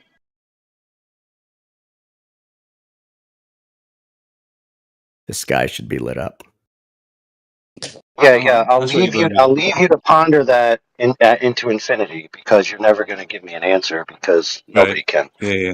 I'm not. To be honest, I'm not down with the whole space thing either. Like, no doubt it could be a different medium. What they're telling us about the medium of space is different, I think. Especially and the distances could be all relative to the speed of light in which they engineered this distance from. So whatever this perturbation of like stuff through this vacuum is, the light part of it, that's what they've measured things to in distance, because they've relayed how long it takes for the light to get back and judged a massive That's distance cool. from. But the thing is, like, so many people, they think like, oh, I look at the stars and I can use the stars, and they have certain angular relationships. They don't realize that they're essentially saying that all of the starlight must be coming in parallel. And so the entire surface of the Earth should be cascaded with light at all times. Your eyeballs, when you look at these things, should be like looking right at the sun. Mm-hmm. Astrologically, dude, you take the Earth as light's coming in parallel. and infinite distance. Essentially, you don't need to Yeah, put distance in. yeah, I know, dude. That's garbage. That's nonsense.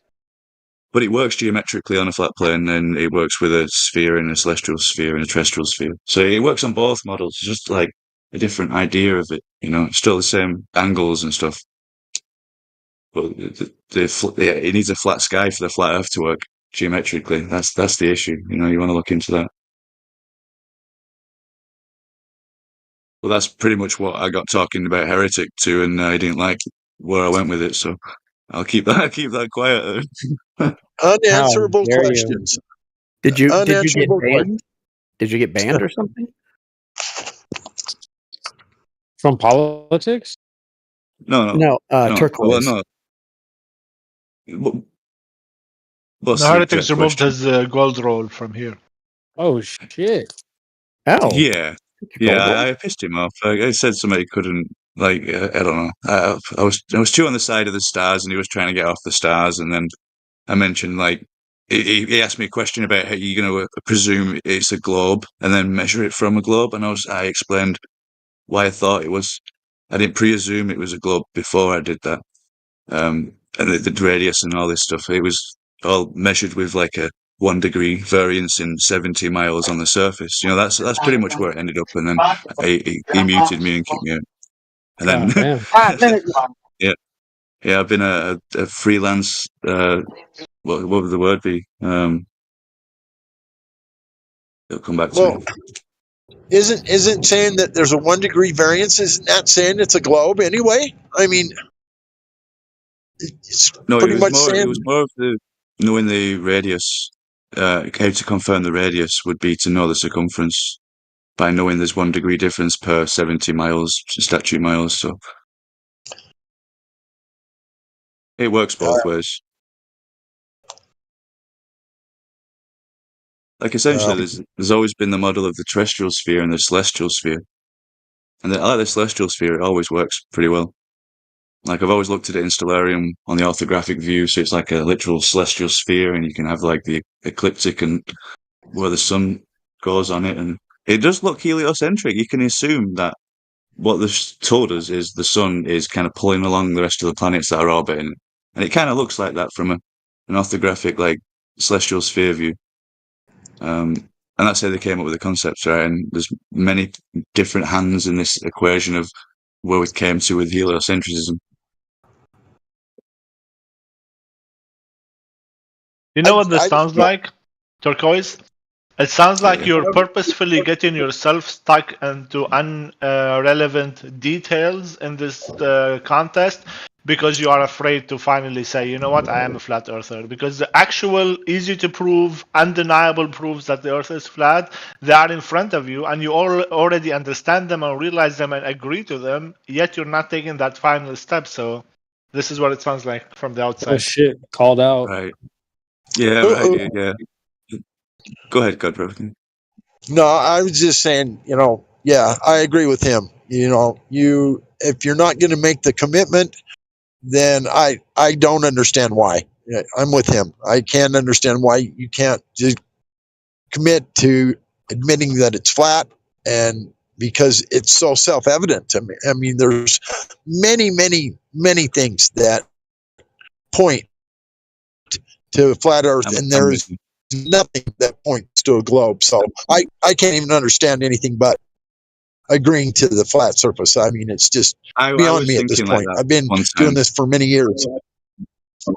I've been with you, my dude. And it's always been one of those, like, how much can you verify yourself and how much you just believe in others. And at the end of the day, the world is flat to me. We measure it flat. We measure from flat. Any relevance to measuring, you take it as flat. And distance, I'm not going to be making things where I need to take the curvature into it. So it's never involved in my thought and my life and what I do. But what's kind of tweaks me a bit is just because I've always been kind of conceptual of the sky and how that would work on the flat Earth, and making these like clocks and things with like the degrees of the sun and how fast they move and how fast the planets would move, and it's like an astrolabe kind of thing. I was kind of big on that, trying to get all the precise mechanics of the whole flat Earth down, but But had a lot of this is problems. literally what I said. This is literally what I said. You're getting yourself stuck on purpose in these details, many of which you will not be able to know. Like CB said earlier, 20 minutes ago, there are things we're never going to know. We're never going to be able to go to the ice wall and go after it and see what's behind it because all governments are stopping us. We're never going to know all the intricacies and details of mathematics and structure of the lights in the sky because we can't go up there and measure that. So it is what it is. You have to accept it. Well, call me this. Call me a globe skeptic still, because I kind of still am, right? Because I'm not like jumping straight into bed with the old idea of the heliocentric model that everyone else believes. It's like I'm still a globe skeptic, but there's a lot pointing to a spherical sky or a spherical Earth, and the spherical sky doesn't work too well in a flat Earth. Does that And I can't really does see that make you think? Does that make you think about concavity? There's three modalities basically. There's three modalities, man. I can't 100% verify for myself other than belief. But Do you yeah, have I can. Oh my goodness, bro. Check this out, Holmes. Who has ever been, ever, to a location with a vantage point to validate stars, where they are, what they are in relationship to the Earth? Can you tell me that? Well, when we use celestial navigation, you get something called a GP, which would be like relative to another observer, and Is you're able that to what like I asked? judge the Is that distance. what I dude? This is the problem with you. Your mind is stuck in one thing. So when I asked you the question I asked you, you went right to that thing instead of just answering the question I asked. You can make any claims you want about the location of things from a distance until you go to those things and validate their location relative to where you left. Your claim remains that a claim. Okay, so you could create this elegant interpretation of what you see, but nobody's validated this. Right? Nobody's been to the star field and turned around and looked back through the star field to validate where the Earth is relative to the stars. Not one person, not one object, not one probe. Nothing has done that. Right, I do understand what you're saying.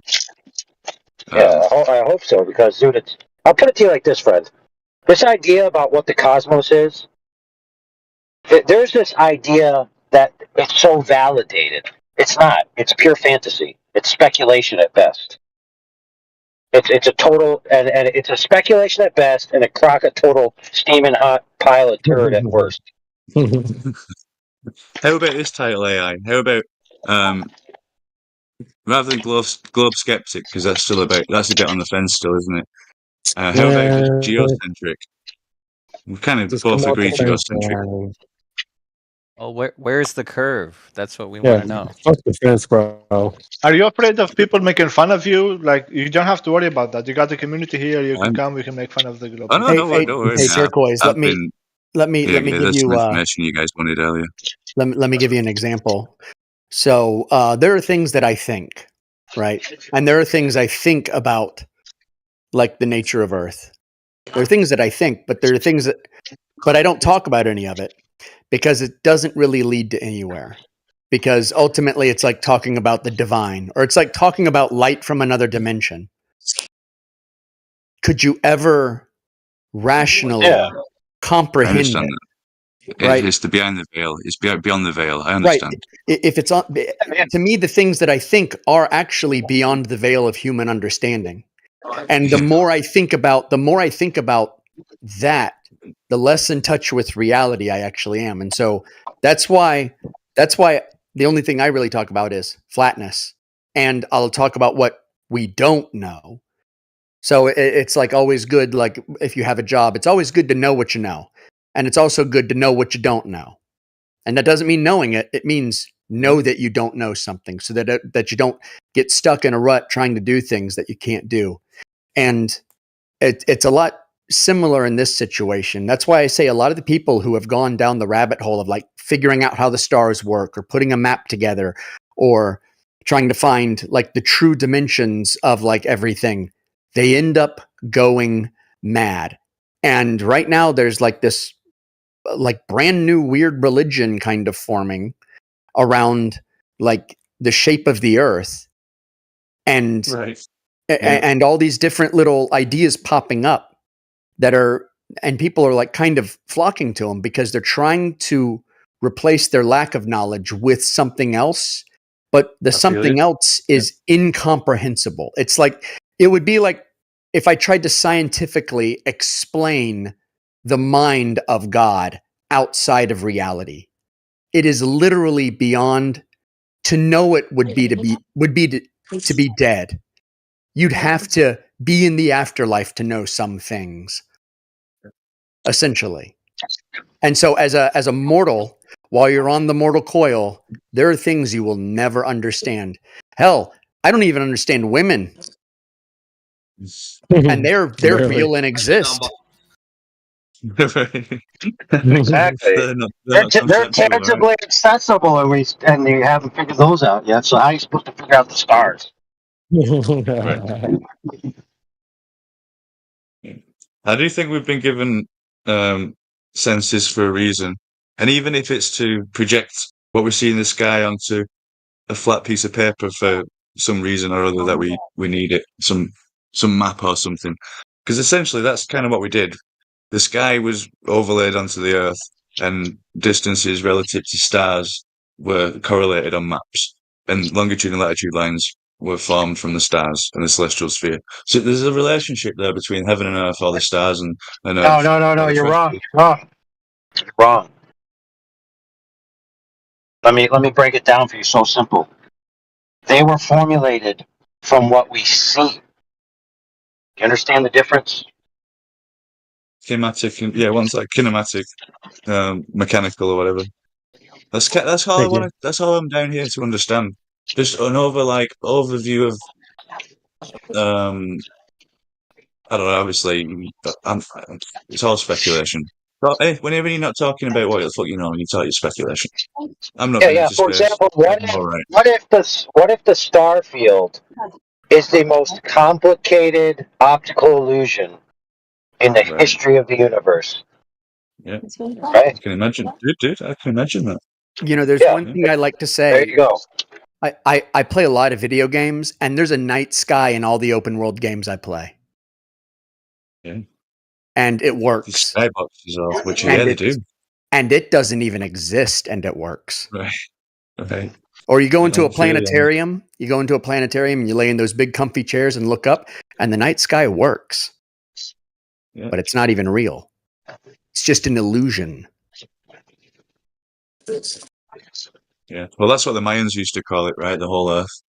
Smoke and mirrors, essentially. The measurement you posted proves flat Earth. By the way, you just posted a black swan. Your distance was literally explain. 21 miles. Stop talking. Hold on. Just let me finish. You have 21 miles of distance. The observer height is 56 feet. The horizon needs to be at 9.2 miles. Your image shows 21 miles. So you don't. It's over, bro. You just posted a black swan. It literally disproves the globe. Well, take it and spread it around. Take it and spread it around. We'll see what happens. Honestly. So where do you think the horizon should be in your picture? Where how far do you think the horizon should be? Because based on the globe, it's supposed to be at 9.2. Your image shows 21 miles, bro. You've probably already done this, but you've been taking the heights of the elevations of the observer and the target into effect as well. Yes. The height of the observer in your photo is 220, or sorry, it is 56 feet. 56 feet. And I put it in. You can look at the screenshot I posted. Look at my response. I even pasted a screenshot of the calculator. Your proof literally proves flat Earth. Use it then. So Honestly. why are Because you using it? I'm asking you to prove the Earth is a globe. I'm asking you for Earth curvature measurement. What you posted proves flat Earth. You have a measurement of Earth curvature physically, like a physical measurement of Earth curve.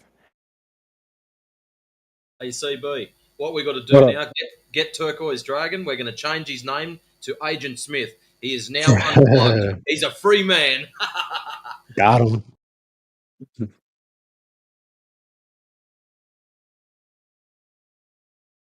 Take your distance in your image, plug it into the horizon distance, and see where the horizon is supposed to be, because it debunks the globe based on the image that you gave us and all of the numbers that you gave us.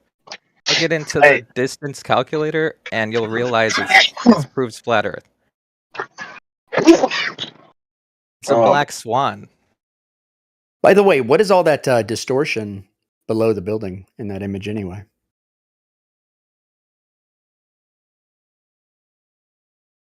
It's like any horizon-based observation, full of distortion. So Right, but a grain of salt, take it with a grain of particularly salt. over a flat body of water, particularly, right? That's where it's most apparent. Right, let me run you down. Let me run you through what the outcome of this experiment or set of Well, experiments or It's not tests an, or whatever you it's want not to an call experiment. observations. Plus, it's not an experiment. So Plus, a theodolite. What is the? Let me ask you this: what's the purpose of the theodolite? it's to measure an angle. Measure an angle. Yes. Okay. So essentially, the setup is there's a known distance to the object from the observer, target to observer, known distance, surface of the Earth, and a known elevation of target and observer. Now, we're assuming by the axiom of flat Earth would be that the horizontal that shows the same elevation would be on the same horizontal plane as the other one, right? They share the same horizontal plane if they're on the same elevation. Now, this shows that the angle didn't equate to that, basically. The angle showed massive variance on what it should have been if it was flat. So your theodolite has to be measuring that angle from level, right? From its artificial level, but its relative Okay. zenith start What's point. the operational distance of the best theodolite? For like, if you're going to Oh, actually do something yeah, it's practical, pushing like it. put down It's a pushing building, it. it's more Yeah, than it's pushing pushing it it. because it's Yeah, about yeah, yeah. 600 feet. It's about 600 feet. Yeah, If it's you're the going to build accuracy you need. something, the accuracy is gone after 600 feet. You Right. have to create a new benchmark and move your theodolite. Well, if the whole experiment's going to get some distortions, then wouldn't just the outcome and the difference between the outcomes show you the answer anyway? I'm saying long So, like, distance theodolite is just, it's all bunk. There's no such thing because they can't level over that distance. They're not operational. Yeah, I mean, so you can it's not point them. correct. You can point them in a straight line. That's all we need. That's all Well, we need. We just need 90 degrees to vertical okay, from so that relative you've got point. an angle, but relative to what? That point, is that point level? That point is relative to the surface of the Earth, or the altitude relative to the surface of the Earth where it's at. Right, is Let it me show you level? the geometry side of it. Yeah, but level doesn't mean parallel when you're on the surface of a globe. 90 degrees. I'm with you. That's what it You means. said That's what it 90 means. Right? degrees. 90 degrees. Didn't you say Yeah. 90 Oh, degrees? it's not this again. All right. Then It's it's like, flat. Thank Wait you a for minute. admitting it's Your flat. Thank you. theodolite is 90 degrees perpendicular to the surface, right? It's plumb to the surface. yes. Right, so your surface has to be flat in order to shoot an angle from it. Well, you kind of your reference point becomes flat when you level it out and become a node to measure things. Right. It becomes flat. And you A point create a cannot horizontal become flat. listen, you create a is a horizontal single reference plane. How many Also. Turquoise, how many times have you used a theodolite personally? Oh no, no, I can understand them, though, dude. It's just a fucking I use 'em. telescope with a line on it, dude. I use them. Yeah, okay, that's cool, man. And they're not for this. They can't do this. These are not accurate. I'm not after like a few degrees difference to show you that it's different. You should see by the outcome. Hang on, let me stick these angles in for you. How do you measure 90 degrees on a curve? Because it's relative to plumb, which is So You it's can't flat have then. plumb on a curve. You can't have plumb on a curve. What do you If mean? the The guy plumb's who's going expert down. in using this device is telling you this device is not made to measure anything over such a long distance, you need to be intellectually honest and disregard whatever results you got. It's not that difficult. Well, I understand it was used way over its league, but it's not the fact of that. It's the fact of just the variance in the results. Okay, so are you Results saying is that the nonsense. horizon is geometric? It's never Before we where go it on, is. we just got to elucidate a point. Whenever there's supersedery geometry for any globe claim, what is their retort? Honkily donkily light. Light is going in all different paths and arriving at the optic, right? So Yeah, to I'm not then inferring say, this. I don't give a fuck, dude. I'm in the middle of my fucking sentence. Thank you.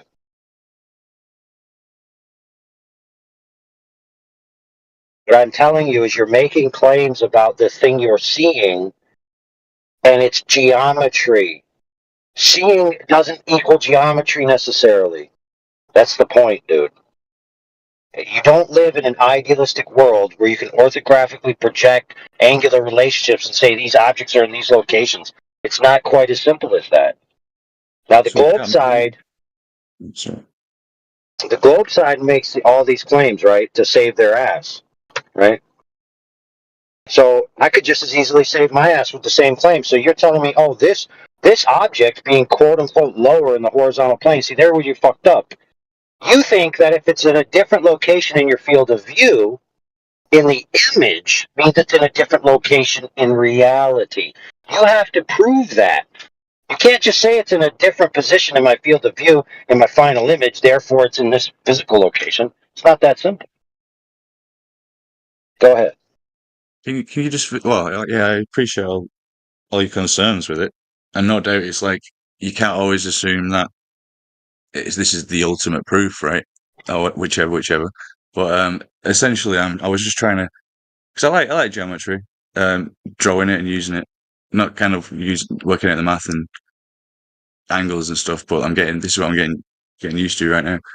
And essentially, this is like as pure logic and truth and proof that I can possibly do with finding out what I'm standing on. So you're asserting that there's missing building in this picture, right? Well, dude, you left something out. You talked all about geometry, and you left out the part where you understand light and optics and how they form images. Because that, my friend, is the crux of the proof. If you're going to try to say this object is located in the field of view on an image, and therefore I'm going to make geometric claims, you must intrinsically understand, at not a novice level, how optics themselves function. If you don't, your claims are meaningless. And if you look in the mirror and say, I'm making claims about the geometry and I don't know about the other optical side, how could you trust your own claims? I feel you. That's why I've always had problems with optics and measuring and that being proof. But when it comes to it's just the raw geometry. So ignoring refraction, it's just a straight line is a straight line. There's no such thing as deviation refraction. Dude, you just took the actual way physics of light and optics work, tossed it in the trash, and then drew an image on a piece of paper. That's what you and then just can did, dude. No, this is different. That No, it isn't different, dude. refraction I is point to you, son. I point to you, son, and say you're ignorant. You're ignorant of how optics form images, and you've demonstrated it 3 times in a row. And I'm telling you, until you go and look at that and research it, you're not going to answer any questions for yourself. I understand how light is shown to us through mediums, and how that can change. I understand that. I've looked years and years through that, and I'm trying to understand how it can appear like that. But essentially, Go ahead. I lost my train of thought. Sorry. You can't have a medium. That medium cannot exist next to an open vacuum. Just so you know. And Yeah, it doesn't matter if the moon is somebody stop. else's Hold model. on. I'm not done Yeah. yet. You cannot have the gas pressure, even if the moon's inside it. It doesn't matter. you still can't have the gas pressure next to the open vacuum of outer space. So you can't even use refraction because in order for refraction, you Right. need I feel you. gas pressure. So Right. guess So what? You you're don't have that you're gas pressure. antecedent, my You do not antecedent, have and that gas then pressure. Can you just let antecedent. me finish? You do not have the gas pressure because in order to have that gas pressure, it's going to need a container. Otherwise, you cannot have it next to a vacuum because the gas pressure will immediately move into the vacuum.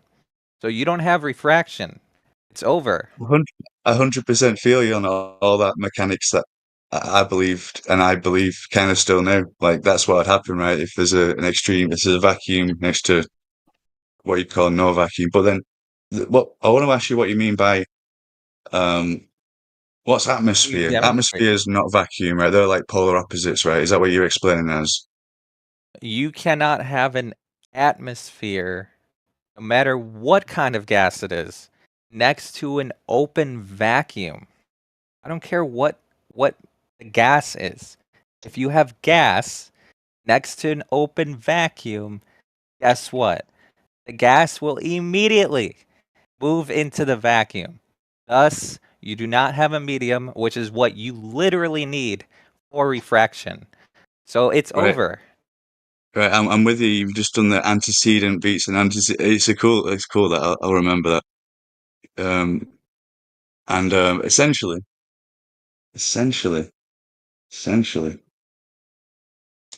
How do you can you demonstrate a gas pressure next to an open vacuum?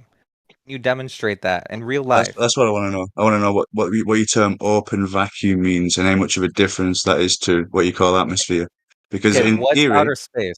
What is outer in space? theory, it's just a man-made conceptual line or distance away from Earth where we say space is, and before that we call a certain type of atmosphere like a Why are we stratosphere assuming or outer space is why are we assuming outer space vacuum It doesn't exists? really. It's fine, but it doesn't. That's an ancillary argument. It doesn't really matter. I'm Optics just getting the idea exist. of his vacuum Look, though. who cares? Optics exist. We clearly have an ambient atmosphere. If you don't like the term atmosphere, whatever, you can call it Atmos. I could care less. Okay. We have air. We have a medium present. We have optics. Now you can speculate how optics would work in a vacuum, like in a controlled conditions, right? But what we have is we have optics. We have the way optics function, and then we have a medium, right? That's what we do have. Yeah, yeah. And there's laws in science to predict what's going to happen in those situations, and what it goes with. Basically, I want to get down to this vacuum thing. So that just like there's multiple layers of what they call the atmosphere, right? And Who that's cares, dude? man-made concept. I'm trying to answer the whole question about this container gas refraction, or this lineage of questions and things. So you've got Your mic cut out. We need a demonstration, not an explanation, by the way. Go ahead. So what I want is a demonstration. I want a demonstration. This is what I want. Okay, I want a predictive model, right? That gives me accurate answers of where objects would be located in my field of view. That's what I want. Okay. Until you can provide that to me, your geometric claims about these things really don't mean much, right? Oh, you're just on a perspective in general, right? Okay. You're not on about some like model of like an astrolabe or some kind of sky correspondence. Essentially, this vacuum thing and this atmosphere thing is just all about how many of these, what you would call them, particles are within a certain area or volume. Wow. Yeah. Density is just there's more of them within that. Well, you guys got me hungry now. You guys got me hungry. There's so much red herring on the table. Now I'm hungry, so I'm gonna have to go into the store and buy something to eat. Yum. Fish Fridays. I want to say something. I want to say something. If you guys want to claim this refraction, show me that in reality. Because, for example, I'm in the straight road, and there's a hill in the middle, I have a car at my front, and I want to pass that car, but I will not do that because I cannot see if there's a car coming by, behind that little hill. So where is that refraction? You see the problem? It's not there. Right. I would love to use that refraction, because with that refraction I could see that the car is coming, but I never see that,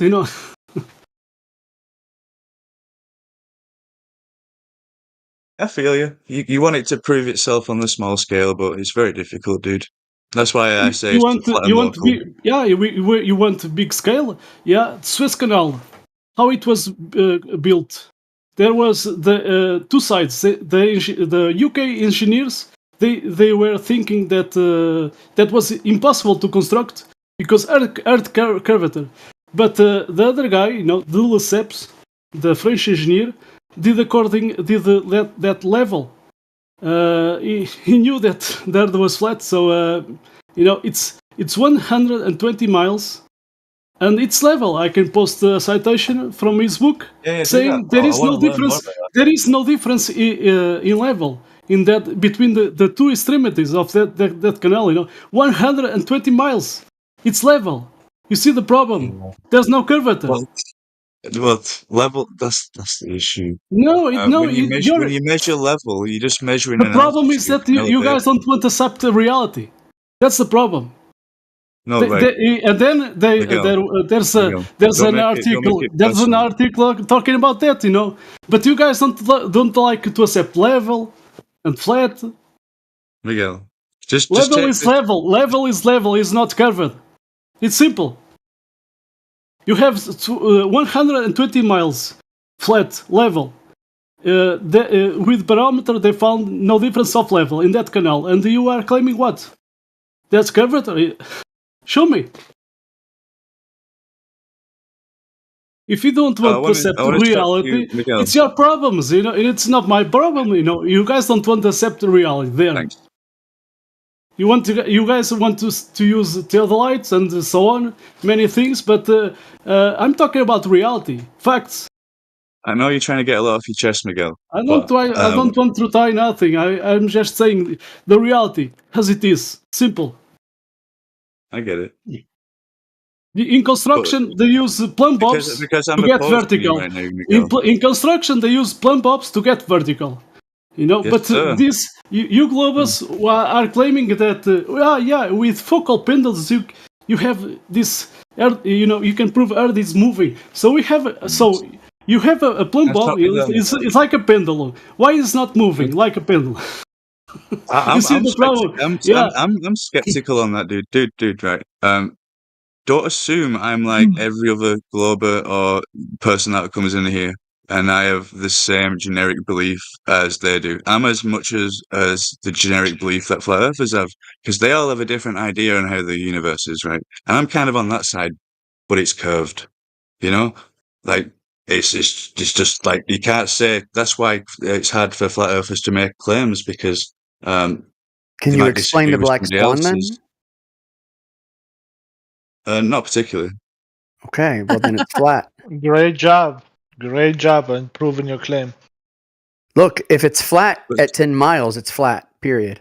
Yes. Well, see, like I would have been more accurate. Seeing too far doesn't always imply that it's always implies, and you're not seeing too far. You're not seeing too far. You just see what you see. That's it. You don't see too far. We just see. When I see something, I see it. I don't have to explain why I see it. It's just there. If you have to explain why you see something, you're either lying to yourself or you're believing a lie. And if you build a model, and if you're believing a model that's telling you you're not supposed to see it, but you see it, you have to disregard the model. Like, I still don't understand why are you confusing yourself so much. So the black swan. By the way, 35 years. Advocate? 35 years of hardcore space fan. Knew everything about the solar system, loved NASA. My grandfather worked on Apollo 17 as an MIT contractor, loved it. Loved the whole thing. I knew everything about it. One moment seeing the math. It took 30 seconds. That was it. The math didn't match reality. Done. That's how easy it is to be truthful. So I'm with you on that. Like See, Are Because you? the math wasn't math. No, you're not. listen, You're listen, Are just you? saying it. listen. Let me Because answer. if you see So the the reason horizon why at it's a 10 model, if you see the horizon at 10 miles, it's flat. right. So let me just state this. The reason why it is a black swan is because it's only a black swan with the Earth's radius is 30, whatever. That's the black swan aspect of it. Anything bigger or anything different to that, and it doesn't debunk it. I'm on the side of it's something else, you know? It's not answering my question still. Because seeing too far doesn't always mean it's flat on the You bigger don't see scale. too far. You just So see. your train of thought, The it's too far flat, part or I'm it's a lot saying, bigger. The too far part is the mental presupposition that it oversized. must be curved. Yeah. Yeah, of geometries. Yeah, I Yeah, you're understand that. assuming the Earth is an object that has dimension like that. Oh. Like you wouldn't stand, like I wouldn't stand in my county and say my county is this 3-dimensional shape, would I? Is a mountain an object? If you are a mountain, is topography an object? No, but our mountain, like we've Yeah, we've if you're categorized like a isolating the certain mountain, if you're isolating the mountain, yes, the mountain is an object.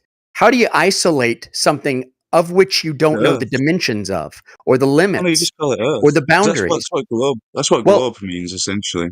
Globe just means accumulation of mass or whatever. no, It's not like no, but it's that's not like not a because description of. words have meanings though, and Yeah, that it's word not a doesn't mean description of that. its. It's not a description exactly of its No, it's not a shape. description of anything. A globe is an ideal object. It doesn't exist in reality. Yeah. A globe cannot That's what exist. It is an ideal object. They do not occur in nature. Ideal they're made objects out are of wood, 100% and you can hypothetical. They are spin them. philosophical constructions of math. I'm with you on that. Just like a planisphere or an astrolabe would recreate like a central Earth-based system. You know, it's kind of the same thing. No. It's a model to explain something, and at the end of the It's not day, a it depends model. what you want to explain. I'm not talking about models. You'll never hear me talking about models ever. Right. Okay. Well, And people it's seem you know to what? jump And you at know my, what? what my You know model what's is made it so before easy I've for even me? told you. You know what's made it so easy for me is I left all models behind. I Yeah. do not assert that there is a model at all. Mhm. Not only do I not assert it, I do not believe it. There's not a map you could show me. There's not a model you could show me where I'd say, yeah. It's because the moment you start thinking in that mode, you're automatically going to make presuppositions in your mind. I And feel you it. I do can't let feel go that. of things. Well, personally, I think it's weak-mindedness of people. Mm. Well, no, it's like the whole attachment thing. Like they Yeah, it's always want to weakness. know something. They It's always want to know weakness. something. Yeah, well, no, I mean, always wanting, there's a weakness there when you want to Yeah. know something. Let's say you want to know what is unknowable. I do feel you on that, mate. I do. That is the truth, and why we're all skeptical, and you can kind of get up to a level like. So Well, I'm not let me just. skeptical. I'm zetetic. Okay. So are you with the idea of like how would you describe the realm or the Earth? Would it, like, because this is how I would have described it like not too many weeks or months ago. Let's say this was 5,000 years ago. I'm wearing furs and I'm out in the middle of just a landscape. I just say, me Krog, me on land, me in realm. I would not assert that there is any kind of shape because that would be an unknowable proposition. There is no proof that the Earth has a distinct shape to it because we cannot get beyond the boundaries of where we have already been. I don't think you need to completely explore to know it, but I think you do. What we've seen I so think far you do. shows. Let's say you're an ant and you're crawling on a 1978 Camaro, and you're an ant and you're crawling all around on it, but you can only climb on part of it. You will never recreate that car on a piece of paper and draw it. Never, ever. That's why you can never assume its complete shape, like you said, and that's why I could never. That's why I could never assume a boundary when I believed in the flat Earth because But you never know. well, I don't assume Nobody a asked boundary. you to. I don't assume a boundary either.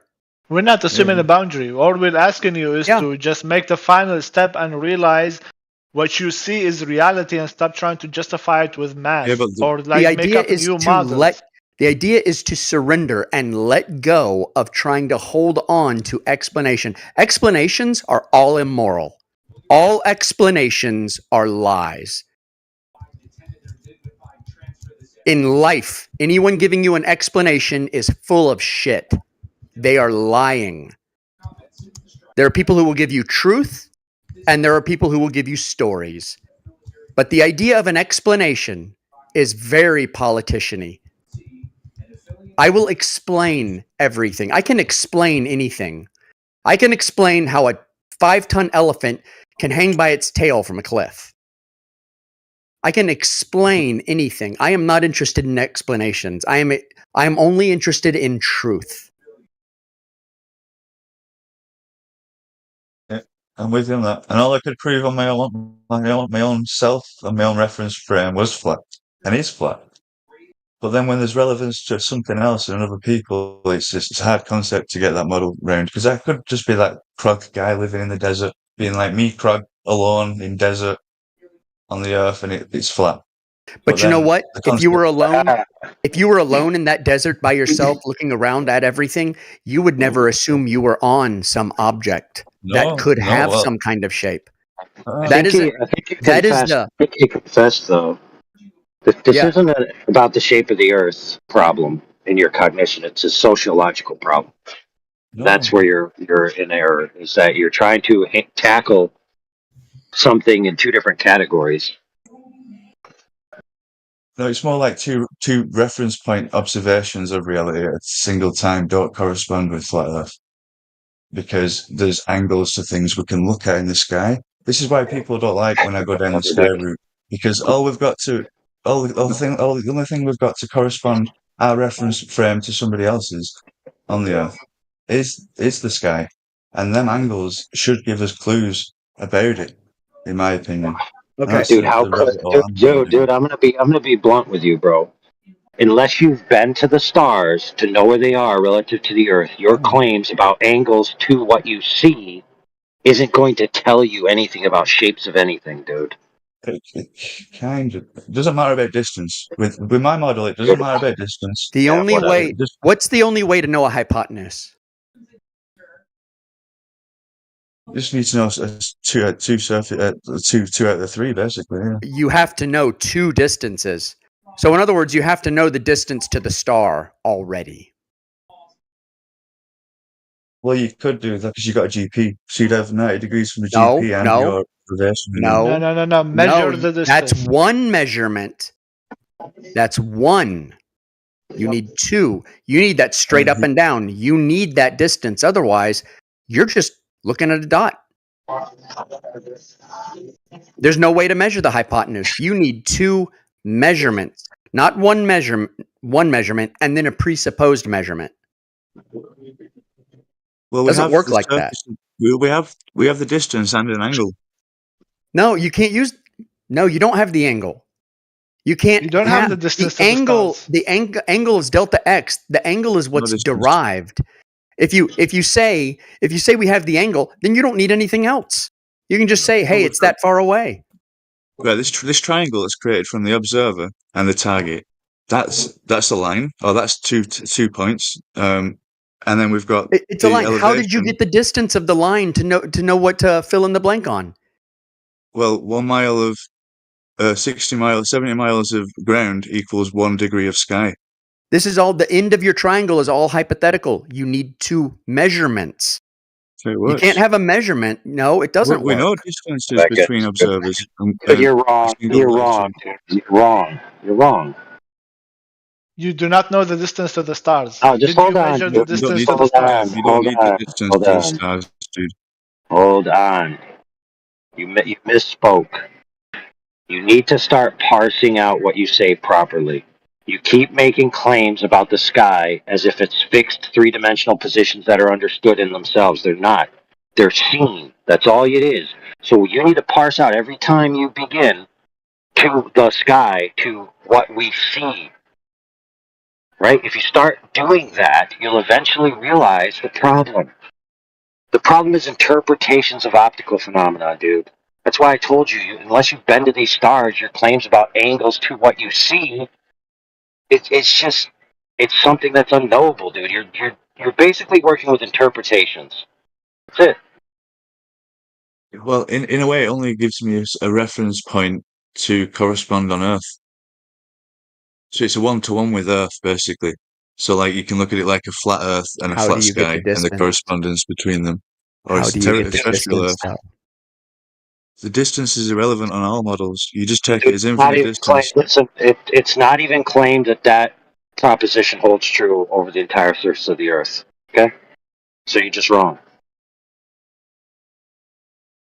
Not only that, but you can't even use that relationship below a certain degree angle in the sky.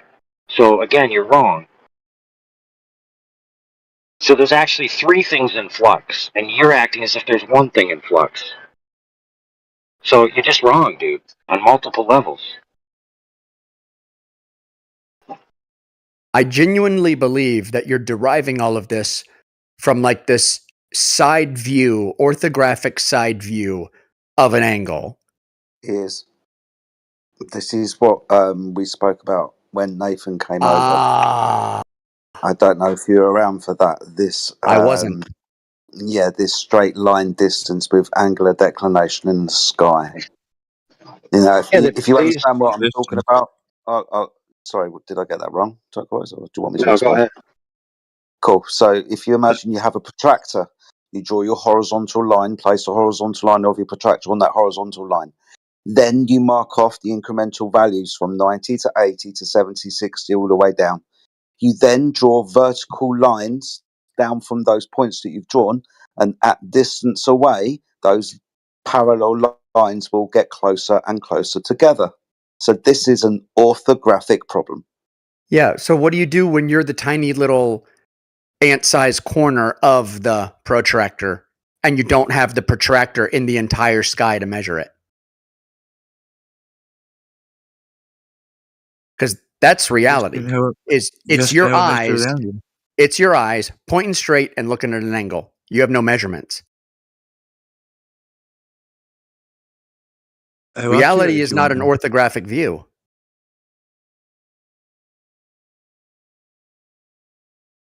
Same thing with the Earth curve calculator.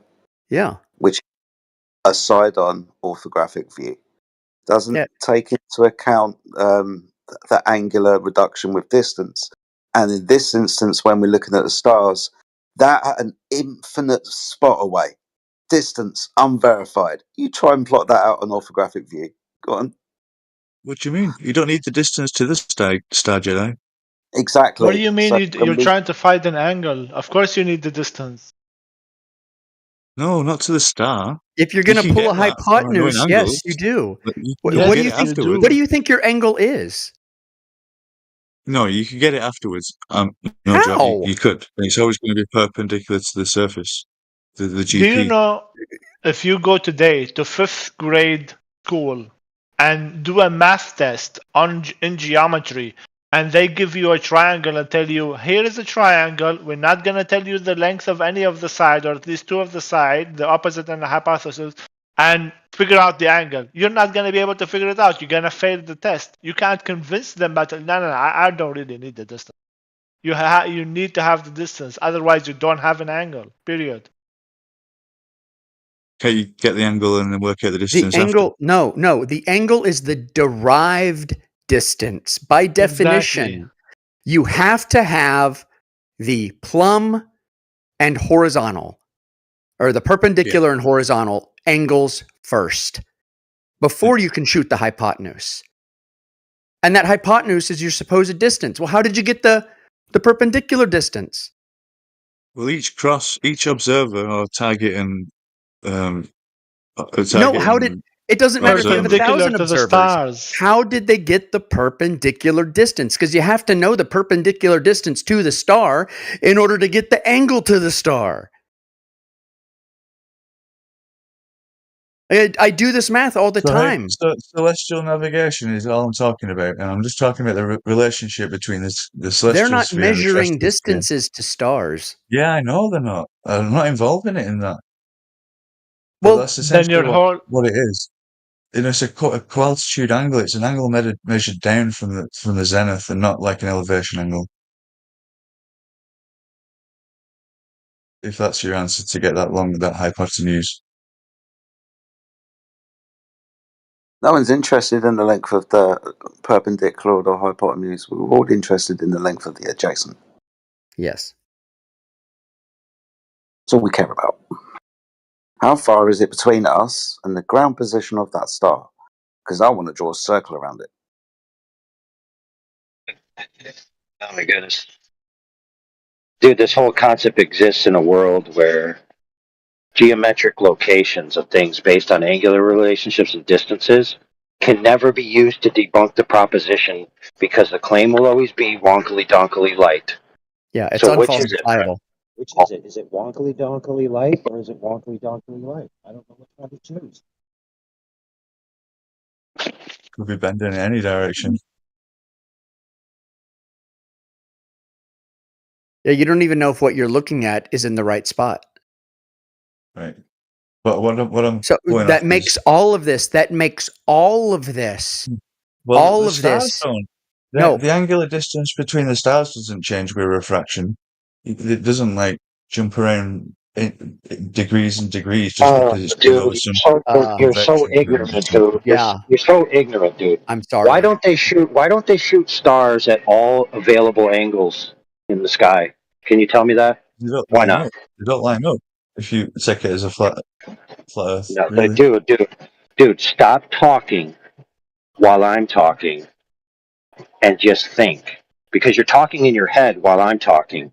And then you're waiting till about 75% to begin your actual vocalizations. You're not listening. Okay, I'm going to tell you this one more time. Why is it that they don't shoot angles to stars at all available angles? So you'd imagine a protractor, right? You have 180 degrees. Obviously, you can't shoot through the ground. But they don't use all 180 degrees to shoot stars. Why not? Because you've got like so many degrees where you don't even see stars. So astrological horizon. Dude, think about how stupid you just sounded. If the Earth was a globe, pay attention. If the Earth was a globe, you would be on the apex of an arc, which means you would actually have greater than 180 degrees of available propagation angles. But they do not use all of those degrees. Why not? Because you measure from a plane, and everything's from zenith. Dude, The fact that you don't even understand what I'm saying right now is just palpable, bro. So let's see if anybody else knows the answer. So there's greater than 180 degrees available to the alleged person on the globe Earth to look at stars, to make these calculations, but they don't do it on all those degrees. They're limited to a certain amount of degrees. They can't use them all. Why not?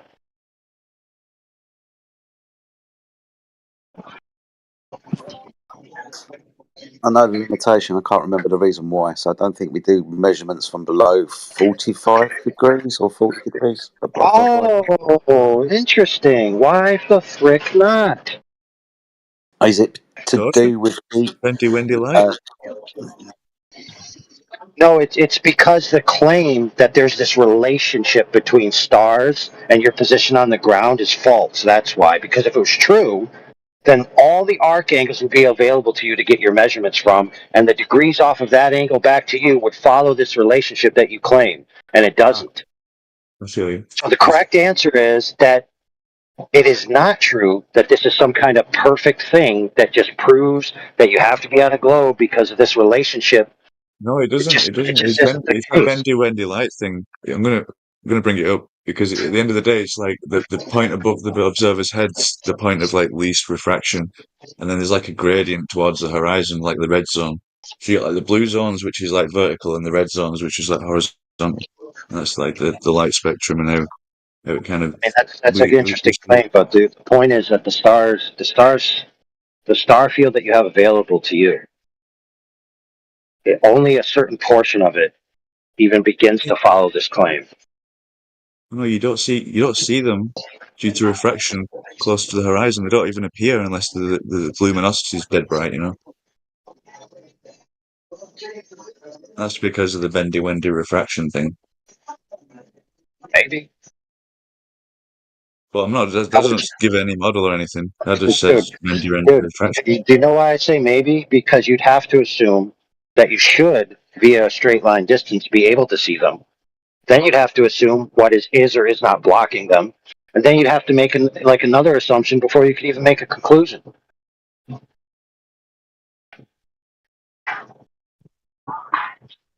There's so many assumptions, dude. So many assumptions.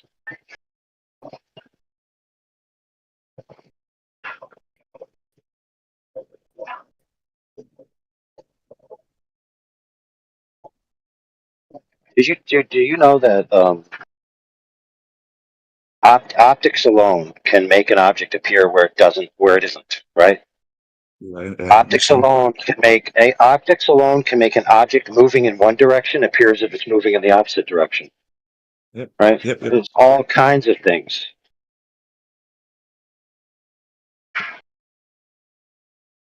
Yeah, but nothing, dude. Listen, until you've gone to the star field, turned around, and demonstrated the object's locations, right? It's all a bunch of baloney. It's just an interpretation.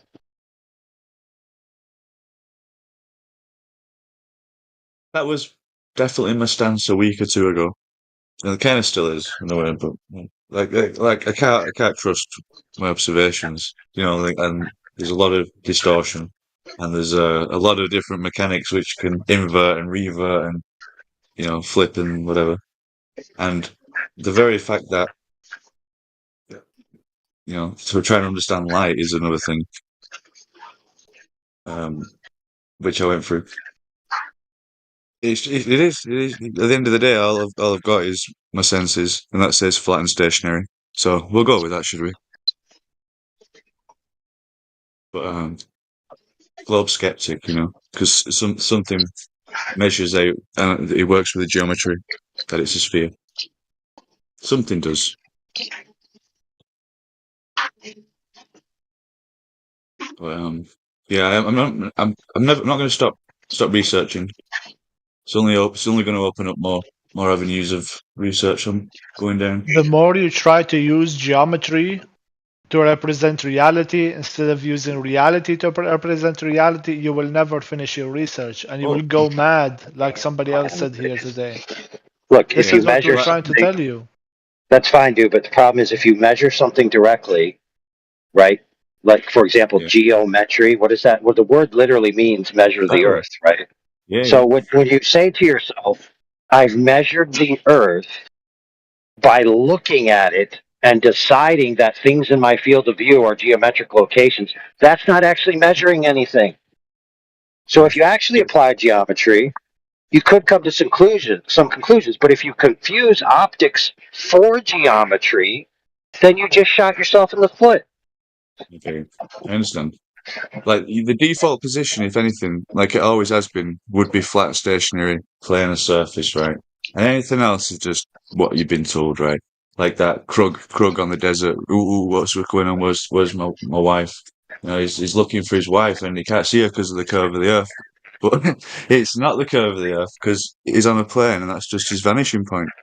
Or Jesus hidden in the streets. Yeah, and then he gets told off another caveman. No, the Earth's spinning. Starts telling him all this heliocentric bullshit. Or like this story and mythology. It's just like a mythology.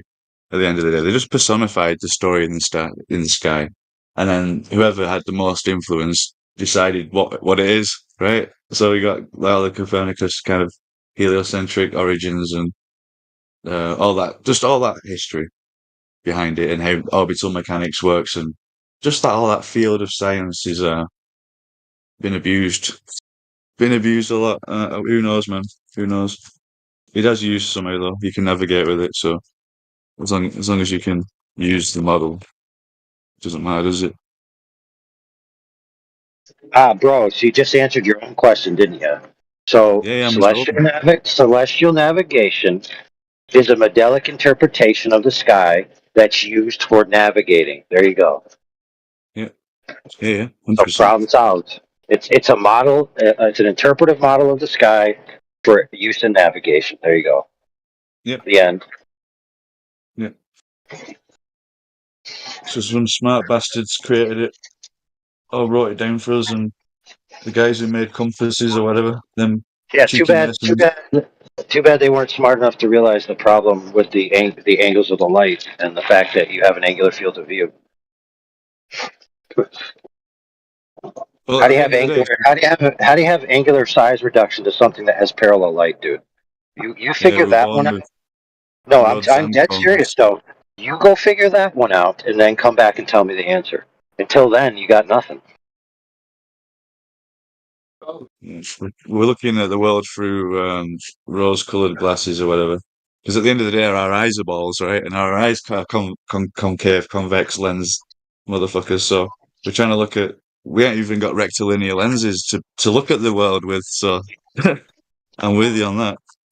Can't really trust our eyes in a way for parallel lines. Should just It's say. like this, bro. It's like this. If you look at a wall in front of you that's larger than your field of view, and the wall is painted blue, then what color is going to occupy your entire resolved image? Blue? Oh, there's your answer.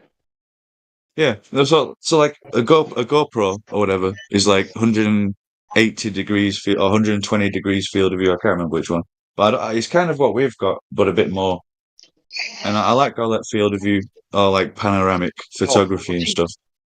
And even it's so easy to depict it's got concavity or convexity but at the end of the day, it just seemed like the default position is flat and level at any altitude.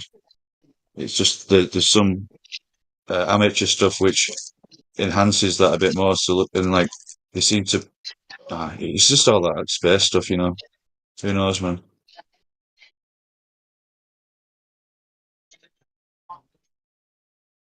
Yeah, I just like Interestingly enough, friend. Interestingly enough, you can have space, right, and have a flat Earth, but you cannot have a ball that doesn't have demonstrable surface curvature. Or an enclosed system, the barrier. But no, you can have a ball inside an enclosed system.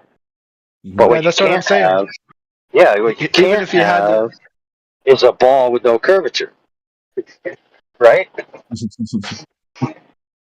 Yeah, that's what I'm saying. Like he can't have a ball without an enclosed system either, so he has to accept that at least as well.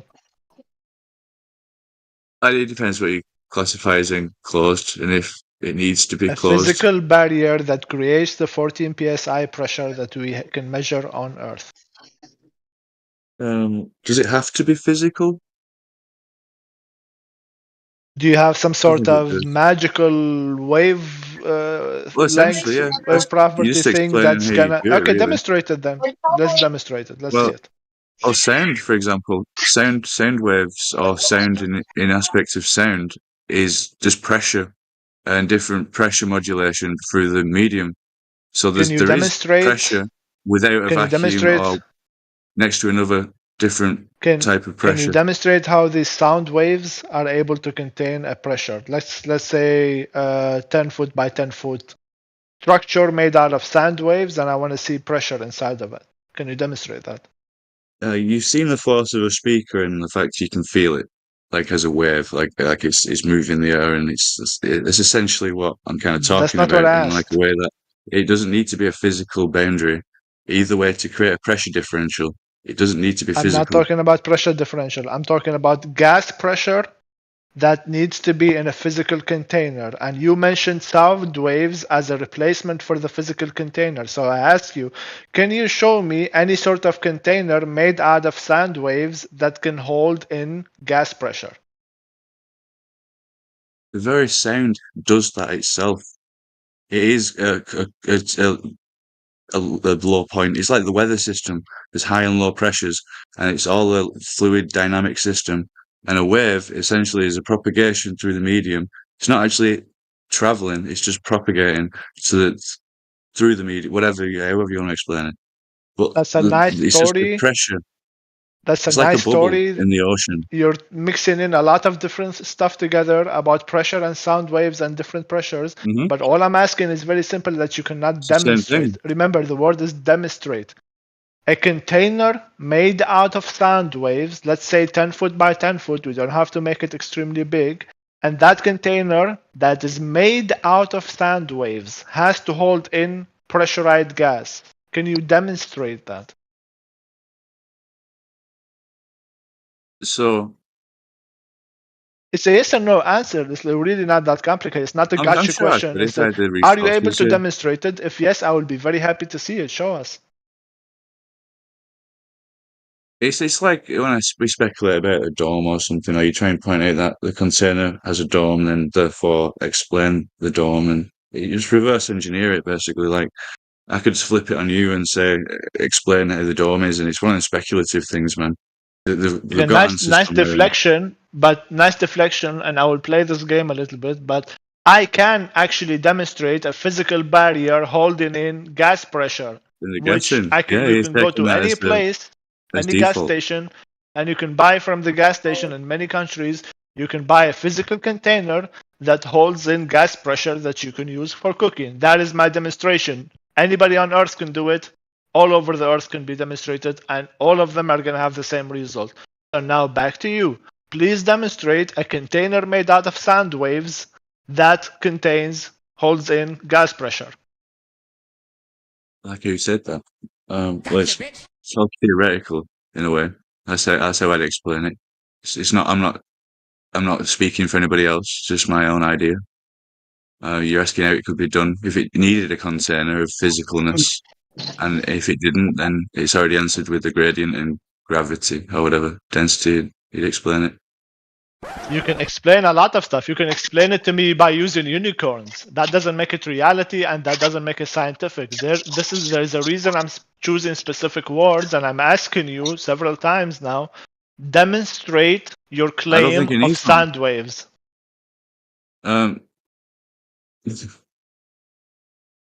Do you see the struggle? That this is why I said earlier. Maybe I wasn't clear. You're trying to use math to replace reality. You're trying to use geometry in a wrong way to replace reality.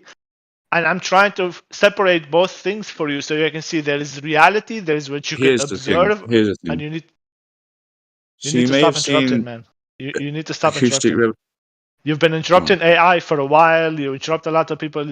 We're giving you a lot of time. We're speaking with you. We're explaining. We're being extremely patient with you. Like a lot of people are getting really annoyed with you playing the devil's advocate the whole time, and you just keep going in circles. At least give us the respect of not interrupting the whole time, please. I'm sorry, Dave. Sorry, AI. Familiar. Go ahead. I forgot my point after this explanation. Anyway, if you cannot demonstrate it, don't claim it. Separate reality from mathematics, please, or from models. Okay, no claims. No claims. It just as it is. We have gas pressure. There's must be a reason for it. It must be contained by something. Must be creating a containing like effect. That's all I'm going with. I don't know what it is. Speculative. How about that? I'm not conceding. That's my thought on it. I can't prove it. I can't look from the stars. There is some antecedent which we require. We're said to require some containment of something, some kind of barrier. And that's what's in contention. I don't contest space as it is. I think it's not as we've been told, and there could be like layers of firmament in such a way with medium of who knows what it's made out of. We can only speculate, right? With the physics that we know on Earth. So that's why the ideas of superfluids or whatever have come about. But I'm down for all that. I'm not as dogmatic globe believer as you seem to think, and you always seem to like. No, I didn't say you are.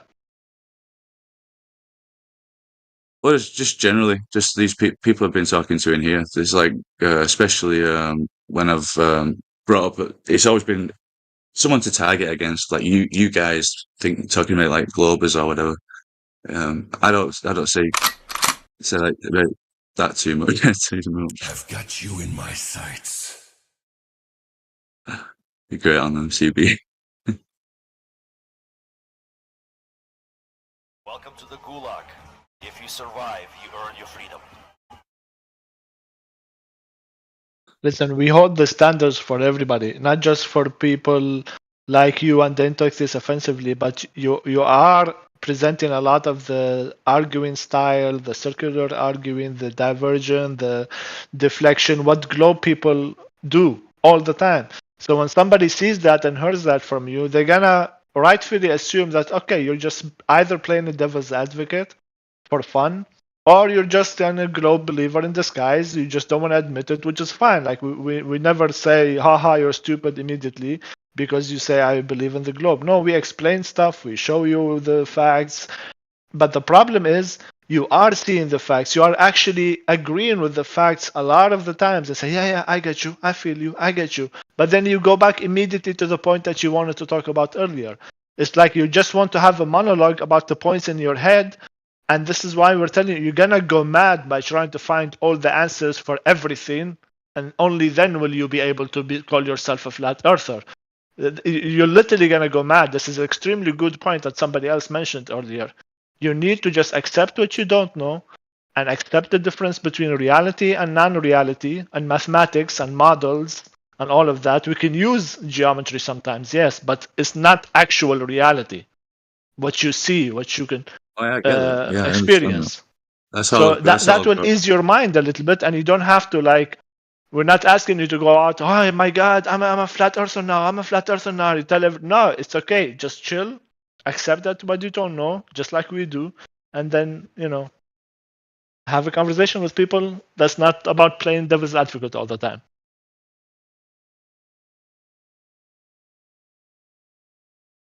You know what, man? It's not so much about that.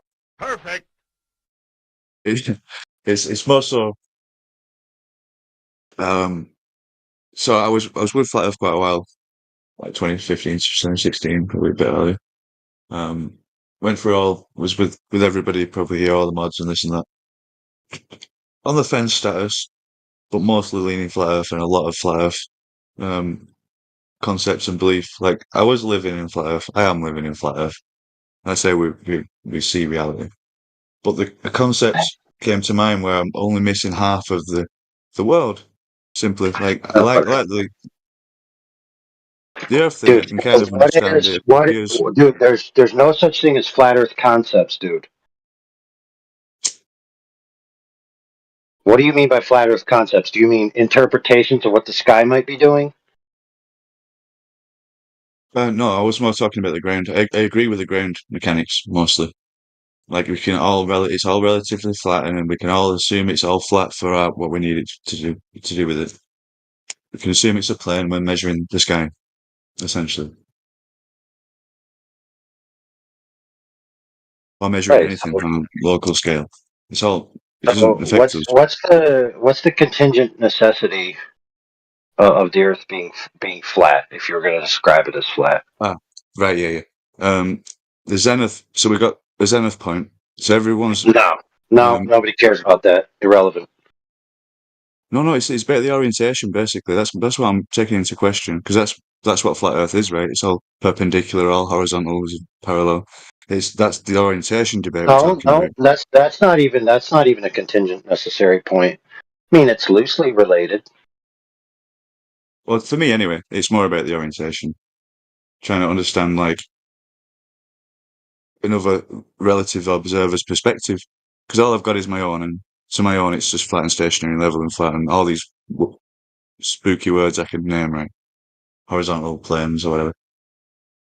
Topographical, this and that.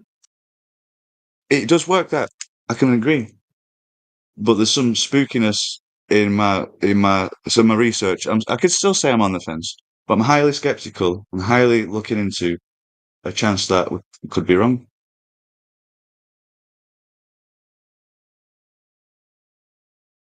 But to be fair, I'm still down as anything. But I'd rather get certain ideas across about how we could measure, because you just went into a whole speech about my geometry can't be accurate for measurement. I understand that, but then you can't. Well, I'm not saying you. I'm saying I'm going to generalize the flat earthers or whoever's putting these words into flat earthers' like brains. Like we measure it flat, and then have no actual measurements, geometry that you can just present quickly and easily and show it's flat on a big scale. Then to me, it's all locally flat. You can't prove it's on a greater scale. How many locally flat lines do you have on a ball? Like, I don't know, how big are you and how big's the Earth, man? I'm not going to jump on that like scapegoat, but that is a good answer. The fact that I am fucking minute and it's a big Earth and my perspective only tells me so much, and I've only got. Oh, I got it, brother. I got it. Since you so desperately want a title, I've made one just for you. We're going to call it Earth Gnostic. Earth Gnostic. Okay. Right. At the end of the day, man, being stationary, being whatever shape, being heliocentric, geocentric, at the end of the day, it's all just like a philosophy at the end of the day. And like a slightly religious, faith-based, like creation idea behind it all. And who knows, man? But yeah, I like the people here, and I like everyone's different ideas. And you just mixed in so many bullshit statements together. I'm sorry, man. What the fuck are you talking about? Philosophy and religion? Oh, yeah, brother. He wants you to agree. He wants you to agree that that's the category it's in. That way, he doesn't have the impetus, right? Because when you're an agnostic, right, it doesn't matter that things matter. So you want other people to not think they matter either. That way, it makes you more comfortable because then you're all buddies. If we all just start exchanging opinions and beliefs, then we're all equals, right? Not exactly, man. Do you have a hard time not saying your I fault. was wrong or conceding a point in a Well, it's fair. debate or in a discussion? It's not his fault, though, dude. It's literally his cognitive dissonance controlling the way he thinks. I'm trying to snap him out of it, but Dude, when he figures out how to get something to change an angular size that has parallel light rays towards the optic, when he figures that out, then he'll snap out of it. hopefully. Hey, right, hang on, let me get that light thing. So the parallel rays, how's that describing the shape of the Earth?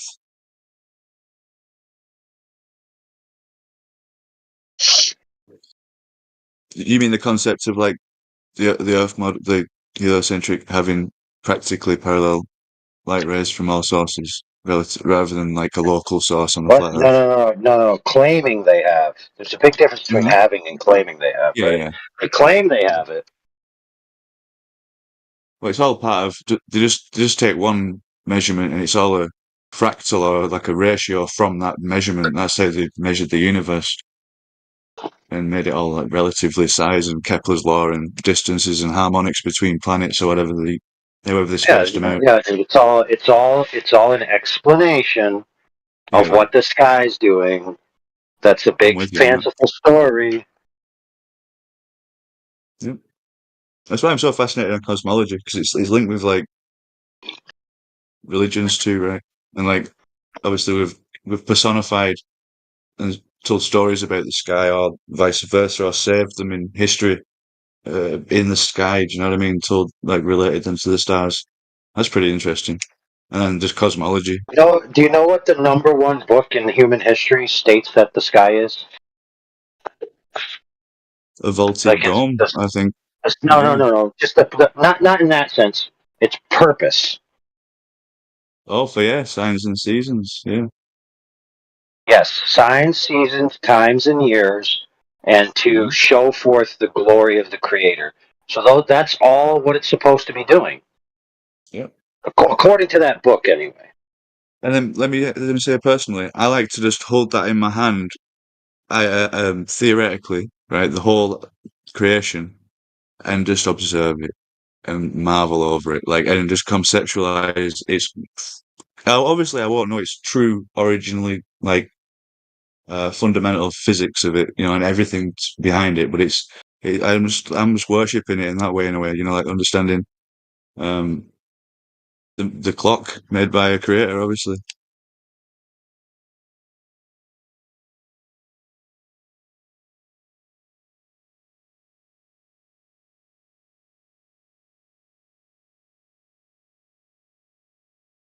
But it's all conceptual, and it's not affecting my life. Then now I think it might be a globe or anything. Like, it's just my viewpoint on my little dot of perspective in the massive universe, which isn't so big. It could be like 10,000 miles in diameter or something. The whole thing, who knows?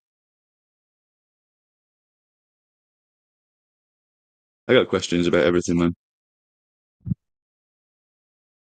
All right, guys, it's 1 a.m. here. I'm gonna call it a night. Was a good panel today. I appreciate your time, Dev Lead. Talk to you all later. Thanks, man.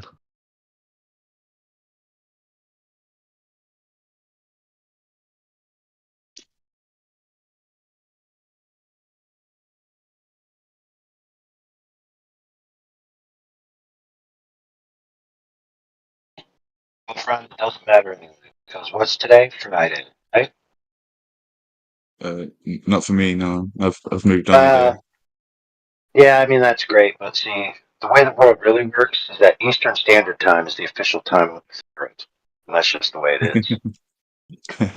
Well, I don't know. It's called the Prime Meridian for no reason, dude.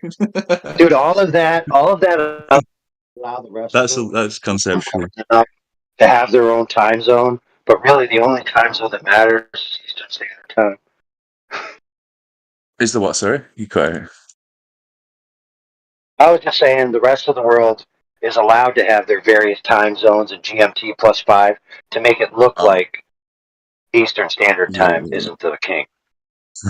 But the point I was making is that there's a team of trolls who are Globers, right, that have decided that there's not going to be any more Flat Earthers Friday. So today's Friday, so by tomorrow, I mean, we're all gone. So either we're going to have either converted to Globe or have died. So I don't know which one you're going to do.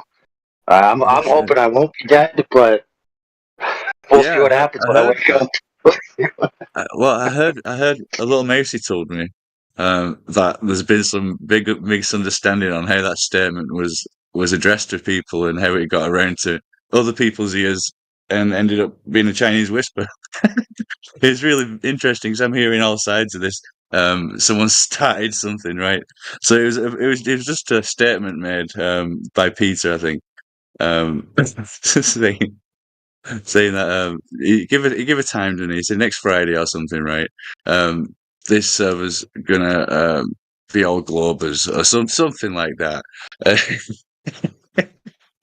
He did, and then Chinese whispers. I hear from somebody else. Somebody else gets really offended because they've heard from down the line that he's threatened to shut down the server, and he wants to shut down the server, and it just escalates, and it's a crazy little thing.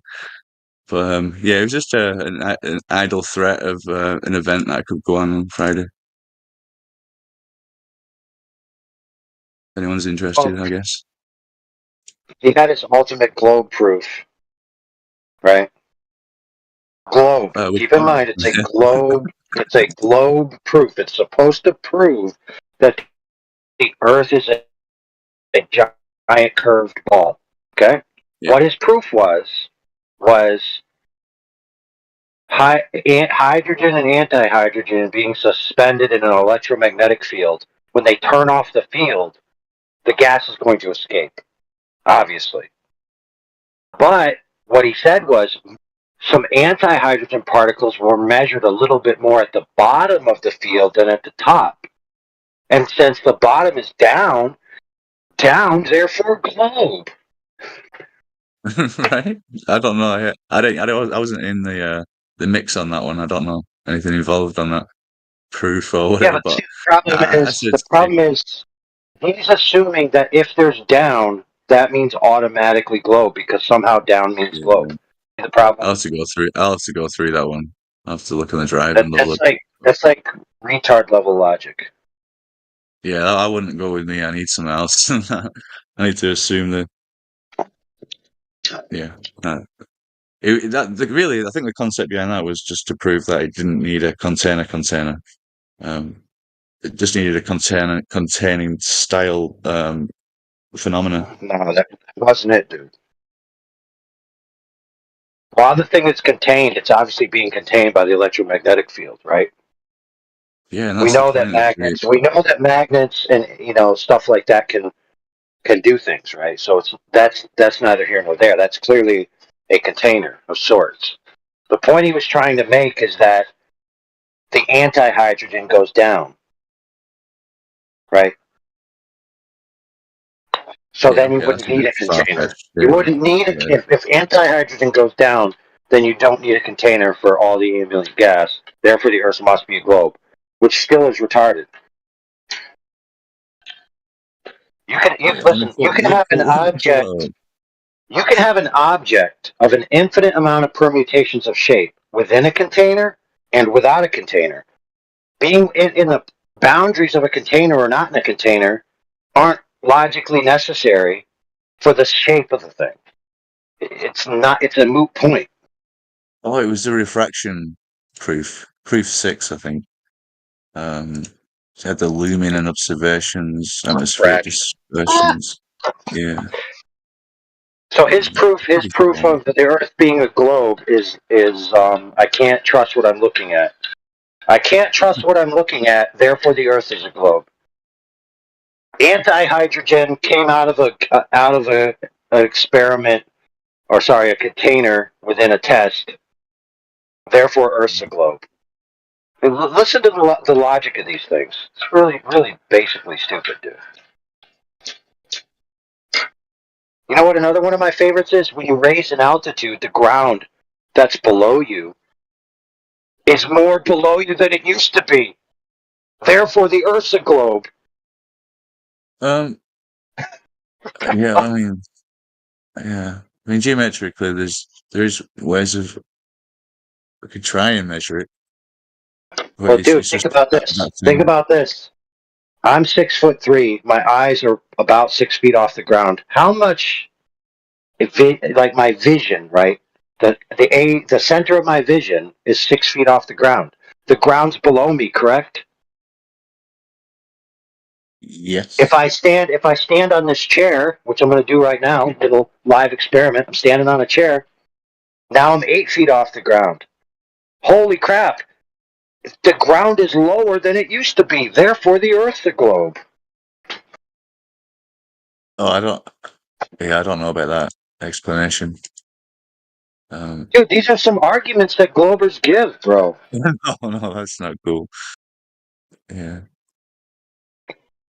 But it is close to like almost how you do it. It's essentially equal elevation, just checking that they share a horizontal plane over distance. And if it's higher or lower, then there's your answer. Because you're assuming parallel horizontal planes on a flat Earth at equal altitude. And that's the proof over distance you'd need to do. I just want to go do it myself. Because rather than looking for curve and trying to find out what it should be behind and stuff like that, I think we should be measuring a different way. Because that's too optical and there's too much stuff going on. What? Well, how are you going to measure something far away, dude? What method are you going to use?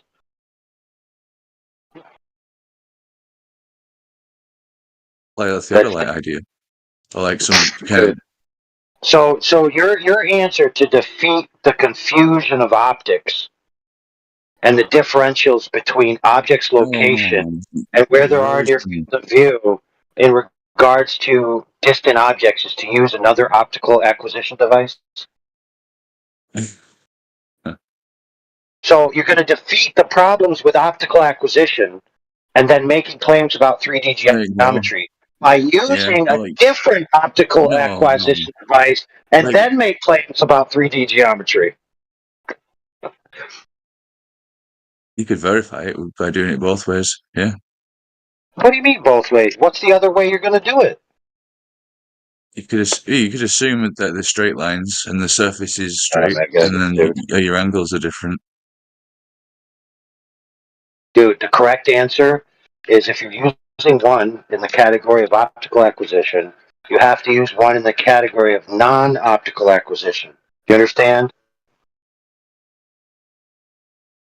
So what's your second methodology going to be to corroborate your optical acquisition? Yeah, literally.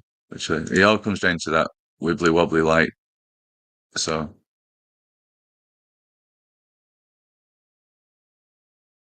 Correct, and the globe side is always going to claim wibbly wobbly light whenever it's in their favor, and then they're going to claim straight light whenever it's not in their favor. yeah. Well, So- geometrically, you just start off with baseline as straight, and then assume refraction and like curvature afterwards. Depends if you're doing planar geometry or spherical geometry. There is no such thing as refraction, bro, in the atmosphere because there's no discrete boundaries. Okay, and the law of refraction requires a discrete boundary. So since you have no discrete boundaries, what you actually have is an infinite amount of calculable boundaries, right? So if you have an infinite path variability because you can't calculate the normal line, which is a 90 degree, right, from your boundary. Since you can't do that, you could literally draw lines and just pretend that that's the way the light went. And you could use that explanation to explain away any observation. Right. There is some assumptions, and the assumption of the orientation of vertical is what is the critical thing in this, and it's just that type of measurement.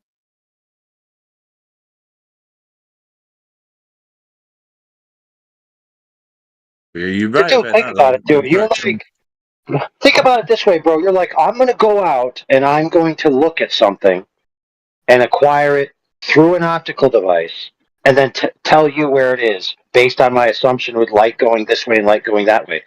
When meanwhile, like 5 or 6 or maybe even 7 years ago now, people went out and shot a laser over a 25-mile lake and demonstrated that there's no giant hump of Earth curve.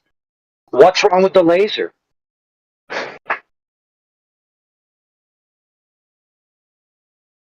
Yeah, I mean, if it stayed at equal elevation across the whole surface, that would be we could check that. Yeah, you set up a laser 2 meters off the ground, set up a target 2 meters off the ground, 25 miles away. The laser hits the target. Now what?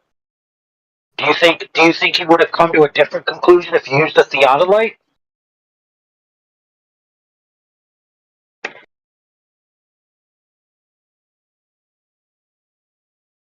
Well, doing that kind of elevation angle, not elevation angle, doing the zenith angles doesn't. You need like a greater distance. What are you talking about, dude? Do you know how much, dude? If you shoot a laser 25 miles, dude, and the variance is 6 feet, right? So you have a 25-mile line with the maximum variance along the line with 6 feet. That thing is flat as fuck, bro.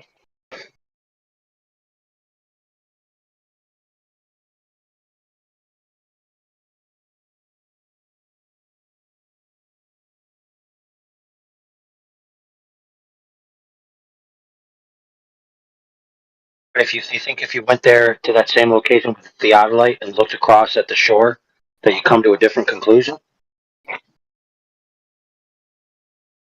I think optically it'd be lower than you'd predict if it was not perpendicular. Right. So, now what you mean by lower, and I want to be clear to you, you mean lower in your field of view, in the image? Yeah, like an elevation from zenith from up. It'd be lower on you. No. The image.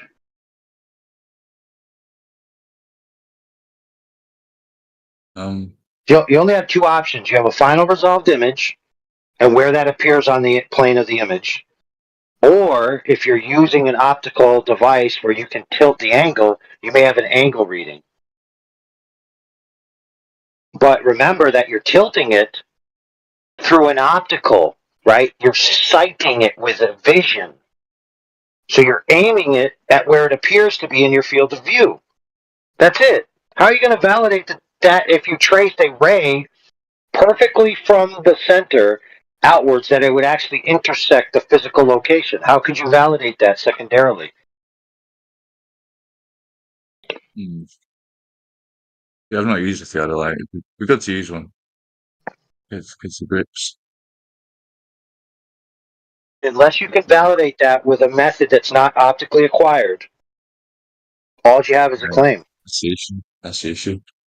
Yeah, it's flat until you can't use optics. Yeah, I understand. I can't verify it with optics in my own eyes, but conceptually, I could conceptualize it as spheres and planes and whichever way around.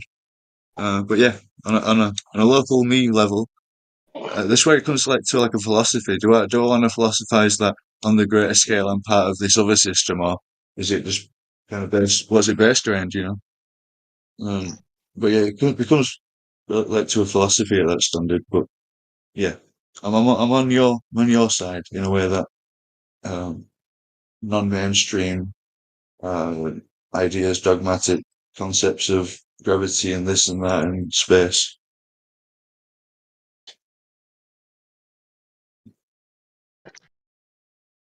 Yeah, For me always to, on the fence, I guess. it's time for me to chomp some food, so I'm gonna have to go on mute, bro. Radio. Enjoy, man.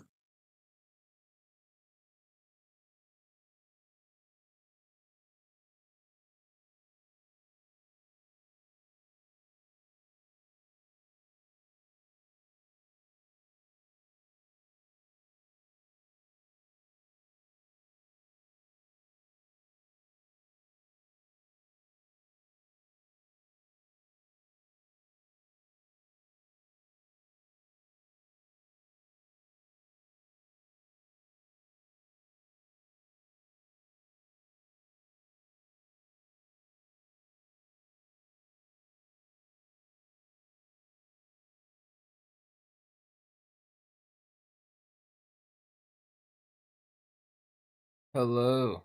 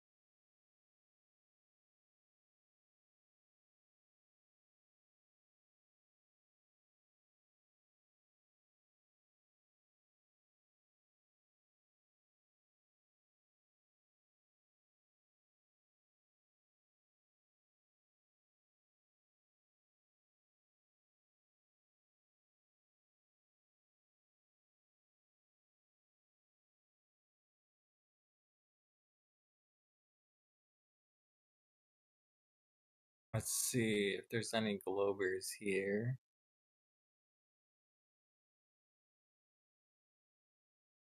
Logicool, are you there? Logicool.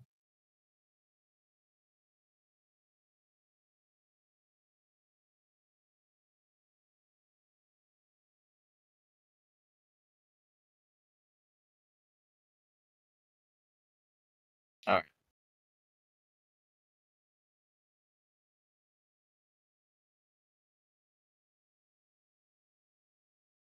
Yep, that's the only one besides Turquoise. He's already been here, so. Rip. I mean, I was like, yeah, I guess playing the devil's advocate for you. If you got any questions, I can answer it to the best of my old knowledge. Do you have like you know that measurement you posted. Have you ever tried plugging into the distance calculator, like the horizon distance calculator? Yeah. Not Okay. personally, no. No. Would it would it surprise you if it's not where it should be? Or do you expect that to happen? Because it's 21 miles, and the image, the measurement you posted was 21 miles, right? Yeah. Okay. And the observer height, you just there's a if you plug it into the horizon distance, it's a black. It actually disproves the globe. Oh, yeah, it wouldn't be a horizon though. It's just something. I don't know if you use the same calculator for that. You never tried it. Yeah. I don't think it'd be to the horizon because it's something in between. Have you not tried it?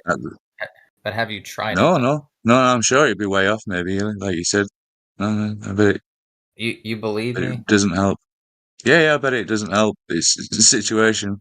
So why is the horizon not where it's supposed to be? Because you believe me, so I don't know why. No, but that's not the horizon. In the measurement, it's like an object or a location.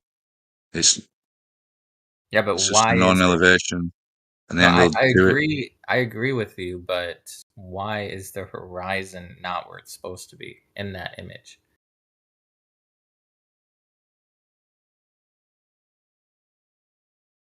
Like I'm going. Basically, what I'm saying Yeah, I is don't know what you. I'm saying based on what you're saying, if whatever you're saying is true, right? If everything that you said about the image is true, my question is, okay, I agree. However, why is the horizon Oh, not where it's wait. supposed to be? I don't think no. That's a shoreline, I think. I don't think that's I think you can't actually see the horizon because that would be behind the hills with the forest on, behind it. Right, it would be behind. So it would be not only would it be at 20 I'm miles. guessing that's Actually, like so an it's island. further than 21 miles away. It's actually even worse. So it's Yeah, well, this is it's at further than elevation 21. as well. They're both at Yeah. elevation. Yeah. I put in the observer height. Yeah, the elevation, the height of the So observer and the target. the actual horizon, like the Yeah. hump of water in between is the Sagitta, which would be halfway in between the observer or whatever, you can see it like that. If the different elevations are the same elevation, that'd be like a horizon's straight not. line path. The definition of horizon is the line where the sky and the surface of the earth appear to meet, right? Yeah. Something could be way behind the horizon still, though, optically. So you think that the sky meets the surface of the earth halfway through in the middle of that image? Like, do you think the horizon is before the shoreline? Or do you think it's behind it? Because earlier you said it was behind the buildings, right? No, there's a shoreline in front. Yeah, but that's I not the think the horizon. actual horizon, if there was no forest or whatever behind that building, I think it'd be behind that, higher up. It would be behind it, right? Yeah, and higher up. Then there's the shoreline. I think it'd continue up. That's even worse though. It should, because that's worse. So is that when you say Well, higher up, elevation it is makes this it one, right? worse for the globe. You realize that, right? Yeah, 1 second. What's this? This is the observer's height, 56 feet. Yeah. Oh, the target's higher. Right. But what? Maybe rethink that. I thought they were equal. Okay. It's kind of different. Yeah, because this guy's on that like 54 feet, and the other guy's 56, and the other's target's 226. So it could loom over the Sagitta, like the geographic What's looming? horizon. And that building could still be like over the hump in a way. No. I mean, what's the definition of looming, though? Is what I'm asking. No. I mean, lumen's. I don't mean lumen. Lumen. I don't mean lumen is like the optical effect. Sorry. I mean like it's you're able. You're able to see it still over the curve. In a way. There is no It curve just like because, as you said, no, because, like you said earlier, it's literally the horizon's behind the buildings, it's behind the forest. That's what you said, right?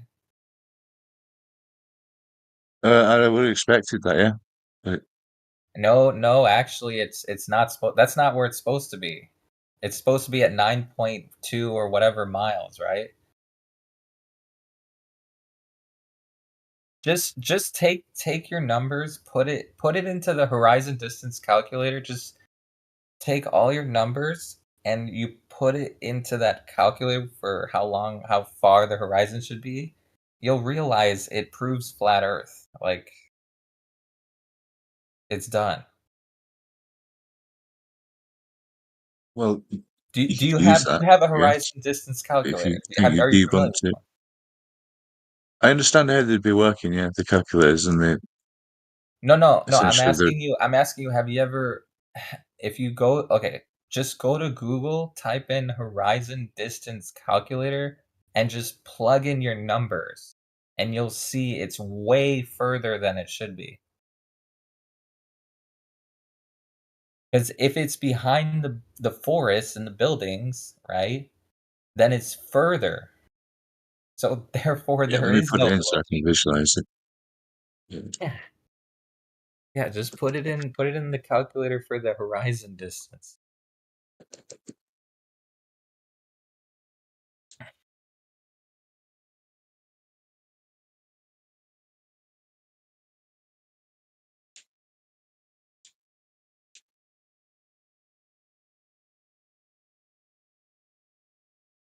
It should say around 9.2 or 5 miles. That's what it should say. After you plug in your numbers, it should say around 9.5 or 9.2 miles.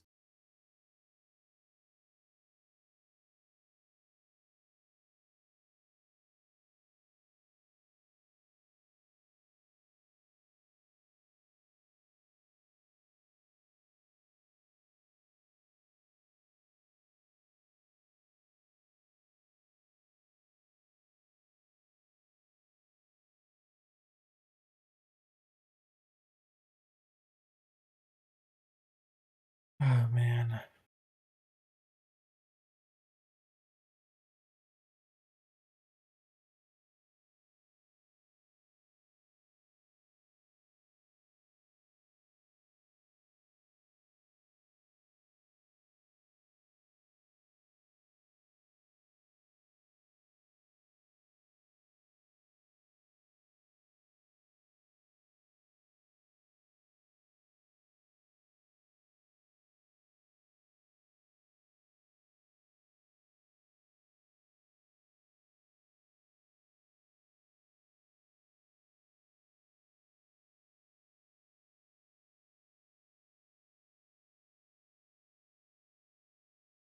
What's it saying? 96 feet. 6 what? 96 feet. And the So horizon what? would come at 9.1. So like Okay. halfway. So Ish. 9.1. Okay. Yeah. And in your image, you can see 21 miles away. Yeah. Yeah, let me show this. So it's way beyond it. It destroys it completely. No, Yeah. maybe my assumption where the horizon should have been, but maybe where the water is the horizon right now, and that is the Sagitta point, what you call the horizon. No. And you see that point where it says horizon with an arrow. That's the water point, and there's more water and more land hidden beyond that little point, the highest point of that water, and you can assume that there's an ever so slight degree in 0.001 of a degree angular tilt between you and that guy. Okay, so in your image, right? Let me just post your image again, just so I know. 1 second.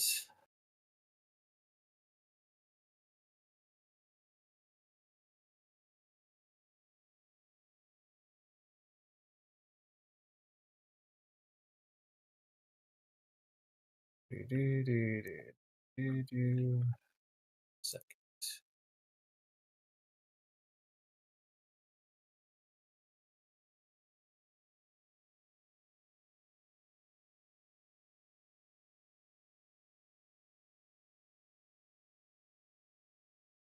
Okay.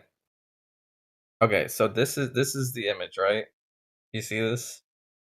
Yeah. Okay, so in this image, you can see further, like it would be not only would it be behind the build, like it's further than the building, because you can see the building, and then after the building, you can see the forest behind it, and then after after that as well, you can see there's a mountain in the background that goes up to the right. So Oh, that sure, you can so you see can see distance on. further. Yeah, yeah. So the horizon is actually even further behind all of that. It's actually further behind the forest and the buildings and the mountain on the right. It's like it's got to be at least 20 miles, way beyond, bro. Oh my gosh. Let me put it this I'd way. like to see that It's proper also image. a I don't know if limit. that's cropped or anything. Okay, but it's. No, that's good. Do you agree that the horizon would limit your? Let me put it this way. It would, like for example, in the Black Swan, you can see that the horizon limits your. It's the limitation, right? You can't see beyond it, right? In the Black Swan, you agree with that? Yeah, there's obscurity. Yeah. Yeah. Yeah, so it just in the same way, right? In your image, even though I guess you can't really see the horizon technically in your image, but No, it it's a would be tricky one. It's way just behind. estimating, right? It would be way beyond the forest, like way beyond the buildings, way beyond everything. Perhaps. Maybe there's some compression on that coastline thing what we're talking about. Maybe that's where it is at. But do you know this image? I'm not sure. This looks like it's cropped because that crosshair doesn't look central, does it? So he's obviously taken a picture of it, of the viewfinder with his phone or something, because there's like shading or Okay, here. something. Let me give you. Let's look at the. Okay, so you see this Black Swan image on the bottom, right? So you can in the Black Swan image I just posted, you could see the horizon between the oil rigs, but in your image, obviously there's buildings, forests. You know, the shoreline. You can't see the horizon technically, but like what you're saying is actually you're saying it's not where the limitation, right? You're saying it's actually before the end. But I don't think you would I don't think you disagree with me that in the Black Swan image it is where the sky, the sky meets the land, but at the same time you can't see beyond it, right? So it's also a limitation of where what you're seeing. Right, it's way more defined. Like it's just hard to get an idea where it would have been with that picture, to be honest. Okay, do you have an image with the horizon in it, like a measurement with like try to see if you can get one that has the horizon in the image, because in your image it would be way beyond 21 miles. It would be further, but we I can't mean, to be honest, that's just the viewfinder with a measure to get the measurement, and the angles are involved. So, like, I mean, you could try and use it for seeing too far. But at the end of the day, it's the angles and the geometries behind it. No, I have nothing else regarding that. What? Wait a minute. When you're measuring wouldn't you, instead of measuring an angle, wouldn't it be better just to see, like, test the Earth? Like, in other words, are you measuring the Earth, like testing the Earth's surface directly, or are you measuring an angle? Well, yeah, by virtue, you're doing both because you are Okay. doing it in correspondence to the vertical, which should diverge at a certain rate, depending where you are on the surface of the Earth. And that change of like 70 miles per 1 degree of this sphere, it kind of all works like that, in a way. Wait. Geometrically. 70 miles. Hold on. 70 miles of 1 degree. Where is that degree derived from? Like, I mean, where is the 70 miles derived from? Well, in my mind, it's like the celestial sphere, relative angle, like the meridian angles and stuff. But wait, how'd you get 70 though? How'd you get 70? Like, where's the math for 70? Just arc degree, arc second. 1 arc second. It's like 60 nautical miles, or like 69 point whatever statute miles, range miles. Why? Let me ask it a different way. Why isn't it 100 or 40 instead of 70? Like, why can't it be 40 instead of 70 or 100? Like, why Because specifically? that's the measurement of distance. Yeah, that corresponds to distance on the surface of this ball, or the celestial sphere, whichever we're mapping. But either way, it's just relative distance. Distance to what? You mean based on the size of the Earth? Yeah, by that Okay, you can predict the size of the Earth, everything. Wait. How did you get the size of the Earth? Well, for like one example would be like Aristophanes kind of experiment. But you got sticks and Okay. shadows in two locations, and then you measure like the angle from that light source and this and that, and you accumulate which orientation those light sources came in. Do you believe that Eratosthenes was an experiment, or do you think it was just like a measurement? Because an experiment that's not the right classification. You could just Right, yeah, this is my point. There was no the variable was non-existent, right? So one variable would be more sticks. So if you had 2 sticks, it doesn't conclude anything because it could be parallel rays as opposed to a direct wait. light source. It's not an experiment though. It doesn't become an experiment until you No. can change something about it, or have a reason to do it. No. It's not the reason I'm telling you it's not an experiment is because experiments deal with cause and effect relationships, right? But if you're saying Eratosthenes, you should say that it's a measurement or a test, right? Don't call it an experiment because Right. Okay. I agree. It could develop into an experiment when you add more variables and change more variables to try and because make it more precise. No. Shape is not an experiment. Shapes are not experiments. Okay, so a measurement then. We'll keep it a measurement. Okay. So let's go. Observation. Yeah. Let's go with measurement observation. Okay. So let me ask you this, right?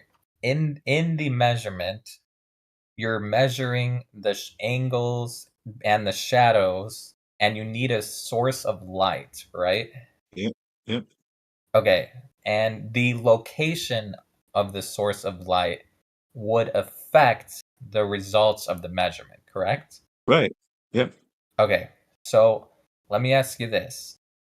How did Eratosthenes physically determine precisely where and like what location physically that the source of light was in his measurement? How did he physically measure and determine the precise location of the source of light?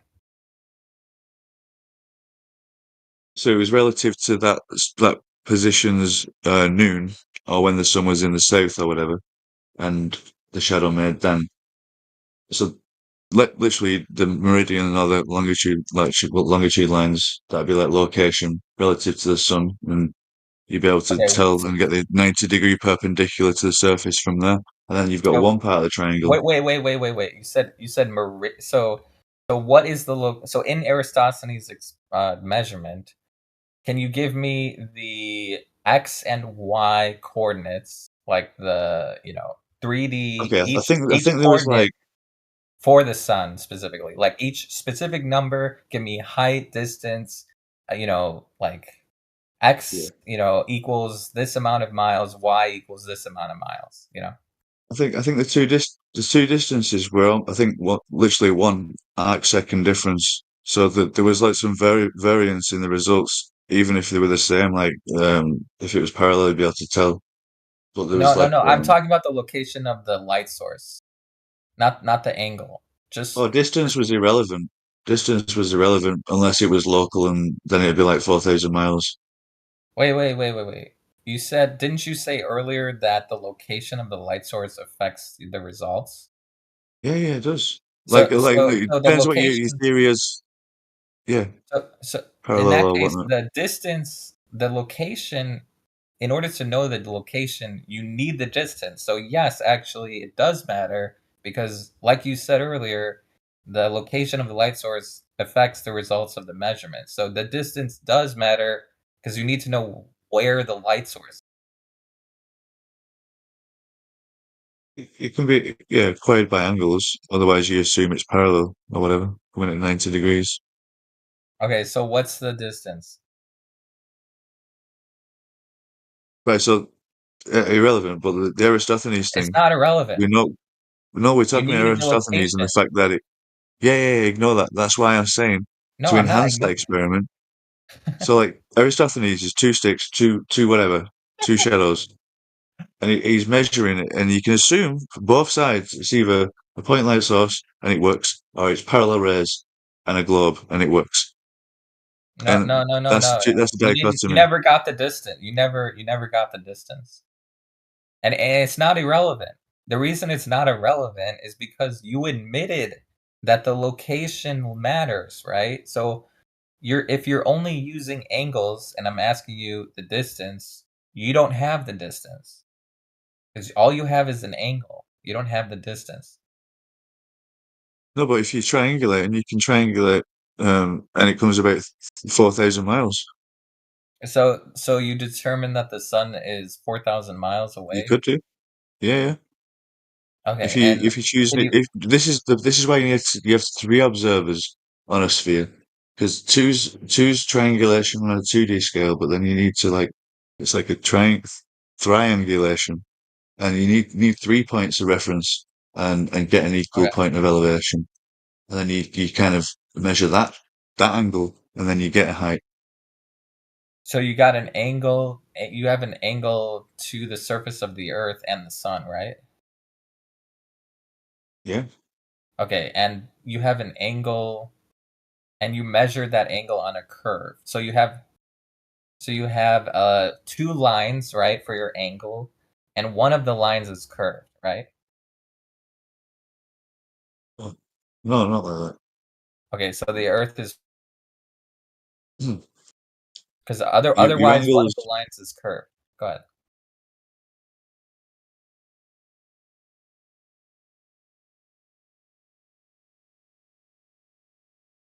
Because you're saying you have an angle, right? So you need 2 lines, and one line is toward the sun. That's one line, and then you have another line on the Earth, but you're saying it's curved. So you have a curved line in your angle, right?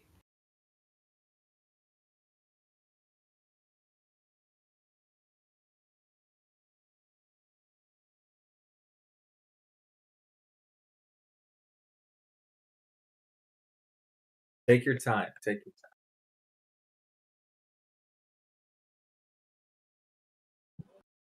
time. Maybe No, I say don't think it angle a is. few more times.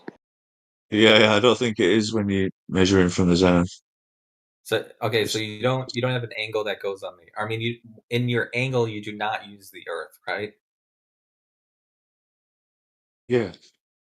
Yeah, Okay. you use a vector of down or up or the zenith.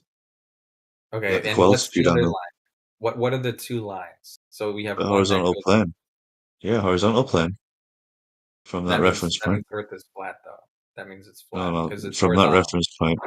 From that reference point to where?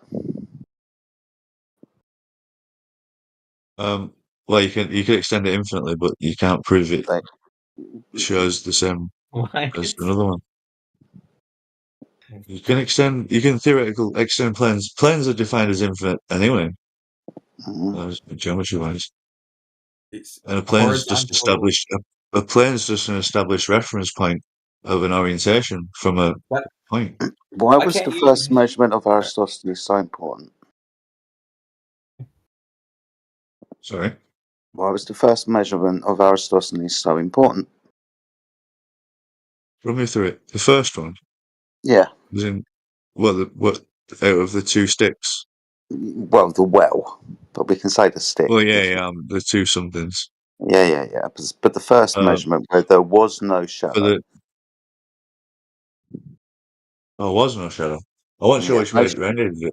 Well, first observation looks down a well, can see the total reflection of the sun and the insides of the well do not have any shadow. Or stick in the Oh, ground, that's no new. shadow, sun's Yeah. over. He gets 90. He established a 90-degree first There you go. So he's from establishing the his from the 90. height from the noon. Yeah. Yeah. So he's established a 90-degree there. And then he's buggered off 500 miles / days away.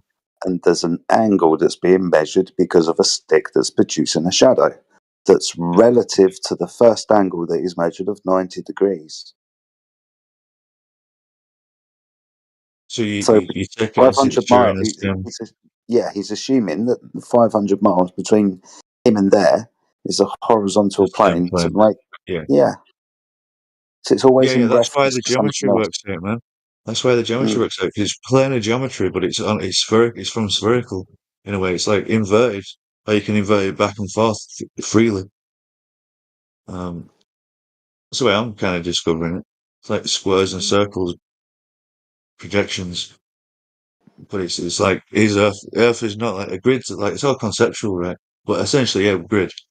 If that's what you want to think, horizontal, verticals, parallels, all this and that. I don't know, man. But yeah, it is. It's a good one. It's pretty much the same thing as zenith angle. You establish the 90 degrees, and then that kind Wait, of you gives said you an 90 angle to the degrees sun, on doesn't a it? curve.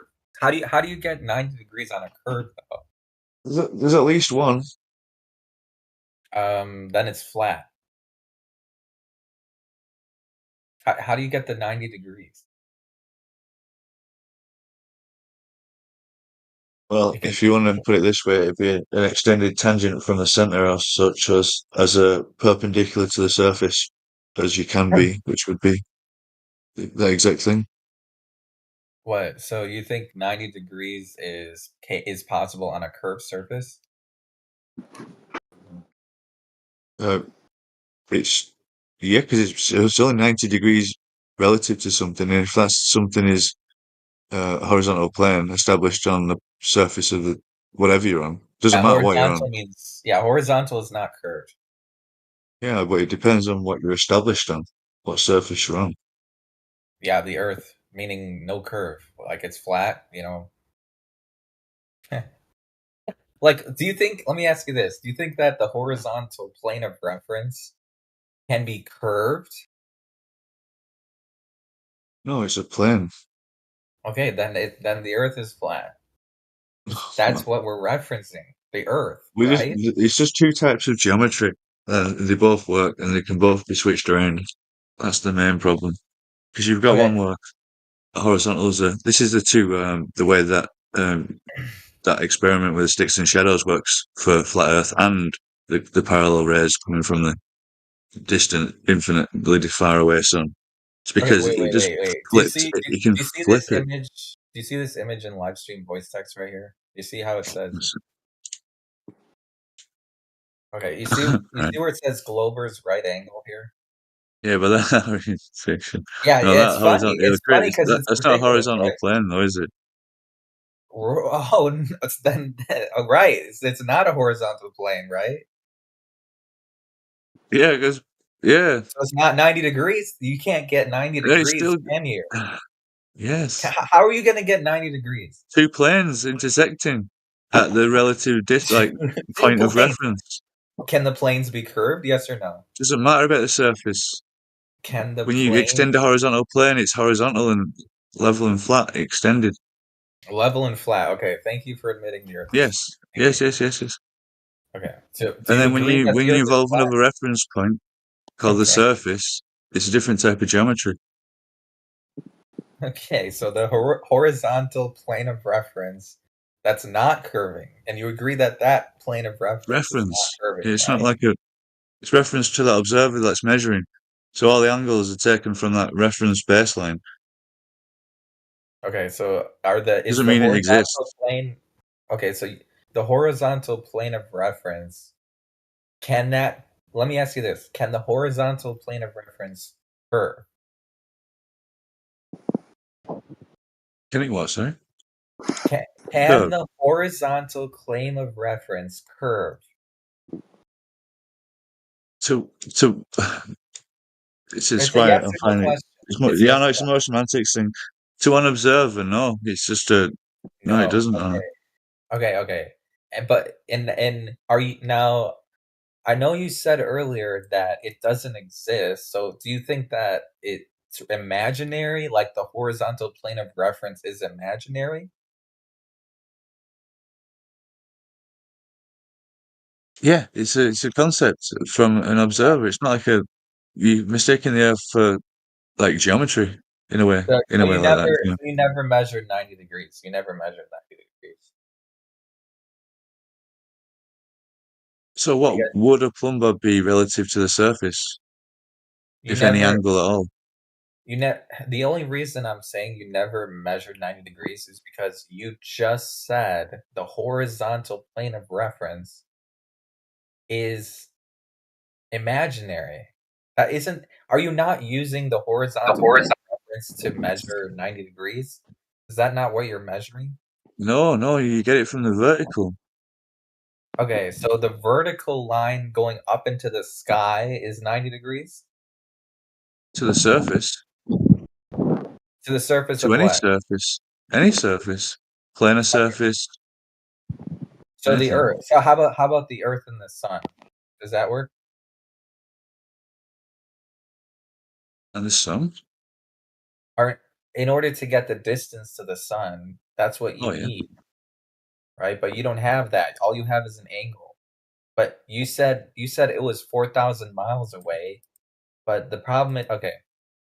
Yeah, if you triangulate on a planar Earth like this, yeah, like those images. Okay, one of If you those take that, sorry. one of those lines has to be flat to be 90 degrees, right? To get the angle, you can't have a curved surface, right? No, you can still get the angle, but they won't line up with all three people. If you assume the same horizontal baseline, you have to take the zenith as the baseline for all the observers, and then get the horizontals from that to change the location. Otherwise, they won't line up. Okay, so in the image, you see the image with the gray square right here? Yeah. Okay, and you see how it's one of the angles says elevation in the where the angle is, right? You see the word elevation? Yeah. Okay, and on the bottom of that triangle, like underneath the word elevation, there's a line, right? And that line's not curved. Right. Yeah. Yeah, so I do this see your point about this curved triangle, but it's the fact that it's about the distance of the surface and the angles, not so much more. It's because it's not a horizontal elevation angle, so it doesn't matter, in my opinion. I think it's just to do with the distance. Because so it's you gotta Euclidean and non-Euclidean geometry, right? how are The you two gonna types of measure an geometries. angle though?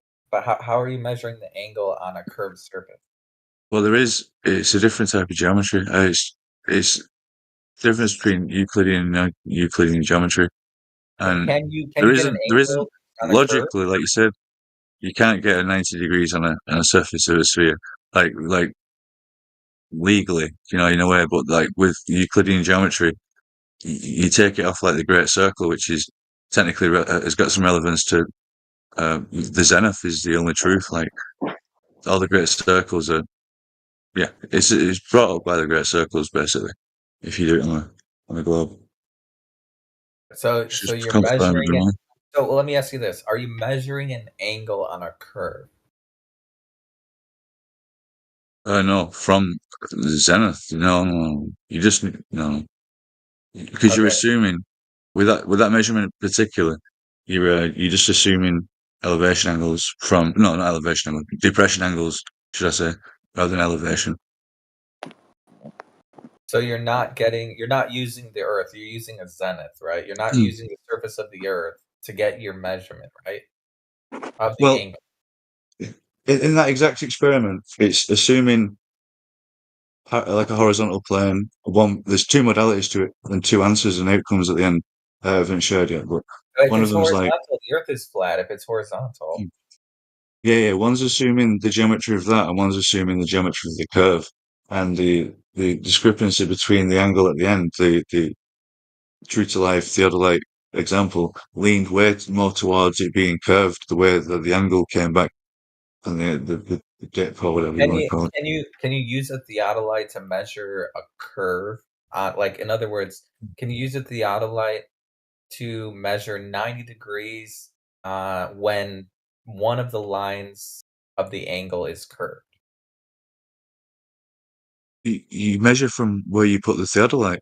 You don't take anything else into reference apart from where you benchmark it and like zero it out and level it from where it stands. Well, wait. So when you're measuring an angle, you have two lines, right? Agree? Right? Yeah. Okay, so and both of those lines, let me ask you this. Do you think that one of those lines can be curved when you're measuring an No, angle? that wasn't involved. No, I understand your problem. The surface of the Earth one wasn't involved. It was to do with it 90 degrees. Okay, The so surface. you got 90 degrees. What are the two lines that you're using when you get 90 degrees? What are the two lines that you're using? You're using the zenith, and what's the other line?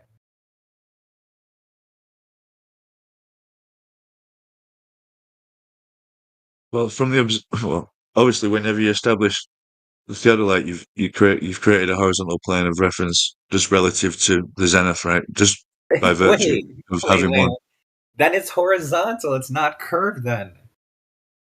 But to that observer, that's the thing. To that observer, and then you saw saw the image with the two lots of triangles on it. Let me try and post it again. It's relevant. Yeah. Post again. Yeah. Probably way back there.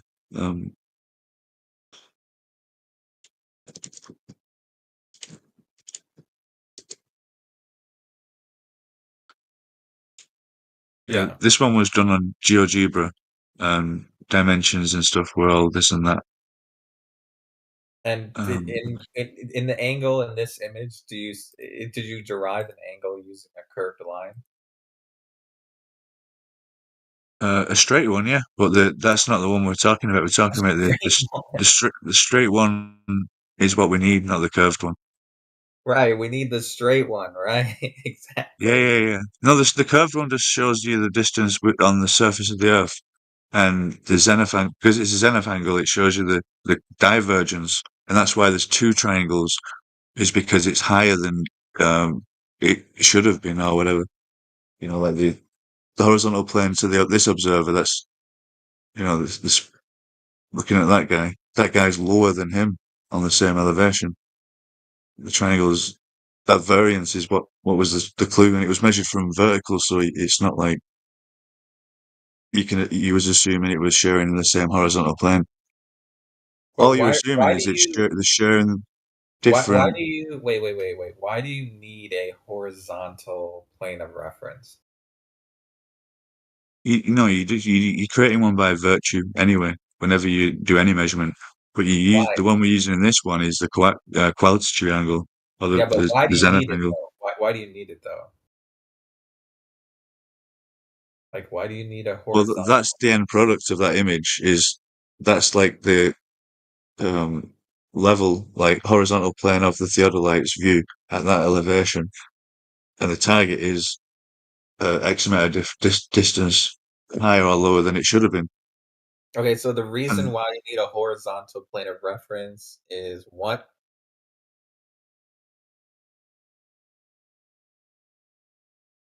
One more time.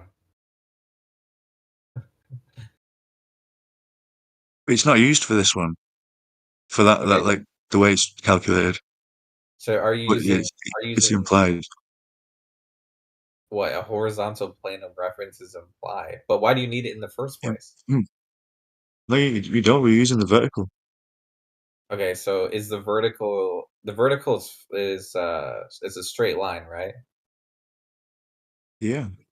Okay, so you're not using are any of the lines in the angle curved? No. So the object is a straight line, and the zenith is a straight line.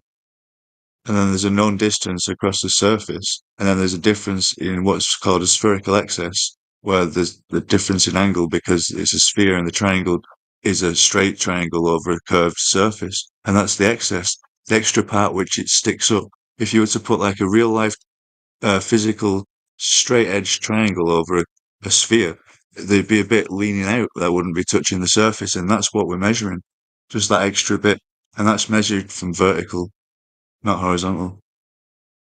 So you It's have basically showing okay, curvature. wait, I want to get this straight. So you have two straight lines. One is the zenith, that's vertical, and then you have another line pointing to the object, in this case the sun, right? Right, yeah, we'll go with that. Yeah. Okay. So in that case, you have an angle, but you do not have a triangle. You only have an angle, right? Right.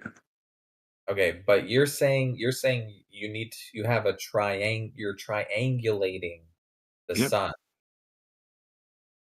So can you So let me triangulate? explain. How are you Yeah. gonna We have the distance to the object that we're observing. We have the surface. So we can assume it's a curved surface, or we can assume it's a straight surface. The straight surface would be a shorter distance. Okay. The curved surface is a longer distance, right? So therefore, there'd be an excess of some like straight edge to whatever the triangle variation basically is showing us. That's what spherical excess means basically. There's just we're using straight lines in measuring the curve. It's like we're looking at shadows of the curve, not at the curve, to measure the curve. So you got the distance. Wait. You Just got on the ground. distance to this. So you got the distance to the sun by using the zenith, which is a vertical straight line, and a line to the sun. But the problem here is, here's another question. In order to get that line to the sun, how are you going to make sure that you're not just using an apparent location versus do you know what a difference between Yeah, exactly. This is why the improvement of the Aristophanes experiment. If you used like 3 or 4 or 5 locations and you did the same experiment to map it out a bit differently, rather than it being like a 3-dimensional kind of experiment, that would have enhanced geolocation and triangulation for sure, and would have answered a lot of questions. Okay. So you just have more observers, right? But here's the problem. Another problem I see is, first of all, we need to know what medium the sun is within, right? Not really. Yeah, because in order to know that the medium is not affecting how you're seeing it, right? Okay, right. I understand. Even if the Earth was flat, and you wanted to measure the distance to the sun, in my opinion, one of the factors that you would need to know is what medium the sun is in. So how'd you get the medium that the sun is located within? The other problem with this Aristophanes, the man who never lived experiment, the thing is, when you bring the sun local to the flat Earth, where it's always been within 3,000 to 5,000 miles, you get the same results. Okay, exactly. 93. How do we prove that the sun is 93 million miles away? Because it's not. We're not talking about distances to objects. We're talking about angles off of the Earth. Yeah. Still, we went through that, Jim, before. It shows both ways, doesn't it? It shows a local sun, or like you'd assume infinite distance parallel ray sun. That's kind of the way, the concept. Why are So you how using do you Yeah. think about this, Jin? Having like 3 locations or like multiple, and then having different ideas about it. Yeah, but it's not measuring curvature of the Earth, though, is it? That's the point. It Because could do. we're It could saying to do. you that it's not curving at all. 1, 2. When the sun is local, you get the same angles that are being casted. If you're assuming that the sun is 93 million miles away, because that is an assumption. Yeah, I'm not.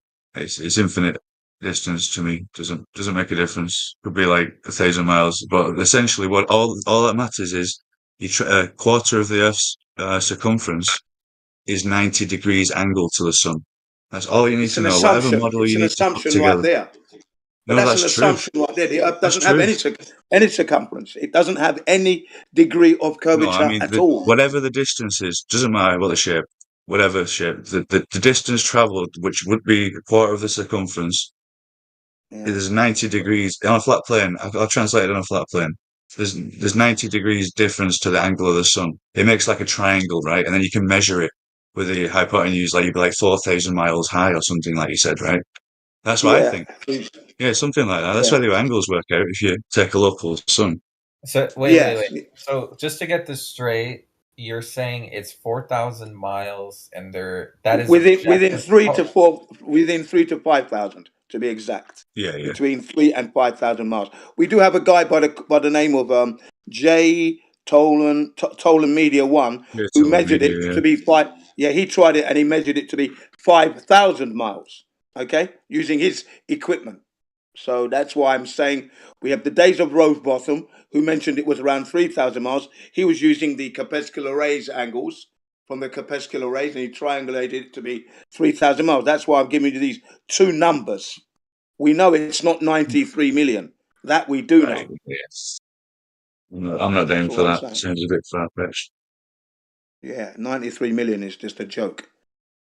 And It was again, just one of those magic numbers they have to include with the numerology and such, but also it's all based on like this sacred ratio aspect of it, and all these 666s appear everywhere because it is fundamentally it's geometry, and that's just 2/3, or where the symbology of the cross intersects. You know, it's 33 degrees or whatever. It's a third off Yeah. anything in the store right now. You know, we use it a lot, 33% off. Yeah, and if you follow it from ABC 123 from the very beginning, we are being told that the Earth is an oblate spheroid, but then the images that are coming from these space agencies, NASA included, and we know they're fake, are perfectly spherical, more spherical than a billiard ball. So there's a problem there right off the bat. It's not oblate. Which is it? Spherical, oblate? There's your first problem, first hurdle to get over. You know, my issue What is, Jim, they can't seem to show me like what you'd think would be like 50% of the globe in one shot. It always seems to be like a lot less due to like lensing or something. Either way, they can't just show me like the distance I need to see half of it. You know? Yeah, exactly that. Let's give you another example. Okay, there is supposed to be a lunar reconnaissance orbiter orbiting the moon. It's been there since 2009. It sees the Earth 12 times a day. Okay, it has 3 cameras. Right, one is a video in the middle, and then you've got one left and right taking shots of the Earth and the lunar surface. Okay, supposedly, we know it's not up there. We've checked the images. All the images coming from the supposed LRO are all fake. My question is, how comes it didn't spot the Japanese lunar lander called the Slim the other day? Why we haven't got those images? If it's out there, see the problems. Remember, it sees Earth 12 times a day. Every 2 hours, it sees the Earth on its orbit. So it could not miss the Japanese lunar lander. It would not have missed it. All right, And yeah, how could does have some? seen it. Yeah. Yeah. That was You know, they're just a bit fishy, innit? It's like, yeah, China's gone to the moon, but they landed on. Nobody can check. Who's gonna assume is Yeah. it? Yeah, Yeah, but and that would everyone's be trying to land that now. impossible. That would be impossible if the American lunar LRO, the lunar orbiter reconnaissance orbiter, is there. Been there since 2009. It was only supposed to be there for 1 year, 2-year mission. It's been there since 2009. Okay, supposedly. We know it's not there. Every image that has been purported to come from that satellite has been fake. Has to be, because it's not there. Which is why we haven't got any images of the Japanese lunar lander landing on the moon. And imagine this, yeah? If you're looking at the moon from Earth, you're going to see something land upside down, you know, the South Pole, and land. Yeah? Does that sound natural to you? Like having an aeroplane, an airport runway upside down, and have an aeroplane upside down land on the runway. Can that be done? Can a human being fly an aircraft and land it upside down on a runway? It's Nope. mad, isn't it? Yeah. I love concept Absolutely. of globes on a small scale. It's great. Yeah, it's just stupid. Yeah. Ridiculous. Well, it's just about relativity in the end. Like, relative to who? Do you know? Like, yeah, it's all. Yeah, it's all BS. I've just left GeoCerve, they were talking about that just now. Relativity. Yeah. From which reference Who's frame? moving? This is moving. That's Yeah, who's moving. moving? Yeah, Everything's it's all an moving. assumption. Wait, Turquoise, do you believe that the Earth is spinning? No, I'm geostationary. Okay, so the Earth is not spinning, right? Yeah. Yeah, we're not. There is we're not evidence. Wait, either hold on, side. hold on. It's a yes or no question. The Earth. Let me phrase it like this. The Earth is not spinning. True or false? True, isn't it? The Earth is not spinning. True. True. Okay, Yeah. Turquoise. Is it false or true? Yeah. True. Okay. Good. All right. We're good. You know where I Continue. stand. Yeah. I believe in the that it's the celestial sphere, and then there's a direction of the universe, and a kind of like you call it vortex in a way, like it's going one way in one direction and one way in the other. There's a polarity of the universe, and What do it's you all mean geometric. celestial sphere? Celestial sphere. What does that mean? You're not the Earth, right? You're not talking about. Are you talking about the Earth when you say celestial? It's the sphere? Earth's counterpart. Yeah, it's the Earth's counterpart. If anything, there's only two things that I'm observing: a spherical Earth and a spherical sky. But Okay, I can can you prove the assume Earth I is can a assume sphere? a flat. Okay. Yeah. Can Yeah, you prove the Earth is a sphere first? Yeah. How are you seeing that? That's the question. Good answer. Good question. Yeah, That's yeah. my question.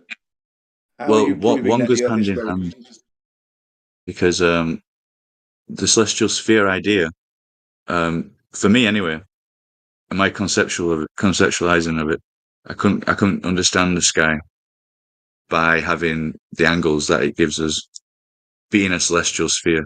You know, like the way it works on Earth. Just like there's problems in the south, you know, everyone knows this. The AU map's not the land, and polar projections might not be it, and it's all about relativity and what you're putting in the center, or who you're asking. So But if you're do you asking the have North any Pole, measurements of it though? Do you have any measurements of the celestial sphere though? Yeah, let's get this. Because I Yeah, know this you is brought up the image earlier. no. Can you bring up one that has the? You don't have it. Okay, so there's no measurements of the celestial sphere. Well, no, yeah, you could ensue that depending which orientation you are. Horizontal, like if you think you're flat or concave or convex, you can kind of put a distance to that, can't you? With Okay, the so line like post. angles. Yeah, can you post one that has a horizon? Post a measurement of the celestial sphere that has a horizon in the image. You know, in the photo. Yeah, you know? yeah. But I'd like to see basically, that. what you're being asked, what you're actually being asked now, is the physicality and your actual experience. This is the pinpoint accuracy now. We're not talking about what you conceptualize, because you can conceptualize anything you like. But can you actually give us the tangible information that we can go out and replicate and experience it for real time? This is what we're asking now. Okay? I don't want this philosophy conceptualizing nonsense, because it is a nonsense when it's not actually tangible. That's what he's asking you now. That's what he's asking you. Please, Well, let me lay it down for you, Jin. So you know, not conceptually, like in address. reality, my senses or non-nonsense means flat and stationary. I understand that, and you can whatever I use the Okay, Earth for, brilliant, I can brilliant, use it for brilliant. flat and level and stationary. I'm with you on that part. but Brilliant. I'm speculative Brilliant. Brilliant. on the concept that the geometry shows otherwise. So something's up. So I'm just working through that right now. Why the And geometry shows Okay, the geometry. How does geometry doesn't prove reality? well, Thank therefore, you. Thank when- you. I was going to say, Well, no, geometry is secondary. I'm with you. Yeah. I'm with you, but it's the most fundamental, logical, mathematical way of giving proof of anything, because there's some relativeness. If you Not can prove it in really. geometry and then prove it in reality, you can Only prove it as a reality. No, that's concept. wrong. That's the wrong way. That's wrong. That's wrong. That's wrong. Yeah. No, sorry. We can conceptualize many things with geometry, but we must have it in the physicality. The reality, the You can do it either way physicality around. must come first. Yeah. We made come Real life sundials must without come knowing, first. didn't we? If you don't have the reality to base it on, geometry is Yeah. useless. Yeah, but the Yeah. geometry came Good like point. sundials. We obviously stuck a stick in the ground and then worked the geometry of the sun from that, and then we've got a template of what the sun does relative to like location, and that's just a Yeah, but given. that's provable reality. That is. Yeah, that's reality provable, first. tangible reality. Yeah, reality first. This is what you're after, right? But then what I'm getting Even at the is sundials. Wait. Even the sundials still do not give you the medium that the sun is within. So you still don't know where Yeah. what medium the sun is in. oh no, Yeah. We you're just don't know assuming that. a We don't know. point and light source and an angle to it. Yeah, I understand. That does, The even angles if you are had the, an are the angle, clues. even if you no, because even if you had an angle, you still don't know what medium it's in. You don't know the deviation it could give the outcome. I agree. So it could bend anyway. It could be concave. It could be this other way. Who knows, man? But there's more No, proof of Yeah, it yeah. bending the other way. When you're looking at the sun, nothing is finite as such, except for it's going to come around tomorrow. As for what its composite is, we don't We know. don't know. Yeah, I understand. Yeah. We can guess we've got an idea with spectroscopy, but just within our atmosphere, basically. But we've got an idea, Yeah. really good idea, what's just in our atmosphere, and we cancel that out when we're looking Well, further. again, you say really good idea, but again, I challenge that. Even with No, the I think it is, though. I think it is. There's limitations. No, there's limitations on that. We have to be very careful, even when we're using it, because they're using spectroscopy to go into the billions of light years into the universe, which we haven't confirmed to exist. So they're using I think that's that a bit whack. instrument Yeah. to lie. Yeah, right. I think the time and space We've got to thing is a reel it bit in.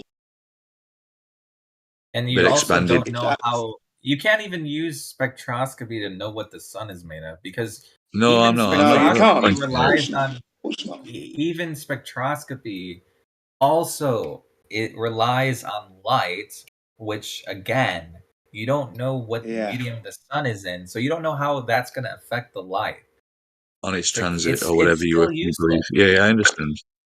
But the conception Spectroscopy behind is fucking spectroscopy and what they useless, man. do, and especially what they do Yeah. these days with AI and computer assisted algorithms and stuff to figure it out, is on a How local are you scale. gonna It can know tell what you the sun exactly is? what it's made out of. They can tell you what the atmosphere is made out of this Earth, and what contains, what readings they're going to get back from shooting light and receiving it through this atmosphere. Yeah, but you don't know Yeah, what again, the it's sun going to be programmed response, isn't it?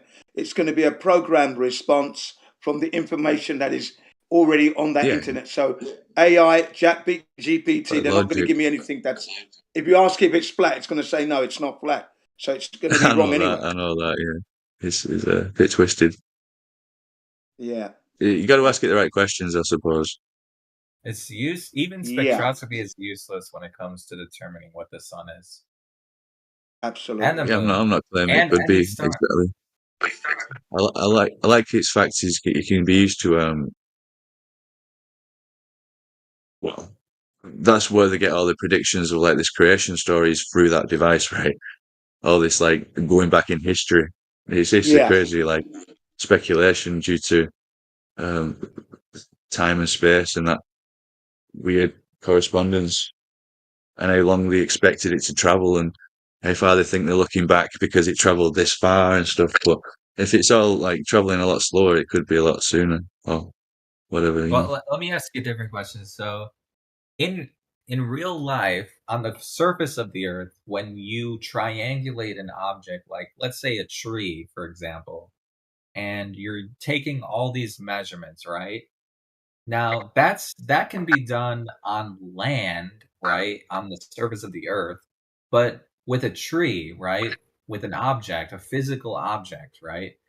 So, what makes you think that the heavens are anything can be used like the same methods you're assuming can be used for the heavens? You're making a huge leap of assumption there. Kind of. From one perspective, yeah, you might think of that. If it's just one perspective, you might, oh, there's so many illusions going on, this and that. But if you've got like another node of reference and then you correspond the evidence, you've got angles between them, and then it points towards like a convergence point, or you can increase the odds by adding more nodes and more data points. That's essentially what it is. Just growing, How about growing this? that How about logic. this? Let me ask you this. If you were able to create a fake sun, right? Like let's say you were able to create an artificial sun on the Earth, right?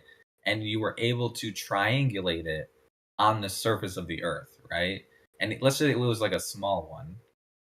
Then you could be like, okay, maybe we have something that we could use to base it off of, but we don't have it. Is there anything like the sun that is on the Earth? Like, can you think of something that we can triangulate on the Earth that has the same properties of the sun? It's like there's almost nothing like it.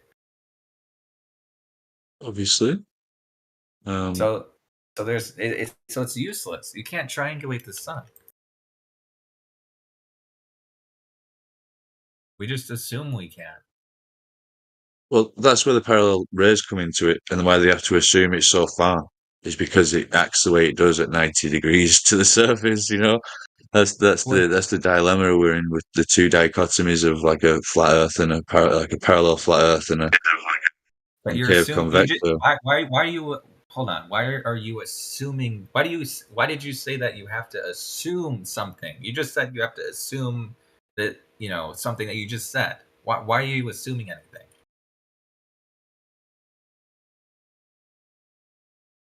Depends like that tree measurement thing. Obviously, you don't need to take the curvature into effect on small scale, and angles like measuring the sun. Yeah, but you said, remember earlier you said you had to assume something. You had to assume something though. Remember? An infinite distance, like it doesn't matter about the distance. But yeah. why assume anything? Why not just not assume anything? Like why not just go with on the flat Earth? No. The pseudo assumption is that the light rays are also coming in from a source. It's like the inverse of it, basically, because you're bending the sky, flattening the Earth. Basically, it's like, if you can imagine. Yeah. Don't you think it would be more objective if you did this test without assuming anything? Then it'd be all flat and stationary, level and all this and that. Yeah, I understand. No, I mean, but that's not taking in the. I do. I'm admitting. Yeah, I could assume that. It's not good. But okay, let me ask you this: do you agree that it's a disadvantage to assume something? Well, no, it's dichotomy that I'm creating, basically. So, like, there's reality. There's reality which is flat and level and stationary, this and that, and then there's other movements going on, and then other movements can be modelled in relativeness to the Earth or where your location is. Okay, how there's about this? models. Let me ask you this. Let's say you have one measurement that does not assume anything, and then you have another measurement that does assume something. Don't you think you would rather pick the measurement that does not assume anything rather than the measurement where you have to assume something? Like, don't you think one is better? That's why that's got two triangles. So you're measuring it as horizontal, and then you theoretically making it horizontal plane, and then that's the elevation angle, and that's the location where you are on the Earth.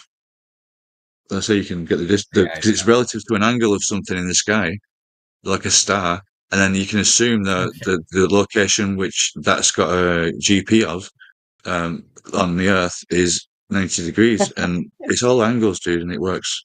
It works both ways. Like this, Why do you have to assume it though? Why not just do it without assumption? because this half of it doesn't match up in my eyes. I mean, yeah, the sky's not matching up with the way it could work. I mean, maybe I'm ignorant of concepts, but I can't seem to come to grasp with the craziness that the sky does that I can't understand. So that's where I stand. But right now, the sky is bending my ground, it seems, as well as the odd few observations. Yes, sir. The sky is bending my ground. Okay, so you think that the sky is physically bending?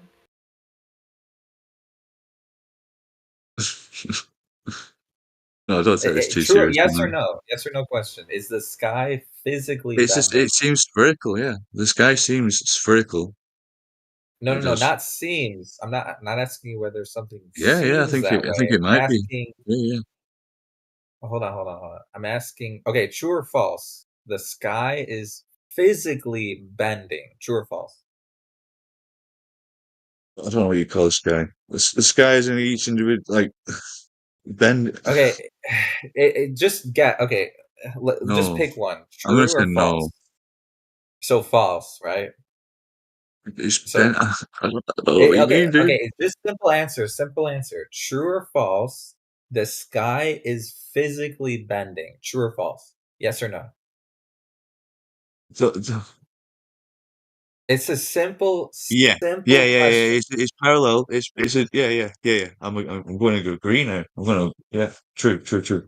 Okay, so you believe, so you're saying that the sky is physically bending. Okay, so my next question is, Yeah. can you physically measure the curve of the sky? And post that measurement in the chat, by the way, because I Right. really do want to see that. I think, you're misunderstanding, but I see your point. What? I'm not misunderstanding anything. You said I asked you a question. The sky is physically bending. You said yes, it is. So I'm asking you. Okay, prove it. Yeah, Post like the the measurement definition in of the chat. sky, right? I define my sky as like the celestial sphere and its components, okay? And that seems to be Why we're would either it in be the a center of sphere? it. Okay, go Huh? ahead. Why would it be a sphere, though? Why would it be a sphere? Because it has two axial rotations and How do you know it the tilts Earth at is 23. rotating? Wait. No, it doesn't. How do It's you know the Earth rotating, is the Earth's not. The Earth's Okay. not. The sky is rotating. Yes. Why? Basically, the sky is wouldn't doing it what the be Earth did in the model. what the Earth did? So it's Yeah, like it's wait. on. Hold on. The sky is on a 23.4 degree tilt. The celestial Hold on. axis or equator. Okay, let me ask you this. How did you physically measure the tilt in real life? Well, there's Like not using not just math, not just geometry. Like I'm talking a physical measurement in real life. The tilt. How did you measure that? it was relative to the celestial sphere. It's either or. I'm It's not either the Earth asking got the you. tilt or the I'm sphere. not asking It was you to do with whether the it's ecliptic, relative. dude. It was to do with the ecliptic, where the celestial ecliptic, where most of the planets and the sun reside on. So over how the did path you of the measure the? celestial Okay, sphere. so can you let me ask you this? Can you post the physical measurement in the just post the physical measurement, not math, not geometry, just the like what you did in real life because you can't just say it, right? You have to actually do something in real life to measure it, right?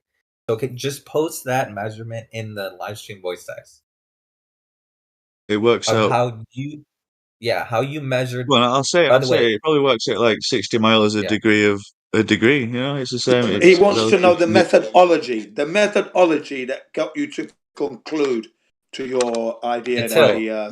My dualism is basically like the terrestrial sphere and a celestial sphere, and somehow they're interacting with each other in some form, and we're viewing it from one reference plane to another, and we've mapped one from the other, and we've corresponded one from the other, and we've made them lines from one to the other, longitude and latitude lines, and it all responds and corresponds to that celestial sphere, as above, so below, What and the did you two use? things that were made originally.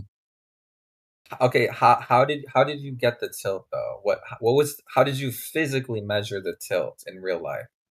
Well, it's do you know where they say the galaxy is, the galactic equator, where you can see the galaxy in the sky. That's got like if you look at like a tennis ball and it's got this wavy line on the side.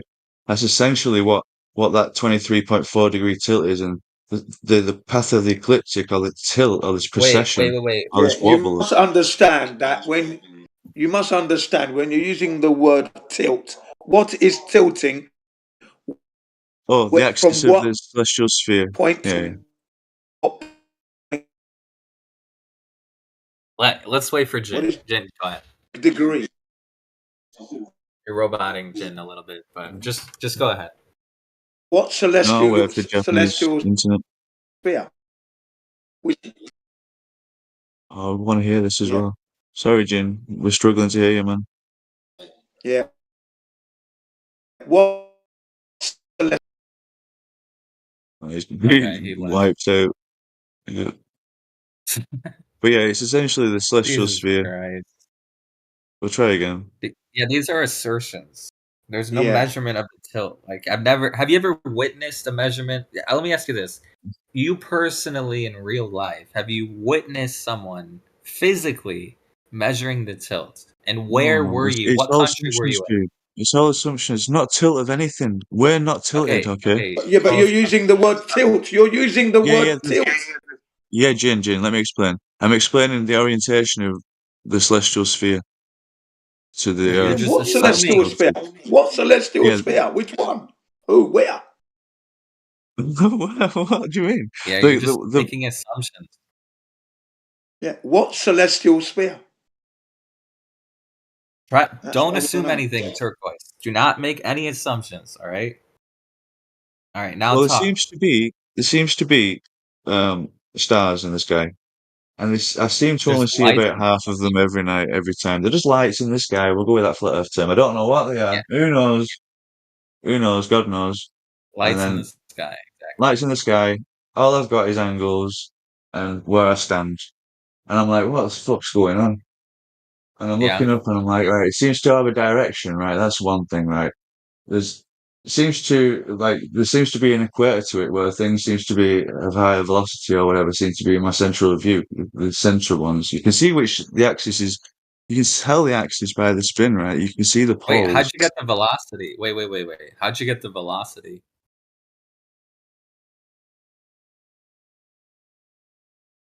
Maybe not velocity.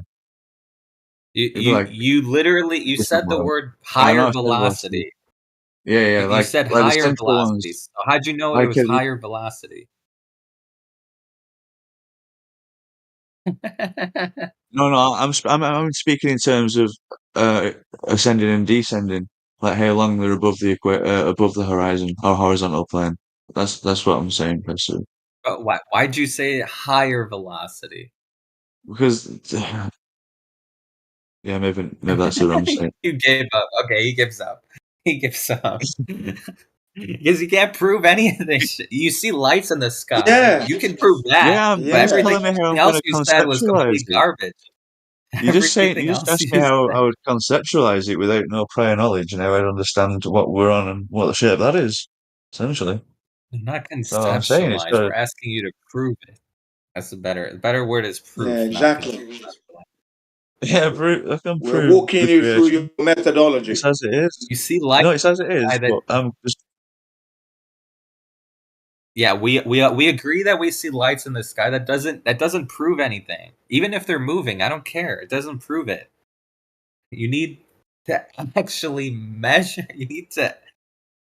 All right. well, you don't understand. We do. We measure angles and we measure distances and celestial navigation work. So the correspondence I'm working and telling you about is the relationship between the celestial sphere and the terrestrial sphere, and how that's how we use the surface of the Earth and the What celestial whatever sphere? surface. What celestial sphere? Excuse The me. idea of one, Celestial Jim. sphere. The What is that? idea of one.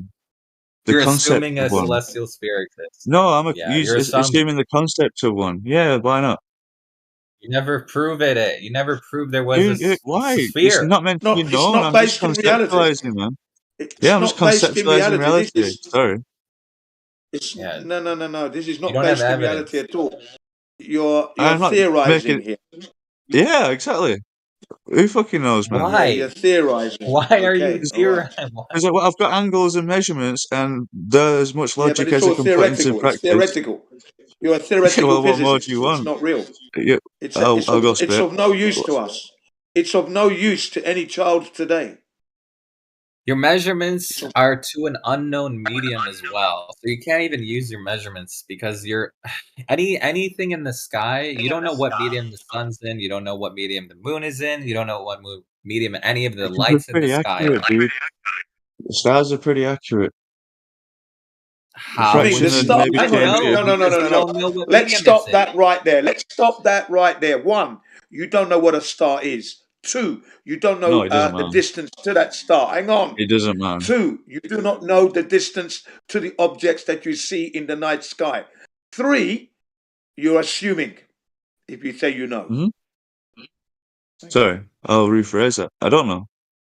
I've got concepts Yeah, right. of the sky Have and the you? Earth. Let me ask Turquoise. Let me ask That's you just this. in that's just in your imaginary theoretical world that you are concocting for yourself. That's fine, but that's what it is. It's not real.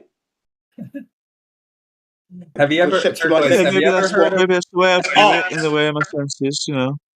Who knows, man? If you don't feel anything, let's leave other things. No, I don't. I most certainly do not. I most certainly do not. Do not at all. I can't even begin to. Have you ever heard of a celestial I'm flat trying to get plane? people to understand.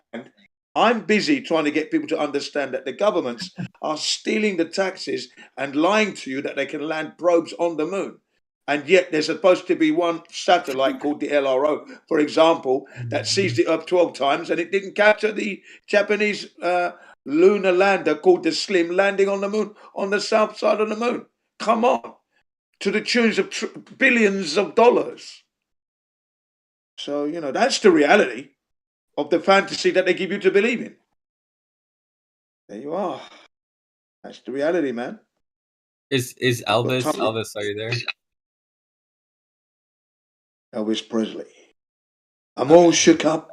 Hey there, how you doing, guys? Yo, Elvis, Hey, Elvis. I got a question. all I got a shook question up. for you.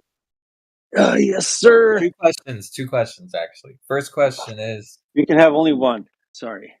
Okay, sorry. All right. No, One that's question. so good. One question. All right. All right. Are you a believer of the spinning ball space monkey religion? No beliefs here. Okay. All right. Never mind. There's no other question. I'm going back on you. All right.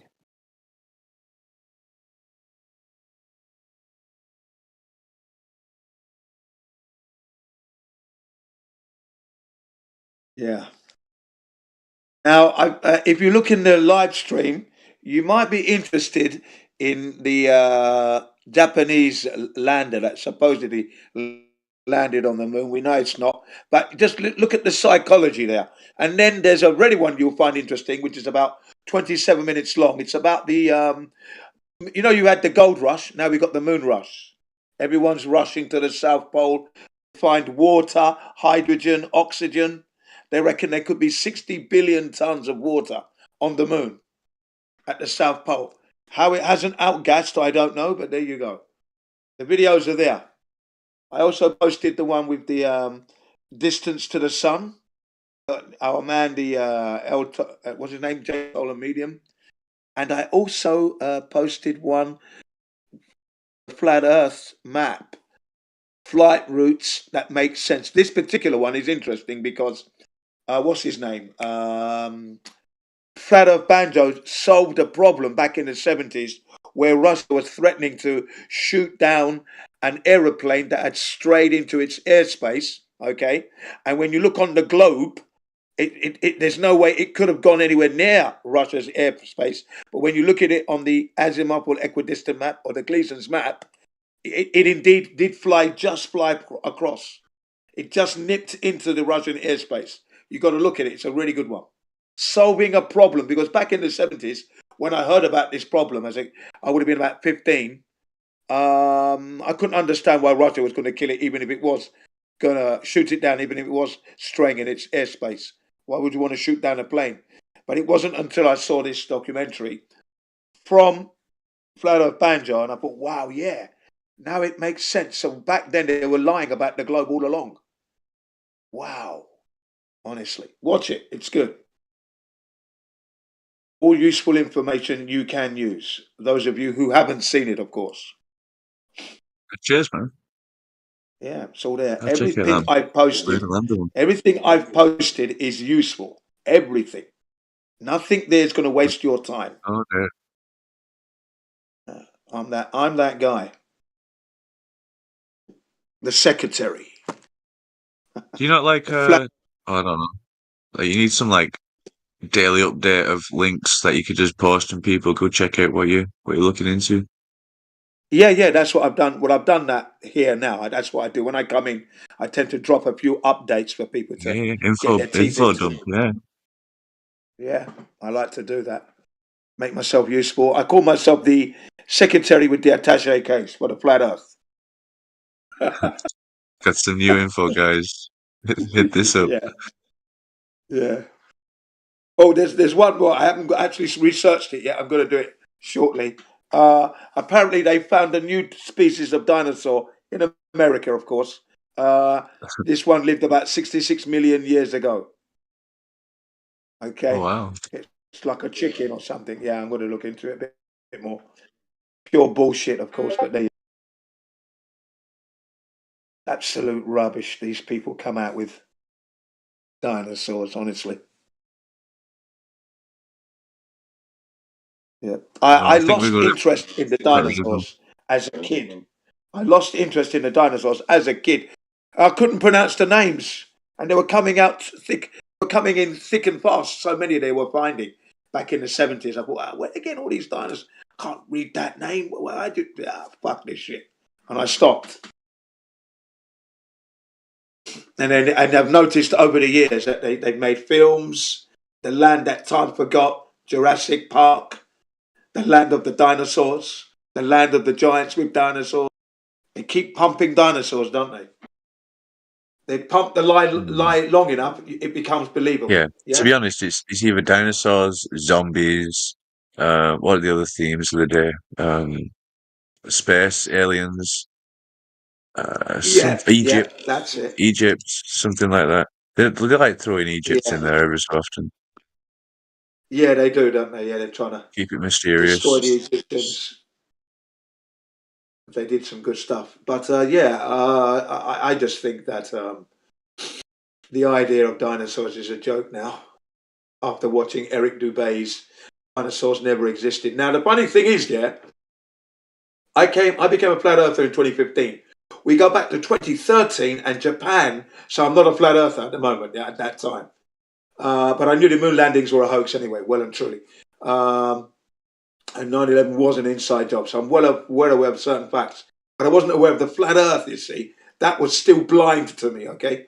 It was the final key to the puzzle. But Japan made an announcement back in 2013, right about the middle of the year. That year, they said that they found a miniature T-Rex, miniaturized T-Rex in Japan. I thought, and as soon as they said that, I said, that's a lie. That was my initial reaction. Okay, my initial reaction. Remember, I gave up on dinosaurs as a kid. I still thought they were real. But when they said that they found a miniaturized T-Rex on the islands of Japan here, I said, that's a lie. They must be trying to make money, because why would it be miniature? How did it get here? This is a volcanic island. It was born from the sea. What would it have eaten at that time? Pure rocks. How would it have lived? And my knowledge of the dinosaurs, they're on the mainland, not on islands. So that's a lie. Fast forward to 2016 now, 3 years later, I'm watching Eric Dubé's Dinosaurs Never Existed. And I just said, I knew there was something wrong there. Fucking hell, there you go. Well done, Eric Dubé. And I'm glad I watched it and I learned. And it just took me back to when I went to the museum with my brothers and we were laughing because the bones didn't feel real. They felt plastic. The science says don't touch. Yeah. A lot of them would be. Yeah. That's the problem. They just the limited few they've got, they just pass around, and then the rest are fake. Yeah. And to be frank, another fact: no reporter has ever seen or touched a real dinosaur bone because they don't exist. That's the fact of the situation.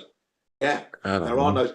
There's a company called Zigong Ocean Arts Limited, right? Zigong Ocean Arts Limited in China, and they are proud to tell you that they make 67% of the artifacts that we see in the museums. Okay, around the world, 67%. Yeah. Most of them go to Europe and America, by the way. Someone's got to do it. That's what they tell. Yeah, someone's got to do it. Exactly. Yeah, they do it. They're the ones that replicate the. What they do is they crush animal bones. Use some like epoxy a resin. Oh, right. Yeah, that's it. You got like a polymer epoxy resin. That's it. And then they put them into molds, and then they sandpaper them down. And when you look at it and touch it, it looks and feels like a real bone, but it's not. Cool. You know, it's not. It's mixed bones of different animals. Yeah, I do have a belief that maybe there were some big things in the past, and they might be like mistaking them bones for them things, or they might be them things. I don't know. I don't know if they're going back and how many destructions Earth's had. You know, how many wipeouts we've had in a short amount of time. You know, maybe recently they might be, even though they might be several thousand-year old, but there might be a wipeout or two in between. Who knows? You see, following the logical path, if you find one, you should find 20, as far as I'm concerned. Oh yeah, because only one died by itself on its lonesome. It's an impossibility. Right. Thank you. So it's been a bit tricky to This is how we find. kill them. Yeah, that's how I shoot down the lie immediately. I say, don't tell me there's one. Find me another 19, and then I might begin to believe you. Get on with it. Start digging up. Yeah, exactly.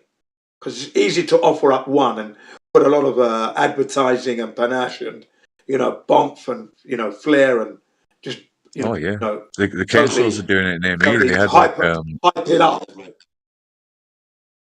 Yeah, they were sharing one.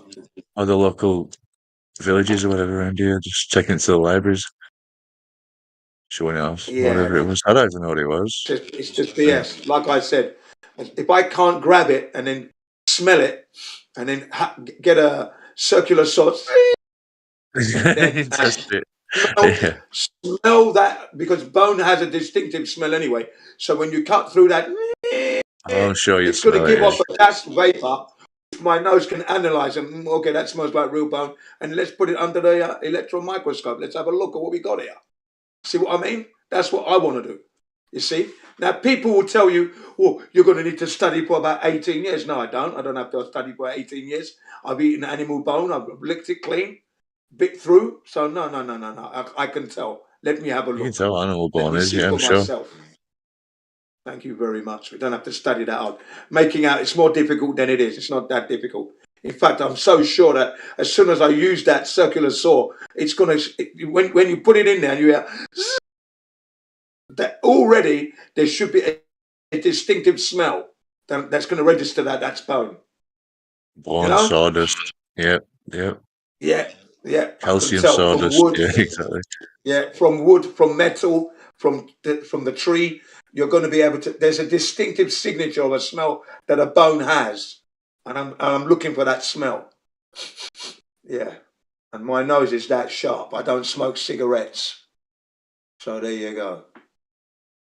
My nasal passages are clear, which means I can definitely tell. Just by the smell alone, I know if that's a real bone or not. What will happen is you begin to smell the epoxy resin. That's a different signature. You know, it's amazing how sensitive the nose is and what it can and cannot pick up. You'd be surprised. I mean, some of my students, right, adult students, come in for their English lessons, and I know they've been smoking because the aroma of the tobacco is all over their bloody clothes, walking ashtrays. I said, you just had a cigarette, didn't you? How do you know? Because you smell. I can smell the cigarette on your clothes. I'm sitting down at my desk. A kid comes in. Oh, you just had something to eat, haven't you? You had some food. He goes, yeah, how do you know? I could smell it. Sit down. You know, smell when someone's had something to eat. The little kid's surprised. Seems a little bloodhound. You're going to sniff out some truffles for us, mate? Oh, can you sniff out? Yeah. Well, yeah, you know, I mean, when your senses are fired up, I mean, I'm not living to die as such. That's the thing the system does. It wants to throw you on the scrap heap after you get to a certain age. Well, I'm not that guy. There's a lot I want to know about the earth that I don't know, which is my reason for existing. I'm not existing in a system that's devaluing me. I'm fucking that system right up. I am the anomaly. Yeah. So I will be doing my exercises regularly. I will be exerting muscular force. I will be shouting loud at the professors that are giving us shit to believe in. And that cunt Brian Cox, when I see him, I'll grab him by the neck and say, call me a moron now, you cunt. Come on. Call me a moron now, because the earth is not a ball. Call me a moron, please. And let me smash you on your fucking Rolls Royce. Ram you through the windscreen. Cunt. Yeah. Because that's what he called us, those who do not believe in the globe earth. We're morons, knob ends, and we're morons. You know, they had to remove that, actually. It's been taken off YouTube. Professionally, you know, not acceptable from that of a professor. He's meant to be a professor, isn't he? Yeah? Brian Cox, who belonged to some music punk group. Yeah. Yeah. He's a lying bastard, is what he is. Come on, Brian. Come and show me the physicality of this earth that you believe in. Yeah, come and get the link to here and see if he joins. Yeah. Yeah, he won't join. Keep tweeting him the link, like discord.gg/flat earth. Yeah, we actually tried to get what's his name, Neil deGrasse Tyson, and he pulled out the day before. He pulled out because he was warned, don't go on Discord, you'll be annihilated. Yeah, he was about to come on the Discord, and one day before he arrived, he cancelled. Yeah, so he knew when he did that. That's when I knew that. Yeah, he's just a fucking wanker. I'll have him on the streets when I see him next time. I'll have him. The first thing I'm going to say to him is, yeah, that is. I'll drop a mic and say that is not gravity. All right. There's the helium balloon going up. Where's the gravity now? And don't try and bamboozle me with your fucking shitty pseudoscience crap. Okay, Neil.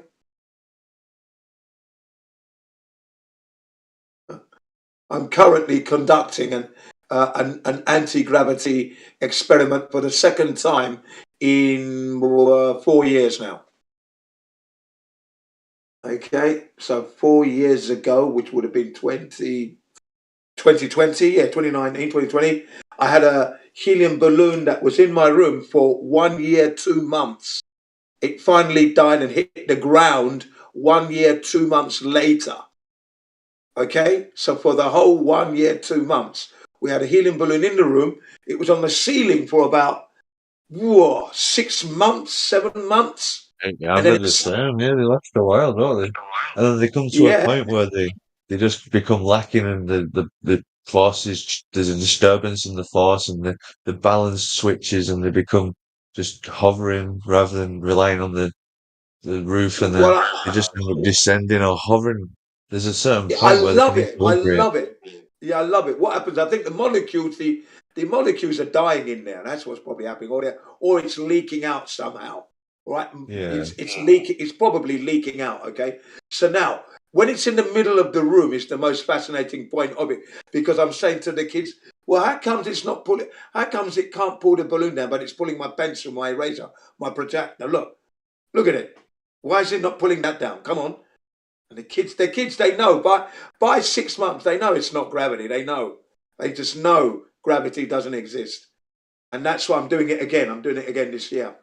I've started it again. So January, I've in this particular case, I've got a red love art type helium balloon up. Much suiting to the Japanese spirit anyway, so they love all that. So that's it. It's in the room now. It's in my room now. It's there. Yeah, it's a red one. Yeah, it's in my room now, floating around. You know, I've tied it up. I've tethered it so it doesn't keep going everywhere. So it's there, and we'll see how long it lasts. And I'm, like you said, I love it when it's in the middle of the room. When it's in the middle of the room, I untether it and let it just float around. So yeah, where's the gravity? Why is gravity not pulling it down? A reminder, It's just an constant equilibrium. reminder. Whatever forces gravity, yeah. The cause, who knows the cause, but Well, actually, gravity is not. It's a word I don't even use. Gravity doesn't exist the way it's being described. Okay, so I don't call. There is no force. Things drop because they're heavier than the air and the medium they're in. That's it. Yeah, that's all I need to know. Don't need to know any more than that. Because it's not gravity. There is no force that's coming from the central core of the ball Earth that doesn't exist 4,000 miles deep into the core, molten core. How can it have a magnetic force when magnetics are melted? Their magnetic polarities are actually lost. So there's no way we're living on a ball that's doing that. So there is no gravity. It's a non-entity. That's how I deal with when you it. start adding like movement and rotation, you have to throw in another. Yeah, exactly. But when you throw that in, it throws everything off, in my opinion. Like it's just like, well, you have to. Gravity is like a crazy. It's just a big debate over an effect, and we can all agree it's an effect, and we can kind of measure it with little g. You know, where like there's a No, we can't measure gravity at all. We're not measuring gravity.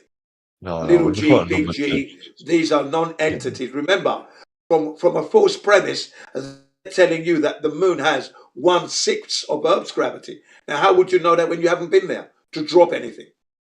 To know. Yeah, they're just working off size and try and figure out the mass of it somehow. It's crazy. Yeah, it's an absolute absurdity that they would even think that you can postulate that and teach that as the truth. That you know. You hear them say it like this. Or we know that the moon has 1/6 of Earth's gravity. Excuse me. How do you know that when you haven't proven that gravity exists on this Earth? The two theories haven't been proven to be a fact. So the idea to extrapolate that to the moon is a crime punishable by you losing your PhD, person having delusion certificate, and thrown in jail. Because you're outrageous with that statement. It's an outrageous statement. We know that I don't know that, so don't say we. Who's we? You don't know. Have you been to the moon to drop something to know? Then Right. you don't know. I generalizing neither. Yeah, fucking terrible. We I know don't they like do that. claiming or saying you guys, or like claiming just you're the enemy in a way when I'm discussing things. It's just like my own opinion, my own. Yeah. Yeah, I like to say my own facts because I'm only dealing with facts anyway. I'm not going to be giving opinions as such, and what I said momentarily was a fact that those scientists are outrageous. That's a fact. It's an outrageous statement. That is a fact. That you could say that the moon has 1/6 of Earth's gravity when you haven't been there to know that. We can't go to the moon. They say they can weigh it and stuff. That baffles me. Like, say how much that's basically how they work out the gravity. They work out how much it would weigh. So they figure out its dimensions, and then they figure out what it could be made out of, and then just get just numbers. Yeah, just theoretical. Yeah, I agree with you there. I agree with you. But it's just mathematical formulas. That's all they're doing. Yeah, essentially. It's not And it's all actually based off. measuring. They're not actually measuring the Earth. One, we don't know that shape. No one does at this point. And what they've given us as the dimensions, well, it's easy to put a mathematical formula for that dimension. You can make anything arbitrary. I mean, come on. It's just silly. It's stupid. That's what they did to the moon. Another assumption. So we have to give up on that idea that you're going to be following every word they say and then believe on it. No, that all stops. You have to challenge everything you're being told. Everything has to be challenged. Yeah. And I'm loving it that the Alexandra Gleason's map is just shutting down the globe completely, especially with the flight paths. I just love that. Flat Earth Banjo's done an excellent stalwart job in proving. He's even got one out called Pearl Harbor Proves Flat Earth. I love it. Because What's I've that been map hitting. on? Is that with Go an AE map, like a projection? Polar projection? Yeah.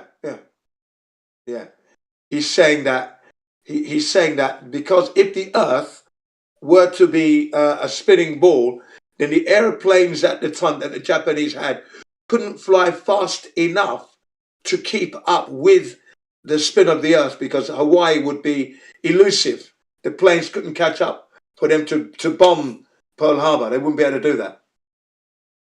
They would have to fly in the opposite direction, which would ruin their attack plans. Because now they're flying. They'd be flying west, as it were, as opposed to flying east. But yeah, it's a really good one. Yeah, it's only like 20 minutes, 30 minutes long, but it's a good one. And he alludes to the surprise attack not being a surprise attack, and I know that now.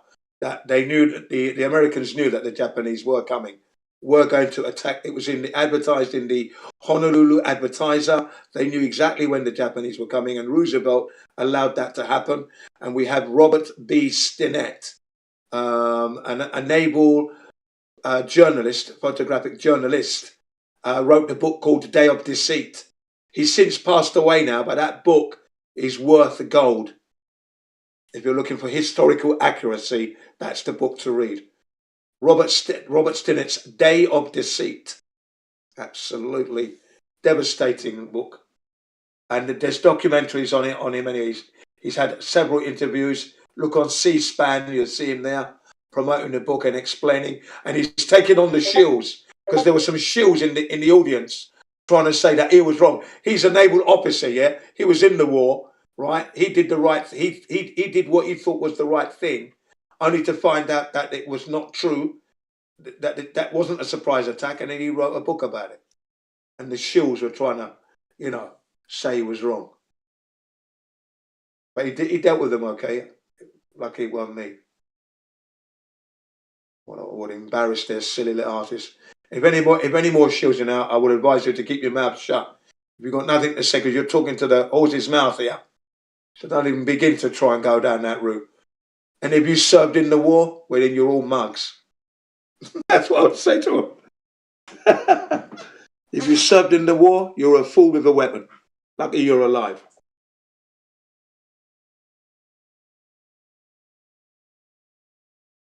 Because in actual, you were in the right place at the right time, and you did the right things at the right time, and then you got a certain level of power or like hierarchy, got up the hierarchy, and you're just born into a family that was already up a hierarchy, and you're that's how it is. Yeah, everyone's that's right. born at a different level. Yeah, so he joined the army because his family were there. Okay, that's fine. But what I've been saying of late now, when I say of late, for the last 15 years now, I've been saying that the military have not facilitated freedom at all on this flat earth. But when I was saying it at the time, I wasn't a flat earther. Right. But that's what I have been saying now. I've been saying that there's been no freedom from the army. They've been doing the dirty work. So they're cannon fodder, exactly what they are. Balled up, shiny cannon fodder to do the work of the elites. Because when you look around you, no one is free at the moment. We're all under tyranny, under dictatorship, under enslavement. So the military haven't been doing what they think they've been doing. And that's what I've been saying over the years. When I travel around the world, that's what I've been saying to the military that I meet. Show me the freedom that you're risking your life for, that we the taxpayer are paying for. It's not there, is it? Exactly. What you're doing is you're doing the dirty work for the elite. If there's going to be peace, it means that you have to put down the weapon. When you put down the weapon, no one is fighting. And remember, the wars that have happened haven't happened because of the citizens. The leaders have created the problem. The leaders that create the problem that you die and that we pay for. We pay for you to die. So that's happening here.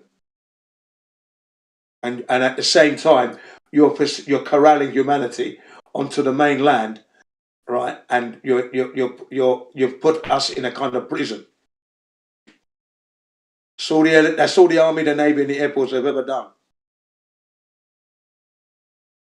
It's to lock down the communications. That's what they all do. Communications is like the main thing. Yeah, Aerospace communications. I would agree with you there. And another thing, That's the what tip. else? That's the tippy top. The guys in charge of that. Yeah, that's right. And then we have this problem where some people say, yeah, but they freed the applicants in certain parts of the world. Yeah, they freed the applicants to be slaves. So they took them out of one enslavement camp and put them in another one. That's all, okay? So there's still no freedom. Don't get waylaid. Don't get waylaid with that idea that because they freed some applicants from one camp, what they did was they put them in the bigger prison open camp. Okay, they took them out of solitary and put them into the open camp. All right, that's all that's happening now. Don't get confused now. Yeah, my words still stand. Show me the freedom that these soldiers have died for. Naval officers, air forces, aircraft pilots. Show me it. Show me that freedom.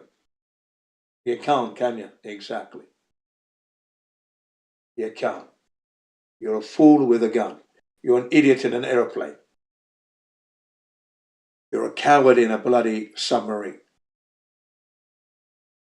No one's been invaded, are we? Right, No. just yet. And it's like That's right. they're just being used to invade. Right. Well, so not so much right now. Right now, it's just we're going. Right, you go in another country on behalf of us and protect them. All they're doing is killing innocent people and children and facilitating imprisonment.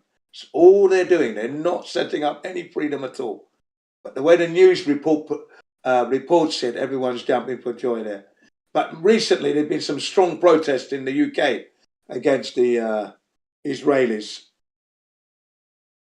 even in Africa. So they've all bitten into the fake news.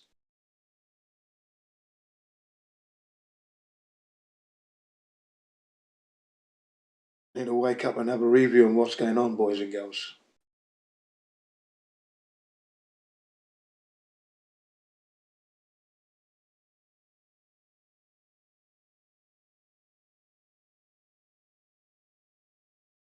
But yeah, I'm still enjoying the battle, and I love it when I'm able to actually bring to the attention people information that people have missed completely.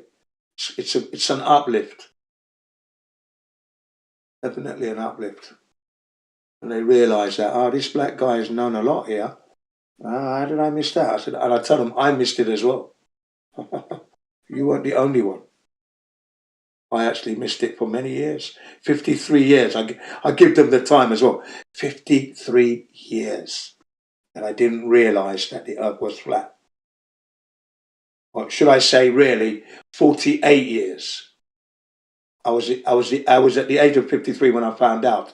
But 48 years I didn't know.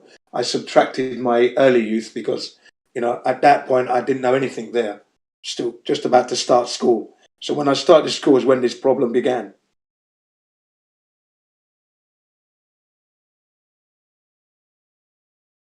Lasted 48 years. Time. It's a journey. Yeah, it's a journey. I've learned a lot, and it's now given me the potential to actually articulate the flat Earth in such a way that I can actually reach any age group now. Because of the 48 years now, that's a lot of time to understand the psychology of the indoctrination when we look back, how it happened for the duration of time, what was my mental state of mind at the time, and I can actually divulge that quite easily. You know what I mean? And then people can relate to that, because some of them will be doing that right now. Some of them who are older than me would have gone, oh yeah, that's how they did it, you know. So I'm able to articulate that now quite well indeed. You know, even the other day I was talking to someone yesterday on the medicinal mass media server. They were talking about health and that, and I was saying to them, well, if we're talking about health, I'm lucky because I haven't been sick in 44 years. I need to go to the doctors. So if you're going to take any medical intervention, try and do natural rather than go to the doctors all the time. And then an argument started. And then the guy said, yeah, but everything you said, Jim, is anecdotal. I goes, that's fucking right. Of course it's anecdotal. That's data. That's 44 years of knowledge. You can't even speak like that. So do not attempt to devalue 44 years of my knowledge, which I can download to people. If I'm saying to you that I haven't been sick for 44 years and I have medical record for that, because you can go to my doctors and you will say you will see my medical card, nothing to report, because he hasn't been in. That's why I haven't been there. But here I am talking to you, not sick in any way, shape or form. I'm still exercising. So with that point, that anecdotal information is valuable. That's what you know. That's your information that you know for yourself. Okay? That's data. And when you accumulate that amount of information, you cannot dismiss it like this. So just because you can't say you haven't been sick in 44 years, that's your problem, not mine. I'm saying to you that you shouldn't be living to go to the doctor. You should be living to live healthy so you can live long and healthy life without the aid of medicines and doctors. So what are you doing wrong, I said? Good on you, man.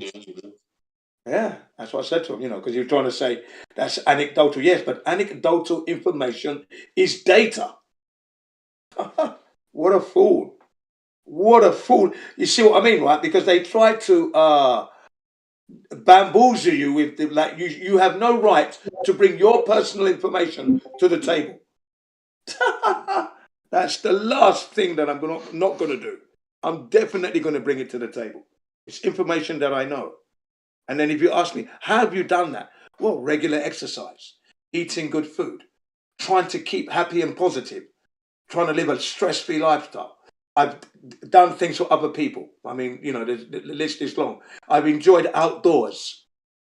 Yeah, Right. So, and all that helps to bolster your life. Haven't partaken in the drugs and the alcohol and the coffees and the crap that's out there.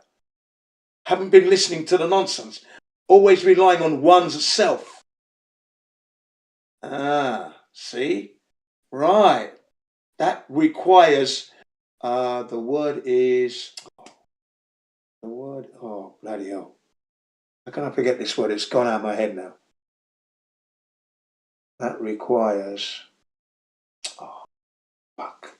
I can't believe I've lost this word.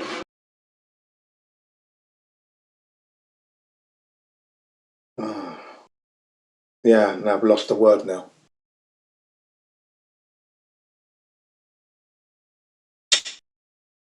And you have to add, it's used a lot in the military. I can't even believe I can't get this word. It's used in the military. You have to adhere to it. Happens to me all the time. Yeah, it's on the tip of my tongue. Oh, come on. It's definitely in the military. It's needed to have a cohesive unit. Discipline? Discipline. Now, thank you very much. That was the word. Couldn't fuck it. I haven't used that word in years. That's why. Yeah, that's the word. Discipline. Yeah, discipline, and that's me. I've disciplined myself to make sure that I maintain my health for a certain length of time. 44 years, no medical intervention. Fantastic. I tried to. I said to this guy, "How can I be wrong? How can I be wrong?" Like I wasn't in the same Living room. proof. That's it. Living much as living proof is. That's the best proof you can do. Yeah, Sure. yeah. And you know what I did to him? I turned the table round, right, because I am fed up, absolutely fed up to the hilt on hearing that primitive man was incapable. That's absolute BS. Why would you think so negative of the people who lived before us in a cleaner environment where the water was clean, where there's no toxic chemicals flying around? And then the guy tried to bring out all these ailments because you don't know they had those ailments. That's a modern day story about the past that we have to question and challenge. So, and you know what the evidence is? I am the living evidence. If I haven't been sick for 46 years in a toxic environment, let me tell you something. They lived longer than that and healthier. That's my extrapolation. That's my theory. Very strong theory. I'm living example. That's what I said to him. He had to shut up. He was an Australian. He ran away in the end. They said Jin won that battle. I said, yeah, that's right. Fucking right, I won it. Trying to tell me. Exactly. I have the right to now say that. I can strongly say that the people who lived thousands of years ago, early man, probably lived better than we're living today. Simple lifestyle, okay, but then again, they had to go and hunt for their food, but everything was clean and fresh. Fresh, clean water. Yeah? Oh, clean fruits and berries and nuts. Bananas, everything was clean. I just see us going through cycles of where we need and want everything, and then we get everything, we're like, we don't know what to do with it, and then we just end up wanting everything to be simple again, so we just devolve into simplicity, and everyone's like a well in I'm the glad you garden said and that. getting water and growing plants, and then we just flip to the corporate side again. It's just, yeah, just I'm a definitely not pendulum flipping to swing. the corporate. I'm not flipping to the corporate side. Look, I'm a man who has kept a comb for 44 years. A comb that I got from the barbers 44 years ago in London. It's here with me. I use it still. The same comb. Do you have a comb that old? Do you have a comb that old? You don't, do you? Nope. There you go. My son was using it the other day. I goes, look, if you're going to use this comb, it's older than you, more than double your age. Look, put it in the drawer where it always is. Don't move it from this point. You use it at this point and you put it back at this point. Otherwise, don't touch it. Do not remove it from the drawer and take it out of this bathroom. It must stay here. Right. That's how I can keep it this The long. law of the comb, exactly. Yeah. That's it. Yeah. So I've had it for 44 years. I did buy two, and one of them lost. My eldest one, I think, has lost one of my combs, but I've still got one that I've been using for 44 years. It's a long time to have a comb. That's impressive. Yeah. There you go. And it's an heirloom already, man. Just if it's something you pass on, boom, there you go. See how long I'm it trying can to, last. yeah. I'm trying to teach them that if this comb is older than you, it means that it's got a long history of a story. Do we throw it away? Or do we treasure it and look after it now that it's lasted 44 years? Which one is it? Yes, Exactly. Start to think about the way things of you looking at use. it. I've always had things for a long time. I've got a 40-year-old leather jacket that I use, still wear. It's 40 years. Wherever I go, people think it's like, stylish. It's new. It's old, but, it looks good on me because I wear it well. You see what I mean, yeah? People buy new jackets that are aged. Silly, isn't it? You buy a new jacket that's been aged for you. This is the On original one. purpose. This To is look rugged. originally That's aged. that's the little pendulum swing I'm talking about. So there's a Yeah. point where we're like really smart and formal, and then there's like the renegades where we delve back into like ripped jeans and like chains and stuff, and like there's that rebellion, and then it just flips back into like different styles and stuff. It goes through like swings and pendulum swings of Yeah. opposites. I've got clothes that I've been wearing I've got shoes that I wore when I was 19, I still wear. At the age of 19, I'm 62. I can still wear those shoes. Can you believe that? They're special. They're like tan color. A tan color bros that I used to wear when I used to go out dancing. Yeah. And you know what? There is just one little splash mark of aniseed and no, not aniseed. Was it? It was a black Jack Daniels and Coke, and there's a little splash mark on the side of the toe cap that I cannot remove, but I'm not going to scrape it off. It's there from 19 years ago. Polish it up, but I can't remove that stain, alcohol stain. It's there, telling a story in its own right. Yeah, man. So I keep the things I have for a long time. I've never been one to just buy and throw away. Silly. Buy and keep for as long as possible is my motto always, and that's how I do it. Hence, I'm not been sick for 44 years because I'm trying to live as long as possible, as healthy as possible, in a situation where they're trying to kill you off with all kinds of medicines and, devalue you. Now, you can't devalue a 62-year-old man, no chance. Not me, anyway. One, you can't know more than me. That's what I tell them at the beginning. Any Glober that's younger than I am. You can't know more than me. You lose by default. You haven't lived long enough. So shut your mouth and sit down and shut up. Okay? You've got to put them in their place immediately. Even the kids as well. But hang on a second. So now you're arguing with me. What? You know more than me? Yeah? How old are you? Oh, 15. How old are you? 14, 13. So you lot know more than me, yeah? 13 years plus versus 62. Who's going to know more? You're going to know more than me. Yeah?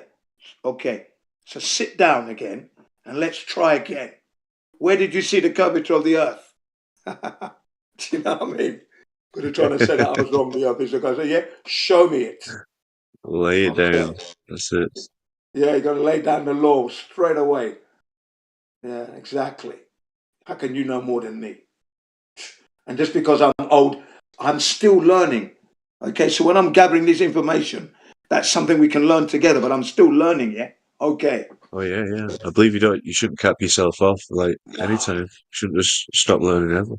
Yeah, no, I can't. I'm like a Gnostic in that way. Yeah, I'm not gonna. I'm still learning. Yeah, that's what I'm saying. Still learning, and I'm telling them that. So no, man, you cannot know more. What I love saying that to them though. You can't know more than me. It calms them down. Yeah, you're getting above your station here. Just because I'm older than you, I'm not weaker than you. I could kill you now. Oh, okay, yeah, right. But don't think because you are younger than me, or you are more powerful. You could still be killed by an old man. Don't be silly, okay? Don't write off old people. They're the ones that are carrying the knowledge that you're going to need when it goes wrong. I think you were more prominent when we had like swords and shields and battled like that in castles and stuff. When the older people would be the more experienced, like roughest, like solidest people. Yeah, the medieval days. Yeah, and the ones to learn lessons from. The ones that have It's the same in all survived many tribes. battles. Yeah, you're right. It's the same in all tribes around the world. You've got to go to your elders because the elders have all the information. Yeah. Okay, that's how you get it. You don't get it, but you can't know more than the elder. How can you? You mean across the world, not around, right? Sorry, across the world. I Well, you usually can- do say across. I don't know. Across You the can flat earth. still say around on a flat earth.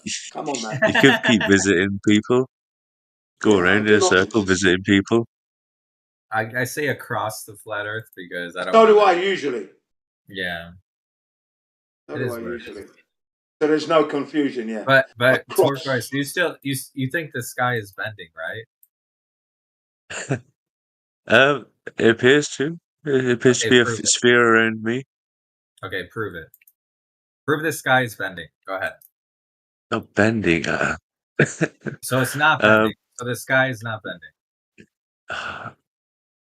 Can you prove the sky is hard, bending? it's very hard to see a bending sky when you see the cloud formation and you follow it across the sky and you think that it looks dead level all the way to the horizon.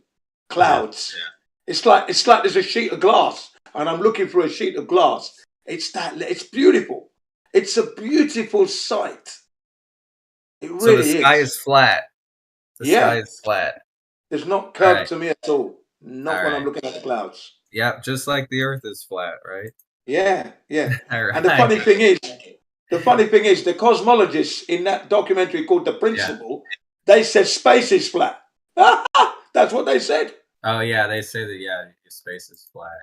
Yeah. Yeah. Time space is flat too, like like default, the way they put in the cosmology and the way gravity works. Yeah. Do you So, and believe that the, gravity? Do you believe that gravity has scientific evidence?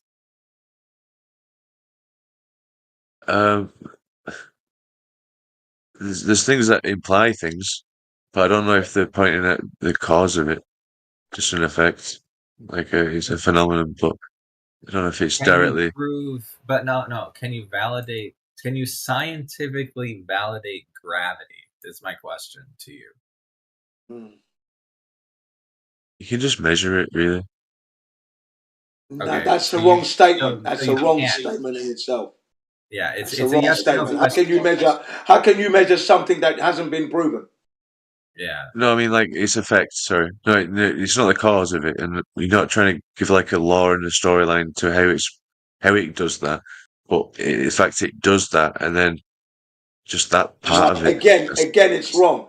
Again, it's wrong. That would be gravity. How are you proving that exists? You can't say it. It's wrong. What you're measuring is how fast something drops because there's nothing to support it from dropping. That's it. You're not measuring the gravity. And objects, let's get this right, ladies and gentlemen. Objects drop at different rates. The heavier the object, the faster that's going to drop. Okay? It will drop, reach maximum velocity soon. If you have a tennis Relative to ball. its weight. Yeah. In the air, maybe. Yeah. Like in the air. Yeah. Relative terminal velocity is just relative to like the aerodynamics, basically, like and resistance. Yes, It's like default air resistance. Yeah, Like exactly. the optimum speed things can fall at. Yeah. Okay, let me put it this way. Yeah. True or false, Turquoise? Gravity can be validated scientifically. Is that true or false?